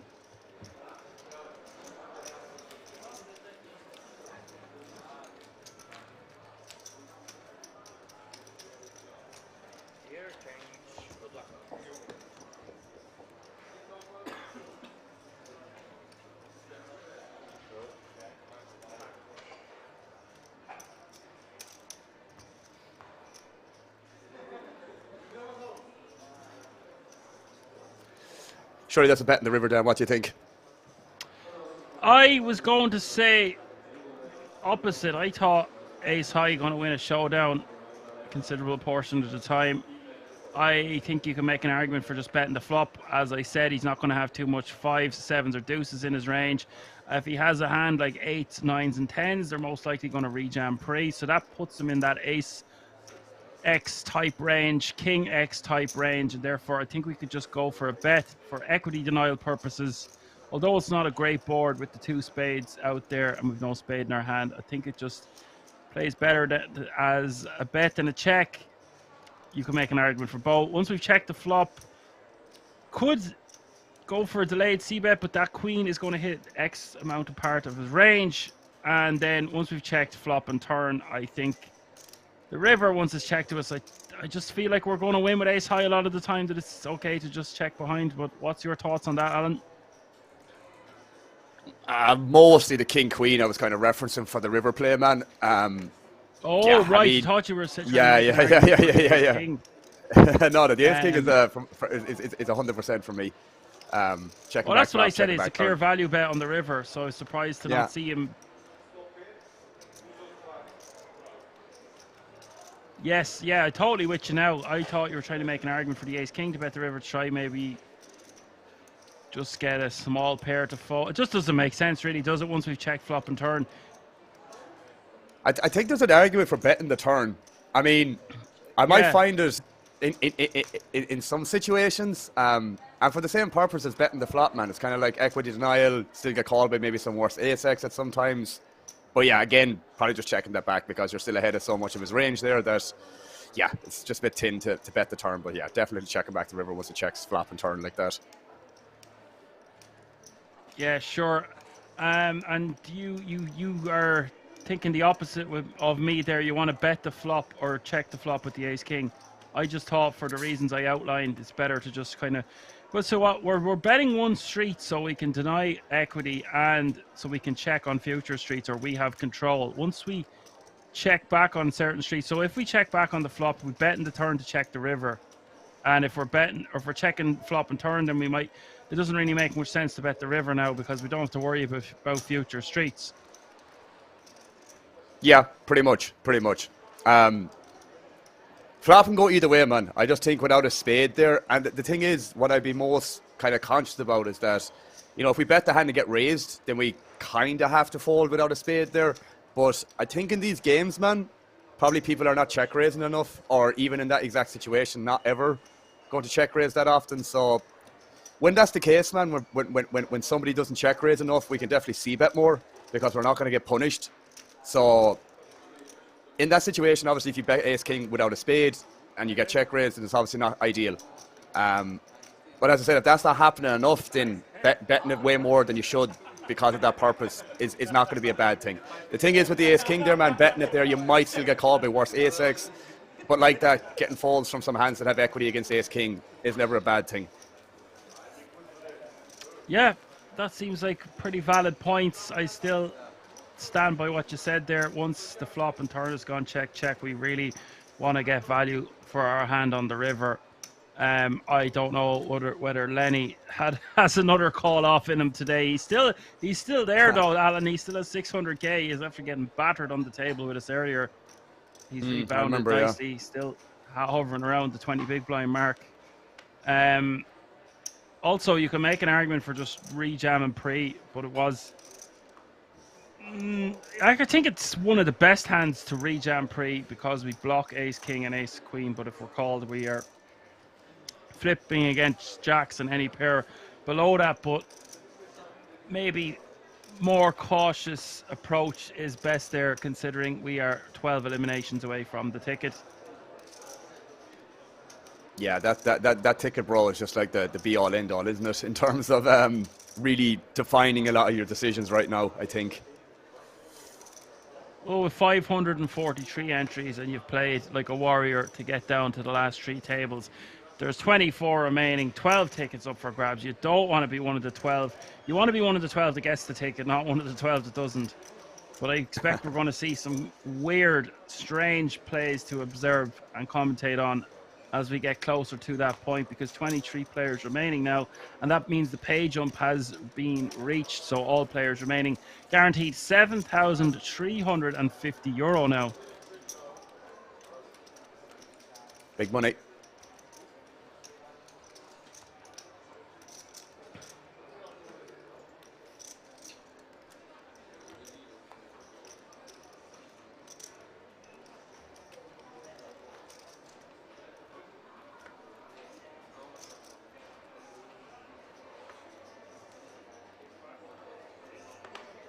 Yeah, I think we missed there an opportunity for the button to shove ace-4 clubs. Zonk the Bonk pointed it out there, because once again we were talking about a hand that's gone past. It's not like we can just pause the stream and then discuss the hand and then go on. We'd be here. Our 10-hour stream would become 20, which is a great thing, don't get me wrong, but we just need to find the balance, Alan, that we're always talking about. Yeah, still trying to find it. Well, it's just such a treat for me. I'm normally talking to myself and the chat, and so to have the ideas that I have in my head to be bounced off someone who can respond in real time is just great. Likewise.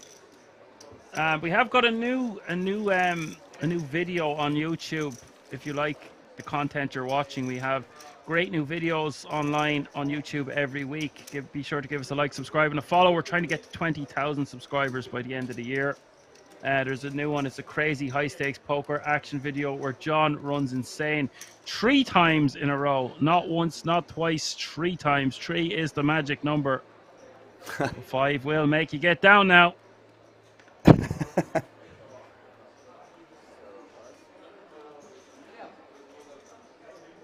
And if you like those YouTube videos, just remember, if you want to rep the resort, you can buy yourself some merchandise which has 50% off certain items in the merchandise store. Head over to the website www.kingsresort.com for more information about that.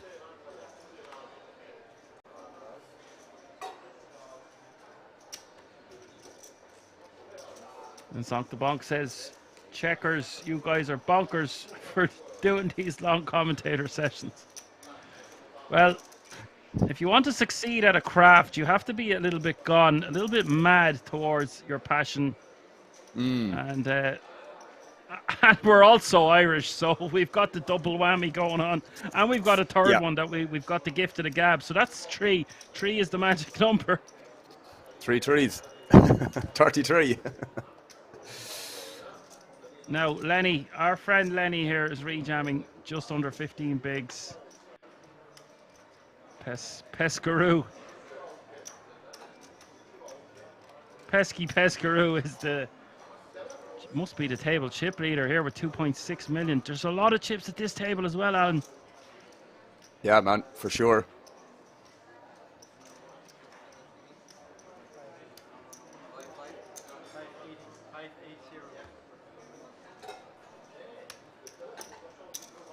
Two stacks. We still have Martin Lavsky.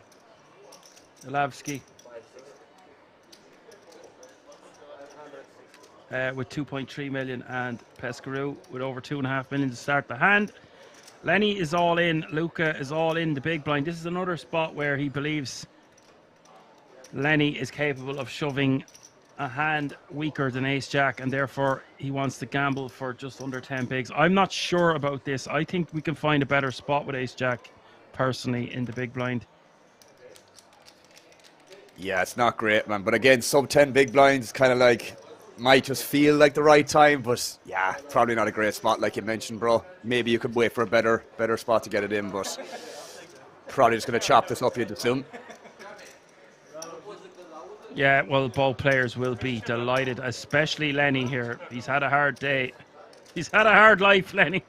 And, Luca with the same hand, and Lenny will be delighted to see that he's not crushed, because when Luca comes over the top there or calls it off even, he rates to have a hand a lot stronger than Ace Jack.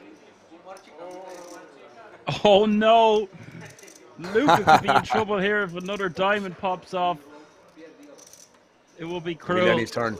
Oh, it is Lenny's turn. It is Lenny's turn. No! Sick. I always try to be unbiased on here. I always say that, but I'm happy for Lenny. Lenny has had it hard today. He's come a long way from folding Ace Jack off suit on the stone bubble in the cutoff.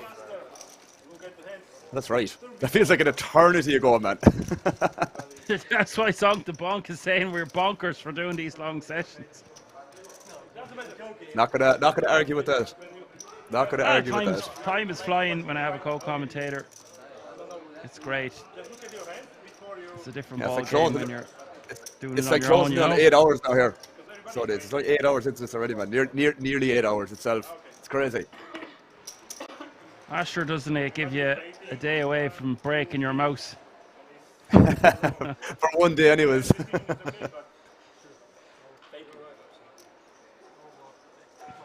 it's very boring for a stream.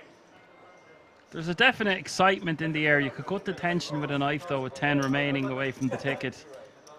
Isn't it great to see, Alan, that they're still laughing, joking and talking to each other? Even when they're playing for the biggest money, the biggest prizes, there's still a lot of camaraderie at this resort. It's a real friendly atmosphere. Don't believe me? Go find out for yourself. It's funny because this is probably a €1,700 buy-in tournament, if I'm correct, and they're having a laugh and a joke, man, this deep in the tournament, you know, and you know, if this was maybe a smaller buy-in tournament, you might not see that same expression. It's nice to see it in a bigger buy-in tournament that is still that kind of friendly humour, obviously competitive still, but overall, obviously a friendly atmosphere. It's really nice. Yeah, it's great to see it.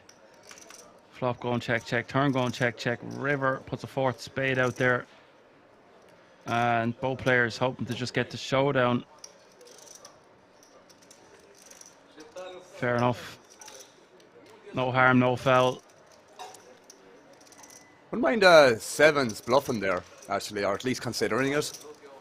Yeah, I think you could make an argument for turning your hand into a bluff there. You're going to get a 10x type holding to fold, or maybe not a king. You wouldn't know what they could fold with 4 spades out there. So yeah, it's just he only has 12 bigs. He probably just doesn't want to risk it. But I think your point is very valid there. You should at least think about it for a bit longer. That's what happens when you reach this point. You're running on adrenaline. You've been playing for many days on end. I always talk about decision fatigue on this channel. You can only make so many good decisions in a day. But if you don't give yourself the time that you deserve to take with your decisions, you're just going to act too fast. And in turn make mistakes. I see it time and time again. It's probably the #1 mistake I see, and it's the #1 mistake with my own game playing live because I'm so used to playing online, is just not taking enough time with your decisions or being afraid to take too long and you might go against your gut. That's another one. Yeah, that's a big one actually for me, man. Yeah, but you don't want to go against your gut. You hit the call button, you're like, damn it, why didn't it take longer? You didn't take longer because you were going to go against your decision. Exactly.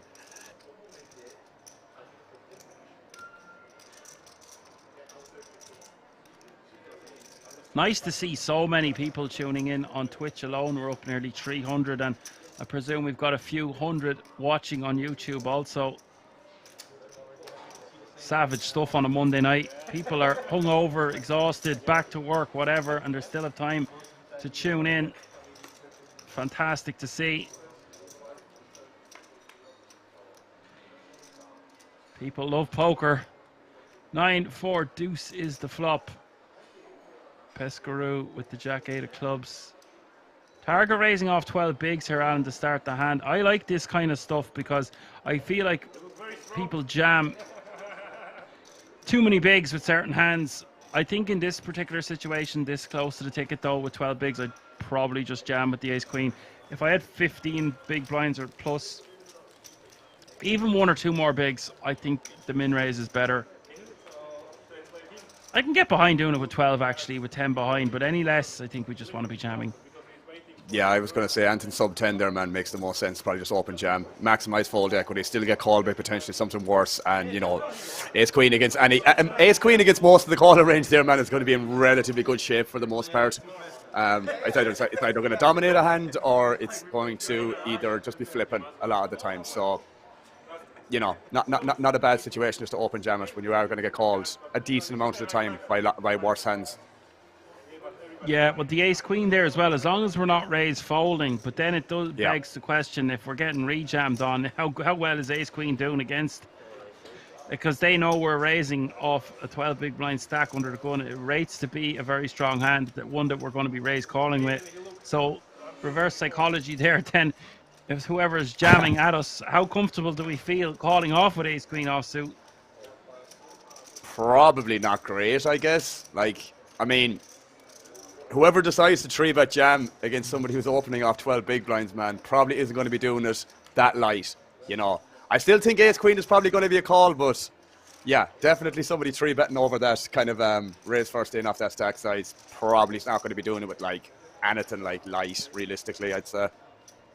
Well then, unfortunately, I have to say it. You can make an argument for raise folding.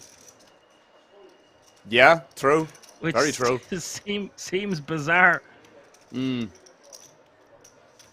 Just open jam it, man. I think is the best play there. Realistically, it just makes it easier to play. And as I said, you can still get called by worse and whatever else on top of that. You know, flipping most of the time itself. Yeah, I think 12. Anything more than 13 or 14 bigs, we just stop jamming straight up from under the gun.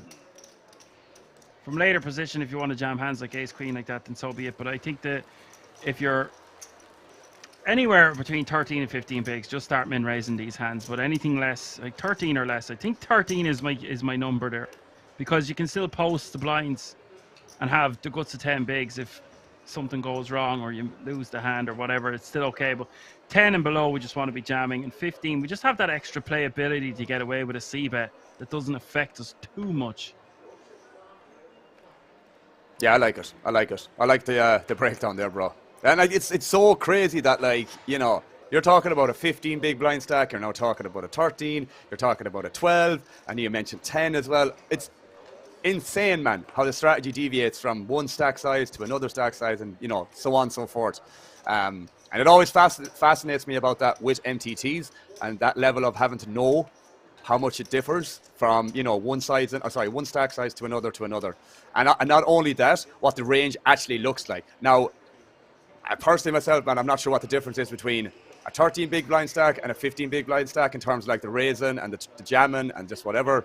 So yeah, maybe you can give some input there, but yeah, it's crazy how in depth it can be from the 15, 13, 12, 10, you name it. Well, the very simple and basic answer is it's an extra orbit that you get to be at the table because you're posting 2.5 big blinds every orbit.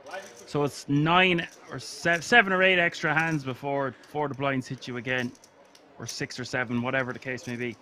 And that's a lot of hands when you could pick up a monster, or you're going to have a shoving opportunity, etc.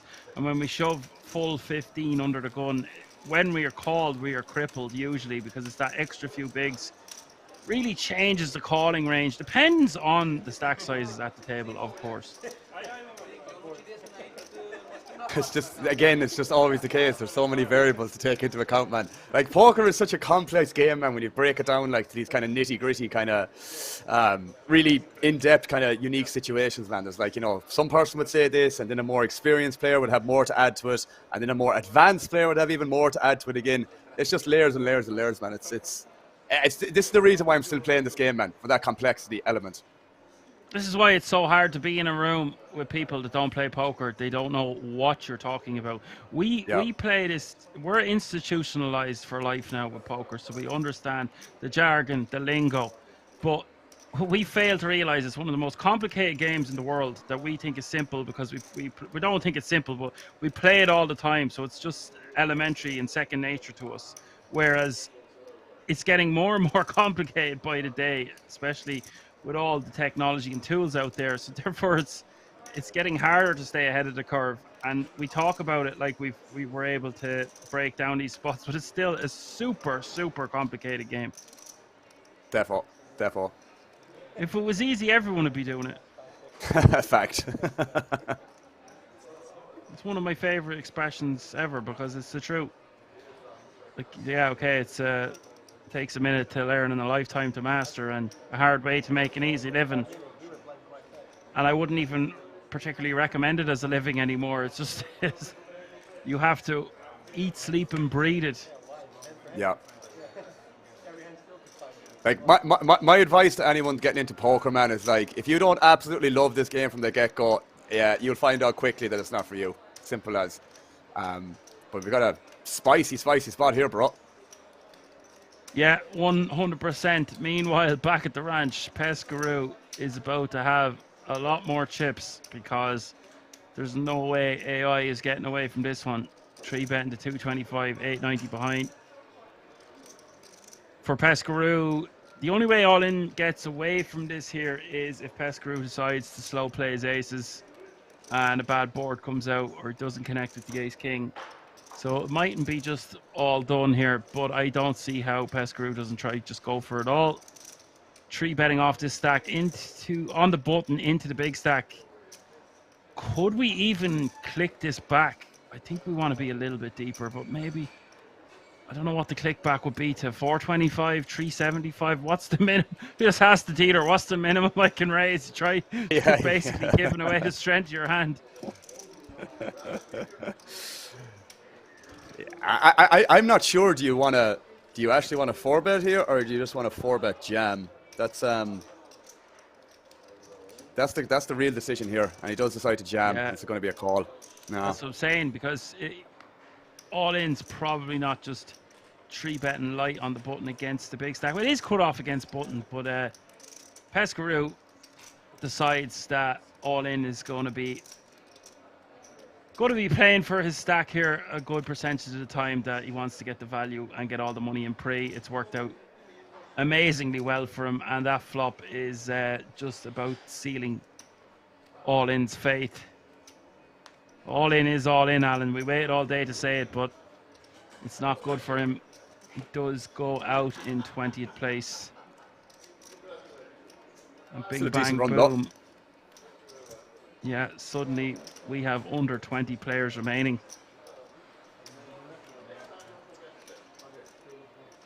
Yes, a very decent run. He will take home €8,175 for his efforts. 19 remaining, so the pay jump is looming again. The guts of a grand.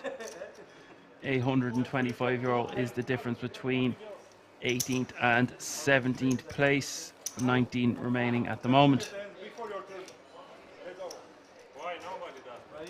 Pascal Sheehy, RTE News. Still at it. Still at it.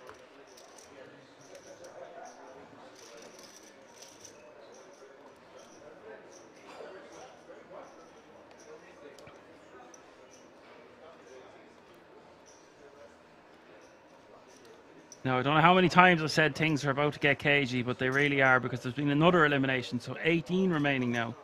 We are 2 eliminations away from another redraw, and that means we have had 8 eliminations in record time.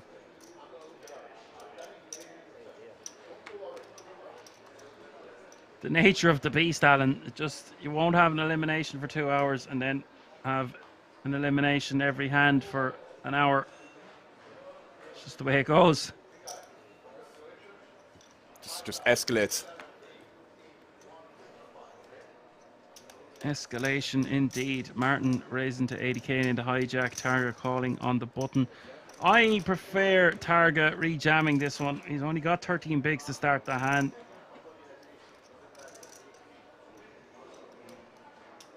No reason to not just rejam this pre. And Martin checks it over to Targa. Targa shoves. Martin snaps. Jeez. What is going on? 1.1 million in this pot. Bing bang boom, just like that. And target 84% to double up here. Turn is the jack of clubs.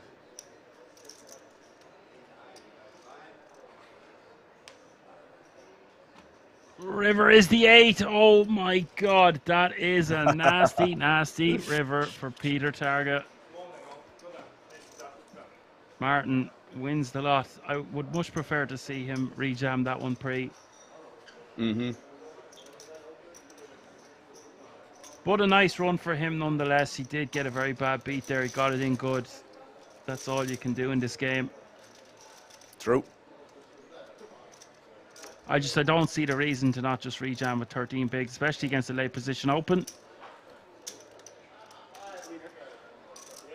So 17 players remaining now, all guaranteed 9 grand. So we're getting near 10 grand as the current payout.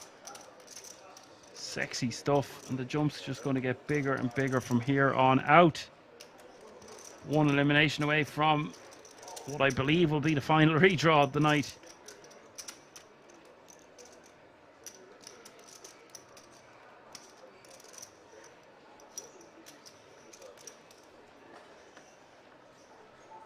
And Kraka says Targa is a classic old school fish. He won't ever reshove that. He'll rather flat and call off anything.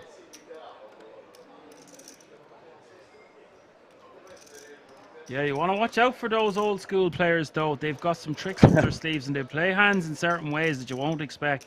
They don't know about solvers and ranges. They will play the man, and if they think they can get you off a hand, they'll find sneaky, tricky ways of playing deceptively. I've seen it time and time again on this channel, and they're some of the most fascinating and interesting people to commentate on because you don't know what they're going to do next. That is true. Thanks for that additional information. It's always handy to know these things.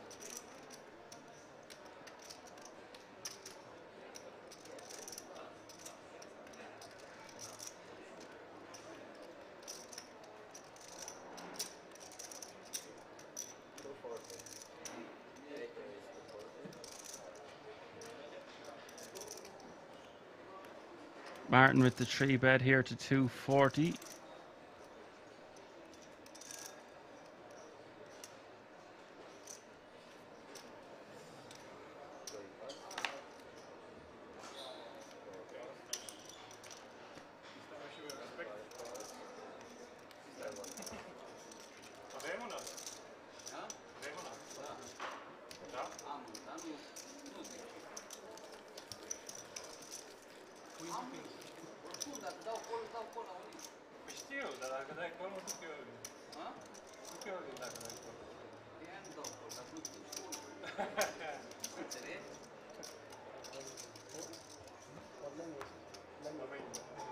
Nice pick up there for the pocket eights. A lot of people would just flat there, but with that amount of chips, he can do what he wants.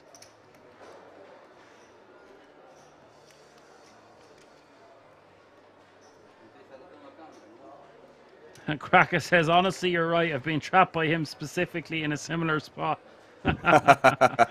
You got trapped by the fish. Then you're the fish, buddy.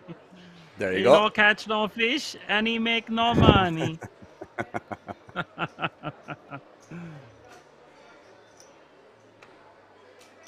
It's a tough world out there, Dan. It's a tough world. I'm sure every fish has their day. There you go. They have And to if have they their day, don't, man. They then- won't come back on the. Yeah, they'll have to come back. They won't be coming back unless they do. And if they don't, then let me know. If we start doing fish puns on this channel now, that's just not happening. We've completely lost it.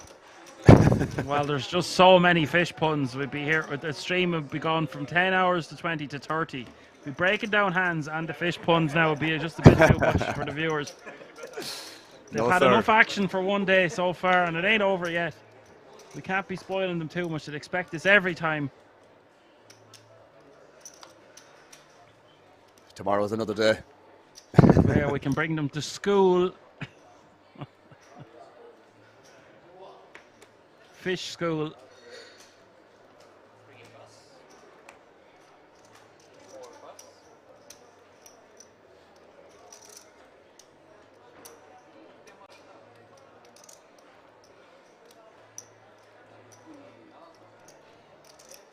First one to put a fish pun in the chat wins a hoodie. Fake giveaway. Hashtag fake giveaway. There's loads and loads of fish or fake giveaways, fish giveaways. You just send some mackerel to someone's house.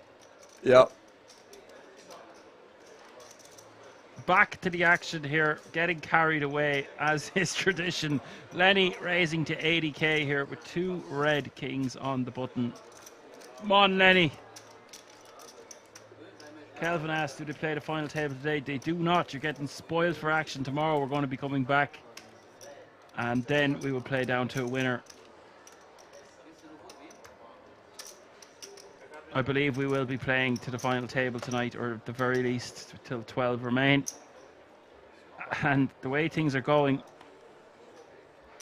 there's been a lot of eliminations. I don't know if this can keep carrying on at this pace, but we're about to find out. What happens is if we have loads of rapid fire knockouts in succession, what happens is the average stack just becomes huge, and then everyone is playing way deeper. Not way deeper than they should, but it just has to even out and balance at some point. Yeah, that makes sense.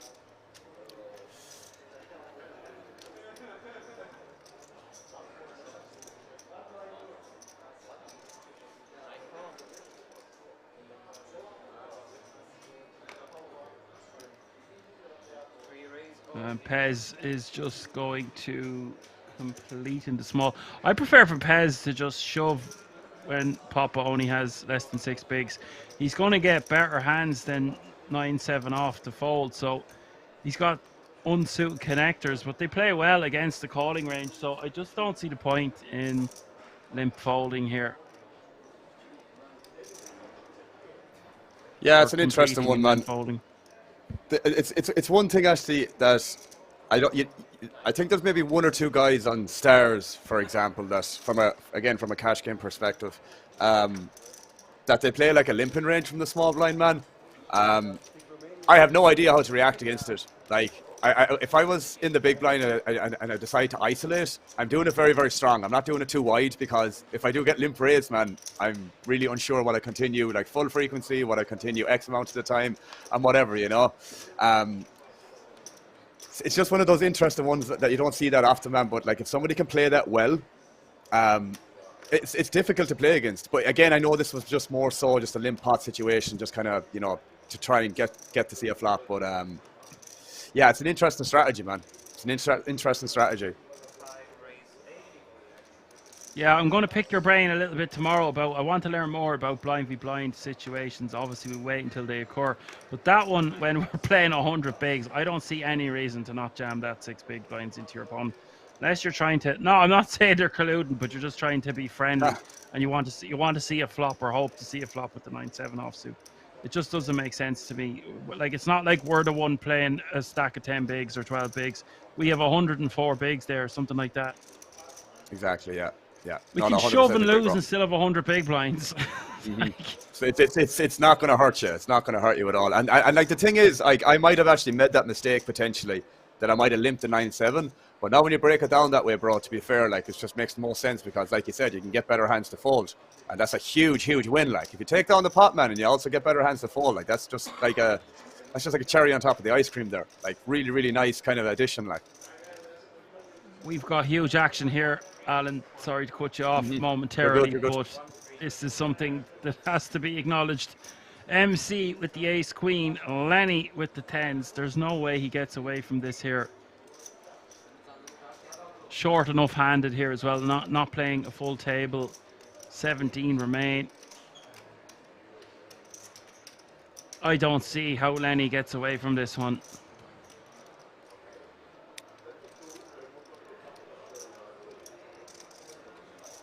And perhaps it is the bottom of his calling range. Maybe he would call with 9s. I think 10s plus we've got a call here. What do you think the bottom of MC's 3-bet jamming range is? Because that's obviously very, very relevant too. Like, if it's the case where Lennart is just like flipping at best, is it still a definite call, or is it really depends on what they're 3-bet jamming from the big blind, I assume. This is very similar earlier to when I went back over what I said, and I didn't change my mind. I said I think 10s could be the bottom of the range here, but it's usually a jacks plus kind of a situation. I've just said again that I think Lenny should be calling with 10s plus, but maybe he needs to be a bit tighter when we are only 5 of him. I wasn't thinking about the ticket for a moment. In a chip situation, if we believe MC is capable of rejamming with hands like 9s, 8s and 7s, then I think we have to call. He doesn't need to necessarily flip here, but when we don't take these situations, even if we know we are flipping, it's amazing how often we just find ourselves short stacked with 15 bigs. Sometimes in a tough field like this, it's okay to take a flip. If we lose, we lose. If we win, we have such a big stack. I know it's a flip and we don't want to be flipping, but at some point you have to take your flips. The best players in the tournament will take their flips. They'll avoid flips for, say, 40 big blinds each or more, but this one, 25 total, decides to call it off, and I can't blame him. 9-6 deuce is the flop. But to answer your question, I don't know if he shoves a worse pair than 10s from the big blind there. And if he doesn't, then we could make a tight fold. But he's took a stand, and just the river to survive. Survives the river. Good man, Lenny. Unlucky for MC. And Lenny, I have a piece of me heart now for Lenny, seeing how hard he's battled today, Alan. And I sense this dude is going to go for a big run here. But you see, I'd like to do some more work on them spots, because just because we are going to be flipping doesn't mean we just say, oh, I'm flipping, so I'm not going to take this one. If it was for any more, I totally see how we could just fold. If it's any less, I think 15 and below, we need to be snapping. It's that 25. We don't ever need to be snapping. It's that in between that 15 to 25 big blind zone where it gets a bit squirrely. Yeah, and I love that breakdown, bro. Personally, myself, it's like a super, super close spot, and it's mostly because, like, I'm really wouldn't be too sure. Because even if I was trying to, if I was to try and piece together what a big blind 3-bet range would look like in a solver, for example, in that exact situation, I just don't think that's going to be anyway close to what's in practice, you know. So that's the issue I have. But man, it's like 10s is like just on the cusp. Like 9s I would fold, jacks I would probably always call. It's just in the middle. Bottom of his calling range there, yeah. Yeah. And he's took a stand. Anna's saying there as well, we remember yesterday he folded 10-10 against Ace Queen and Ace King, and he would have hit a set. Now, I don't like being in hindsight, but I remember that hand specifically. He's won that flip, and that means we are going to go on the last break of the night, I think. Lovely. Or, sorry, it mightn't be the last break, but it is the last redraw. This could go on for a while. We have 16 remaining, 4 away from the ticket. We'll be right back.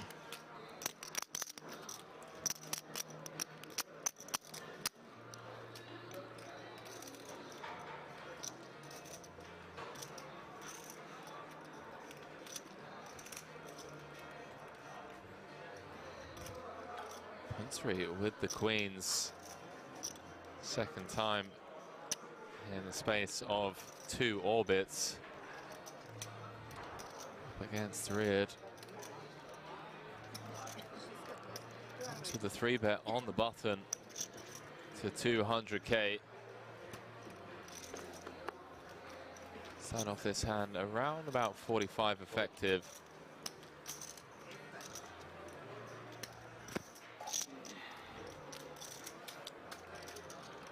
Wait, how deep are we here?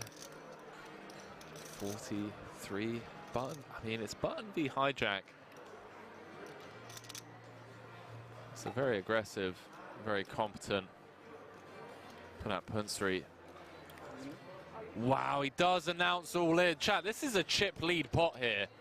Wow. And a snap call from Punsry. And again, he sees that he's got his opponent drawing 2 outs. Chat, this is the biggest tournament of the feature table after 13 hours of play. Yeah, yes. I know. Queens again. Wow, good luck. Queen 2. Well, well, well. Possible. Jack 5-3, all clubs. Reard picking up a bunch of outs and just has Punsry dead on the turn. Hey, my friend, zweimal Queens verloren. What can you do? Wow. Queen, zweimal Pop. Wow. Takes it on the chin like an absolute champion. Punsry saying, what can you do? Wow, nice. Has Zidek drawing to 2 outs. Nice. Queens against 9s. 1.1. Again for a chip lead pot. 1.1, yeah. 1.1, yeah. 1.6. 9 on the flop. Now had Reard drawing to 2 outs. 1 for 50. Queens against 10s. This is Gets 4 flushed. Punsry still smiling somehow. Says, what can you do? I tell you what, chat. 1,450,000. Wow.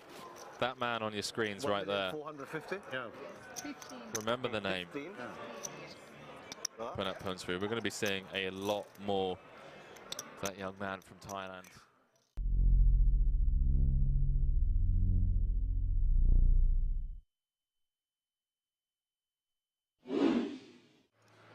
Appreciate it, chat. Really do. You guys have been incredibly kind 9.6 throughout this series.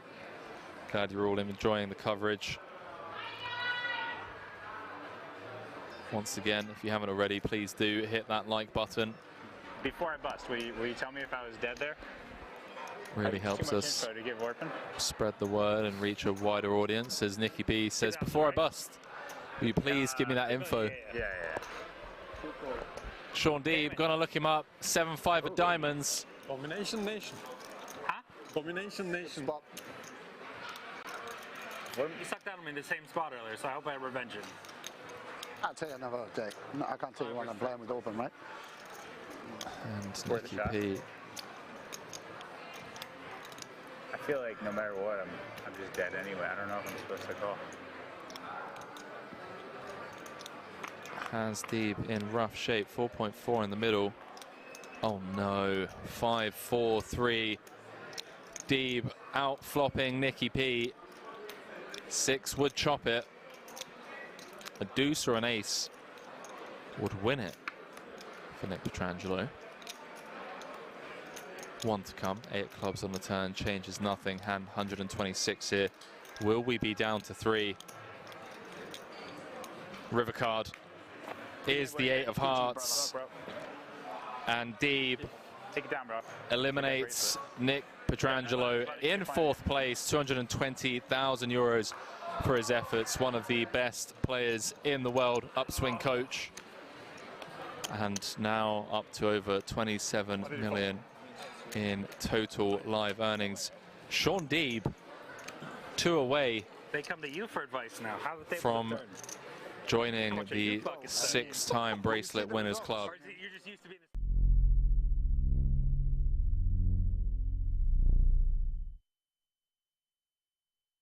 Seriousness of this event. The average stack creeping ever closer to 1 million.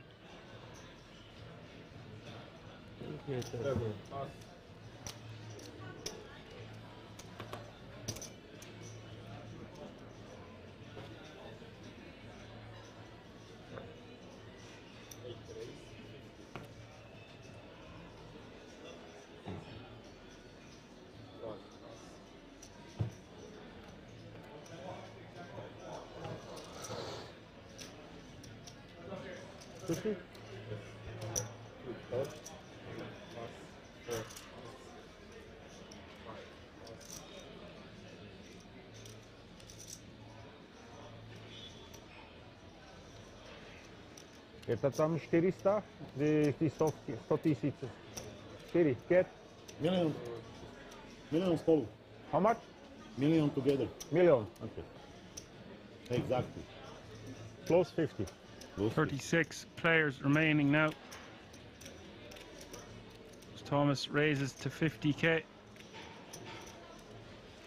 Mexi calling in the hijack with the Jack-9 of clubs. Giuseppe not wanting to see a flop with the King-7 offsuit. We go heads up to the flop.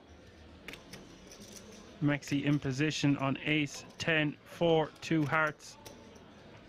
Thomas flopping a set. That's 50k and a quick call from Mexi. Turn giving him a world of outs. The 8 of clubs. And oh boy, we've got action. From Thomas, I don't want to be going too small here with 2 flush draws on board. I want to bet something like 150. Bets 125.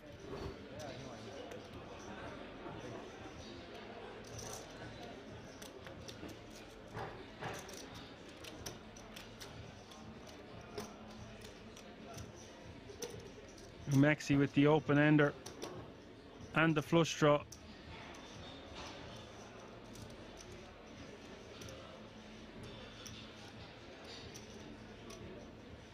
You can see above his head his 8 outs. Looks like he's going for a raise here. A raise to 350. Sweet music to Thomas's ears. All in. Call. Thomas moves all in. Mexi quickly calling.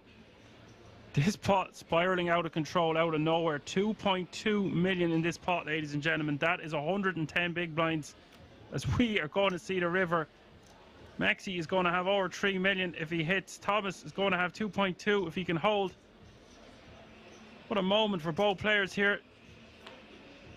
The river is a brick, the tree a diamond. Sit back down, Thomas. Mexi going to lose a massive chunk of his stack.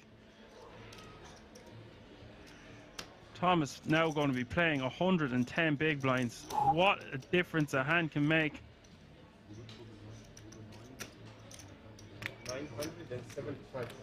Well, you know what, Apocalypse? You can't say that wasn't an action turn. We want action on this channel, and we've had non-stop action for this first hour of play. We are only live 60 minutes, and look at all the hands we've got to witness.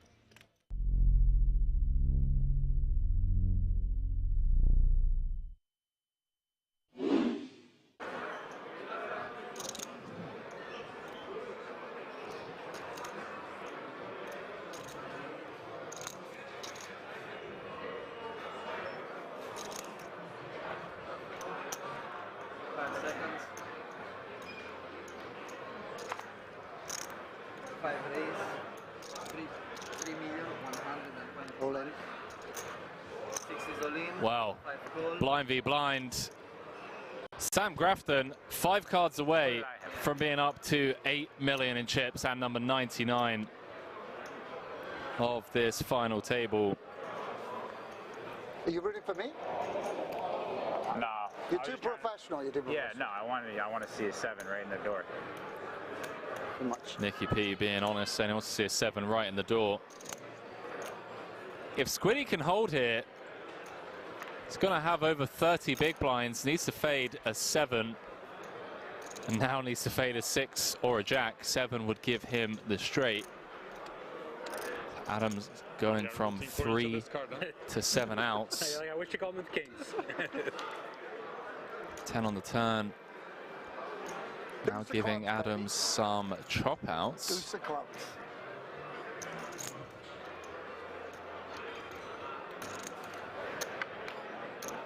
Queen of spades on the river, and Sam Grafton, ladies and gentlemen, Somebody's gambling around. now up to 8 million in chips, looking for his first bracelet. Okay, we have 2 million, 3.5,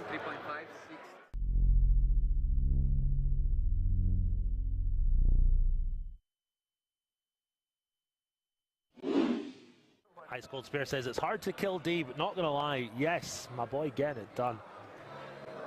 And Paul Flat getting right back on the horse. 2 very playable hands back to back. Kardashians in the hole for him. 20 big blinds in the chip lead. 800. Comes with the min this time. It gets out the way. Oh, wow. Oh, it's a cruel game sometimes. It really is. This entire final table has just been so cruel. Ben Heath came in 1 of 9, out in 7th, I believe. Out in 6th, rather. Julian Martini announces himself, and Bourbois just gets the click call with the Cowboys. Going to win this 4 out of 5 times, and he's going to have a huge chip lead. Oh, wow. King of spades too. Queen, Jack, 10. Middle set for the Frenchman, but he's not out of dodge yet. Ace or a 9 would give Paul a straight. King would give him a bigger set, and obviously running spades also working for him. Wow. Ace, King, 9, right? Turn. Fuck, could be down to 2 million. 6-8 game. Really unfortunate for him, unless he can find a miracle river. Ace 9 or King needed. 9-ball corner pocket. And the Triton boss man Finally win 1. extends his arm as a token of GG's to Julian Martini. 5th place. Get some GG's in the chat for a true legend of the game, 107k. And now the Triton head honcho, chip leader with 4 left, looking for bracelet number 1.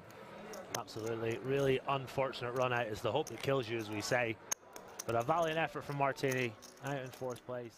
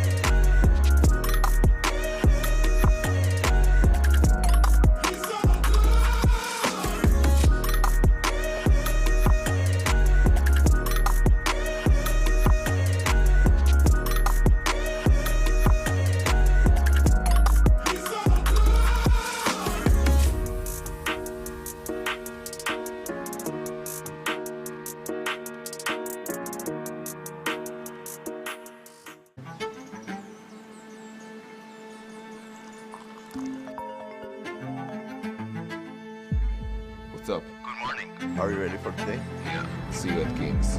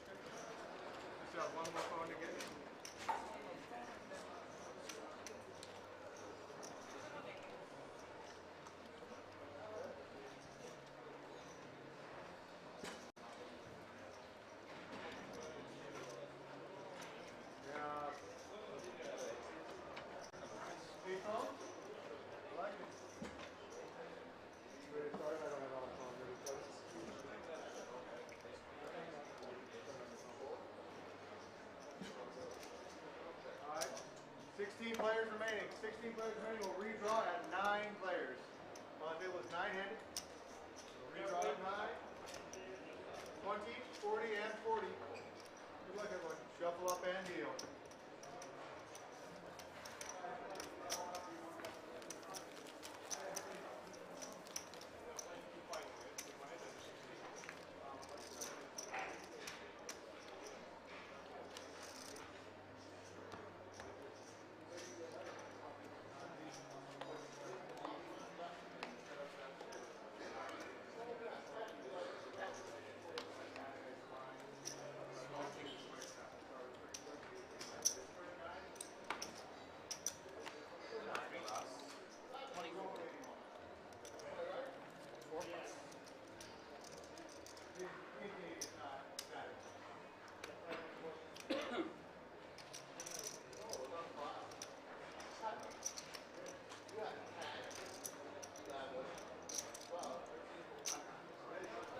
All right, folks, we are back.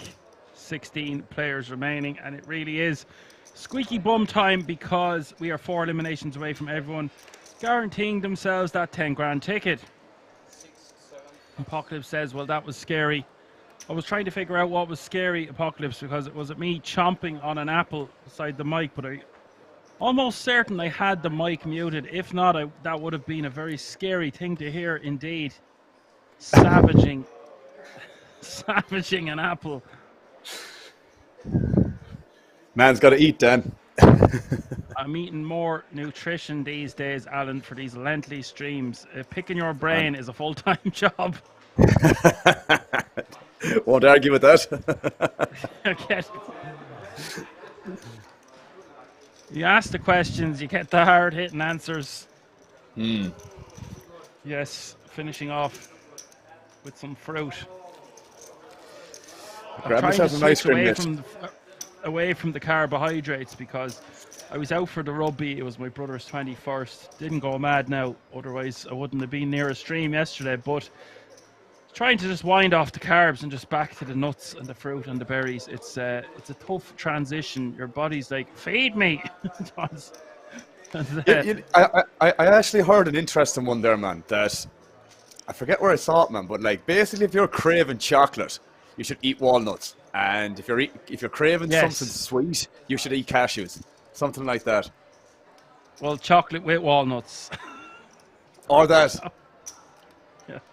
No, the problem, there's just one point to be made here. You either pick one. You eat healthy or you eat shit, because if you're eating crap and you're eating loads of carbs, and then when your body switches over and you're eating really, really healthy. Sorry, I'm trying to say the opposite. So when your body gets used to eating crap all the time, it doesn't know any different. When you start eating really healthy and then you go backwards, it's like, what are you doing to me, buddy?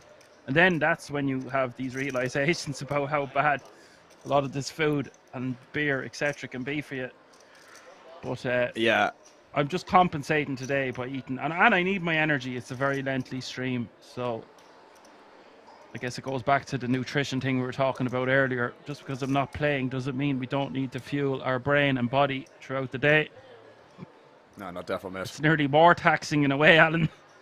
It can be. I see where you're coming from, though. Kamikaze Boogie is in the chat, says hello, poker fans. Hello, Kamikaze Boogie. Kamikaze Boogie. Well, we just call him Pram.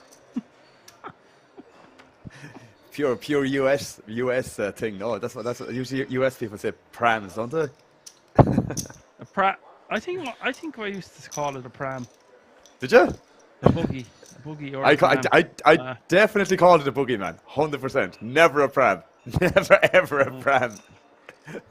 We're back into the boogie with you. Caffeine is the commentator's friend. Yeah, it is, but it's roasting in Ireland in my room. I can't open the window during the day as well because you'll hear lawnmowers and dogs and birds, etc. So I'm trying not to drink too much coffee today because it's already boiler room up in here. I forgot to actually open the window at the break, but sure, such is life. Vittorio 3-betting to 250k on the button, 9-7 of clubs, and our friend from yesterday, Alan Gianfranco, who played pretty well.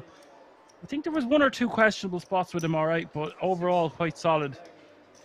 Yeah, I didn't see him do too much wrong, I don't think, bro, at all. I was happy with yeah, I just didn't see anything at all, really. Apocalypse says, sorry guys, I'll be here, just quiet, need to calm down.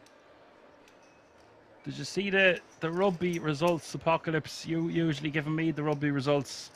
I see Portugal defeated Fiji. Or was it the other way around?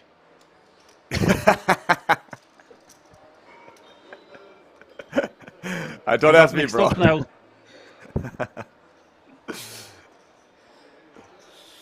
Action flop here indeed. Yes, Kamikaze. You're right. Come on, lads. Get back to it. A set and a straight here. Really going to zone in on this now. 4 away from this ticket situation. The bigger stacks are going to be able to really put maximum amount of pressure on the big stacks or the smaller stacks. But both of these stacks are big. playing over 2 million each, which is good for well over 50 bigs. So these two not wanting to tangle in massive pots. That ace of spades is a bit of an action killer. Gianfranco does have the 6 of spades in his hand. Vittorio's like, why did it have to come a spade? Where's the rest of this pot, Alan? Yeah, it is an action killing turn card, to be fair, man. Like when I saw the ace of spades, that's the first thing that just snapped into my mind. It was like, oh, what an action killer, because there would have been chips going in the middle here at some point. But yeah, on an ace and an ace of spades as well. Yeah, it's probably one of the biggest action killers, I'd say.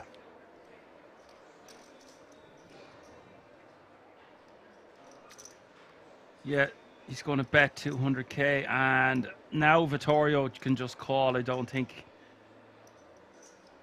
there's much merit to raising here.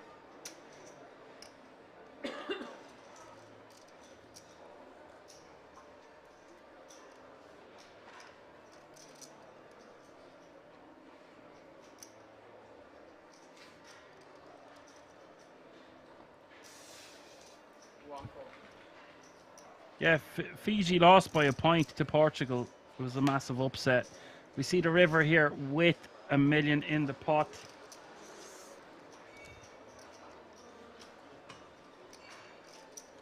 A cool mill in this one now, Al, and it's a bricky one in terms of not bringing another spade, but I think Gianfranco is probably just going to bet here again, and Vittorio just going to have to be able to call. I don't think he's going to be able to raise with a straight here on the river with 3 spades out there. Yeah, it's a bit of it's a bit of a close mode, spot in perhaps? fairness. Yeah, I think so too. I don't think it'd be a bad play.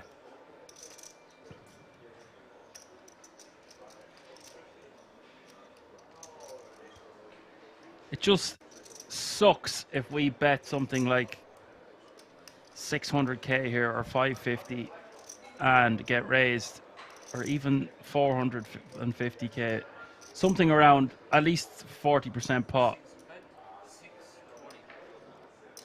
And that's the size I first recommended there, just over half. If we're going to bet here though, at least when we know, Alan, when we're raised, we're behind. So we're betting to get called by worse, and there's no way we're getting bluffed off our hand here. So we know if Vittorio shoves, he's got a flush. So that's why I don't mind betting our set.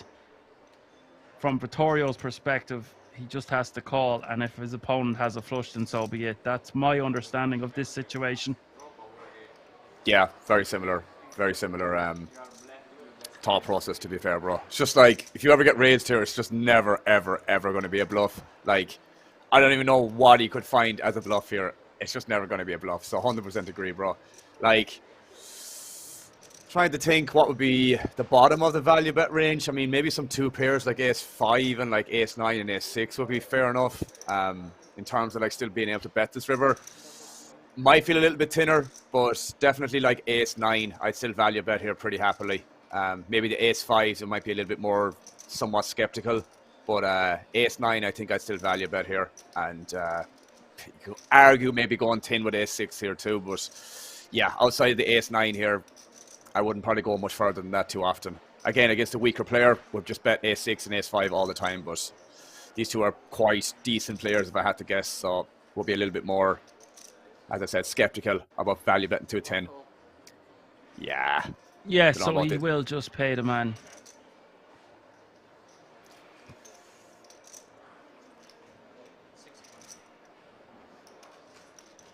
And that's one of the biggest pots we've seen of the day, Alan, in terms of the amount of big blinds out there. Over 2 million, 2.24 million in that one. And that is a massive pot for Vittorio. And Gianfranco forced to pay the man. Oh, I thought that Vittorio had a straight here, Alan. I've been getting this hand wrong the whole time. Well, you'd know we're 9 hours into the stream, bro. I thought he flopped the straight, and no. That's why he... Well, then I don't like the call on the river at all. Yeah. I was like kind of thinking in my head, like, Did you think he had something else there by the way you're talking about this? I was going to say something eventually, but yeah, it was 9-7 at clubs. From the moment Kamikaze said action flop, I thought it was a flop straight against the set. And that's why I called the ace of spades an action killer on the turn. Yeah, that's fair. That's a fair assessment too, but that's not what happened. We're allowed the odd one. We are indeed. If that's the case, I do not like the call there on the river at all.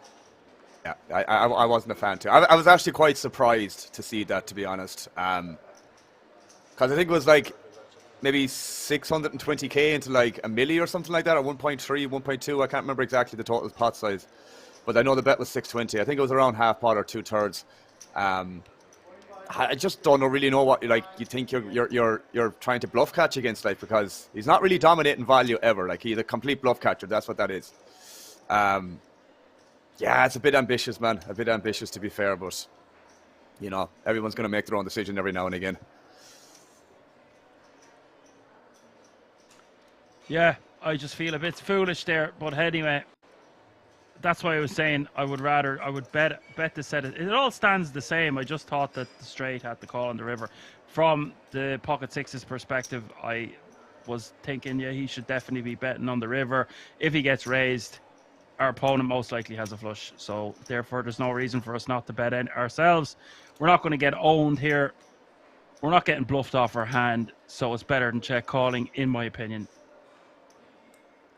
Yeah, and again, I agree, man. Like, the bet with the six is 100%. Like, as I said, if you ever get raised there, it's just never, ever, ever, ever going to be a worse hand. Like, it would have to be some random airball, which, again, in that situation, given how the hand played down to the river, never going to be that likely, I'd say. So, yeah, other than that, just going to be a very, very easy fold.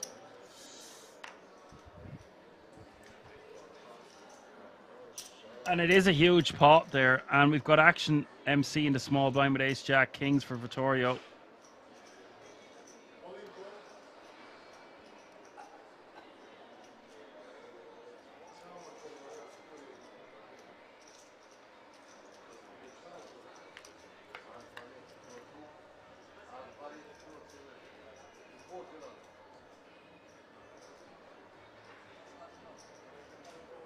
Nine, 8 deuce is the flop. Turn is a 10. MC with an open ender. It's never easy, Alan, as we hit the river. 3-1 favourite for Vittorio, all the same. River is the six of clubs. We say goodbye to MC in 16th place. A nice cash for him. Unlucky, sir. GG. GG. That means, Alan, all players remaining are guaranteed a 5-figure payday at the minimum. 10 grand on the nose with 15 remaining. 3 eliminations away from the 10 grand ticket. It's getting closer.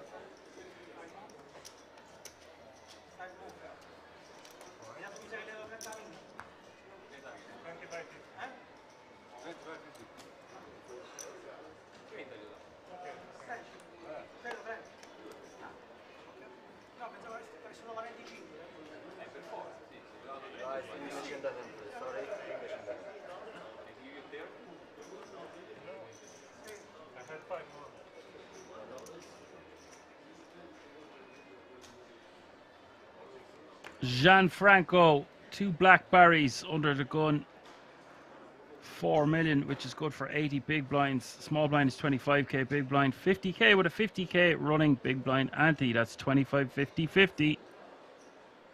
Average stack about 40 big blinds at the moment. So I keep talking about those 2 million stacks being big, but with the blinds going up, that's still only around 40 big blinds now. I say still, but it's just, that's a huge stack there at 4 million. When I said earlier, there's only 27 million chips in play. Yeah, it's a fair bit.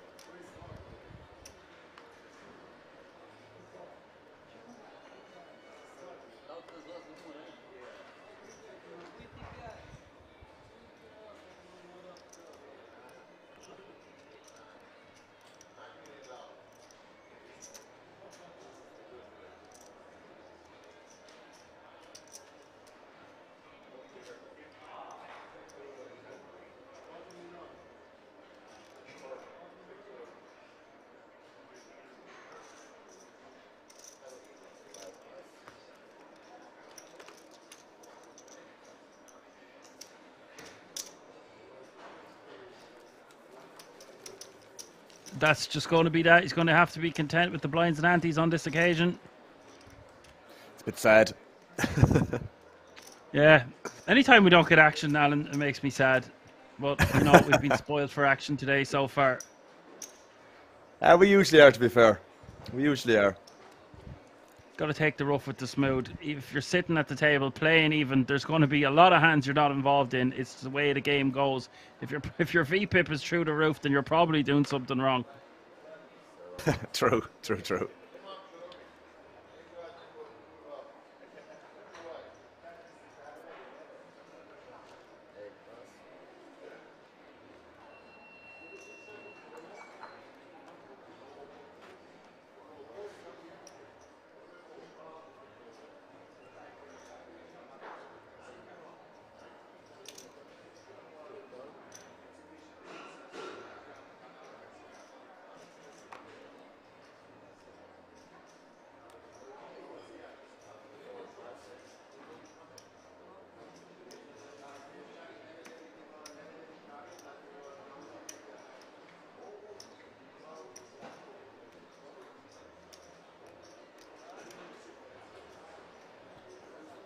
Eagle in the small blind here. Not the biggest fan of just a limp here in the cutoff off 50 bigs with a King Jack. It's just with those blockers. It's going to play well and better as a min raise or just a raise in general. Eagle shoves 7 bigs, and now I still think we've the call. We can certainly afford it. The opportunity to knock out a player with our hand for 6 big blinds more.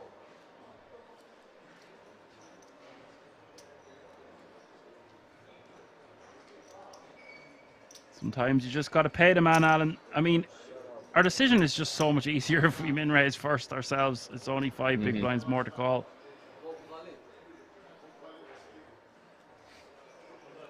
It's not exactly a trapping hand, though. I just would rather min raise this one. Yeah, it's definitely not a trapping hand.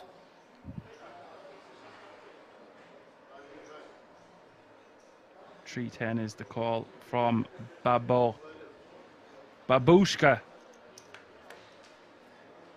Eagle needing to get lucky, or sorry, just to hold. Ace Jack 7 is the flop piece of it for Babbo. It ain't over yet. 820k in the pot.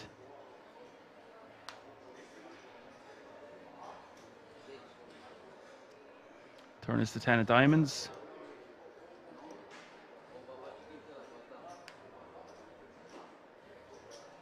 And 10 of spades is the river. And Alice says he limps because the big blind is the big stack. Yeah, because he can run all over him. I understand what you're saying, but we still have 50 bigs ourselves, so we need to construct a min raise folding range. Otherwise, when we do open a pot, we're just going to have a very nutted range. So we need to be balanced. And I think King Jack falls into the category of keeping in our min raise folding range.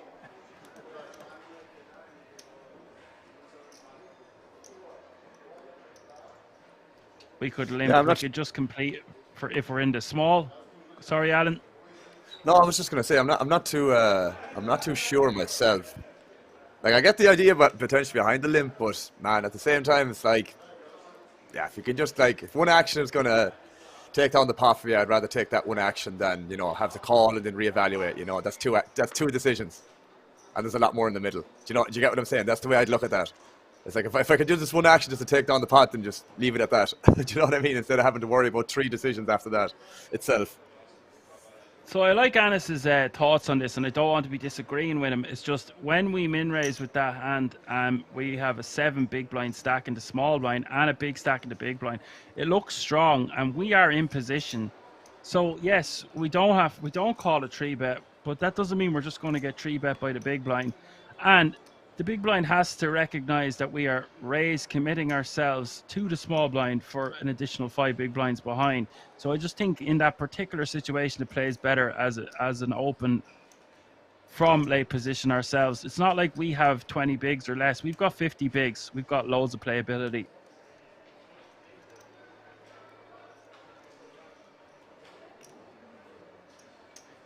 I prefer, if we want to see a flop, we could do something. I would love a limp with the king jack. The previous hand there, if we had a hand like the one eagle style has now, like a 10-9 suited, a jack 10 suited, a jack queen suited, even I think 8-10 suited is starting to push it, but you could occasionally limp that, but maybe not when you're 3 eliminations away from a 10 grand ticket.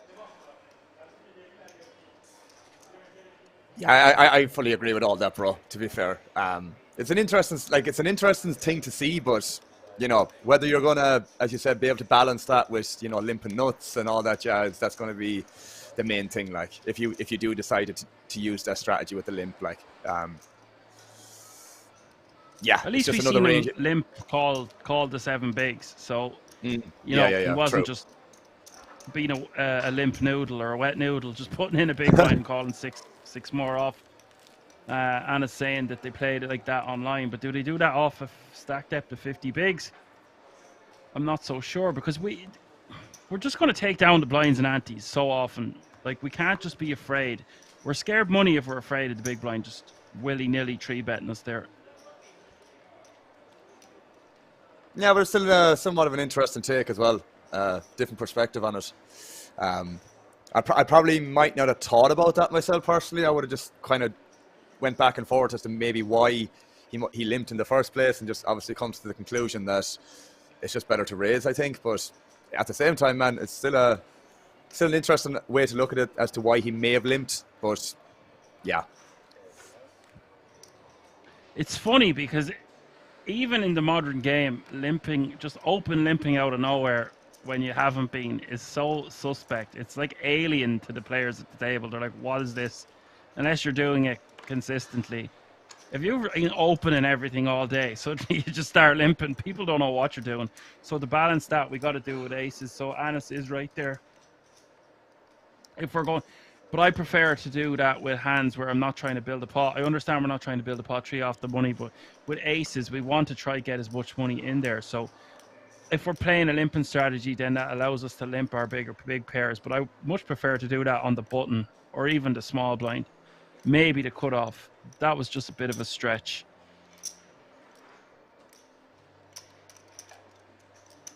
Stretch Armstrong. Says Action Man Dan.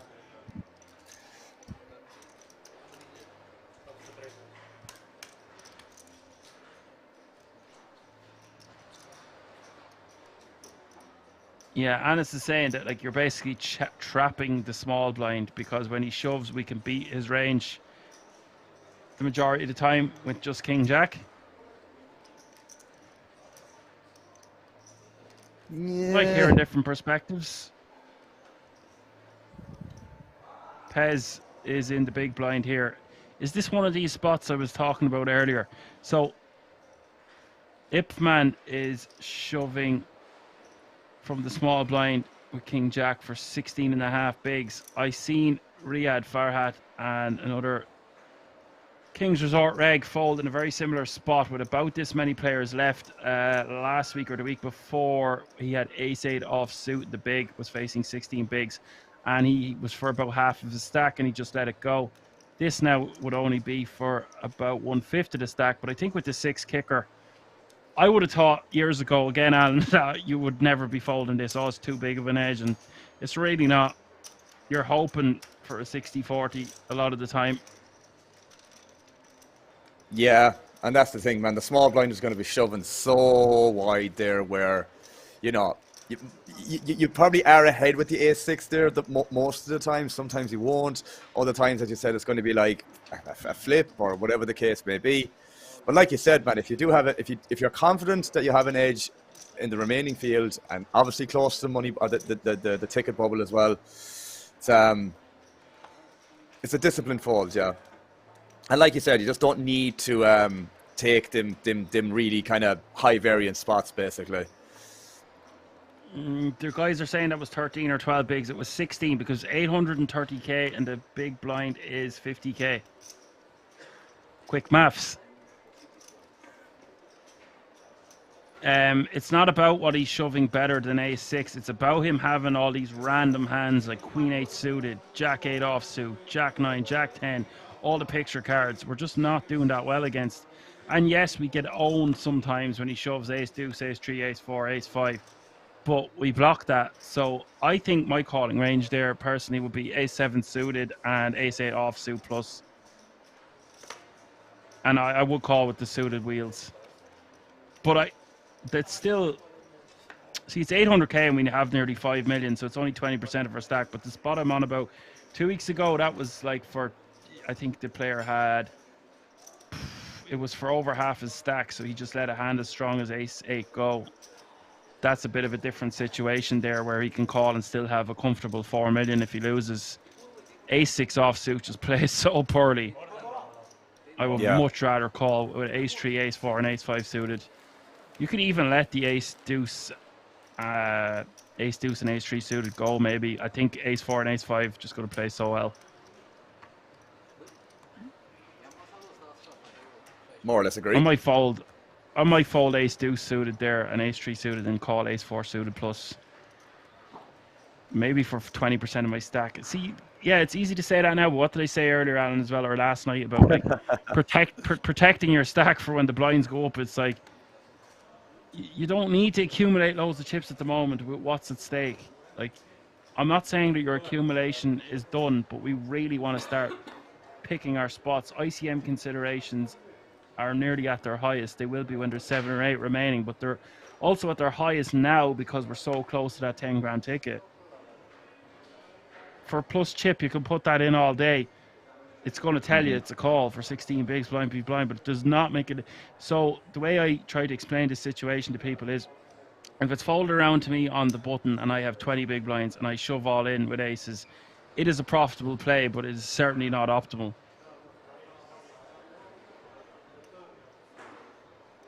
Agreed. Very, very much agreed. And we're always trying to do the optimal approach, or whatever the strategy is that's going to make the most amount of money. And again, hopefully, the last time I say this tonight, but you can't just load up a run with 15 players remaining in the World Series of Poker main circuit event, live from the King's Resort in Rosvedov.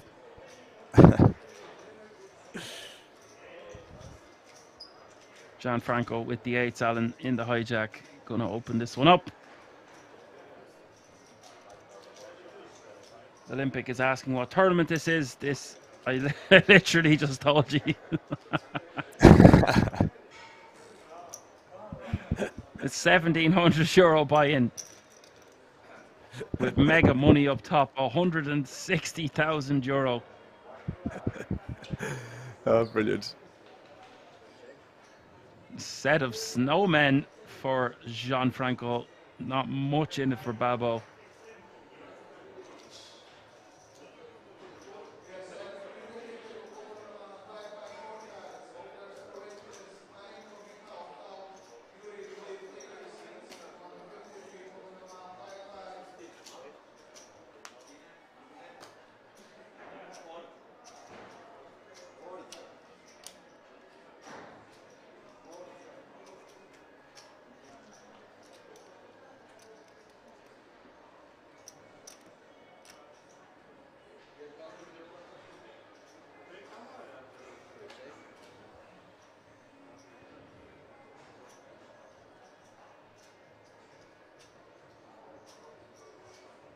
Set here for Gianfranco, 285 in the pot on the turn.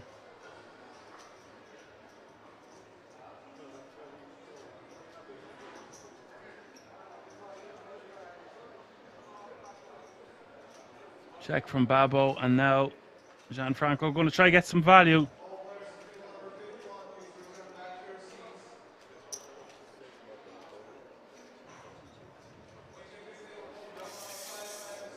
Hearts. Anis with some, Anis with some more intellect for us, more info. I love getting info about the players. He's a regular from the Netherlands, plays a lot with him. Pes is a casino reg in Rosvedov. Like I said earlier, at this late stage, sometimes a hero emerges amongst the crew, but a €1,700 buy-in, it prices out a lot of the recreationals. Not that they can't satellite in, and a lot of them will have played this event, but with 15 remaining, it's going to be the cream rising to the top here for the most part. a lot of players remaining will have had several significant scores in their career. And not that it's another day at work for them, it's still a massive amount of money. But they're not going to be too phased by it. They'll have played for a similar situation or amount, maybe even more than this before. So that's something to bear in mind.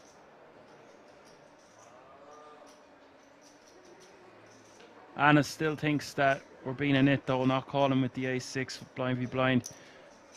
It's just, yeah, we've 78 big blinds, but it's still 16 and a half big blinds of our 78.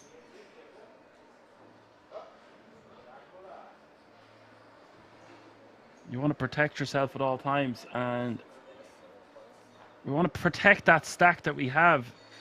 It's not, I don't want to say we're 100% secure a ticket, but pretty much.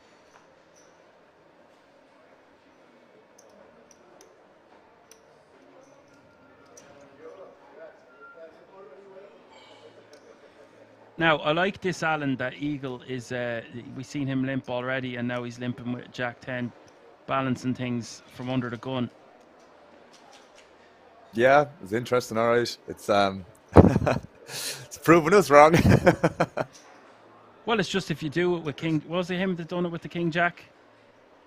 I think so. I could be wrong. Yeah, I think it was.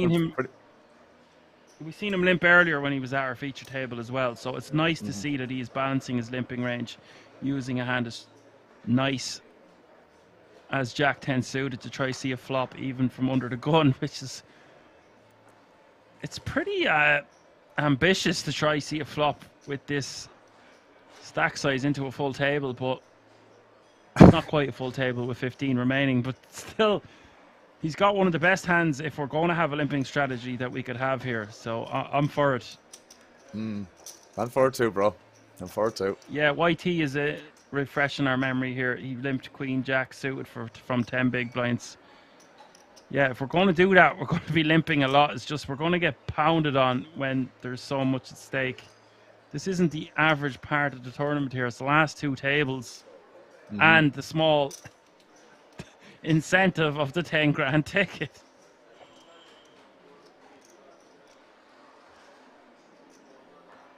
There's just too many big stacks that are going to apply all this pressure to you, you know.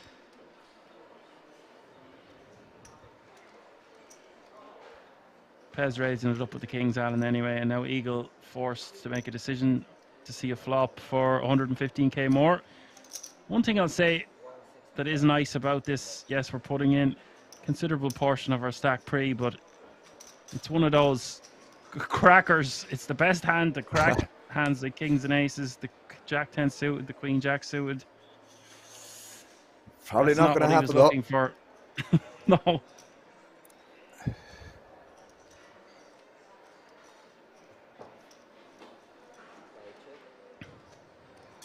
Nice check back here, no?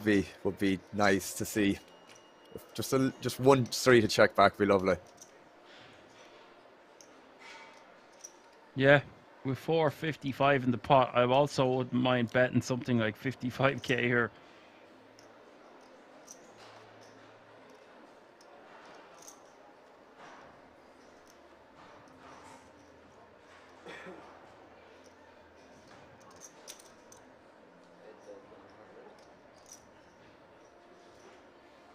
Anna's making a good point here. Eagle has found a way to see a flop here where a lot of players wouldn't, because they would just min raise, fold their hand. When we limp and it gets bumped up, we get to call and at least see the first three cards.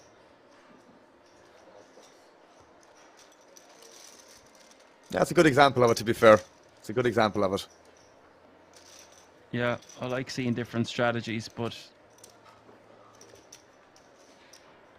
it's like we're trying to rabbit hunt from the get-go. It's not really our time to be. You do that a couple of times, suddenly you've about 7 big blinds left if you're lucky.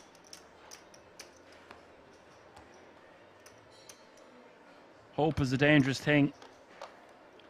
Hope can kill a man, or hope can set a man free. The quote out of the Shawshank Redemption for all ye fans out there. My favorite movie of all time. It's all about earning your freedom, Alan, and that's what these players are going to do. Win 160,000, get a one-way flight to Kings, and then realize, oh wait, I'm already here. Blackjack, roulette.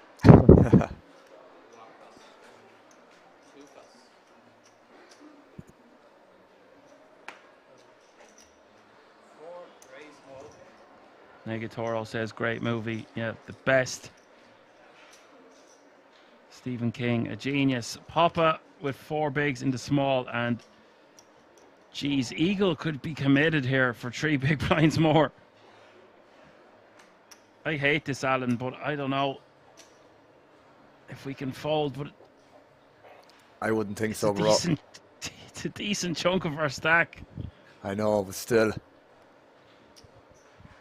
It's not the worst hand in the world, man. Like, Jack 8 off, it's not the worst hand in the world. There's way worse hands than Jack 8 off, like. No, what I mean, Eagle is priced in here for 155. Oh, apologies, man. Apologies. Excuse me. My bad. Yeah, that's probably still a call. Yeah, I think so. Yeah, it's just he's going to be left with 8 big blinds now.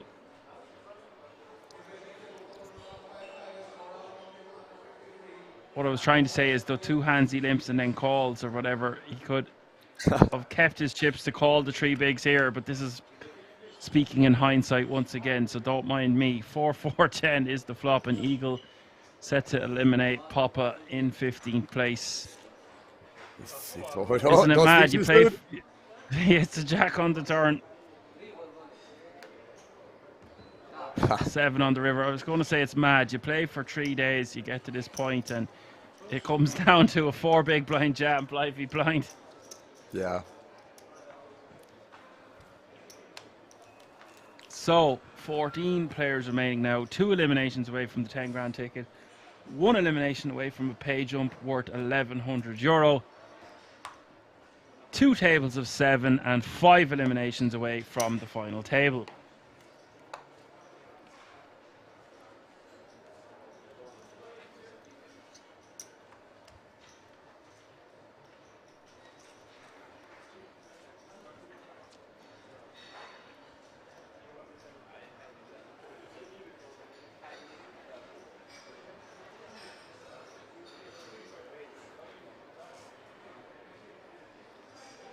I was warned as well that the field size would be incorrect. So if you're wondering why it says 19 players remaining in the top right hand or left hand corner or top right hand corner of your screen, it is incorrect. I assure you, there's 14 players remaining. Late position man or IP man decides to just straight up jam that many blinds from under the gun with the 8s. This is fine. No, I'm not going to say it's fine. I'm just saying it's fine if you want to try steal the blinds and antes. But when you were called, you were going to be crushed, shoving almost 20 bigs here.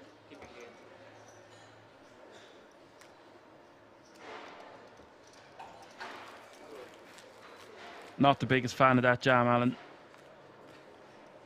Yeah, I mean, I agree. It's like you're going to get a bunch of folds most of the time, but when you do get called, man, you're not going to be in the best of shape. And again, like that, so close to the ticket, bro. It's it can happen. It does happen. You know, guys wake up with hands. They understand it's still a call, even though there's whatever on the line. This whatever 10k ticket.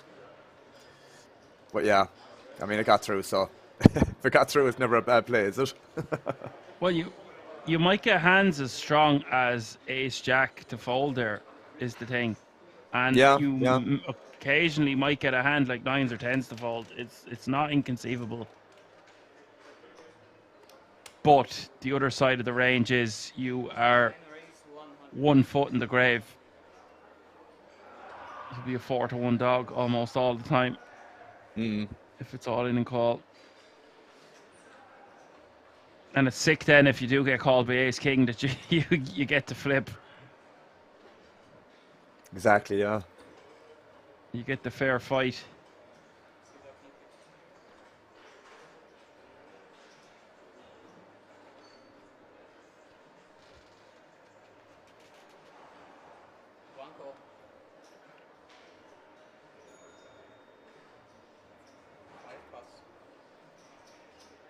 Vittorio just going to call here in the hijack with the sixes.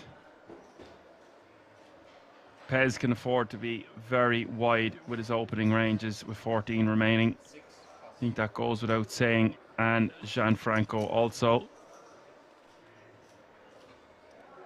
Ipman is going to call with 5 deuce offsuit in the big blind. A little bit too wide there, buddy. He's just going to tuck the words of him out, bro. And it is gone past midnight here at the King's Resort live from Rosvedov, so players will be feeling the pinch. Trying to make decisions since 12 o'clock this morning is a tough task to deal with. That's why it's all about these championship rounds. Can't be quitting at half time. 2 pair for Pez, bets 125. That's going to be the end of this hand.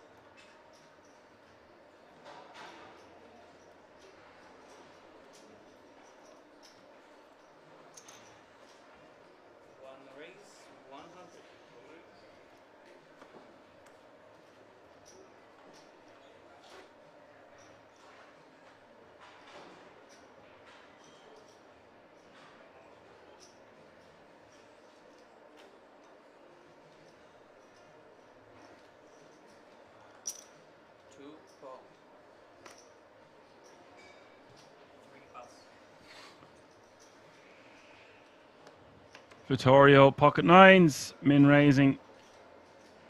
Babbo with a loose peel here.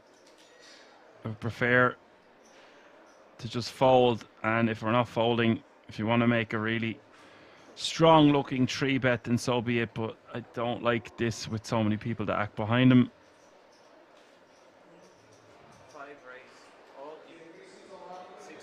Oh, wow, Eagle is all in. And now, if the action comes back to Vittorio, you are hating life calling off this many blinds with nines, but I feel like it's just going to be a bit too strong for 16.5 total here.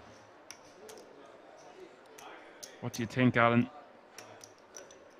Yeah, bro, it's close, it's close, it's close, it's close. I mean, it's not like it's not like a snap call, is it? No, I was about to say I've seen tighter folds than this. Yeah.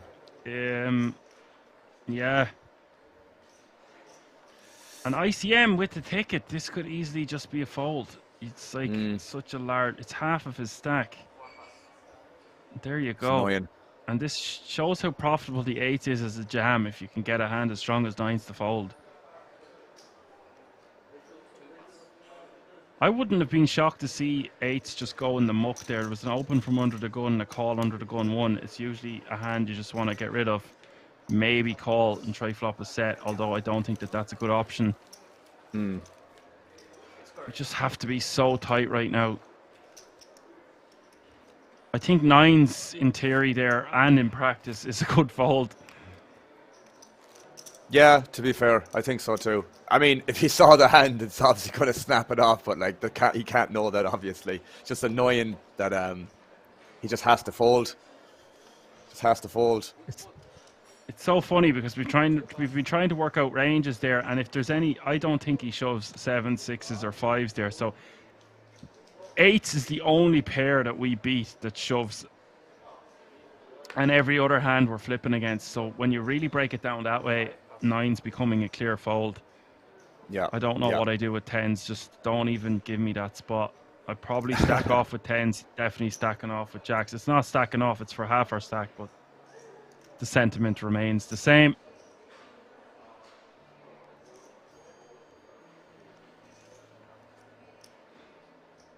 I don't know how you factor in 12 10k tickets to go along with the prize pool, but even if there was no ticket, that's still probably a fold with 9s because there's just so much ICM pressure. You want to make that final table. Yeah, it's worth a bit, man.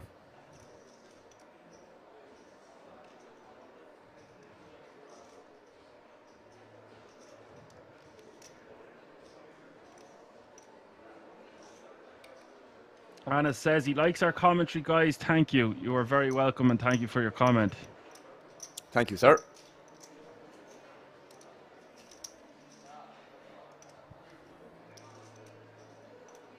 We'll get our own TV show out of this someday. 9 race, 375.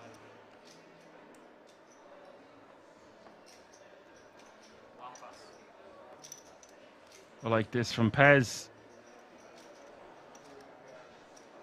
Gianfranco does not want to tangle with Pez. Pez is going to look like he has a pretty strong range here out of position against Gianfranco.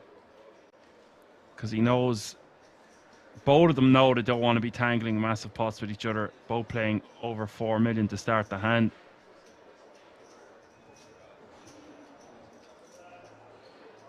If I had a blocker here, Alan, I think it might be a really sexy spot to do a click back 4-bet to like 875, something around that area. Yeah, it would really paint the picture, man, of a very, very strong hand in this exact situation with, you know, all the variables in place. Yeah, I'd love to see it, but again, would if I had the blockers or something like Ace X or King X here, there's a strong possibility I'd go for it. In saying that, peeling this 9-7 here, man, mightn't be. Or is he going for a call? He's not folding, Alan. Your man's hat is in the way, but he's not folding, Alan. That looks like a raise. He's only gone and done it. Wow. I said 875. He's gone for 950. Much of a muchness. I love this.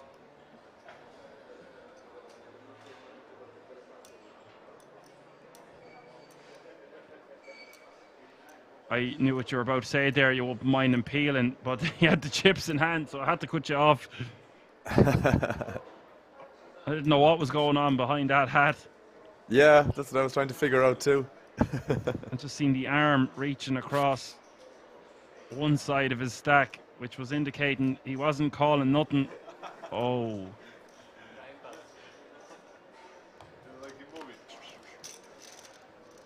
It's just a game of chicken here. Like I was saying to you earlier, how often is somebody 3-bet trying to get it in? Like, you might even, you're going to call me crazy here, but you might even flat jacks and queens there in the small. Ace king. You're not looking to get these huge situations pre-flop. Yeah, I'm not saying that he would do that with queens, but you could. If you don't want to get 80 bigs in there, then calling in the small is probably the best play. It is madness, yeah.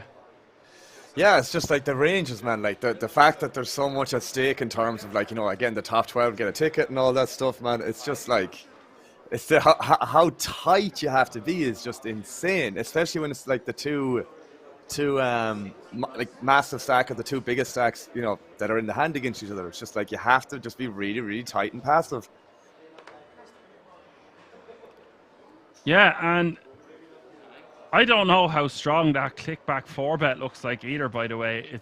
I was like, really, buddy? You're really clicking this back to call it off? You need to have kings plus to do that with.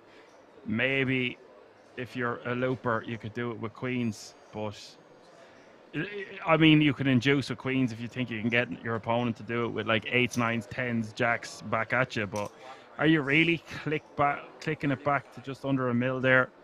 to call off with queens. No, it really has to be kings or aces. And if you don't think it's kings or aces, then you can find a 5-bet. Yeah, chicken as you said, bro. Yeah. Oh, I love the action. Gokgrag is back in the chat. A regular in the Action Army on Twitch. Hello, Gok. He says balls on the table. Love it. I bet you do, bro. I love it too. It's brilliant.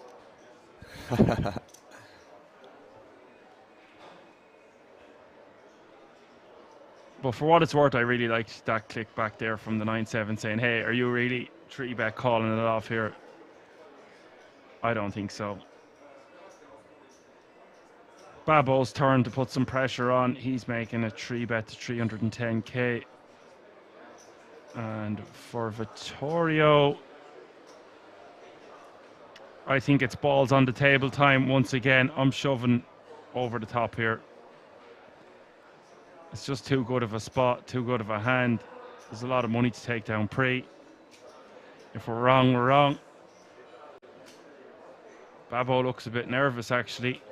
He looks terribly nervous, man. I was just about to say it. Like crazy. Stroking the beard, covers the mouth. I'm like, I'm all in, like. I'm all in here with ace-10. All day, mate. All day.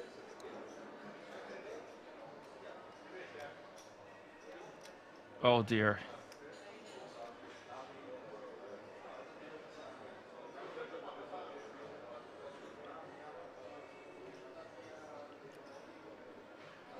I'd be surprised if Vittorio doesn't sniff this one out, but he's entitled to take as long as he wants here. This is a decision for his tournament. I mean, he might occasionally call, but then he's out of position. There's already like 700 or 800k in the pot, and we've only got like 800k behind. I think this is just a decision for all your chips, and we go with your read. You stick it in his face. You stick it in, think of Ireland, or in this case, Italy. And if you're beat, you're beat. Man, he looks terribly nervous, bro. Yeah, but that leaning back and swinging in your chair is actually a sign of strength more so. Sometimes you're going to look relaxed. Now, on this occasion, I don't think he looks relaxed in the slightest, but generally, if someone folds their arms, leans back in their chair, and sways from side to side, they're just content. But having already stroked his beard, put his hands in front of his face, and looking like he wanted to leave the table, Vittorio trying to get a read.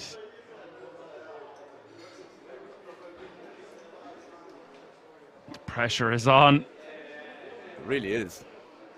Can he find the 4-bet? It's like cat and mouse, bro. No! Oh, Babo gets it through. Oh, nearly turned the hand over. Nearly.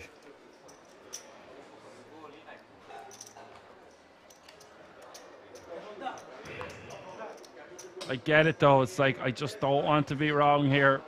I've played for 3 days. I'm 2 eliminations away from the ticket. If I'm wrong, I'm out. Or I have to get lucky, whatever the case may be. Oh, it's just such a spot, Alan, to just take that down and get closer to 2 million, or over 1.5 anyway. Yeah, it did feel like too good of a spot to pass on, man. Look, again, there's a lot on stake here, bro. We've just said this numerous times. Again, it's still probably a 4-bet jam there. You'd know better than I would in that exact situation, but like, yeah, it's kind of one of those things, man, that blind be blind, bro. Small blind's going to be opening, whatever. Big blind's definitely going to be getting out of line, man. Like, extremely out of line at this stage of the tournament. Well, I don't like the way Vittorio played it. Yeah. We can straight up rip for about 25 bigs total in the small, and that might seem like overkill, but you're going to take the blinds and antes down almost all of the time and just move on to the next hand. Or we limp, and if our opponent bumps it up, then we shove over the top.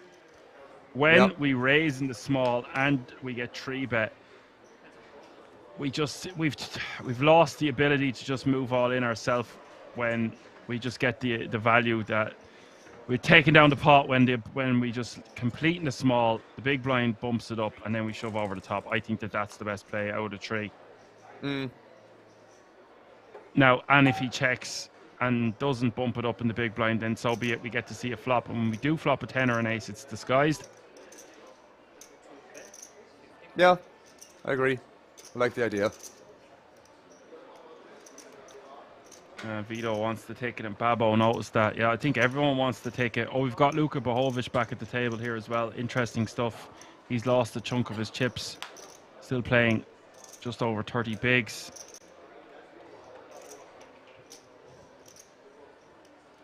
Babo wants to go for value here. Get paid by a king or a 9. Doesn't have to bet too big. I bet about 100k. Goes for 80, gets snapped off, and shows the best hand. Holy Dozo says Gok is in heaven, lots of balls on the table. Very funny. It's not Christmas yet. We're not decorating Christmas trees just yet, folks. We still have Halloween to get through. Yeah, Anis is saying, yeah, you only had 5 big blinds yesterday, Lucas. We were talking about that earlier. But again, these structures allow for these spin-ups to happen more frequently. That's why you see some of the better pros and the best players in the field just rising to the top time and time again, week in, week out, year in, year out.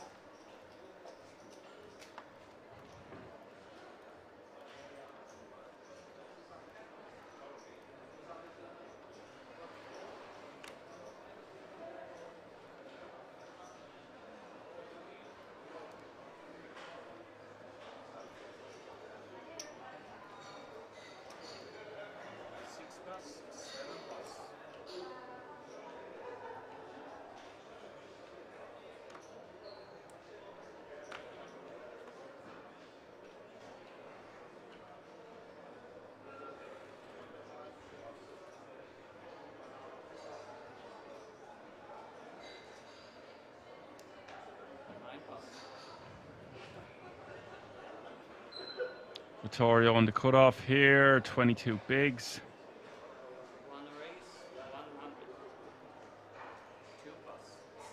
Raises to 100.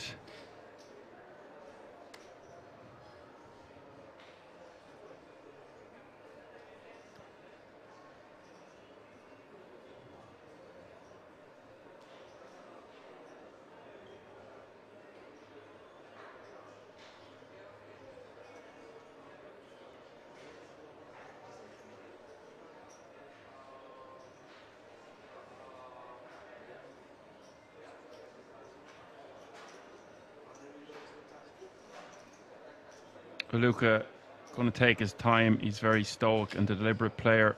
Unless he looks like he is going to use this as a 3-bet.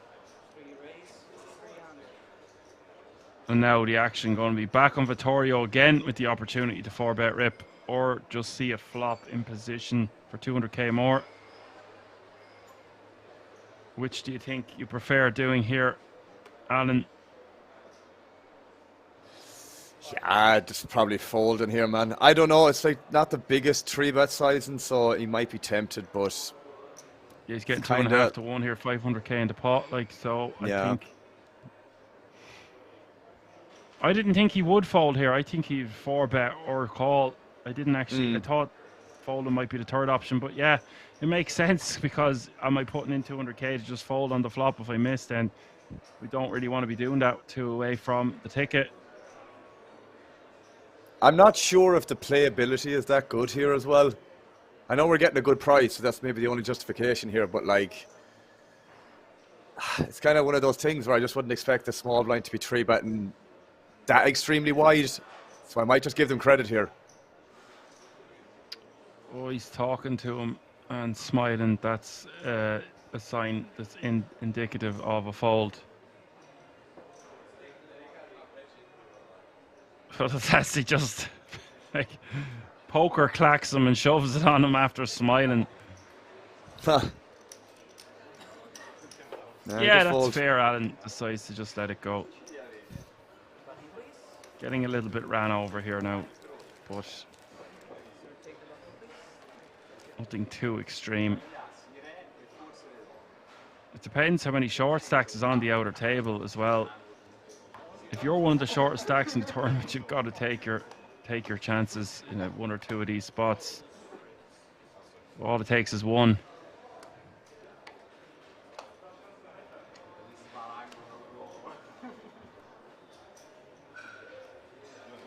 I love this dynamic, and we've had one more elimination occur, so 13 players remaining now. Graphics have been fixed, the field graphics. So this is the stone bubble for the 10K ticket.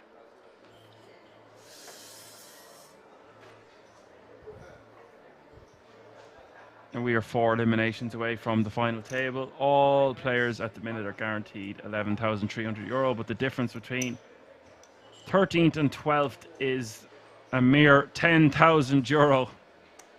You're essentially doubling your current payout if you could just survive one more player.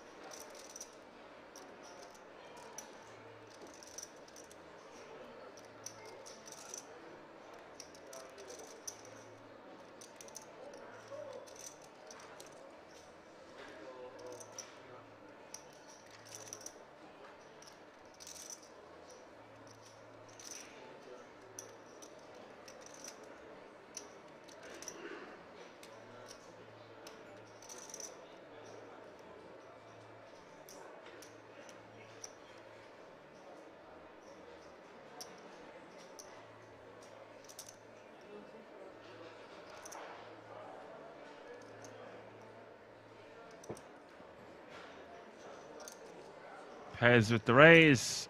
Gianfranco was going to say wants to just be calling here, so he does go for that, and I much prefer this than 3-betting and getting into a bloated pot situation out of position. Queen, Queen 5 is the flop.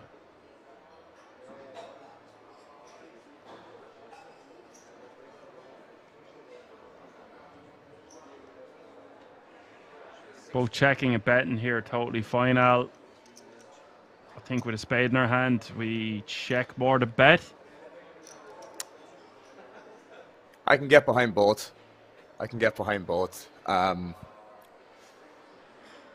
Like ace 8 is still ahead of the big blind call calling range quite a bit. I'm saying that we've obviously a lot of strong queen X too, so I can see Morris to betting as well. Yeah, either is fine here, bro, to be fair, in this exact situation, but probably betting given I'm against the big blind. Yeah, my reasons for checking, I was thinking, is just because we're so deep. Yeah, that's fair as well. That's fair as well. I mean, we it can't depends just how. Play every spot so cautiously. Like we have to. Yeah. Yeah, it depends how often you're going to get check raises. What you were about to say, Yeah. I think, was it? Yeah, pretty much. Yeah, pretty much. And that's the thing. I don't think it's going to happen that often on this particular texture. But yeah, check it back if you think that's going to happen more often. I think would be a good way to play that as well. But I get what you're saying as well. I never thought about that in terms of the stack size. Check it back because of that reason. Gianfranco blocker-ish bet here on the river. Pez snaps him off. Players playing almost identical stacks, but Pez has overtaken Gianfranco just by 100k. Bad river. Depending on whose perspective you're looking at it from.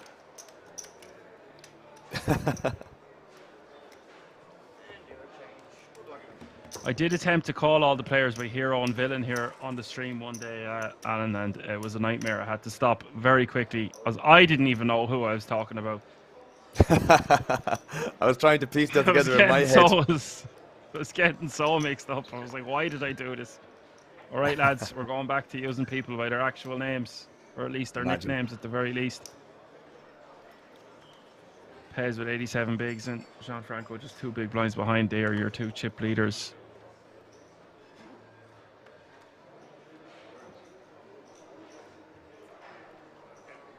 Average stack still 42 big blinds.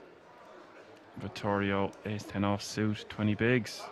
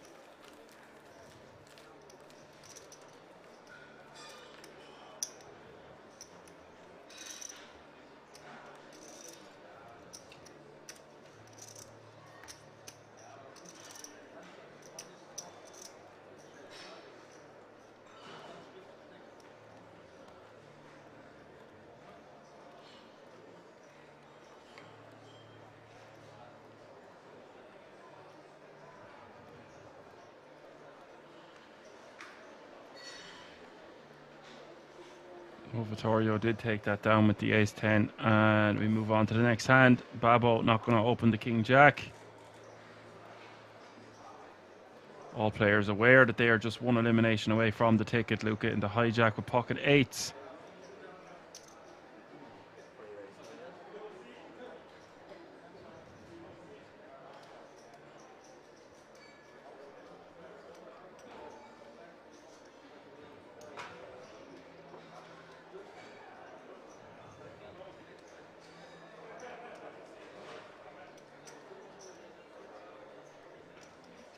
Jeez, we're getting great comments here in the chat, Alan.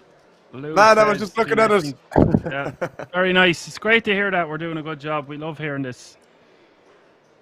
Shower us with praise if we deserve it. If we don't, you know, tell us where to go. Fantastic to hear such a good response, and means the world to both of us. As I said multiple times, Alan is a very busy piggy, and he loves this kind of thing when he can, so it's just such a treat and an honour to have him in the boot. Honour is all mine, mate. The honour is all mine. I'm not as busy as Alan now. Having finished my psychology in college, I'm not sure what I'm doing next. Probably getting a one-way flight to King's next year at some point.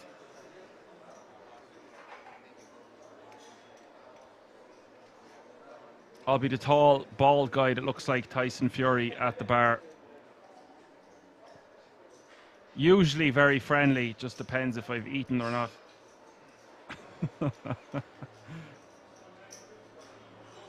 Approach with caution.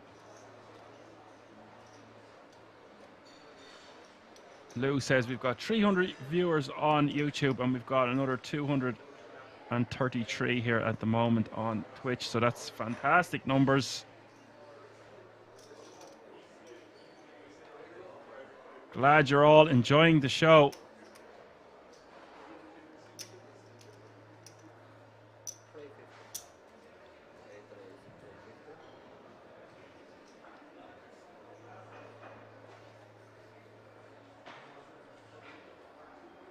Pez with a nice 3-bet here to 350. It's just going to leverage Luca's entire stack. He doesn't really want to be calling for 250 more, even if he is in position, just 1 elimination away from the ticket. So normally I was advocating to keep the pot small, but not when Pez totally dominates Luca in chips.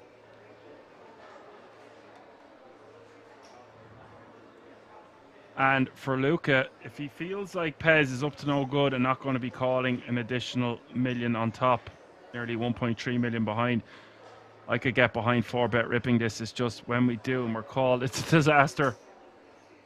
Like always. Yeah, I still think this might, it's easy for me to say I can see the cards, and ICM might say we have to fold here, but I think this is just a golden opportunity to 4-bet rip, hijack against big blind. Decides to pass. Yeah, there's a lot of friendly passing going on here. I guess you just don't want to be that guy at the bar. I finished in 13th. There was 12 tickets, and I would rather just be at the bar going, you know what? I went with me reading. I was wrong.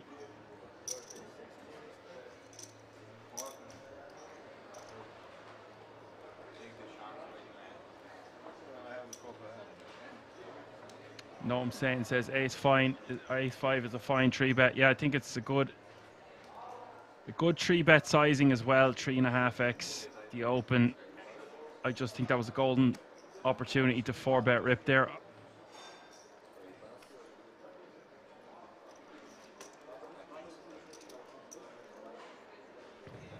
I would much prefer ripping over just calling, even though we are in position.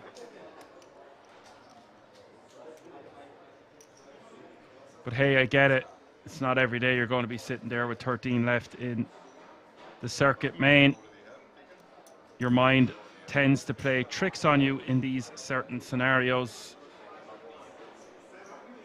Nice to have you back with us, Noam Sane. And KM is back in the house as well.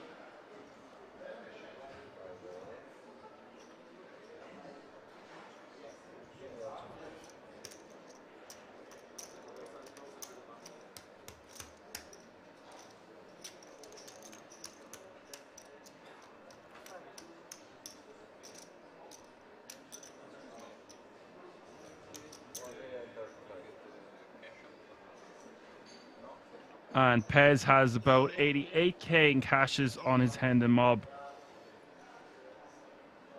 And look at this, the cutoff, 1 million and change to call. Eagle style is all in with the pocket 5s.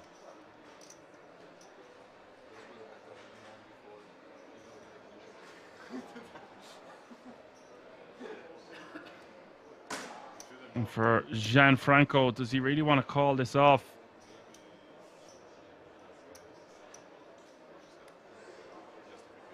If he knows Eagle Style is capable of doing this, Eagle Style has shown that he has a limping strategy. That's exactly what's happened here, right, Alan? Yeah, I was going to say I don't think you can call this here. This is the thing. Like, I don't think you can. Again, like that, man, preserve your stack. I mean, I know he hit 70 mil. It's 25% of his stack, to be fair. It's not like a small amount.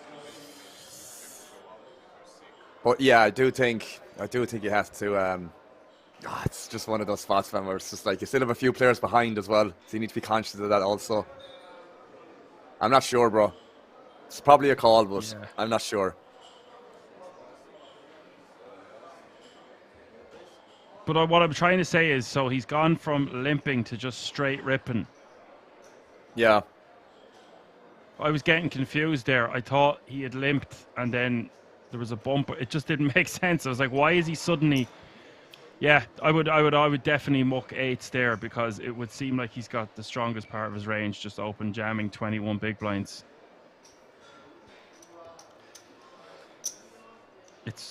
If it's 5s, 6s and 7s and we just fold, it costs us nothing to fold there. It costs us 1 million of our chips, 25% of our stack, as you just said, to be wrong. And we are going to be wrong a considerable portion of the time. We're lucky if we're flipping. Yes, we're going to be against those small pairs, but I would not expect a player like Eagles, which we've seen him limp like 3 times now, to just strangely open rip 21 bigs with pocket 5s.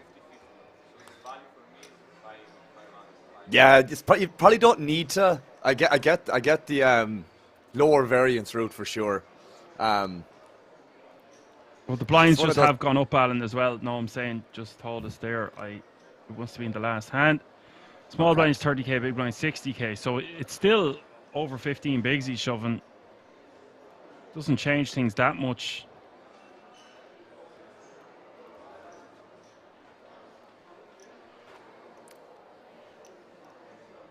I can see Maris to both.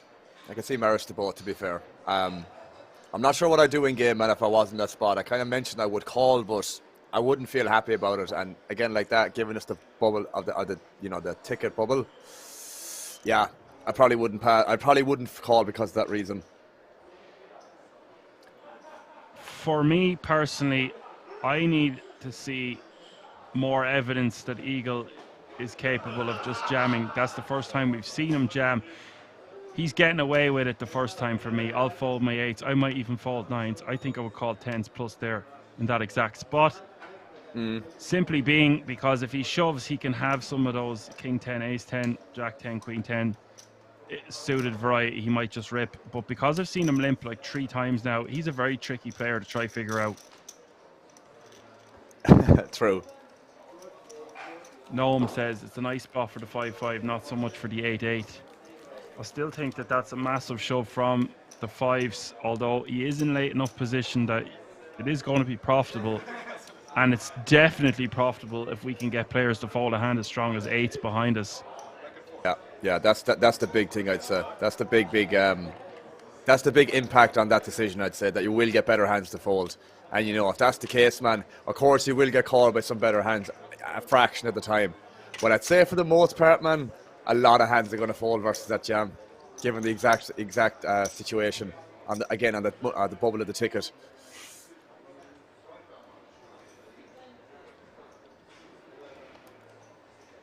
Yeah. I don't know what way to figure out his range. We've seen him limp call 2, maybe 3 times. He's played very strange, and now he just open rips. He's getting credit from me, maximum credit the first time. If he continues to do that, then each time he does that, I'm going to go a pip lower at what I think my calling range would be. So if I've seen him do that 2 or 3 times, I might just call with 8s. But when we're Gianfranco and we have over 4 million, we don't really need to risk $1 million here. Yeah, that's true. That is true. Yeah, Noam says it plays terrible versus a call, so it was an odd shove. I need to see more evidence that he's going to keep continuing to do that. Otherwise, he could be shoving a hand as strong as Jacks there. Honestly, you just don't know. People play Jacks, 10s and 9s funny. They're just like, I don't want to be in a situation on a flop facing 2 overcards, 1 overcard, whatever the case may be. I'm just going to rip. I've heard that one before many times. Yeah.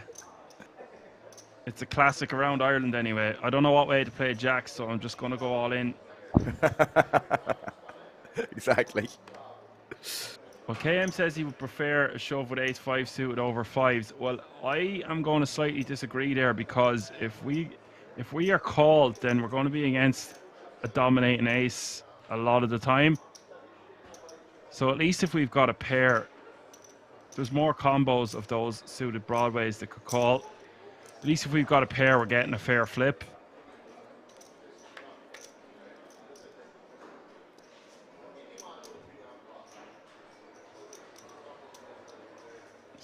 So many interesting spots, and maybe my eyes are deceiving me, but the top right hand corner of the screen now says there are 12 players remaining. And if that is correct, and this is the last hand of the 10k bubble play, and life can go on and the world can keep on spinning, one step closer to victory and €160,000 and the circuit main event World Series of Poker ring.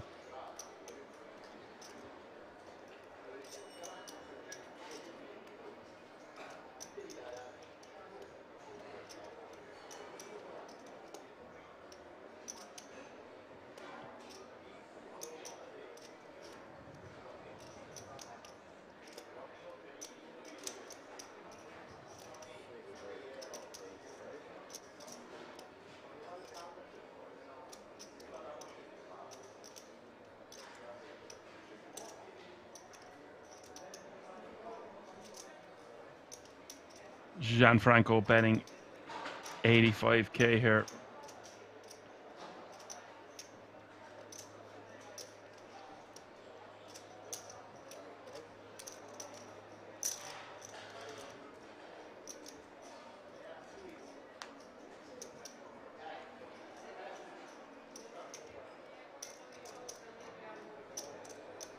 3 of hearts hits the turn. 500,000 in this pot now. It's starting to get a little bit bloated. Eagle just with 1 million behind, so twice the pot remaining.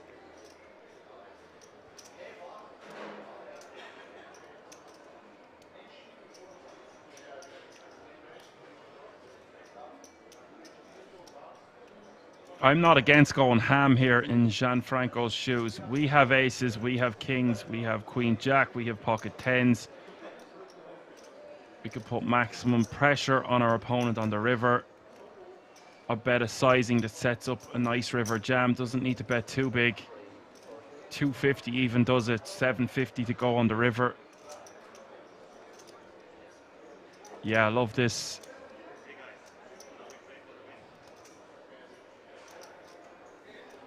Because now, if Eagle calls here, he's going to have to put on the cape and call on the river. So essentially he is leveraging Eagle's entire stack with this bet. And I love this sizing because it sets up just about 700k on the river. He could bet even a tiny bit smaller, but this is ideal. It's much of a muchness.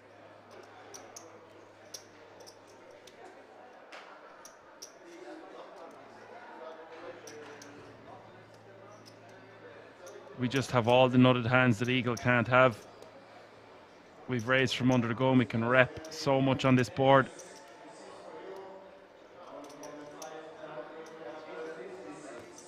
Sexy double barrel there from Gianfranco Zola.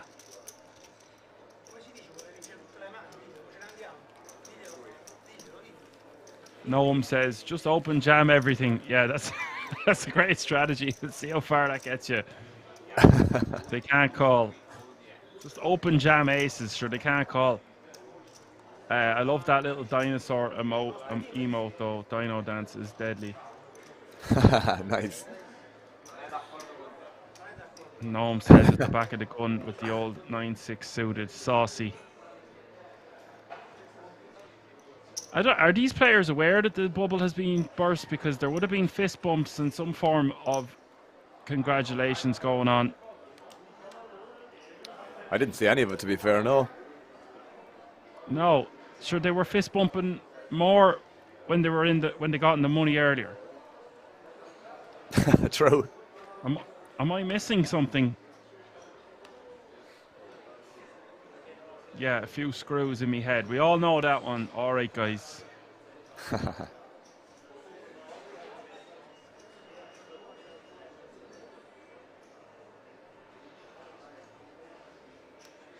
Yeah, KM says they took Luca away to the other table and they're playing six-handed, so they know. There was no emotion at all. Weird. The only emotion I got was Noam's emote of the dino dance. And he's not even at the table. Okay.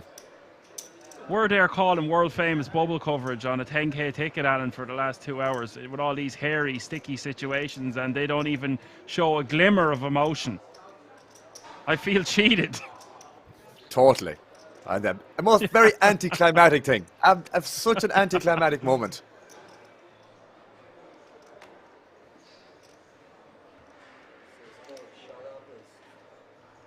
Okay, well, here's an action. Flip for the gang. Late position man with pocket nines. Gianfranco with ace jack. 1.6 million in the pot.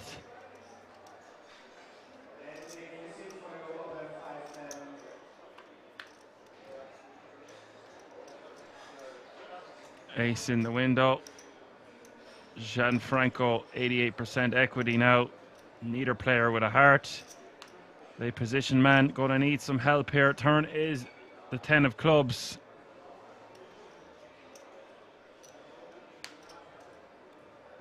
River is the queen of spades.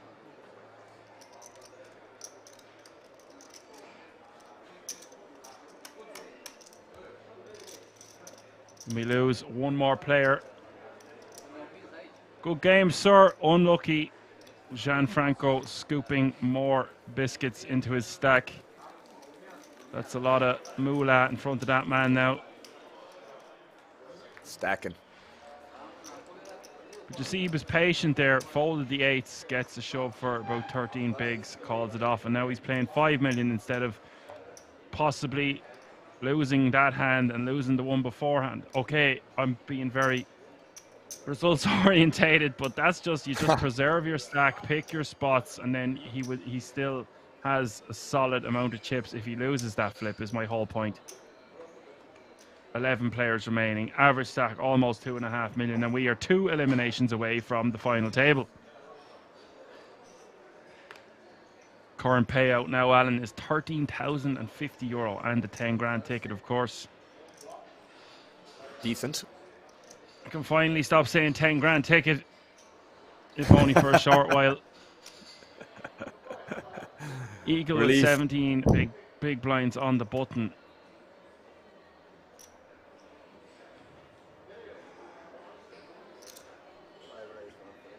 I remember I was saying earlier I prefer to rip with hands like ace-6, ace-7 and ace-8 off for sub 20 bigs on the button, that between 15 and 20 kind of zone. I actually prefer to use this as a min raise, these ace-deuce, ace-3 and ace-4, because if we shove the ace-6, ace-7 and ace-8 combos, we can get called by hands like ace-3, ace-4 and ace-5 suited, which we are still technically ahead of, even though it's nearly a flip. But these ones, when we jam, we can't raise calls, so I think we need to use some of these low ace-x type holdings in our opening range. But having said that, the 3, the 4 and the 5 kicker and the deuce kicker is hands that we want the small and the big to fold. So we want them to have the combinations of those kickers. But I think this is better than just folding and ripping, so I can get behind a min raise.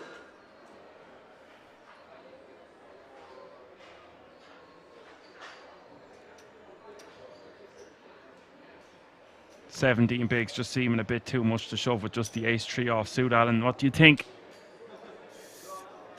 Yeah, I was just thinking about it in general, man. It's like there's definitely pros to this, and I like the way you broke it down as well. But I think the mid raise is probably the best option there, because like that, man, if you open jam, of course you will get a lot of folds, but if you get called again, you're kind of screwed. So I'm a strong advocate for, if you can get the same job done for a smaller price, you should use a smaller price, like, you know, or smaller raise first in size, whatever way you want to phrase it. So I really like that. I really like that min raise. Yeah, because Noam says you're raising into 2 rippers here, but we must play the game too. So if I'm getting ripped on and that's my 3rd time, I might just stubbornly shove 17 bigs with the ace-3 off. I just think we want to have some ace-x type holdings that we are raise folding from the button, and then the other ones, the top end, we're obviously raise calling, and those middle ones I think play better as a rip, the ace-6, ace-7 and ace-8, but the ace-deuce, ace-3, ace-4, I think we just want to be using them in our min raise folding range, and we might go post flop. I could be wrong on that. If I have 15 bigs or less, I think we just start ripping 13, 14, 15, but any more than that, I think we just want to be using them as a min raise fold. Yeah, that's fair. That's fair. But having said that, if we're going to be consistently getting ripped on by 2 large stacks, then I'm just going to keep ripping. It's going to still be profitable. Mm-hmm. And Noam says 11 blinds, we still open. And KM says, Dan, the top 12 of this tournament gets more than just the payout, right? I think it was something that rhymes with men fried cricket. You tell us more. This guy gasses me up. Rickets and tickets. And there's one for everyone in the audience if you're still in the tournament with 11 remaining. If not, kiddie game is down the street. You better get playing those slot machines, win yourself the jackpot and the opportunity to win a World Series of Poker Europe main event bracelet. Just all you have to do is go to Kings, get lucky enough to win the jackpot. Hopefully it's over 10k. I hear it's 18k these days, and you'll have a bit of change left over after your 10k buy-in. Go sit a 5-10 PLO game and hope for the best. Hope.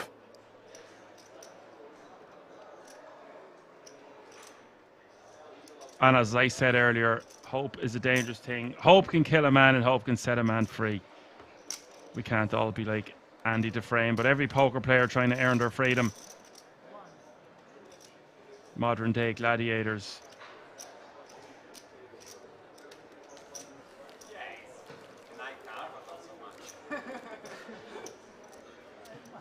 Interesting to see what way the players' mindsets are at the moment. They're still laughing and joking with each other, but the ticket's being burst now, and their focus, their primary focus should be on making that final table. Just 2 eliminations away. ICM considerations are still massive. It'd be nice for them, Alan. 2 more eliminations they can bag and tag and come back tomorrow. As far as I know, we'll be playing down to the final 9. It's been a long day, in fairness, man. Like, I mean, I know we've been commentating for like 10 hours, but like they've been playing for like longer than that, obviously. So yeah, it's been a long day, bro. I'm sure they won't be, obviously, if they want to make the final 9, but at the same time, I'm sure they won't be too unhappy to hit the bed tonight at some point after a long ass day like that. It's comments like this now that make me very happy, Alan. So Lou was saying they loved our commentating. They were listening to us for 4 hours. Asked the question, how do I get better at poker? Someone said GTO Wizard. Now they've wrote in, this GTO Wizard tool is insane. It's the domino effect again, bro. There you go. There's no cure for curiosity. Vittorio in the small blind, 14 big, King 8 suit. It just wants to be ripping this one.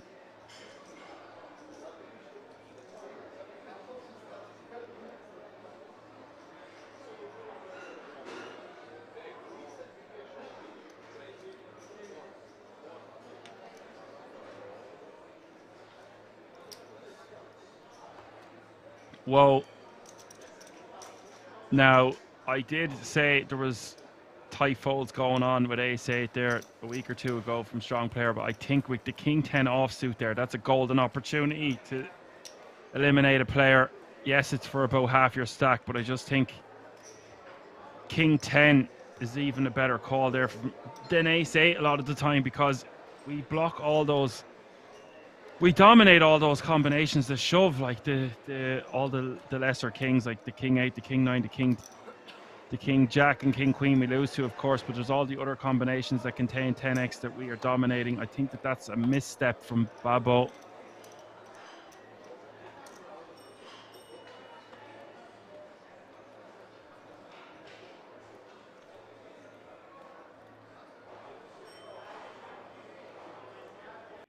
We're getting more good comments there. Bug says, TY for the comments, the quality of them for such a long time. Have to go. See you soon, I hope. Ah, nice. Nice. Lou says he loves being part of a community. YT says, behave, king 10 off is a snap fold for 14. No, I think it's just too good of a hand there, blind v blind. Yes, there's 11 players remaining, but it's such a good opportunity to eliminate a player and gamble for about half your stack there.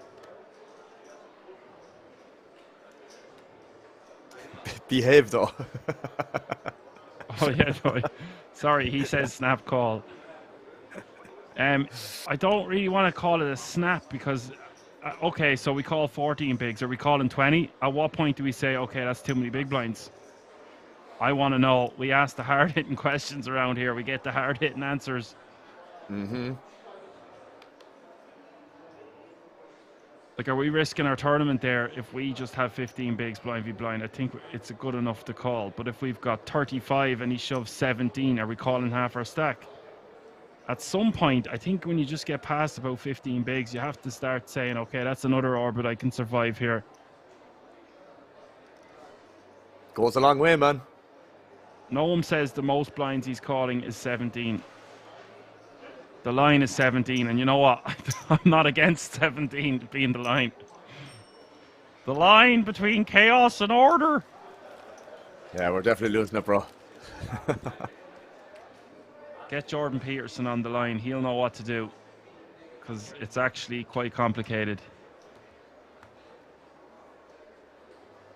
Alan, you're meant to lose it after 10 hours. You're not meant to have your wits about you. That's Embrace the madness, says Noam. I'm all for embracing madness. I have done my whole life. I ain't going to stop now. No time like the present.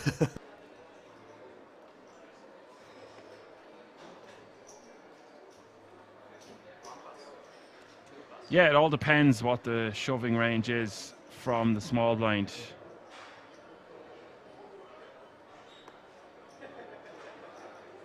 KM asked, do I rate JP? Having studied psychology myself, do you think he's great? Yeah, I think he's fantastic, and I do a hell of a Jordan Peterson impression, but if I start doing that on the channel, I'll never stop.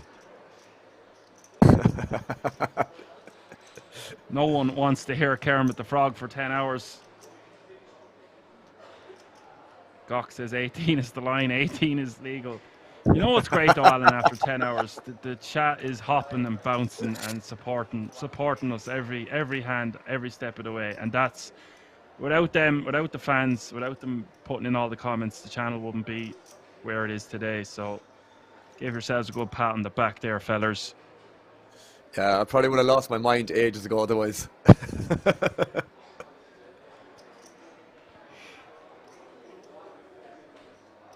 Ye cash players just used to playing for 5 hours at a time. Back in my day, I used to put in a 15-hour grind on a Sunday. Telling you, bro. I've never done a 15-hour grind, ever. I've done like maybe 8 hours max, man. Never anymore. Like, it's not like I've done these 10, 12, 24-hour stints. Not anymore, bro. Not when anymore. I was 17, I was 18. I was legal playing on PokerStars. We didn't have synchronized breaks, so you got your break at one time and then it came around again, and there was none of this on the hour every hour. You're playing on different sites. There was no synchronized breaks, so you'd have your break on Paddy Power at past, and you'd have your break on Party at 1/4 to, and then you'd have your break on Stars at 5 to. It was crazy. That's ridiculous, bro. Yeah. And then all the sites were competing with each other, so no one wanted to change their time, so therefore they would play on that site and that site only. Do you get me? Yeah. Just a different, different time, bro. Yeah. Literally. Yeah, I remember putting in almost a 20-hour grind there one Sunday. It started at midday on the Sunday or something, and I was still playing at like, I think it was 10, half 10 the following morning. Gas. Yeah, I'd struggle to play for 5 hours now, I'd say, Alan. So we'll pass the torch to you for now, and it's a completely different game. It's so intense, and you know they have solvers now. They didn't have them back then. YT saying 3 breaks in 1 hour must be nice, yeah. You'd be running around the house like a madman trying to get back, and I'd be, Jesus, sometimes 20 tabling.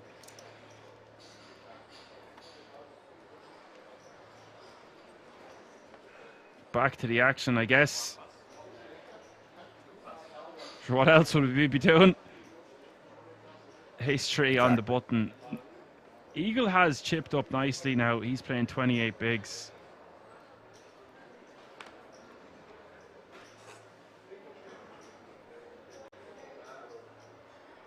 KM says if you play poker on Paddy Power, you deserve it. Well, what a sight, man! No, what a sight. Well, Paddy Power's fantastic now, though, with all the satellites and Finton running the Irish Poker Tour. So a big shout out to that, and they've improved the software immensely. I actually can't say enough good things about Paddy Power, not because I have to. It's just the software is completely changed, and it's just way improved. I would prefer to play there than a lot of sites. Also, you can get a game that finishes within 7 hours, like if you want to play, and you're going to be playing a lot of recreational pub grub Irish players. Put it that way. Yeah, I used to play on that, man, a couple of years ago on iPoker itself, and obviously played on Paddy, but like I just remember that soft drum, man, like 5-10 years ago. I'm sure that's what KM is kind of referencing in terms of that software at that time, man. It was horrendous. It was horrendous like 5 to 10 years ago. It's like so buggy, like just incorrect bet sizing. If you click the button, you know, just the slider wouldn't work. Misclick here, limp there. It's just like, what is going on with the site? And I just wouldn't play it. And even the UI was just like really outdated and just like not enjoyable to use. Like, that's changed though now. Yeah. Technology is around, Alan. There's robots teaching your daughter karate these days. There's they can definitely solve these games. The fuck. Someday, bro. Someday. It's not too far away. We've got robots doing mad things these days. Anyway, that's why with poker is such a beautiful game where it's at, especially in the live realm. It's so poetic. We'll be the last to go. They won't replace our job for a while. There's just too many variables, as you've said all day. So many things to calculate. Every hand is so different. We're safe for now, bro. It is very complex, though. It is very, very complex. Yeah. The machines will give it a good go.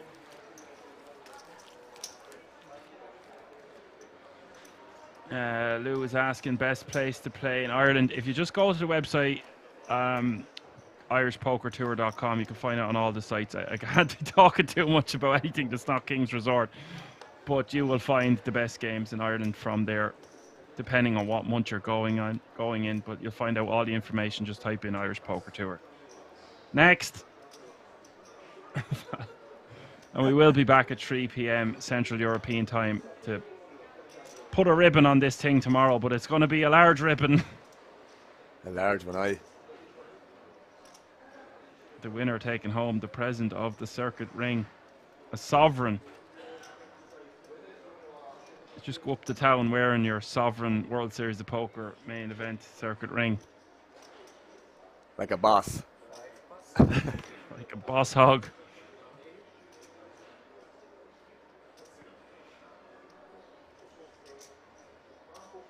Luke says, this is great. Thanks a million. You were more than welcome. Have a good one. You never know who you'll meet there. I couldn't recommend it enough. It's the most friendly atmosphere. Great things are happening in the Emerald Isle for poker at the moment. But you won't get better in Europe than the King's Resort in Rozvadov. Biggest poker room going.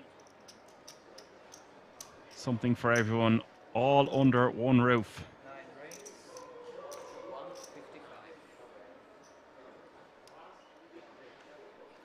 Pez raising to 155 from the small blind here. Now this is what I was saying earlier, Alan.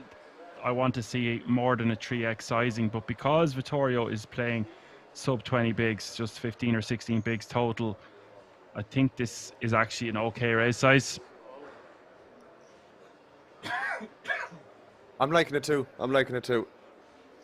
Absolutely.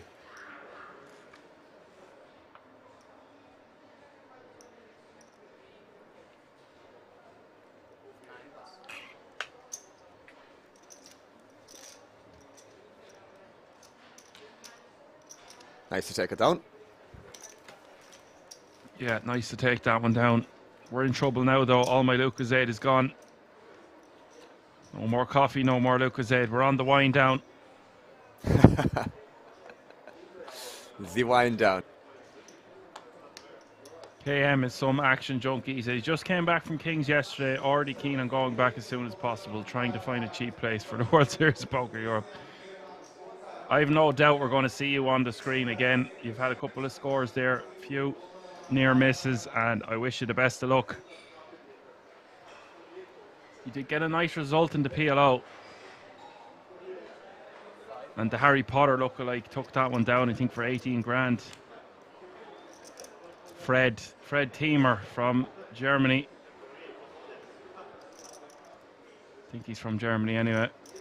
Just want to make sure about that one.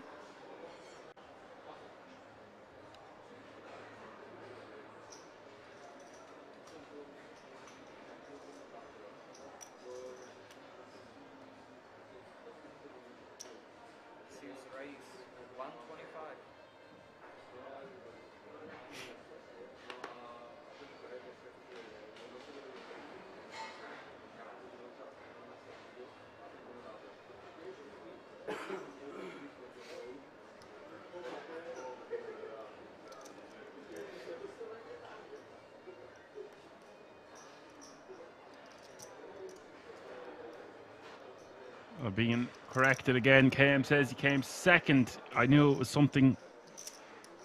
You came third, if I remember correctly. You got a nice chunk of change.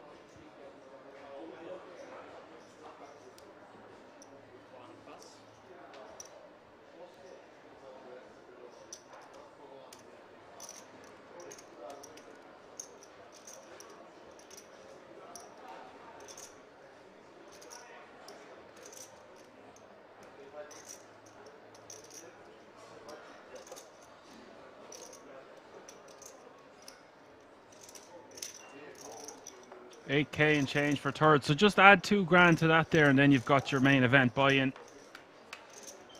Either that or put it into the slot machines and hope to win the jackpot. And then when you do, you can go over and get lots of €3 points.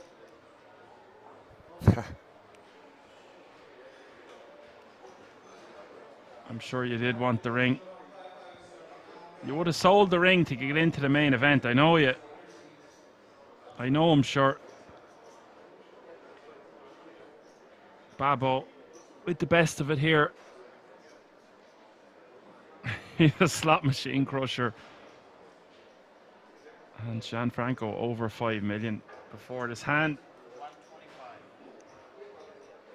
He's going to bet this one, of course.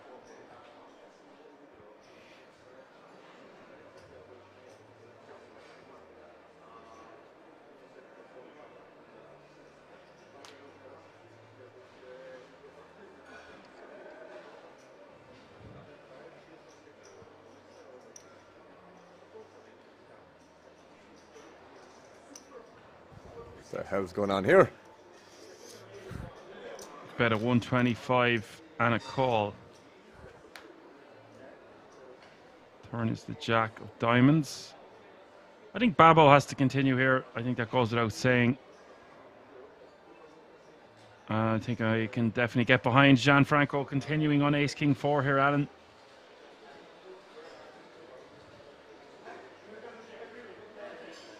In position. Yes. Have I seen the same hand as you?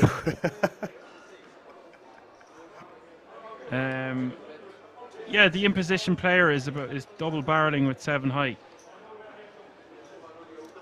But Babo is now bet into. Babo's betting the king, bro. He's bet into him on the turn, but the flop went check call. Okay, I missed that. So if that was the case, apologies. I'm still a bit confused by this hand. I'm not sure what's going on. No, he's after leading. He led the flop and now he's leading the turn for a second. But then what's Gianfranco doing? But this is it, like. This is what I'm talking about. I'm telling you, I'm fucking losing it, man. I'm losing it. Excuse my language, but I am losing it. It's that hour. It's right past midnight.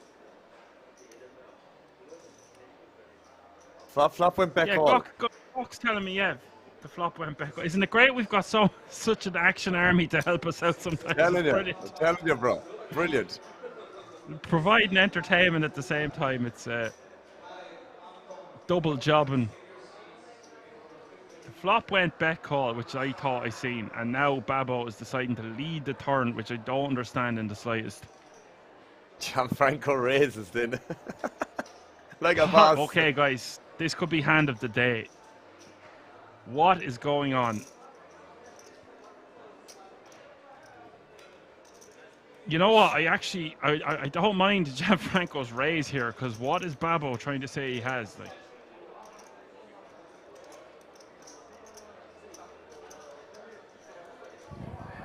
lost for words.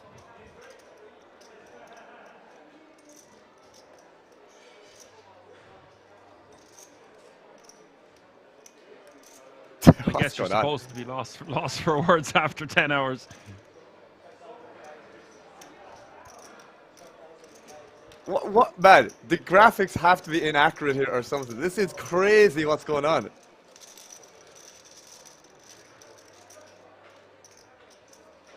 I've had no message to tell me otherwise that this is exactly what you see is what you get on the screen. And now Babo checking the river. Oh my God. He calls the raise to 615k. He shoves. And now Gianfranco betting over $1 million. Enough to put Babo all in.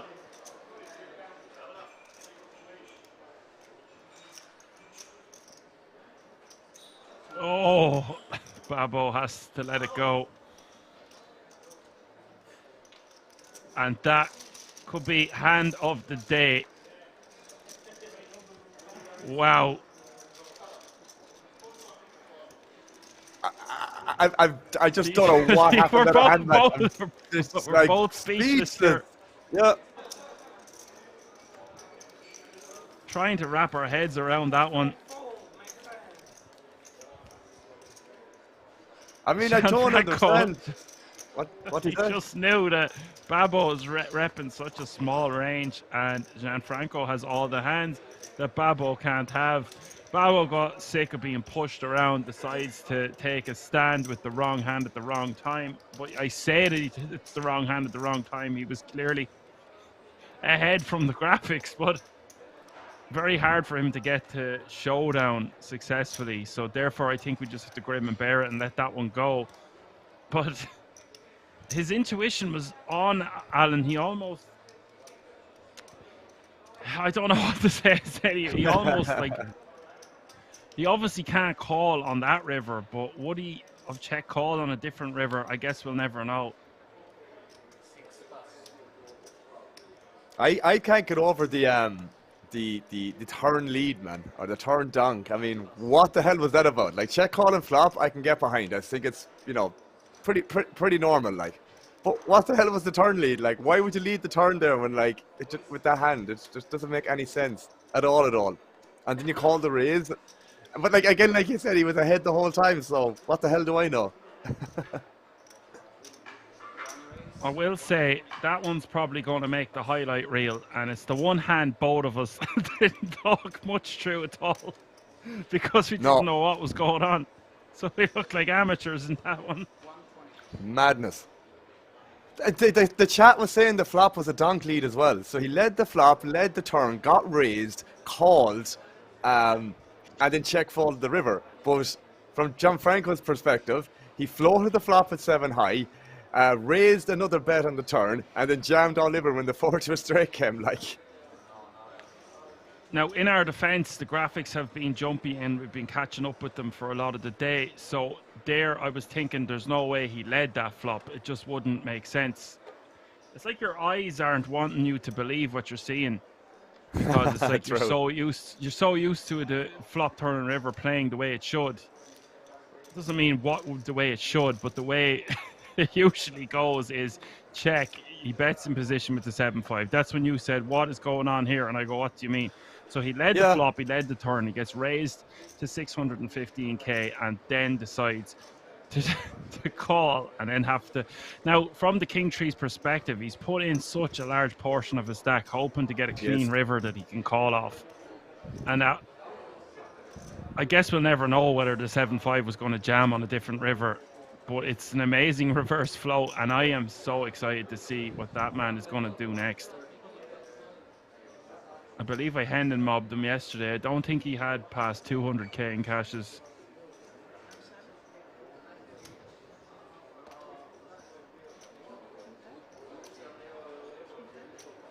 That's funny, the comment there with Wilpo. What kind of street poker is this? Imagine how buzzing you are getting that bluff through with just 7 high. Grinning ear to ear, and what a moment this is for Vittorio.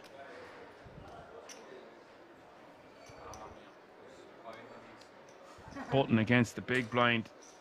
He's being patient. He's made a few questionable tight folds earlier, and he's about to have the guts of 2.5 million chips. Unless there's a lady on the river. There is not. It's the 7 of spades. And Eagle going to be left with 7 big blinds behind.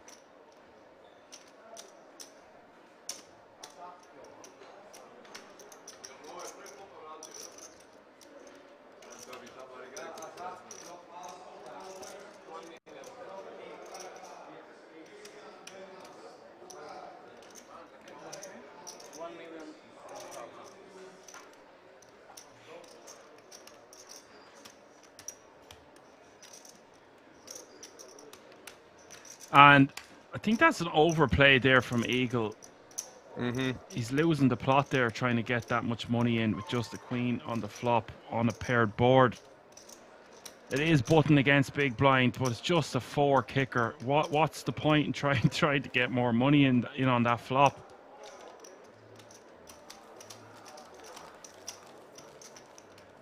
Not a lot. Yes, no, that's correct. Everyone is losing the plot, and he did check raise the flop with a queen. And what a gift there for Vittorio. I was still recovering from the 7-5, if you want to know the truth. I don't know what to say. I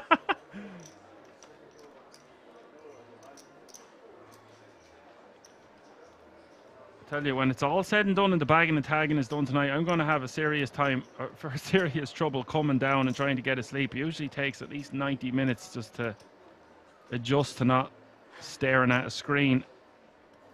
I feel you there, bro. And waffling into the microphone, running on empty. But that one has me buzzing, giddy. What is going to happen next? Pez with the kings, 66 bigs. Noam says he was making a stand, or his version of one. Yeah, he was, but I honestly think Babbo would have check called on the river if it was a different river. It seemed like he'd had enough. We guess we'll never know, but that river just horrific, completing so many straight draws. And Eagle going to be forced to shove all in here for his last biscuits. They're going to have to go over the line. It's just too good of a hand, too good of a spot.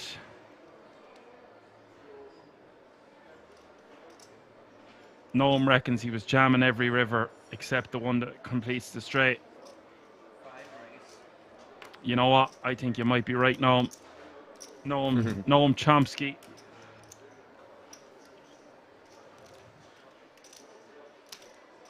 Well, it's I mean, Babbo biting off more than he could chew on that occasion.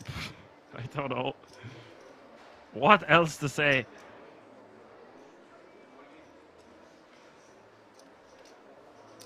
And Gianfranco going to be absolutely buzzing unless there's some casualty or some madness that ensues, which wouldn't surprise me. He's going to have a massive stack tomorrow. 9-6-3 is the flop, and that's all she wrote for Eagle, unless there's a Barry out there for the fella. Pez having the diamonds covered with the Baghdad Butchers. 95% equity as we hit the river. GG. River is the 3 of hearts. Noam says doesn't see why he calls the turn raise and folds to the 4 straight on the river, though. I do not try to figure out what other players are trying to do. Just don't be trying to figure out what's going on in that hand.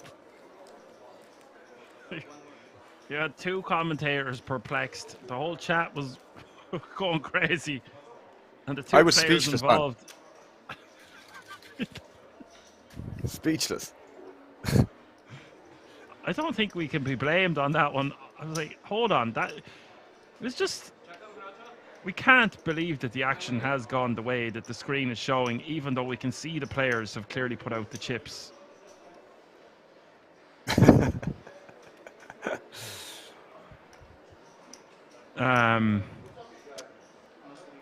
So Eagle has swooped and flown away in 11th place. That means 10 players remaining now. Good run from Eagle. He will take home €13,050 for his efforts. And, okay, I'll say it again, and a 10 grand ticket to the World Series of Poker Europe. Main event in a month's time.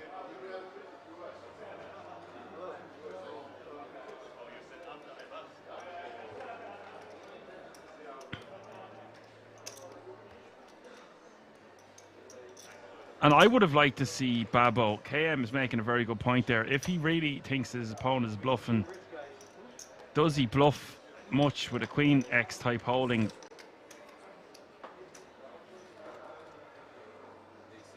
I need to just watch that hand again, and it won't be tonight. Fact, sir. Apocalypse trolling my good friend Noam in the chat. Relax now. He ain't hurting nobody. No, sir. It's all good. He's just winding you up.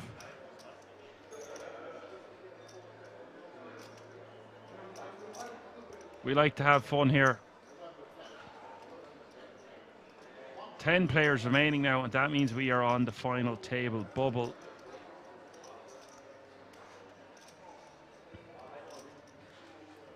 There's been a ridiculous amount of aces and kings on this feature table, man. No?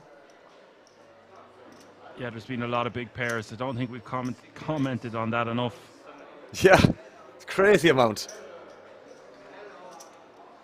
Yeah, come on in. The water's lovely. What is going to happen next? I do not know. Always a surprise around the corner at Kings, and a shy baby don't get no sweets.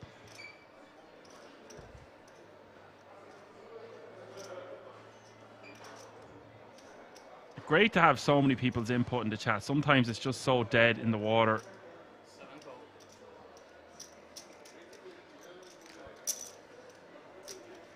We'd have our own academy in no time, Alan. Huh?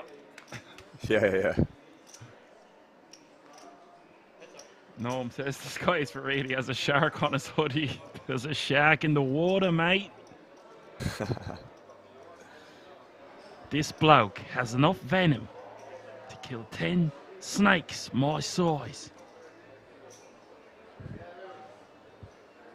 That's a sick comment from Will Port. Did you read this? No? Piscaru is a Romanian online legend, by the way. He used to play Nosebleed PLO on Poker Stars back in the day. He played versus Isildur plenty of times. That's interesting as hell. Nice one.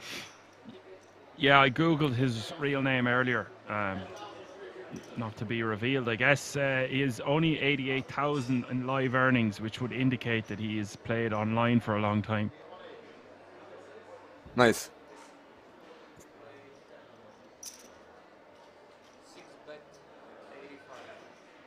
He is definitely a well-known sicko. I just don't know his online handle. So sick to hear. I love hearing stuff like that, man. Love hearing stuff like that. Little kind of, especially info like that, man. These guys that are kind of incognito now in terms of like maybe not playing online anymore, maybe just playing live. But 10, 15 years ago, they were absolute sickos, man. Like crushers of the game in that time frame. I love hearing that stuff. Yeah, it makes me be hending mobbing everyone tomorrow. I hand mob earlier. You hand and mob someone at the start of the day, and 10 hours later, you've kind of forgotten. I think Noam says, "Is it oh human oh?" I think you're in the right ballpark. I just don't know if it's that exact player. I don't want to out someone when I don't know for sure.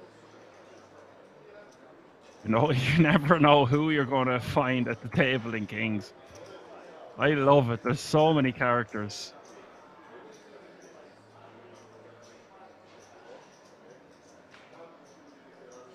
Yeah, so Gianfranco has 180,000 in live earnings. I think that's the third time I've Googled that today.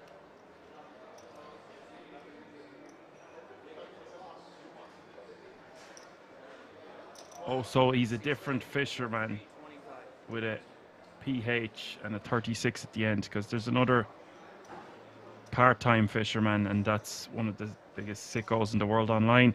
Gianfranco betting 325 here on the turn. We've got our man Lenny back, Alan. He will not die. Brilliant, I love it. Gets moved table, probably had a few coolers. Yep. Rebuilds his stack. You're never dead in these things until you're actually out the Fwinyog, the window, the door, whatever you want to call it.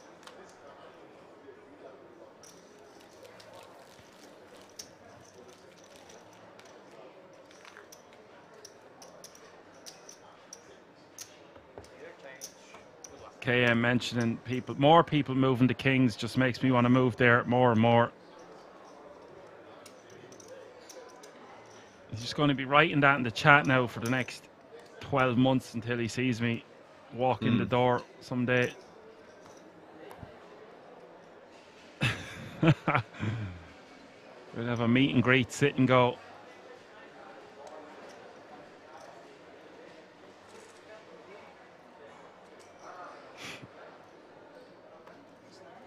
So we are one elimination away from the FT. I'm not sure whether we are going to play on until there's 9 remaining. It might be 8. Sometimes it's 8 for the final tables of main events. Find out next time. Exactly that. Babo now down to 17 bigs, perhaps a bit gun shy. Is going to let the Queen 10 offsuit go on the cutoff. I understand the fold could easily have just opened. I guess he just doesn't want to get in another confrontation for a moment.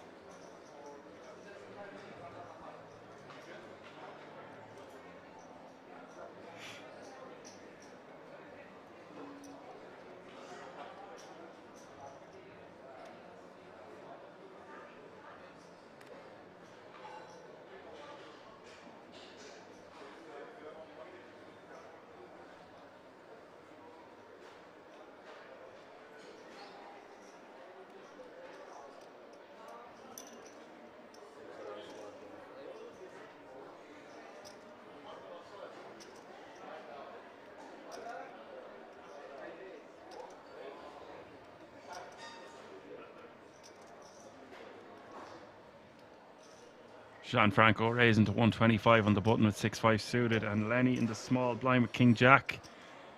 Got to rejam this one. Nice. Can't be missing those spots as rejams, just too much chips to pick up. Especially against the button here, playing over 6 million. What a stack for this man for tomorrow. Ridiculous. He'd be going to bed with happy feet just thinking about that 7-5. Mm-hmm.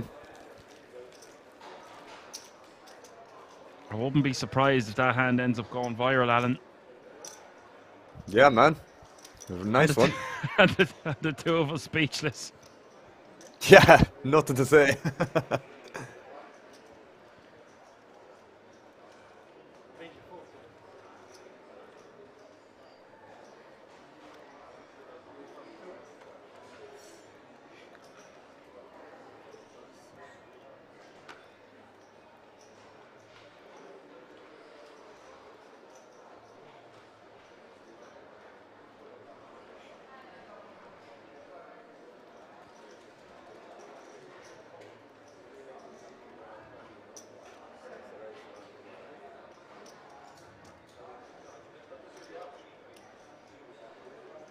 Gianfranco raising with the deuces in the cutoff.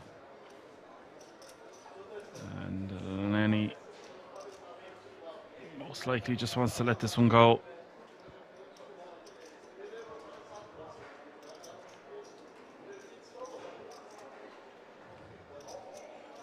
Sometimes we could just peel here on the button, especially if it was suited.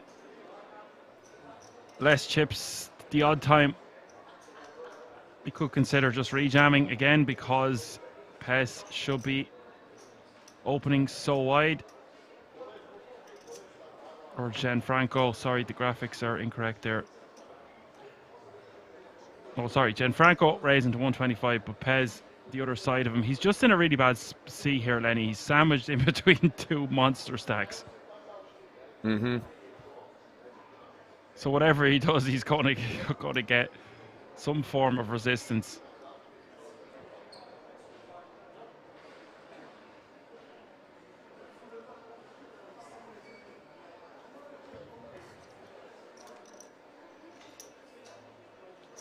All players, Alan, there's a feel that they know how close they are to the end of the day. They're buzzing inside, adrenaline running high.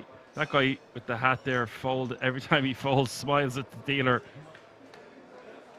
That's a really nice gesture, though. I was just going to comment on that after seeing him folding the 8-9, like, having a joke with the guy, maybe contemplating 3-betting, and he just, mucks the cards, but has a big smile on his face. I thought that was really, really nice. Wholesome. Yeah. You grow attachment for the players when you commentate on 170 hands with them throughout the day. True.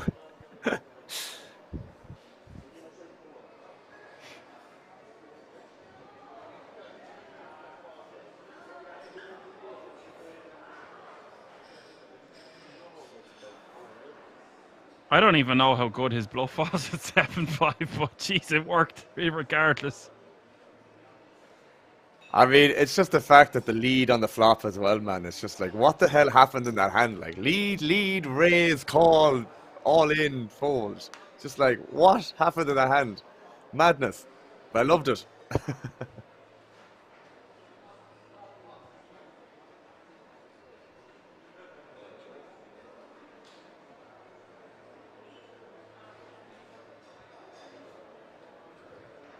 $19 outs here for Vittorio. Just a few.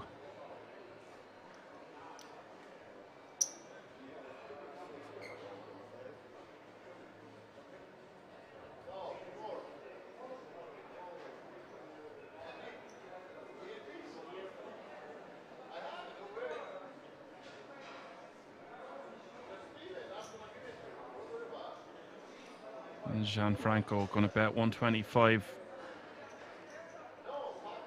We've so much outs, but I think we just want to call here. Yeah, I like call too.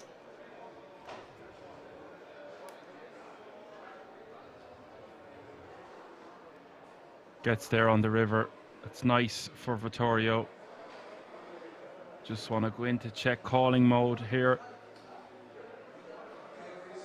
790k in the pot. No reason to do anything else, and because we've hit a pair now, I think it's a mandatory check call with all the draws missing. Even though we have spades ourselves, Gianfranco could easily just try to bluff us off a hand here on the river, so I would hate to see him check fold. We could do what you were talking about earlier when we've hit the 6 here, just go for thin blockerish type sizing / value.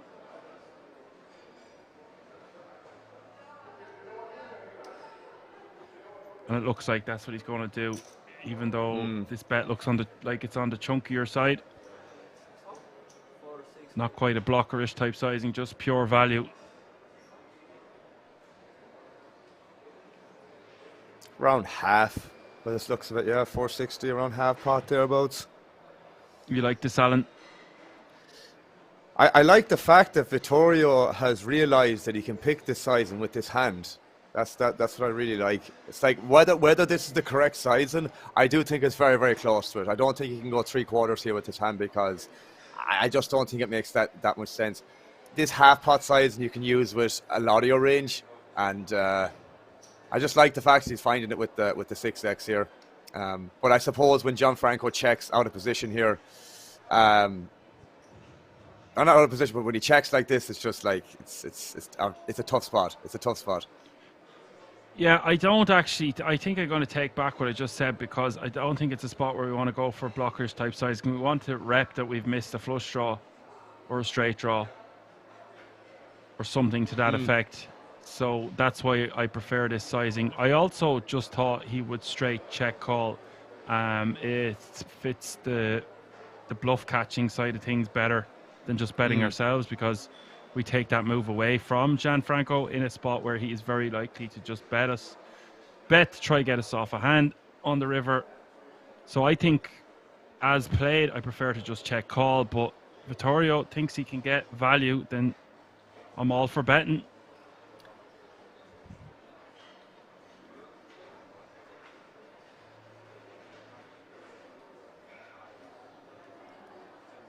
Yeah, I do like it still. I do like it. Just thinking about it now, I like it. And this is the thing. It's like it's what are you really repping here except nice. like things? Yeah. Really nice call, or like a value bet there that gets called by Gianfranco. See Gianfranco blocking the straight there as well, and has a pair and unblocks all of the flush draws and the combinations that miss. So that's a really nicely played hand there on the river from Vittorio. That's the spot, Alan, where a lot of players wouldn't get value. I would have thought it would be better to check call there. I've just seen that you're going to be going on a short break, and I assume that this is going to be the last break of the night. Okay. Sorry, what was your final thoughts on the hand there? No, it's all good. It's all good. It doesn't matter at all. We go on break. No stress. Right, guys. We'll be right back. if you've been sticking with us for this long, don't go anywhere yet. We are going to be bagging and tagging shortly. No? And we will have our final 9 or 8 going to the final table tomorrow. See you all in a few moments.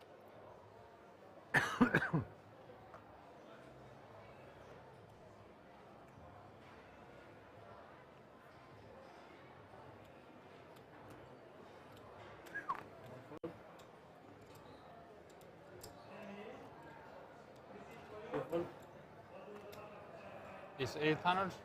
800?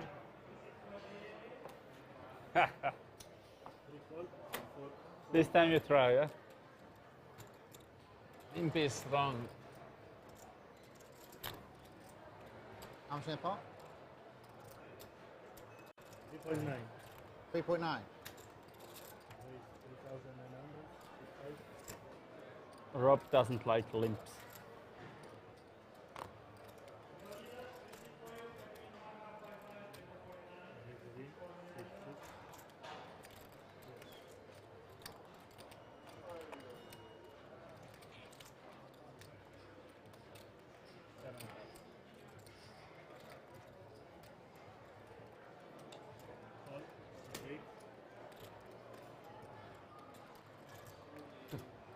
If I call, is Rob allowed to raise after or no? No? Because he makes it. How much was the raise? I am. He's was 38? Because of 100, it's not 39. So I can... It's possible or not possible? Impossible. Impossible. Right.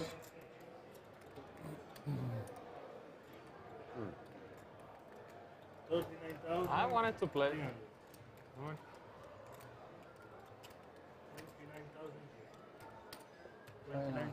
800 donation. 29. 3, yeah? Is that right?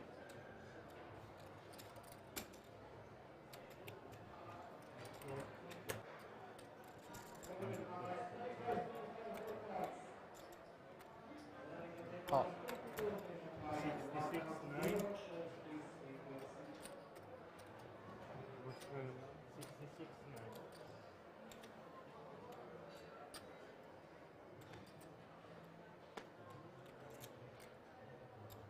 Five.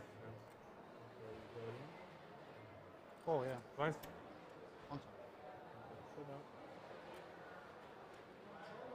Showdown as well, yeah?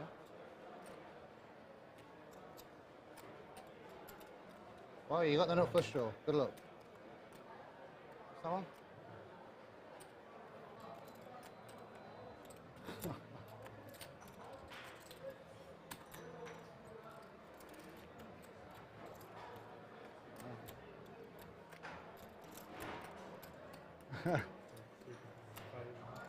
Wow. I flop set of sevens. It's like that. What is Count your stack, make it more easy. 20, okay.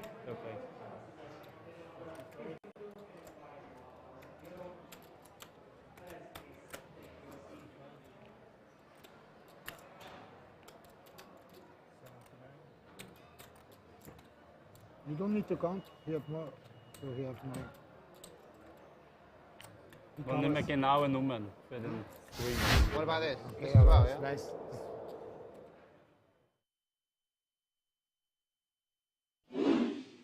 Like 2.3. 2 million back. Thanks. Right? 4.6. 2,060,000 back.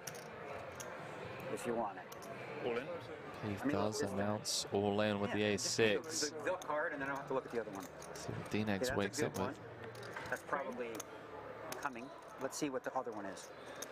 Why is it always ugly? Oh, never mind. That's plenty. Plenty good against this man. He goes only with 9-4 suited. I saw him before. Huh? You saw him before? Okay, I'm all in. D-Nex makes the call. Cards on their backs. Oh, he has an ace? How do you get an ace? Ben Heath Remember what we were saying about best hand? Let's have the worst hand win. came into this final table as chip leader. Yeah. Have a good hand. I shoved. Yeah.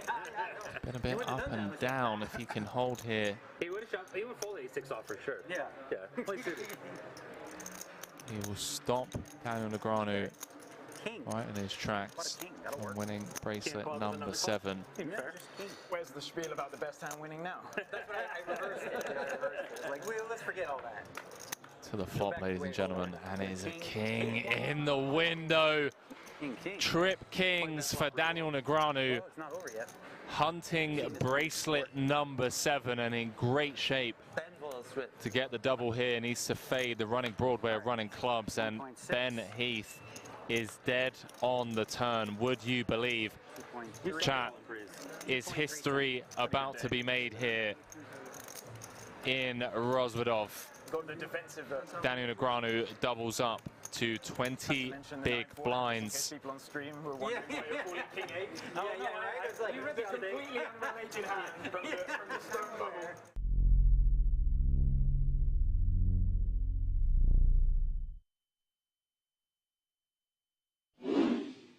Ice Cold Spear says it's hard to kill D, but not gonna lie, yes, my boy getting it done.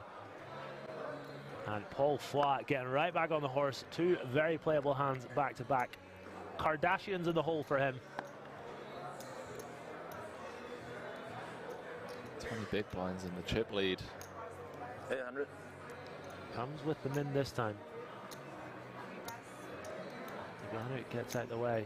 Oh, wow. Oh, it's a cruel game sometimes. It really is. This entire final table has just been so cruel. Ben Heath came in 1 of 9, out in 7th, I believe. Out in 6th, rather. All in. Julian Martini announces himself, and Bourbois just gets the click call with the Cowboys. Going to win this 4 out of 5 times, and he's going to have a huge chip lead. Wow. Oh, well. Wow. King in spades too. Queen, Jack, 10. Middle set for the Frenchman, but he's not out of dodge yet. Ace or a 9 would give Paul a straight. King would give him a bigger set, and obviously running spades also working for him. Wow. Ace King 9, right? Turn. Flat could be down to 2 million. 6-hit game. Really unfortunate for him, unless he can find a miracle river. Ace 9 or King needed. 9-ball corner pocket. And the Triton boss man Finally win one. extends his arm as a token of GG's to Julian Martini. 5th place. Get some GG's in the chat for a true legend of the game. 107k. And now the Triton head honcho, chip leader with 4 left, looking for bracelet number 1. Absolutely. Really unfortunate run out is the hope that kills you, as we say. But a valiant effort from Martini, out in 4th place.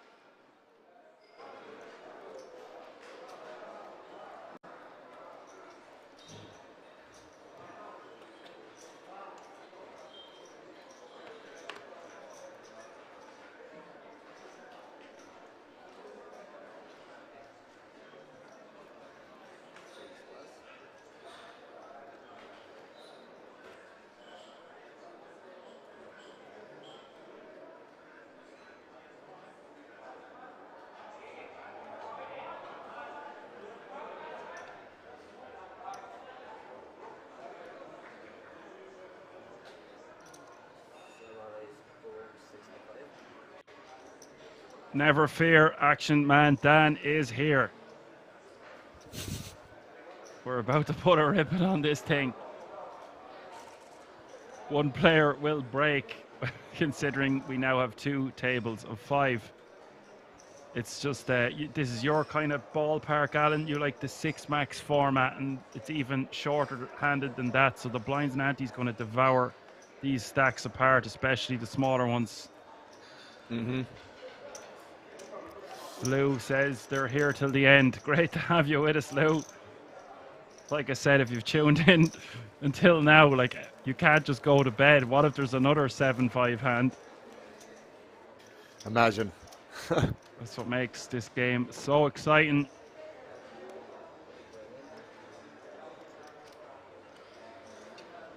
This is the dream for Gianfranco, though. Going to bed, get a good sleep, get a good breakfast, do a small bit of exercise. Not too much. Be buzzing around the place. Massive stack coming in with all the momentum behind you. I don't know what's happened on the outer table, of course, but for me, that's when something like that happens. Yeah, it's just so hard. When you're playing well and you're running good and you're able to pull off hands like that, it's a wicked, unstoppable combination. Agreed. Lou says they're 100% here tomorrow. Get these lads some Guinness. No, I'm only doing so good in the commentary booth with my homie because I'm off the Guinness for now. For now. Well, you wouldn't be getting the same commentary there if we're drinking Guinness for 3 days. For starters, I'd have to keep going to the bathroom.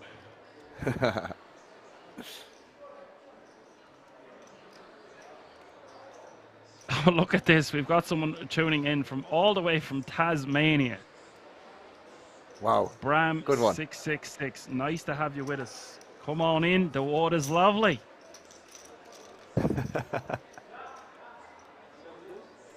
YT says he hasn't got a fold button in his head. I love that sentence. That expression's hilarious. He hasn't got a fold button in his head. I can share that experience.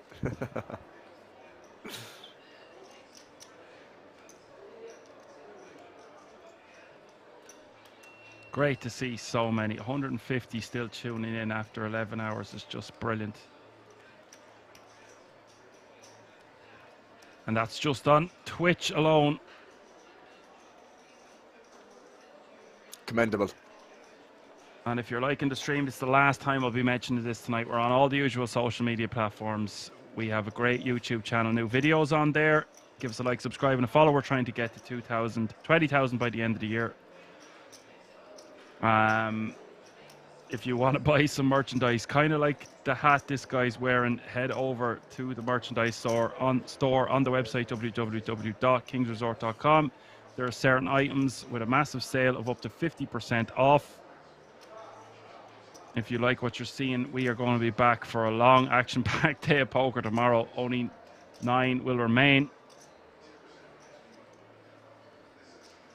And we will crown yet another champion at this fantastic resort.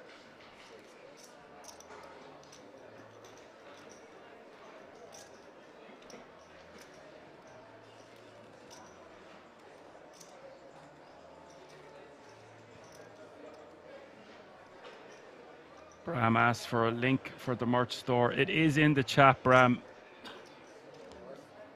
It's right above you there, actually. The Nightbot has put it in. It's kings.shop/collections/outlet. Just a couple of messages above you.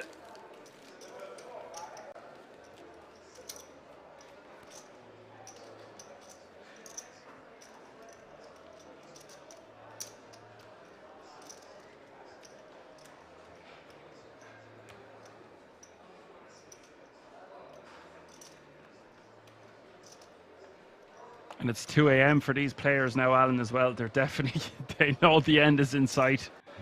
Mm-hmm. Yeah. Blinds just are gotta 40k, 80k, 80k. Just got to ride the wave. Mm-hmm.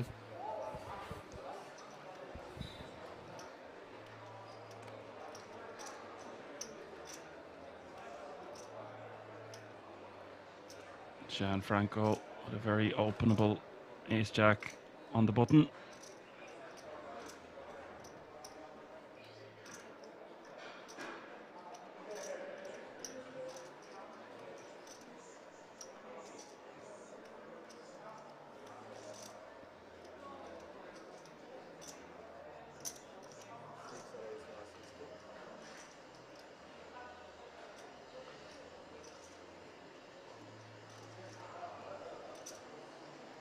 Wow, our man Lenny. Two black ladies in the small blind facing the open. Now we do have sub 20 bigs here, Alan, but I don't know if it looks too strong to just 3-bet call it. Maybe he just has to shove it because he's going to shove all the other pairs, and it just looks too strong. He's not going to have too many raise folds in this situation against the big stack on the button. It's not that he would never have a bluff here, but I don't see it personally from watching Lenny all day.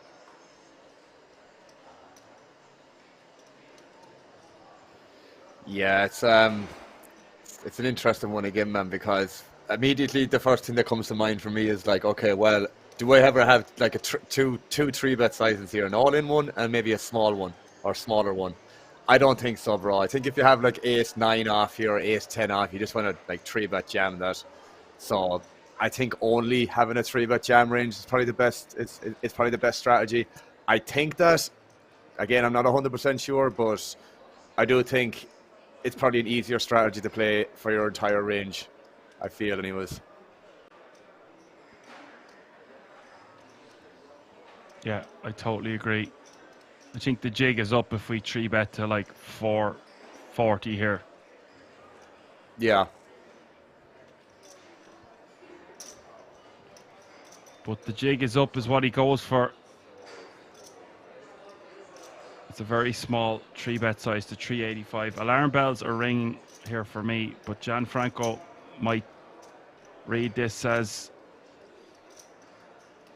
a situation where his hand is too strong to not get it in, or at the very least call. This is incredible pot odds to see a flop in position.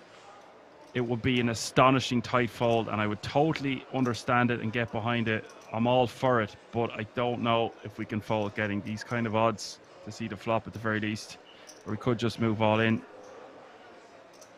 He does do that. Yeah. I just don't know if Lenny is going to make a 385 there as a bluff. I don't think so either. Yeah, well, he's got the desired effect here, and a big, massive moment here for Lenny with the two black ladies against Gianfranco's ace-jack offsuit. Over 2-1 favourite for the Queens. 3-4-5, it's never easy. Gianfranco still with 26% equity as we hit the turn. Nearly 40 big blinds in this pot. Turn is the jack of spades. Great card for Lenny.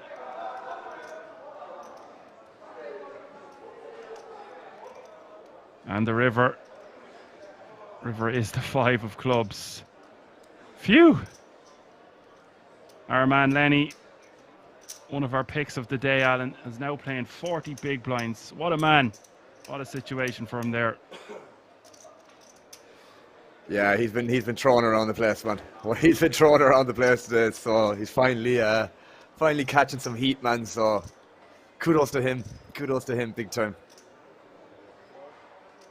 KM reckons Lenny is going all the way. Well, he's going to have to get past that man. He did take a chunk of his chips there, though.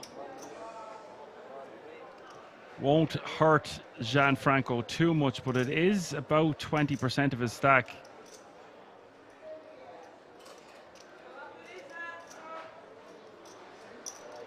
And I think someone has shouted over that that's the last hand. We're about to get clarification on that, but I believe we have done it. There's been a bust out on the outer table. Lenny doubles up. And that means 9 players remaining.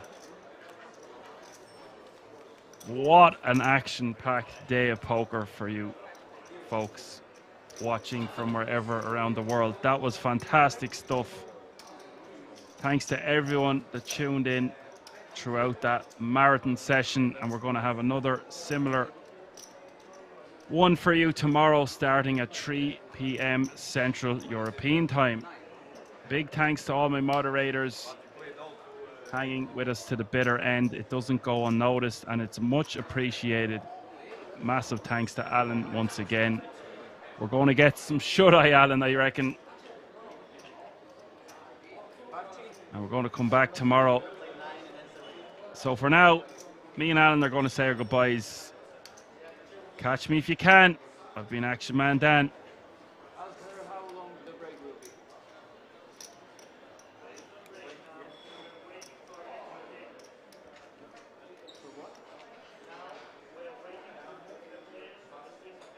Well, yeah, but there has to be break. There has no chip count. Ask her how long.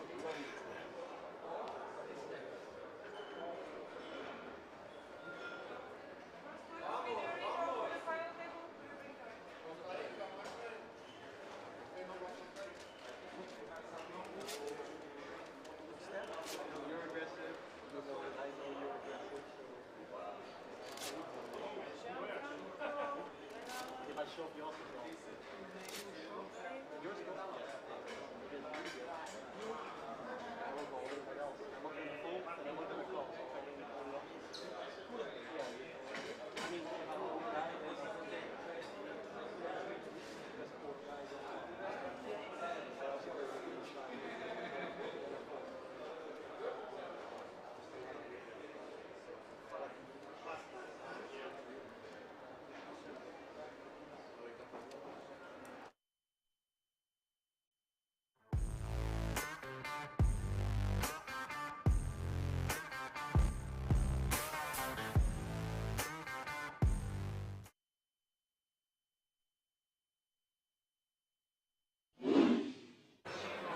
You end up gagging and almost throwing up at the smell of your own, you know.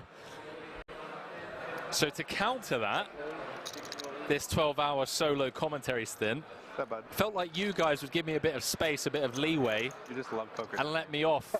Sorry, folks. The If old you were sock still and there, sandals. we have a break Right. for 13 minutes. We are going to come back with the final table Yeah, of my 9, and one-time then we will pass. have one more elimination to go, and our final table I'm will saying come never back an tomorrow excuse. with 8 players. So stick Boots saying agree, sock with and us sandals if you're brew. still All there right, and you champ. can hear Okay. me. This stream is not over yet. We will be back in 15 minutes. Celebs saying getting paid millions for it. Millions. All right, We'll be champ. right back. All right.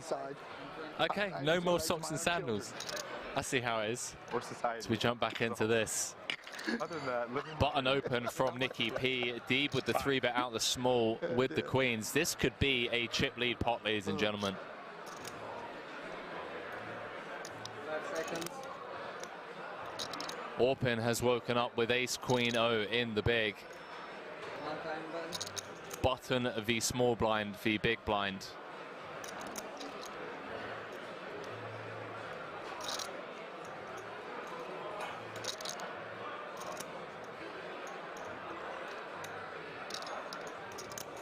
Chat, does Orpin just rip here? For 33 bigs. Oh, wow. Oh, boy. 3.1 million from Orpin, the cold 4 out of the big. Sean Deeb looking for bracelet number 4. In a great spot to either just pick up this 5.6 in the middle or get it in with the queens and be a 3-1 favorite to have over half the chips in play. Hand number 102. Nail biting stuff here. Can't fault Orpin for 4-betting out of the big. Deeb with the 3-bet out the small. Nikki P on the background saying he's going to shove over the top of this 3-bet. Does announce all in. And Orpin with a snap fold. Sean Deeb picks up a monster pot without even having to sweat 5. Up to 14 million in chips. It's history about to be made here.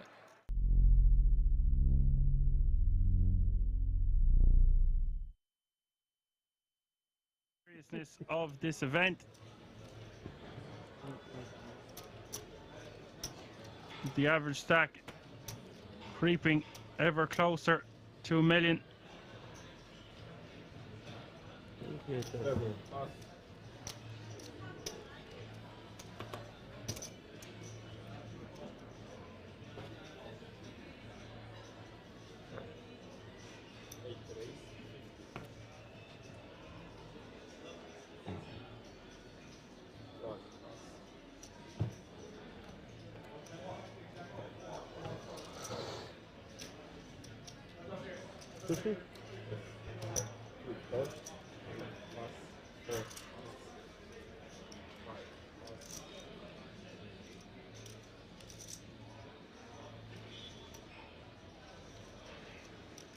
tam 400? Ty stovky, 100 000. 4, 5? Million. Million spolu. How much? Million together. Million. Okay. Exactly. Plus 50. 36 players remaining now. Thomas raises to 50k. Mexi calling in the hijack with the Jack-9 of clubs. Giuseppe not wanting to see a flop with the King-7 off suit. We go heads up to the flop. Mexi in position on Ace, 10, 4, 2 hearts. Thomas flopping a set. That's 50k and a quick call from Mexi. Turn giving him a world of outs. The 8 of clubs. And oh boy, we've got action. And from Thomas, I don't want to be going too small here with 2 flush draws on board. I want to bet something like 150. Bets 125.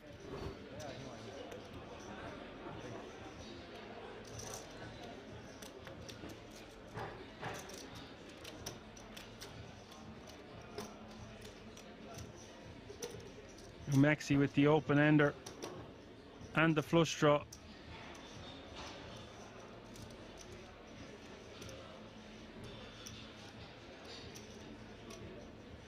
You can see above his head his 8 outs. Looks like he's going for a raise here. A raise to 350. Sweet music to Thomas's ears. All in. Call. Thomas moves all in. Mexi quickly calling. This pot spiraling out of control, out of nowhere. 2.2 million in this pot, ladies and gentlemen. That is 110 big blinds as we are going to see the river. Mexi is going to have over 3 million if he hits. Thomas is going to have 2.2 if he can hold. What a moment for both players here.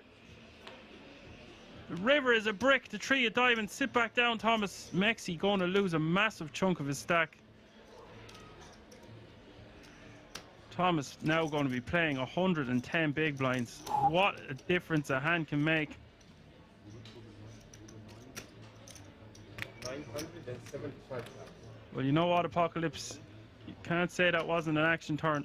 We want action on this channel, and we've had non-stop action for this first hour of play. We are only live 60 minutes, and look at all the hands we've got to witness.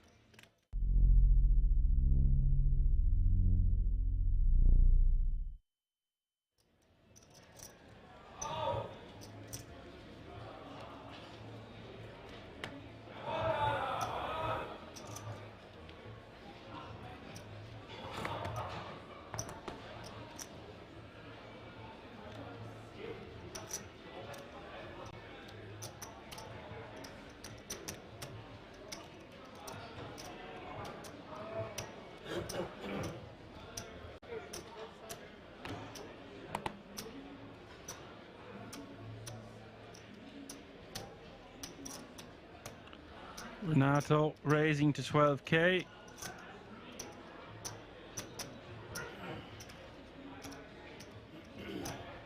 Luca in the hijack with ace king. We've got action here. This is going to be a big flip, one would imagine.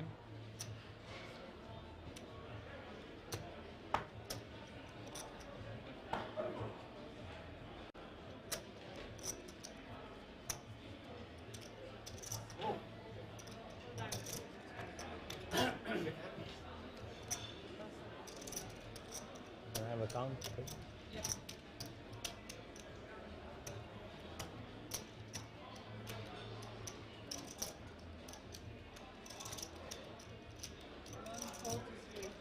What?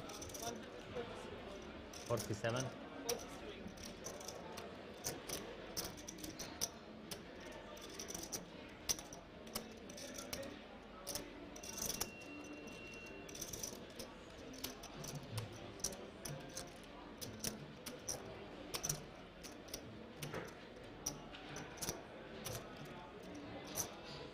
Is for almost his entire stack, but with a hand as strong as Jack's here, not going to get much better opportunities.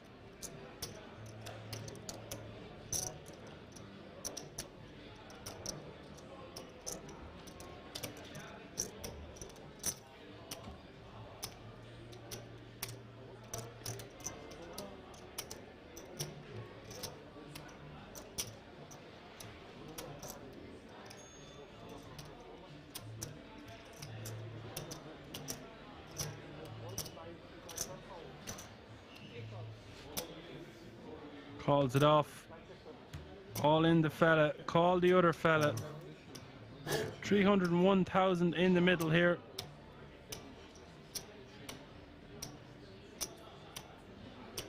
Good luck. Must be a jack burned somewhere. Luca 57%. The Jeffries 43. Queen 8 deuce. Hits the flop 2 hearts. Great start for Renato. Turn is the 7 of hearts. Great turn for Renato. Luca needing an ace or a king on the river. It does not come. Luca has been eliminated. It's different in this situation. See you. Good game. Bro, you have to.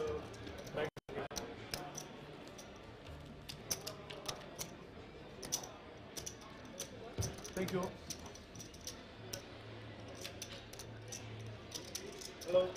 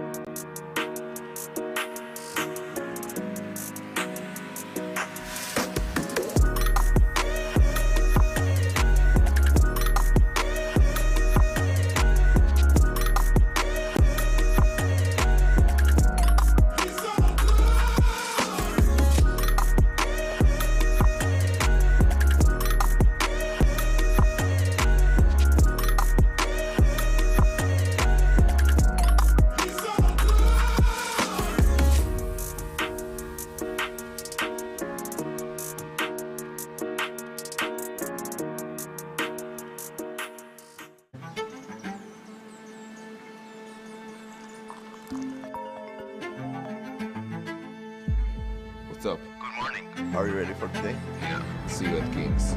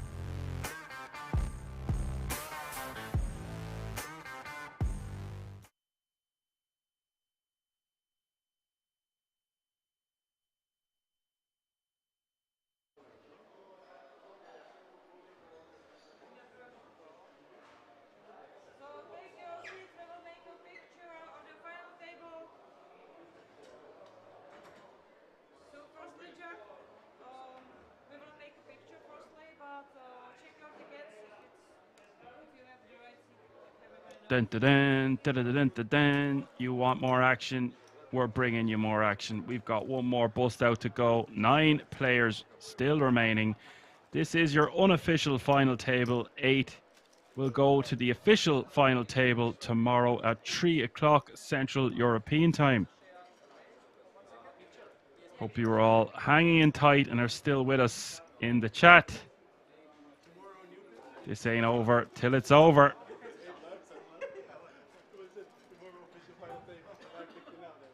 And the disparity between the chip stacks, so no player going to be playing over 60 big blinds, and only 2 players with 10 big blinds are your 2 short stacks. Christian then with 33 bigs. Lenny after that big double up with 40. Vittorio has played quite solid, picks his spots nicely, got a nice pot or 2 taken down before the last break. And then Gianfranco, well, after that stunning bluff, he had about 6 million chips, but he did just send about 1.3 mil in the other direction to Lenny. Then Martin, who got moved to the outer table earlier on, playing just under 4 mil. Pez with 4.2 is second in chips with just 1 big blind less. Then your chip leader, who is Dennis Young.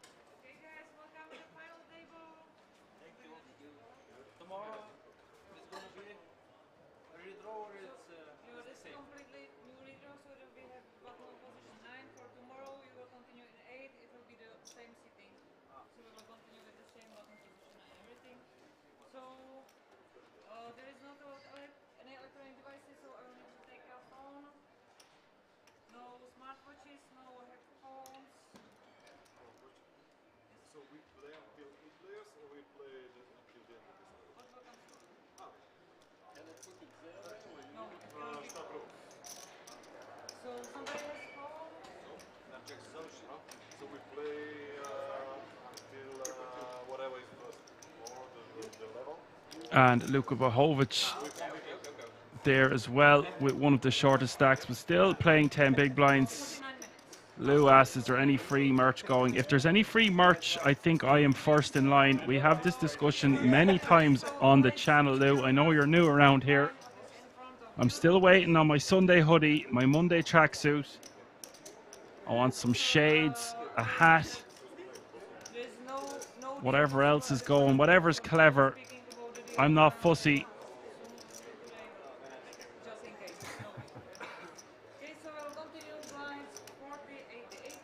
That's Alan I hear laughing in the background, just on cue. Yes, sir.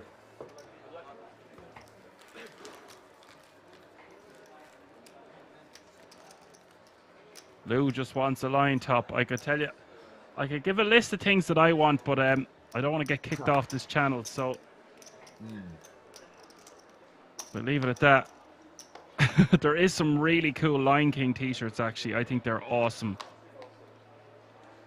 And Lou, if you head over, they won't be sold out forever. You can get yourself some merchandise.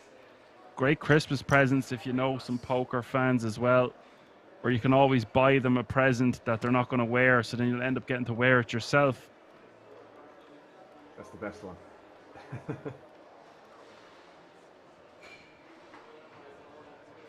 Loves them, but he's not XXXL. Well, if you've got the heart of a line, you can wear some line merchandise. That's the way I look at it. One-liners. Babo, the second shortest stack. Well, they're playing 10 big blinds each. Luca has made it, Alan. He's made it to the FT with 9 bigs, or 10 bigs, but he's got a lot to do.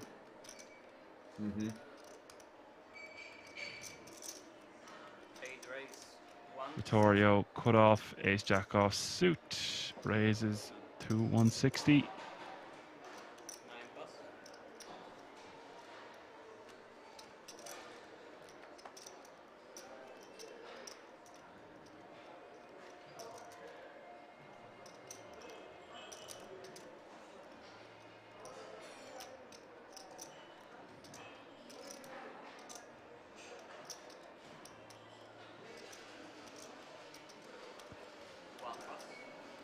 Pez not smiling at the dealer this time, just falls the king 5.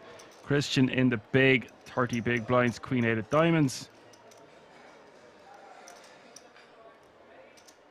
Mandatory enough defend here. I don't like using words like mandatory, but it is suited, so got to defend here for 80k more off the stack depth. I wouldn't be against folding the offsuit combination of Queen 7 or Queen 8. Queen 7-6 is the flop. Top pair for Christian.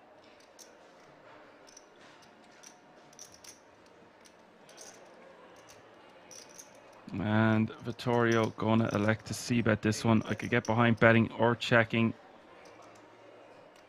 Do you prefer betting or checking on this one, Alan? Again, man, with these combos, or the suit in particular, I probably might check this back more often than betting. Again, you just don't have that much good backdoors, and Ace-Jack is still ahead of like a lot of the big blinds range here. So I might check it back most of the time for that reason. I think most of the time I would, if not all the time. But yeah, can understand betting too, but other than that, bro, yeah, I think I check back here most of the time.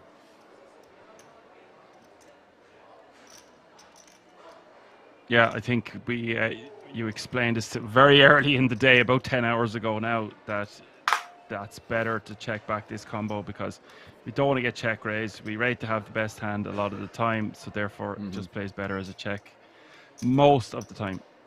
Yeah. And we can easily go for delayed c-bet here on the turn. This looks like really large sizing, unless I'm seeing this incorrect, which I don't think I am. Them chips are 100k each. Tough spot for the Queen, though. It's an abnormally large bet. I guess a fold. Wow. Yeah, well, see, if we're going to defend Queen 8 there, if it's suited, and find a way to get rid of it on the turn, that's why I would say if you're going to fold top pairs, to get rid of the offsuit combinations. I don't know. It's hard for him to call that sizing on the turn.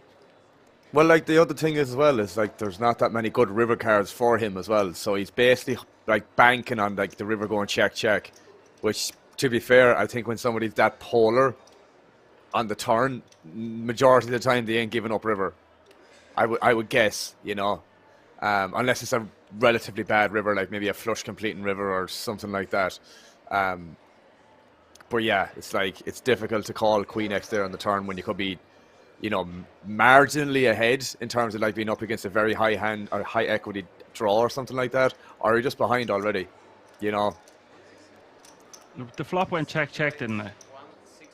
I thought it went. Oh, did. Oh no, that's even worse. He bet 125. He bet 125 on the flop. Yeah, I was worried there for a second. I was like, oh, that definitely went. Yeah. No, sorry. The reason was you were saying we want to be checking, but he went for the opposite. So that's why the pot was so big. So he bet 550 on the turn. It's still a large bet on the turn, though. And here we've got some action because Dennis min raising here off more than 50 bigs. Luca with a golden opportunity to get the last of his biscuits in the middle with a hand as strong as Ace King. 9 raise, all in.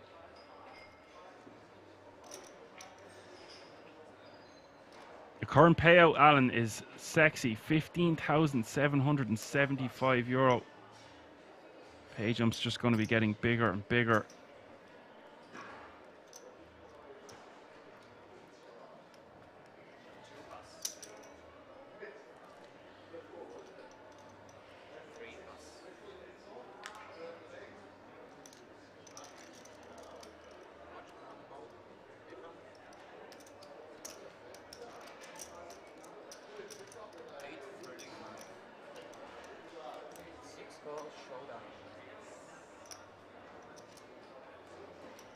Dennis is going to call, of course, with the jacks for 675 more. We're off to the races. And Luca sort of looks like a happy jockey. big pot for both players. Dennis with the opportunity to eliminate Luca, a very strong opponent, but it is a king in the window followed by 2 9s. Really nice flop there for Luca.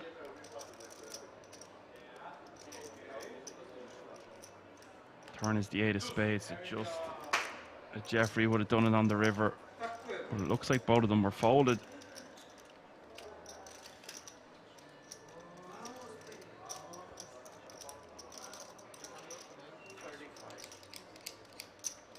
And what a moment there for Luca. Either he was going to be out the door or playing the guts of 2 mil.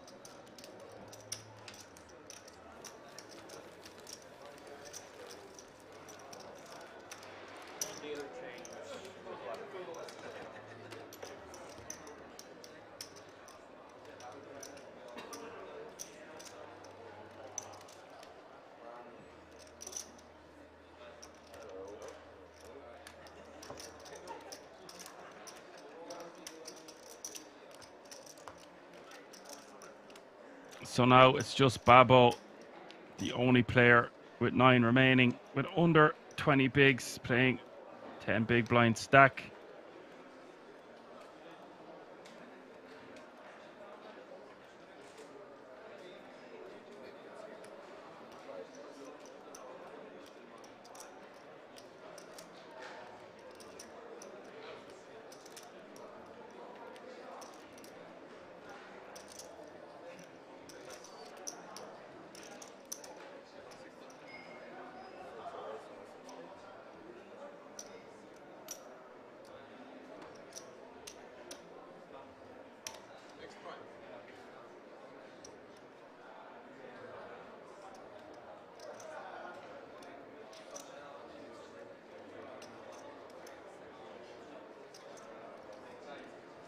Babo picks up a hand here, ace queen.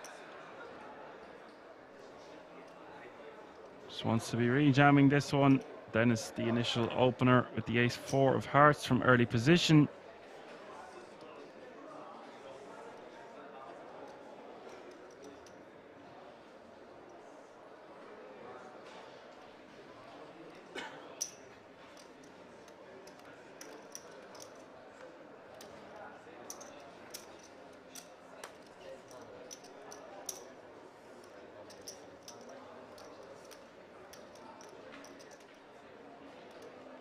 Babo 3 betting, just leaving himself with 30k behind.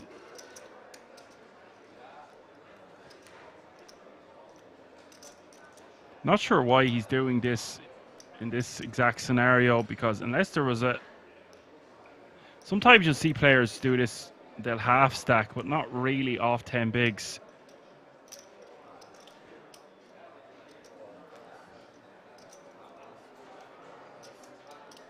Leaving himself with 30k behind in case, I don't know, there's 3 all-ins behind him or something like that.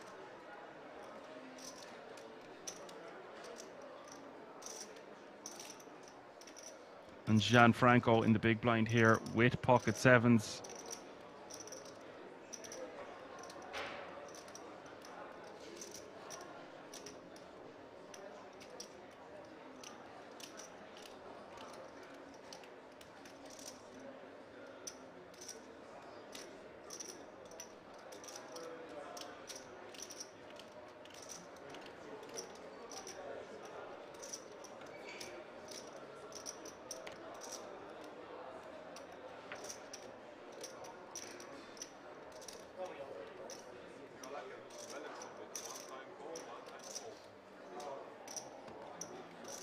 Dennis going to make a fold there.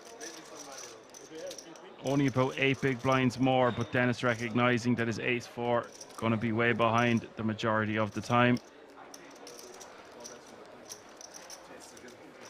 Puts it in the muck, lives to fight another day, and a nice pick up there for Babo, playing close to 15 big blinds now.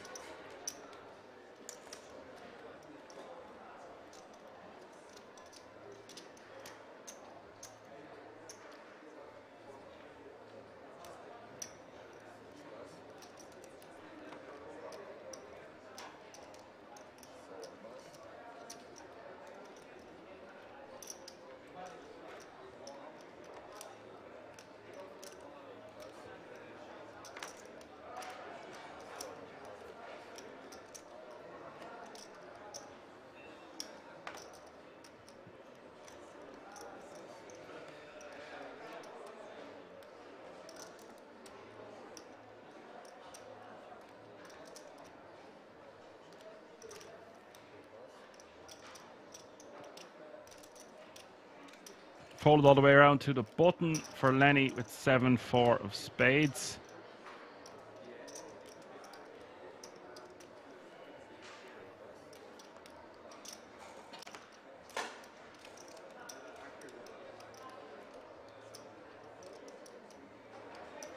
Lets it go, and Gianfranco with 10-4 diamonds and the decision here in the small blind.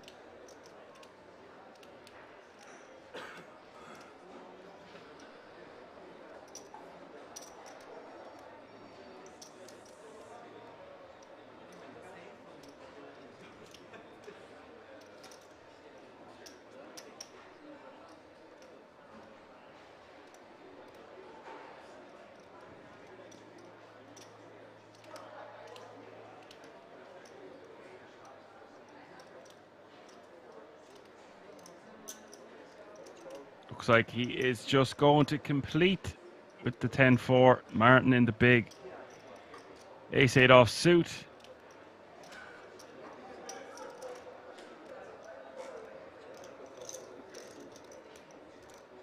Just going to check.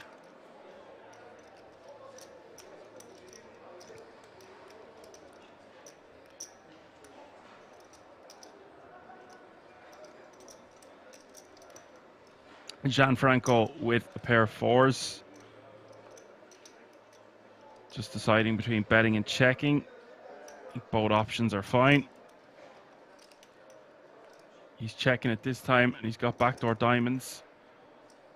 Martin going to check back. Turn is the 9 of hearts.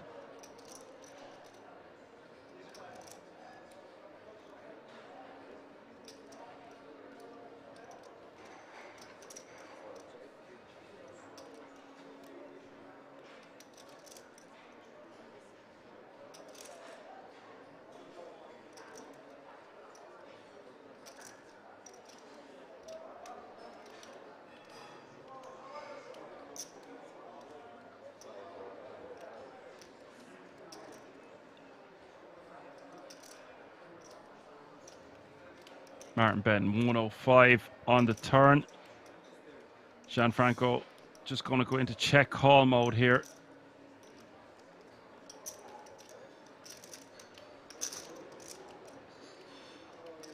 Don't mind this bet from Martin. Equity denial, a big part of why it's a good bet. Also, we can get called by worse. Ace high rating to be the best hand the majority of the time. We can see that that's not the case. Gianfranco does boat up here on the river.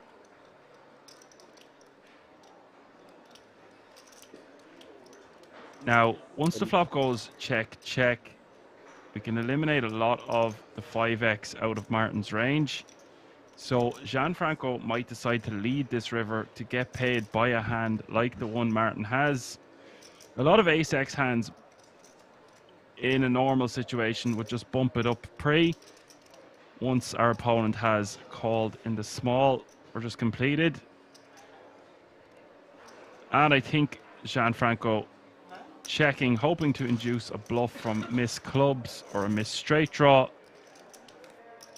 Not expecting to see Martin with ace high that often, but Gianfranco will win another pot. I would have liked to have seen a lead there. I would have loved to have saw a lead. Oh, he's back. Just so No. I was genuinely just quiet there, just listening. There was one time I was going to chime in. I was like, nah, never mind, just let it be. But yeah, I just wanted to say I would have liked to saw a lead. But you literally said it. You literally said it when I was thinking it as well. So I was like, yeah, I would have really liked to saw a donk there or whatever, a lead on the river. Because I think ASI would call most of the time there as well. Yeah, he has to have ace high is what I was thinking, that maybe we get more value from checking to induce a bluff from a miss straight draw or a flush draw. But a flush draw or straight draw most likely bets on the flop. So I definitely see your point there now. And don't worry, you chime in and chime out if you want, Alan. It's been a very long day. Don't worry about it, buddy. You've been playing a stormer. Likewise, bro. Likewise.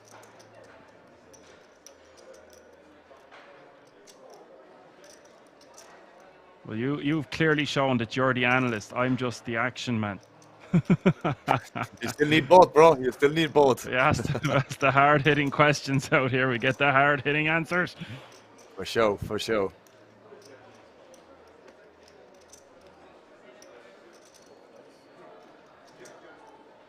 Yeah, lead on the river there would have been nice because you wouldn't think much 5x would be contained in the big blinds range once they check back the flop, because you want to start building a pot from the flop if we have trips there, especially when there is flush draws out there, straight draws out there, and all that kind of malarkey. Mm-hmm.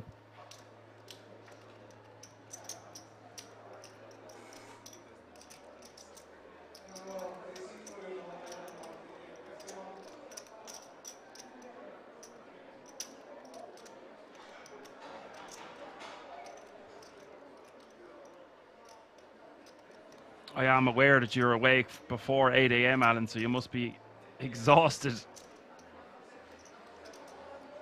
I've been worse. I've been worse. I'm not going to lie. But trust me, man, for the last, whatever, half an hour or so, if nobody gets eliminated in 8th place, I can survive, bro. I've come this far. Might as well go the full hog. Excuse the pun. That's it. No, I like that pun. I like the full hog. No, I just had a few hours on you because I didn't wake up until... I kept tossing and turning, but I didn't wake up until nearly midday, which is an extra few hours. Well, as I said to you earlier on, bro, if I didn't have to wake up for this technician that was meant to come between 8 and 12, whatever, a.m., I wouldn't have been waking up before 10 a.m. So, yeah. Not a big deal, but yeah. Would have liked to have a little They gave you that sleep in. supercomputer software, so, you know. Yeah, that's true. All clouds have a silver lining. Facts. You're putting the new internet to good use. It doesn't go unnoticed. Brilliant stuff. Lenny 3-betting to 385 from the cutoff.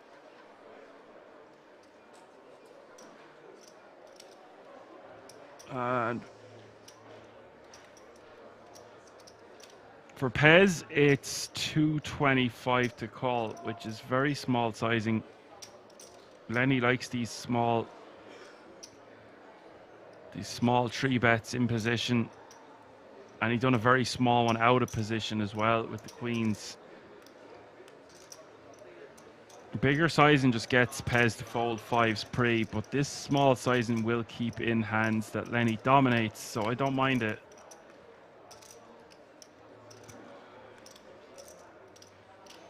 Ace 3 deuce is the flop.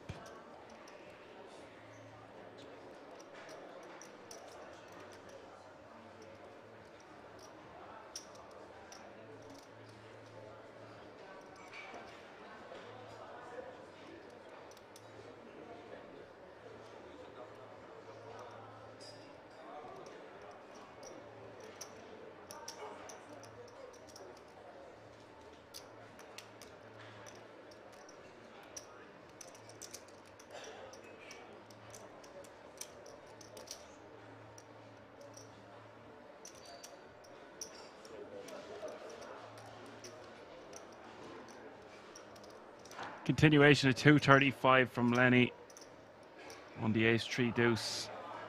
This pot's starting to get bloated now, over $1 million. Pez with 5s can make a straight. I would expect to see him call this sizing to see a turn card at the very least.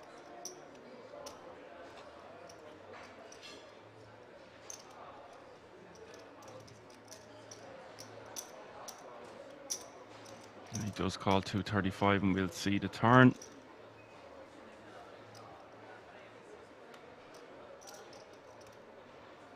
Turn is the 9 of clubs.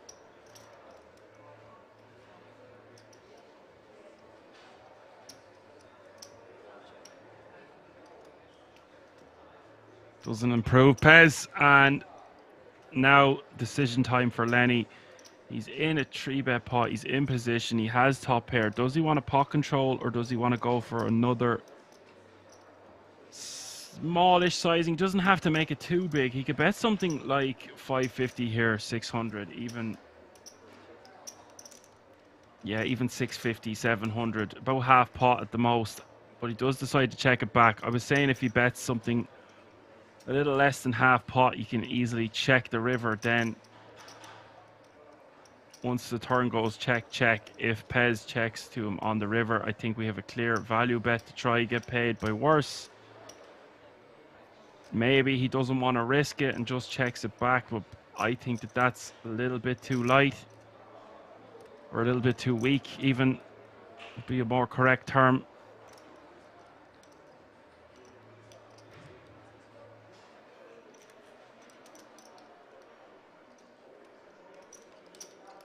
Pez at this stage surely just wants to get to showdown. Don't see any merit in turning our hand into a bluff. Yes, we block a straight, but it's a 3-bet pot. It's not too relevant in this situation. The flush does get there as well, and it's now a paired board. So maybe this hand just wants to go check, check. If Lenny thinks he could get a hand weaker to call, though, he should go for some tin value. It all depends on what Lenny thinks Pez's range is here.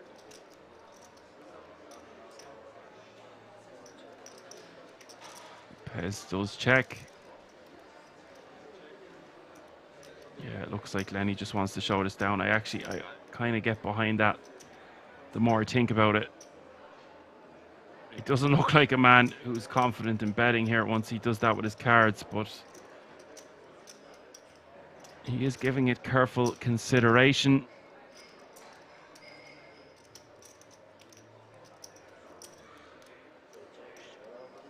Goes for the check back. And we'll be happy to win a nice pot. I think Lenny's just had a very hard day in the trenches and did not want to be in a situation where he's check raised there. And it is hard to get paid by worse.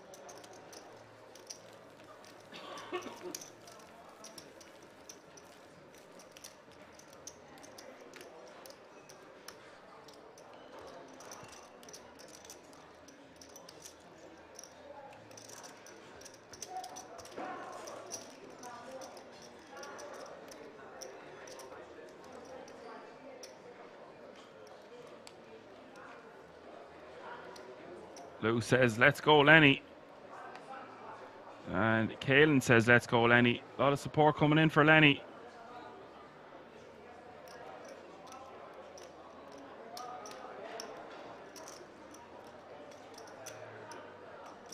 Very nice puff from there.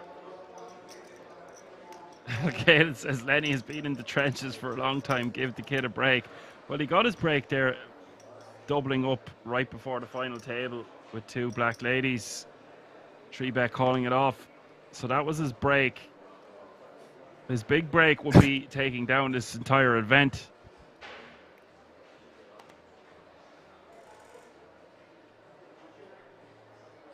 Thoughts on that last one, Alan? Would you bet the river? It's close, bro. It's close. I was going to comment there saying, it's just like with Lenny, I was just going to say, we call it like we see it. He was getting battered today, to be fair. And he's recovered very, very well. Very, very well. Yeah, it is close. I don't know how much we want to risk it at the FT.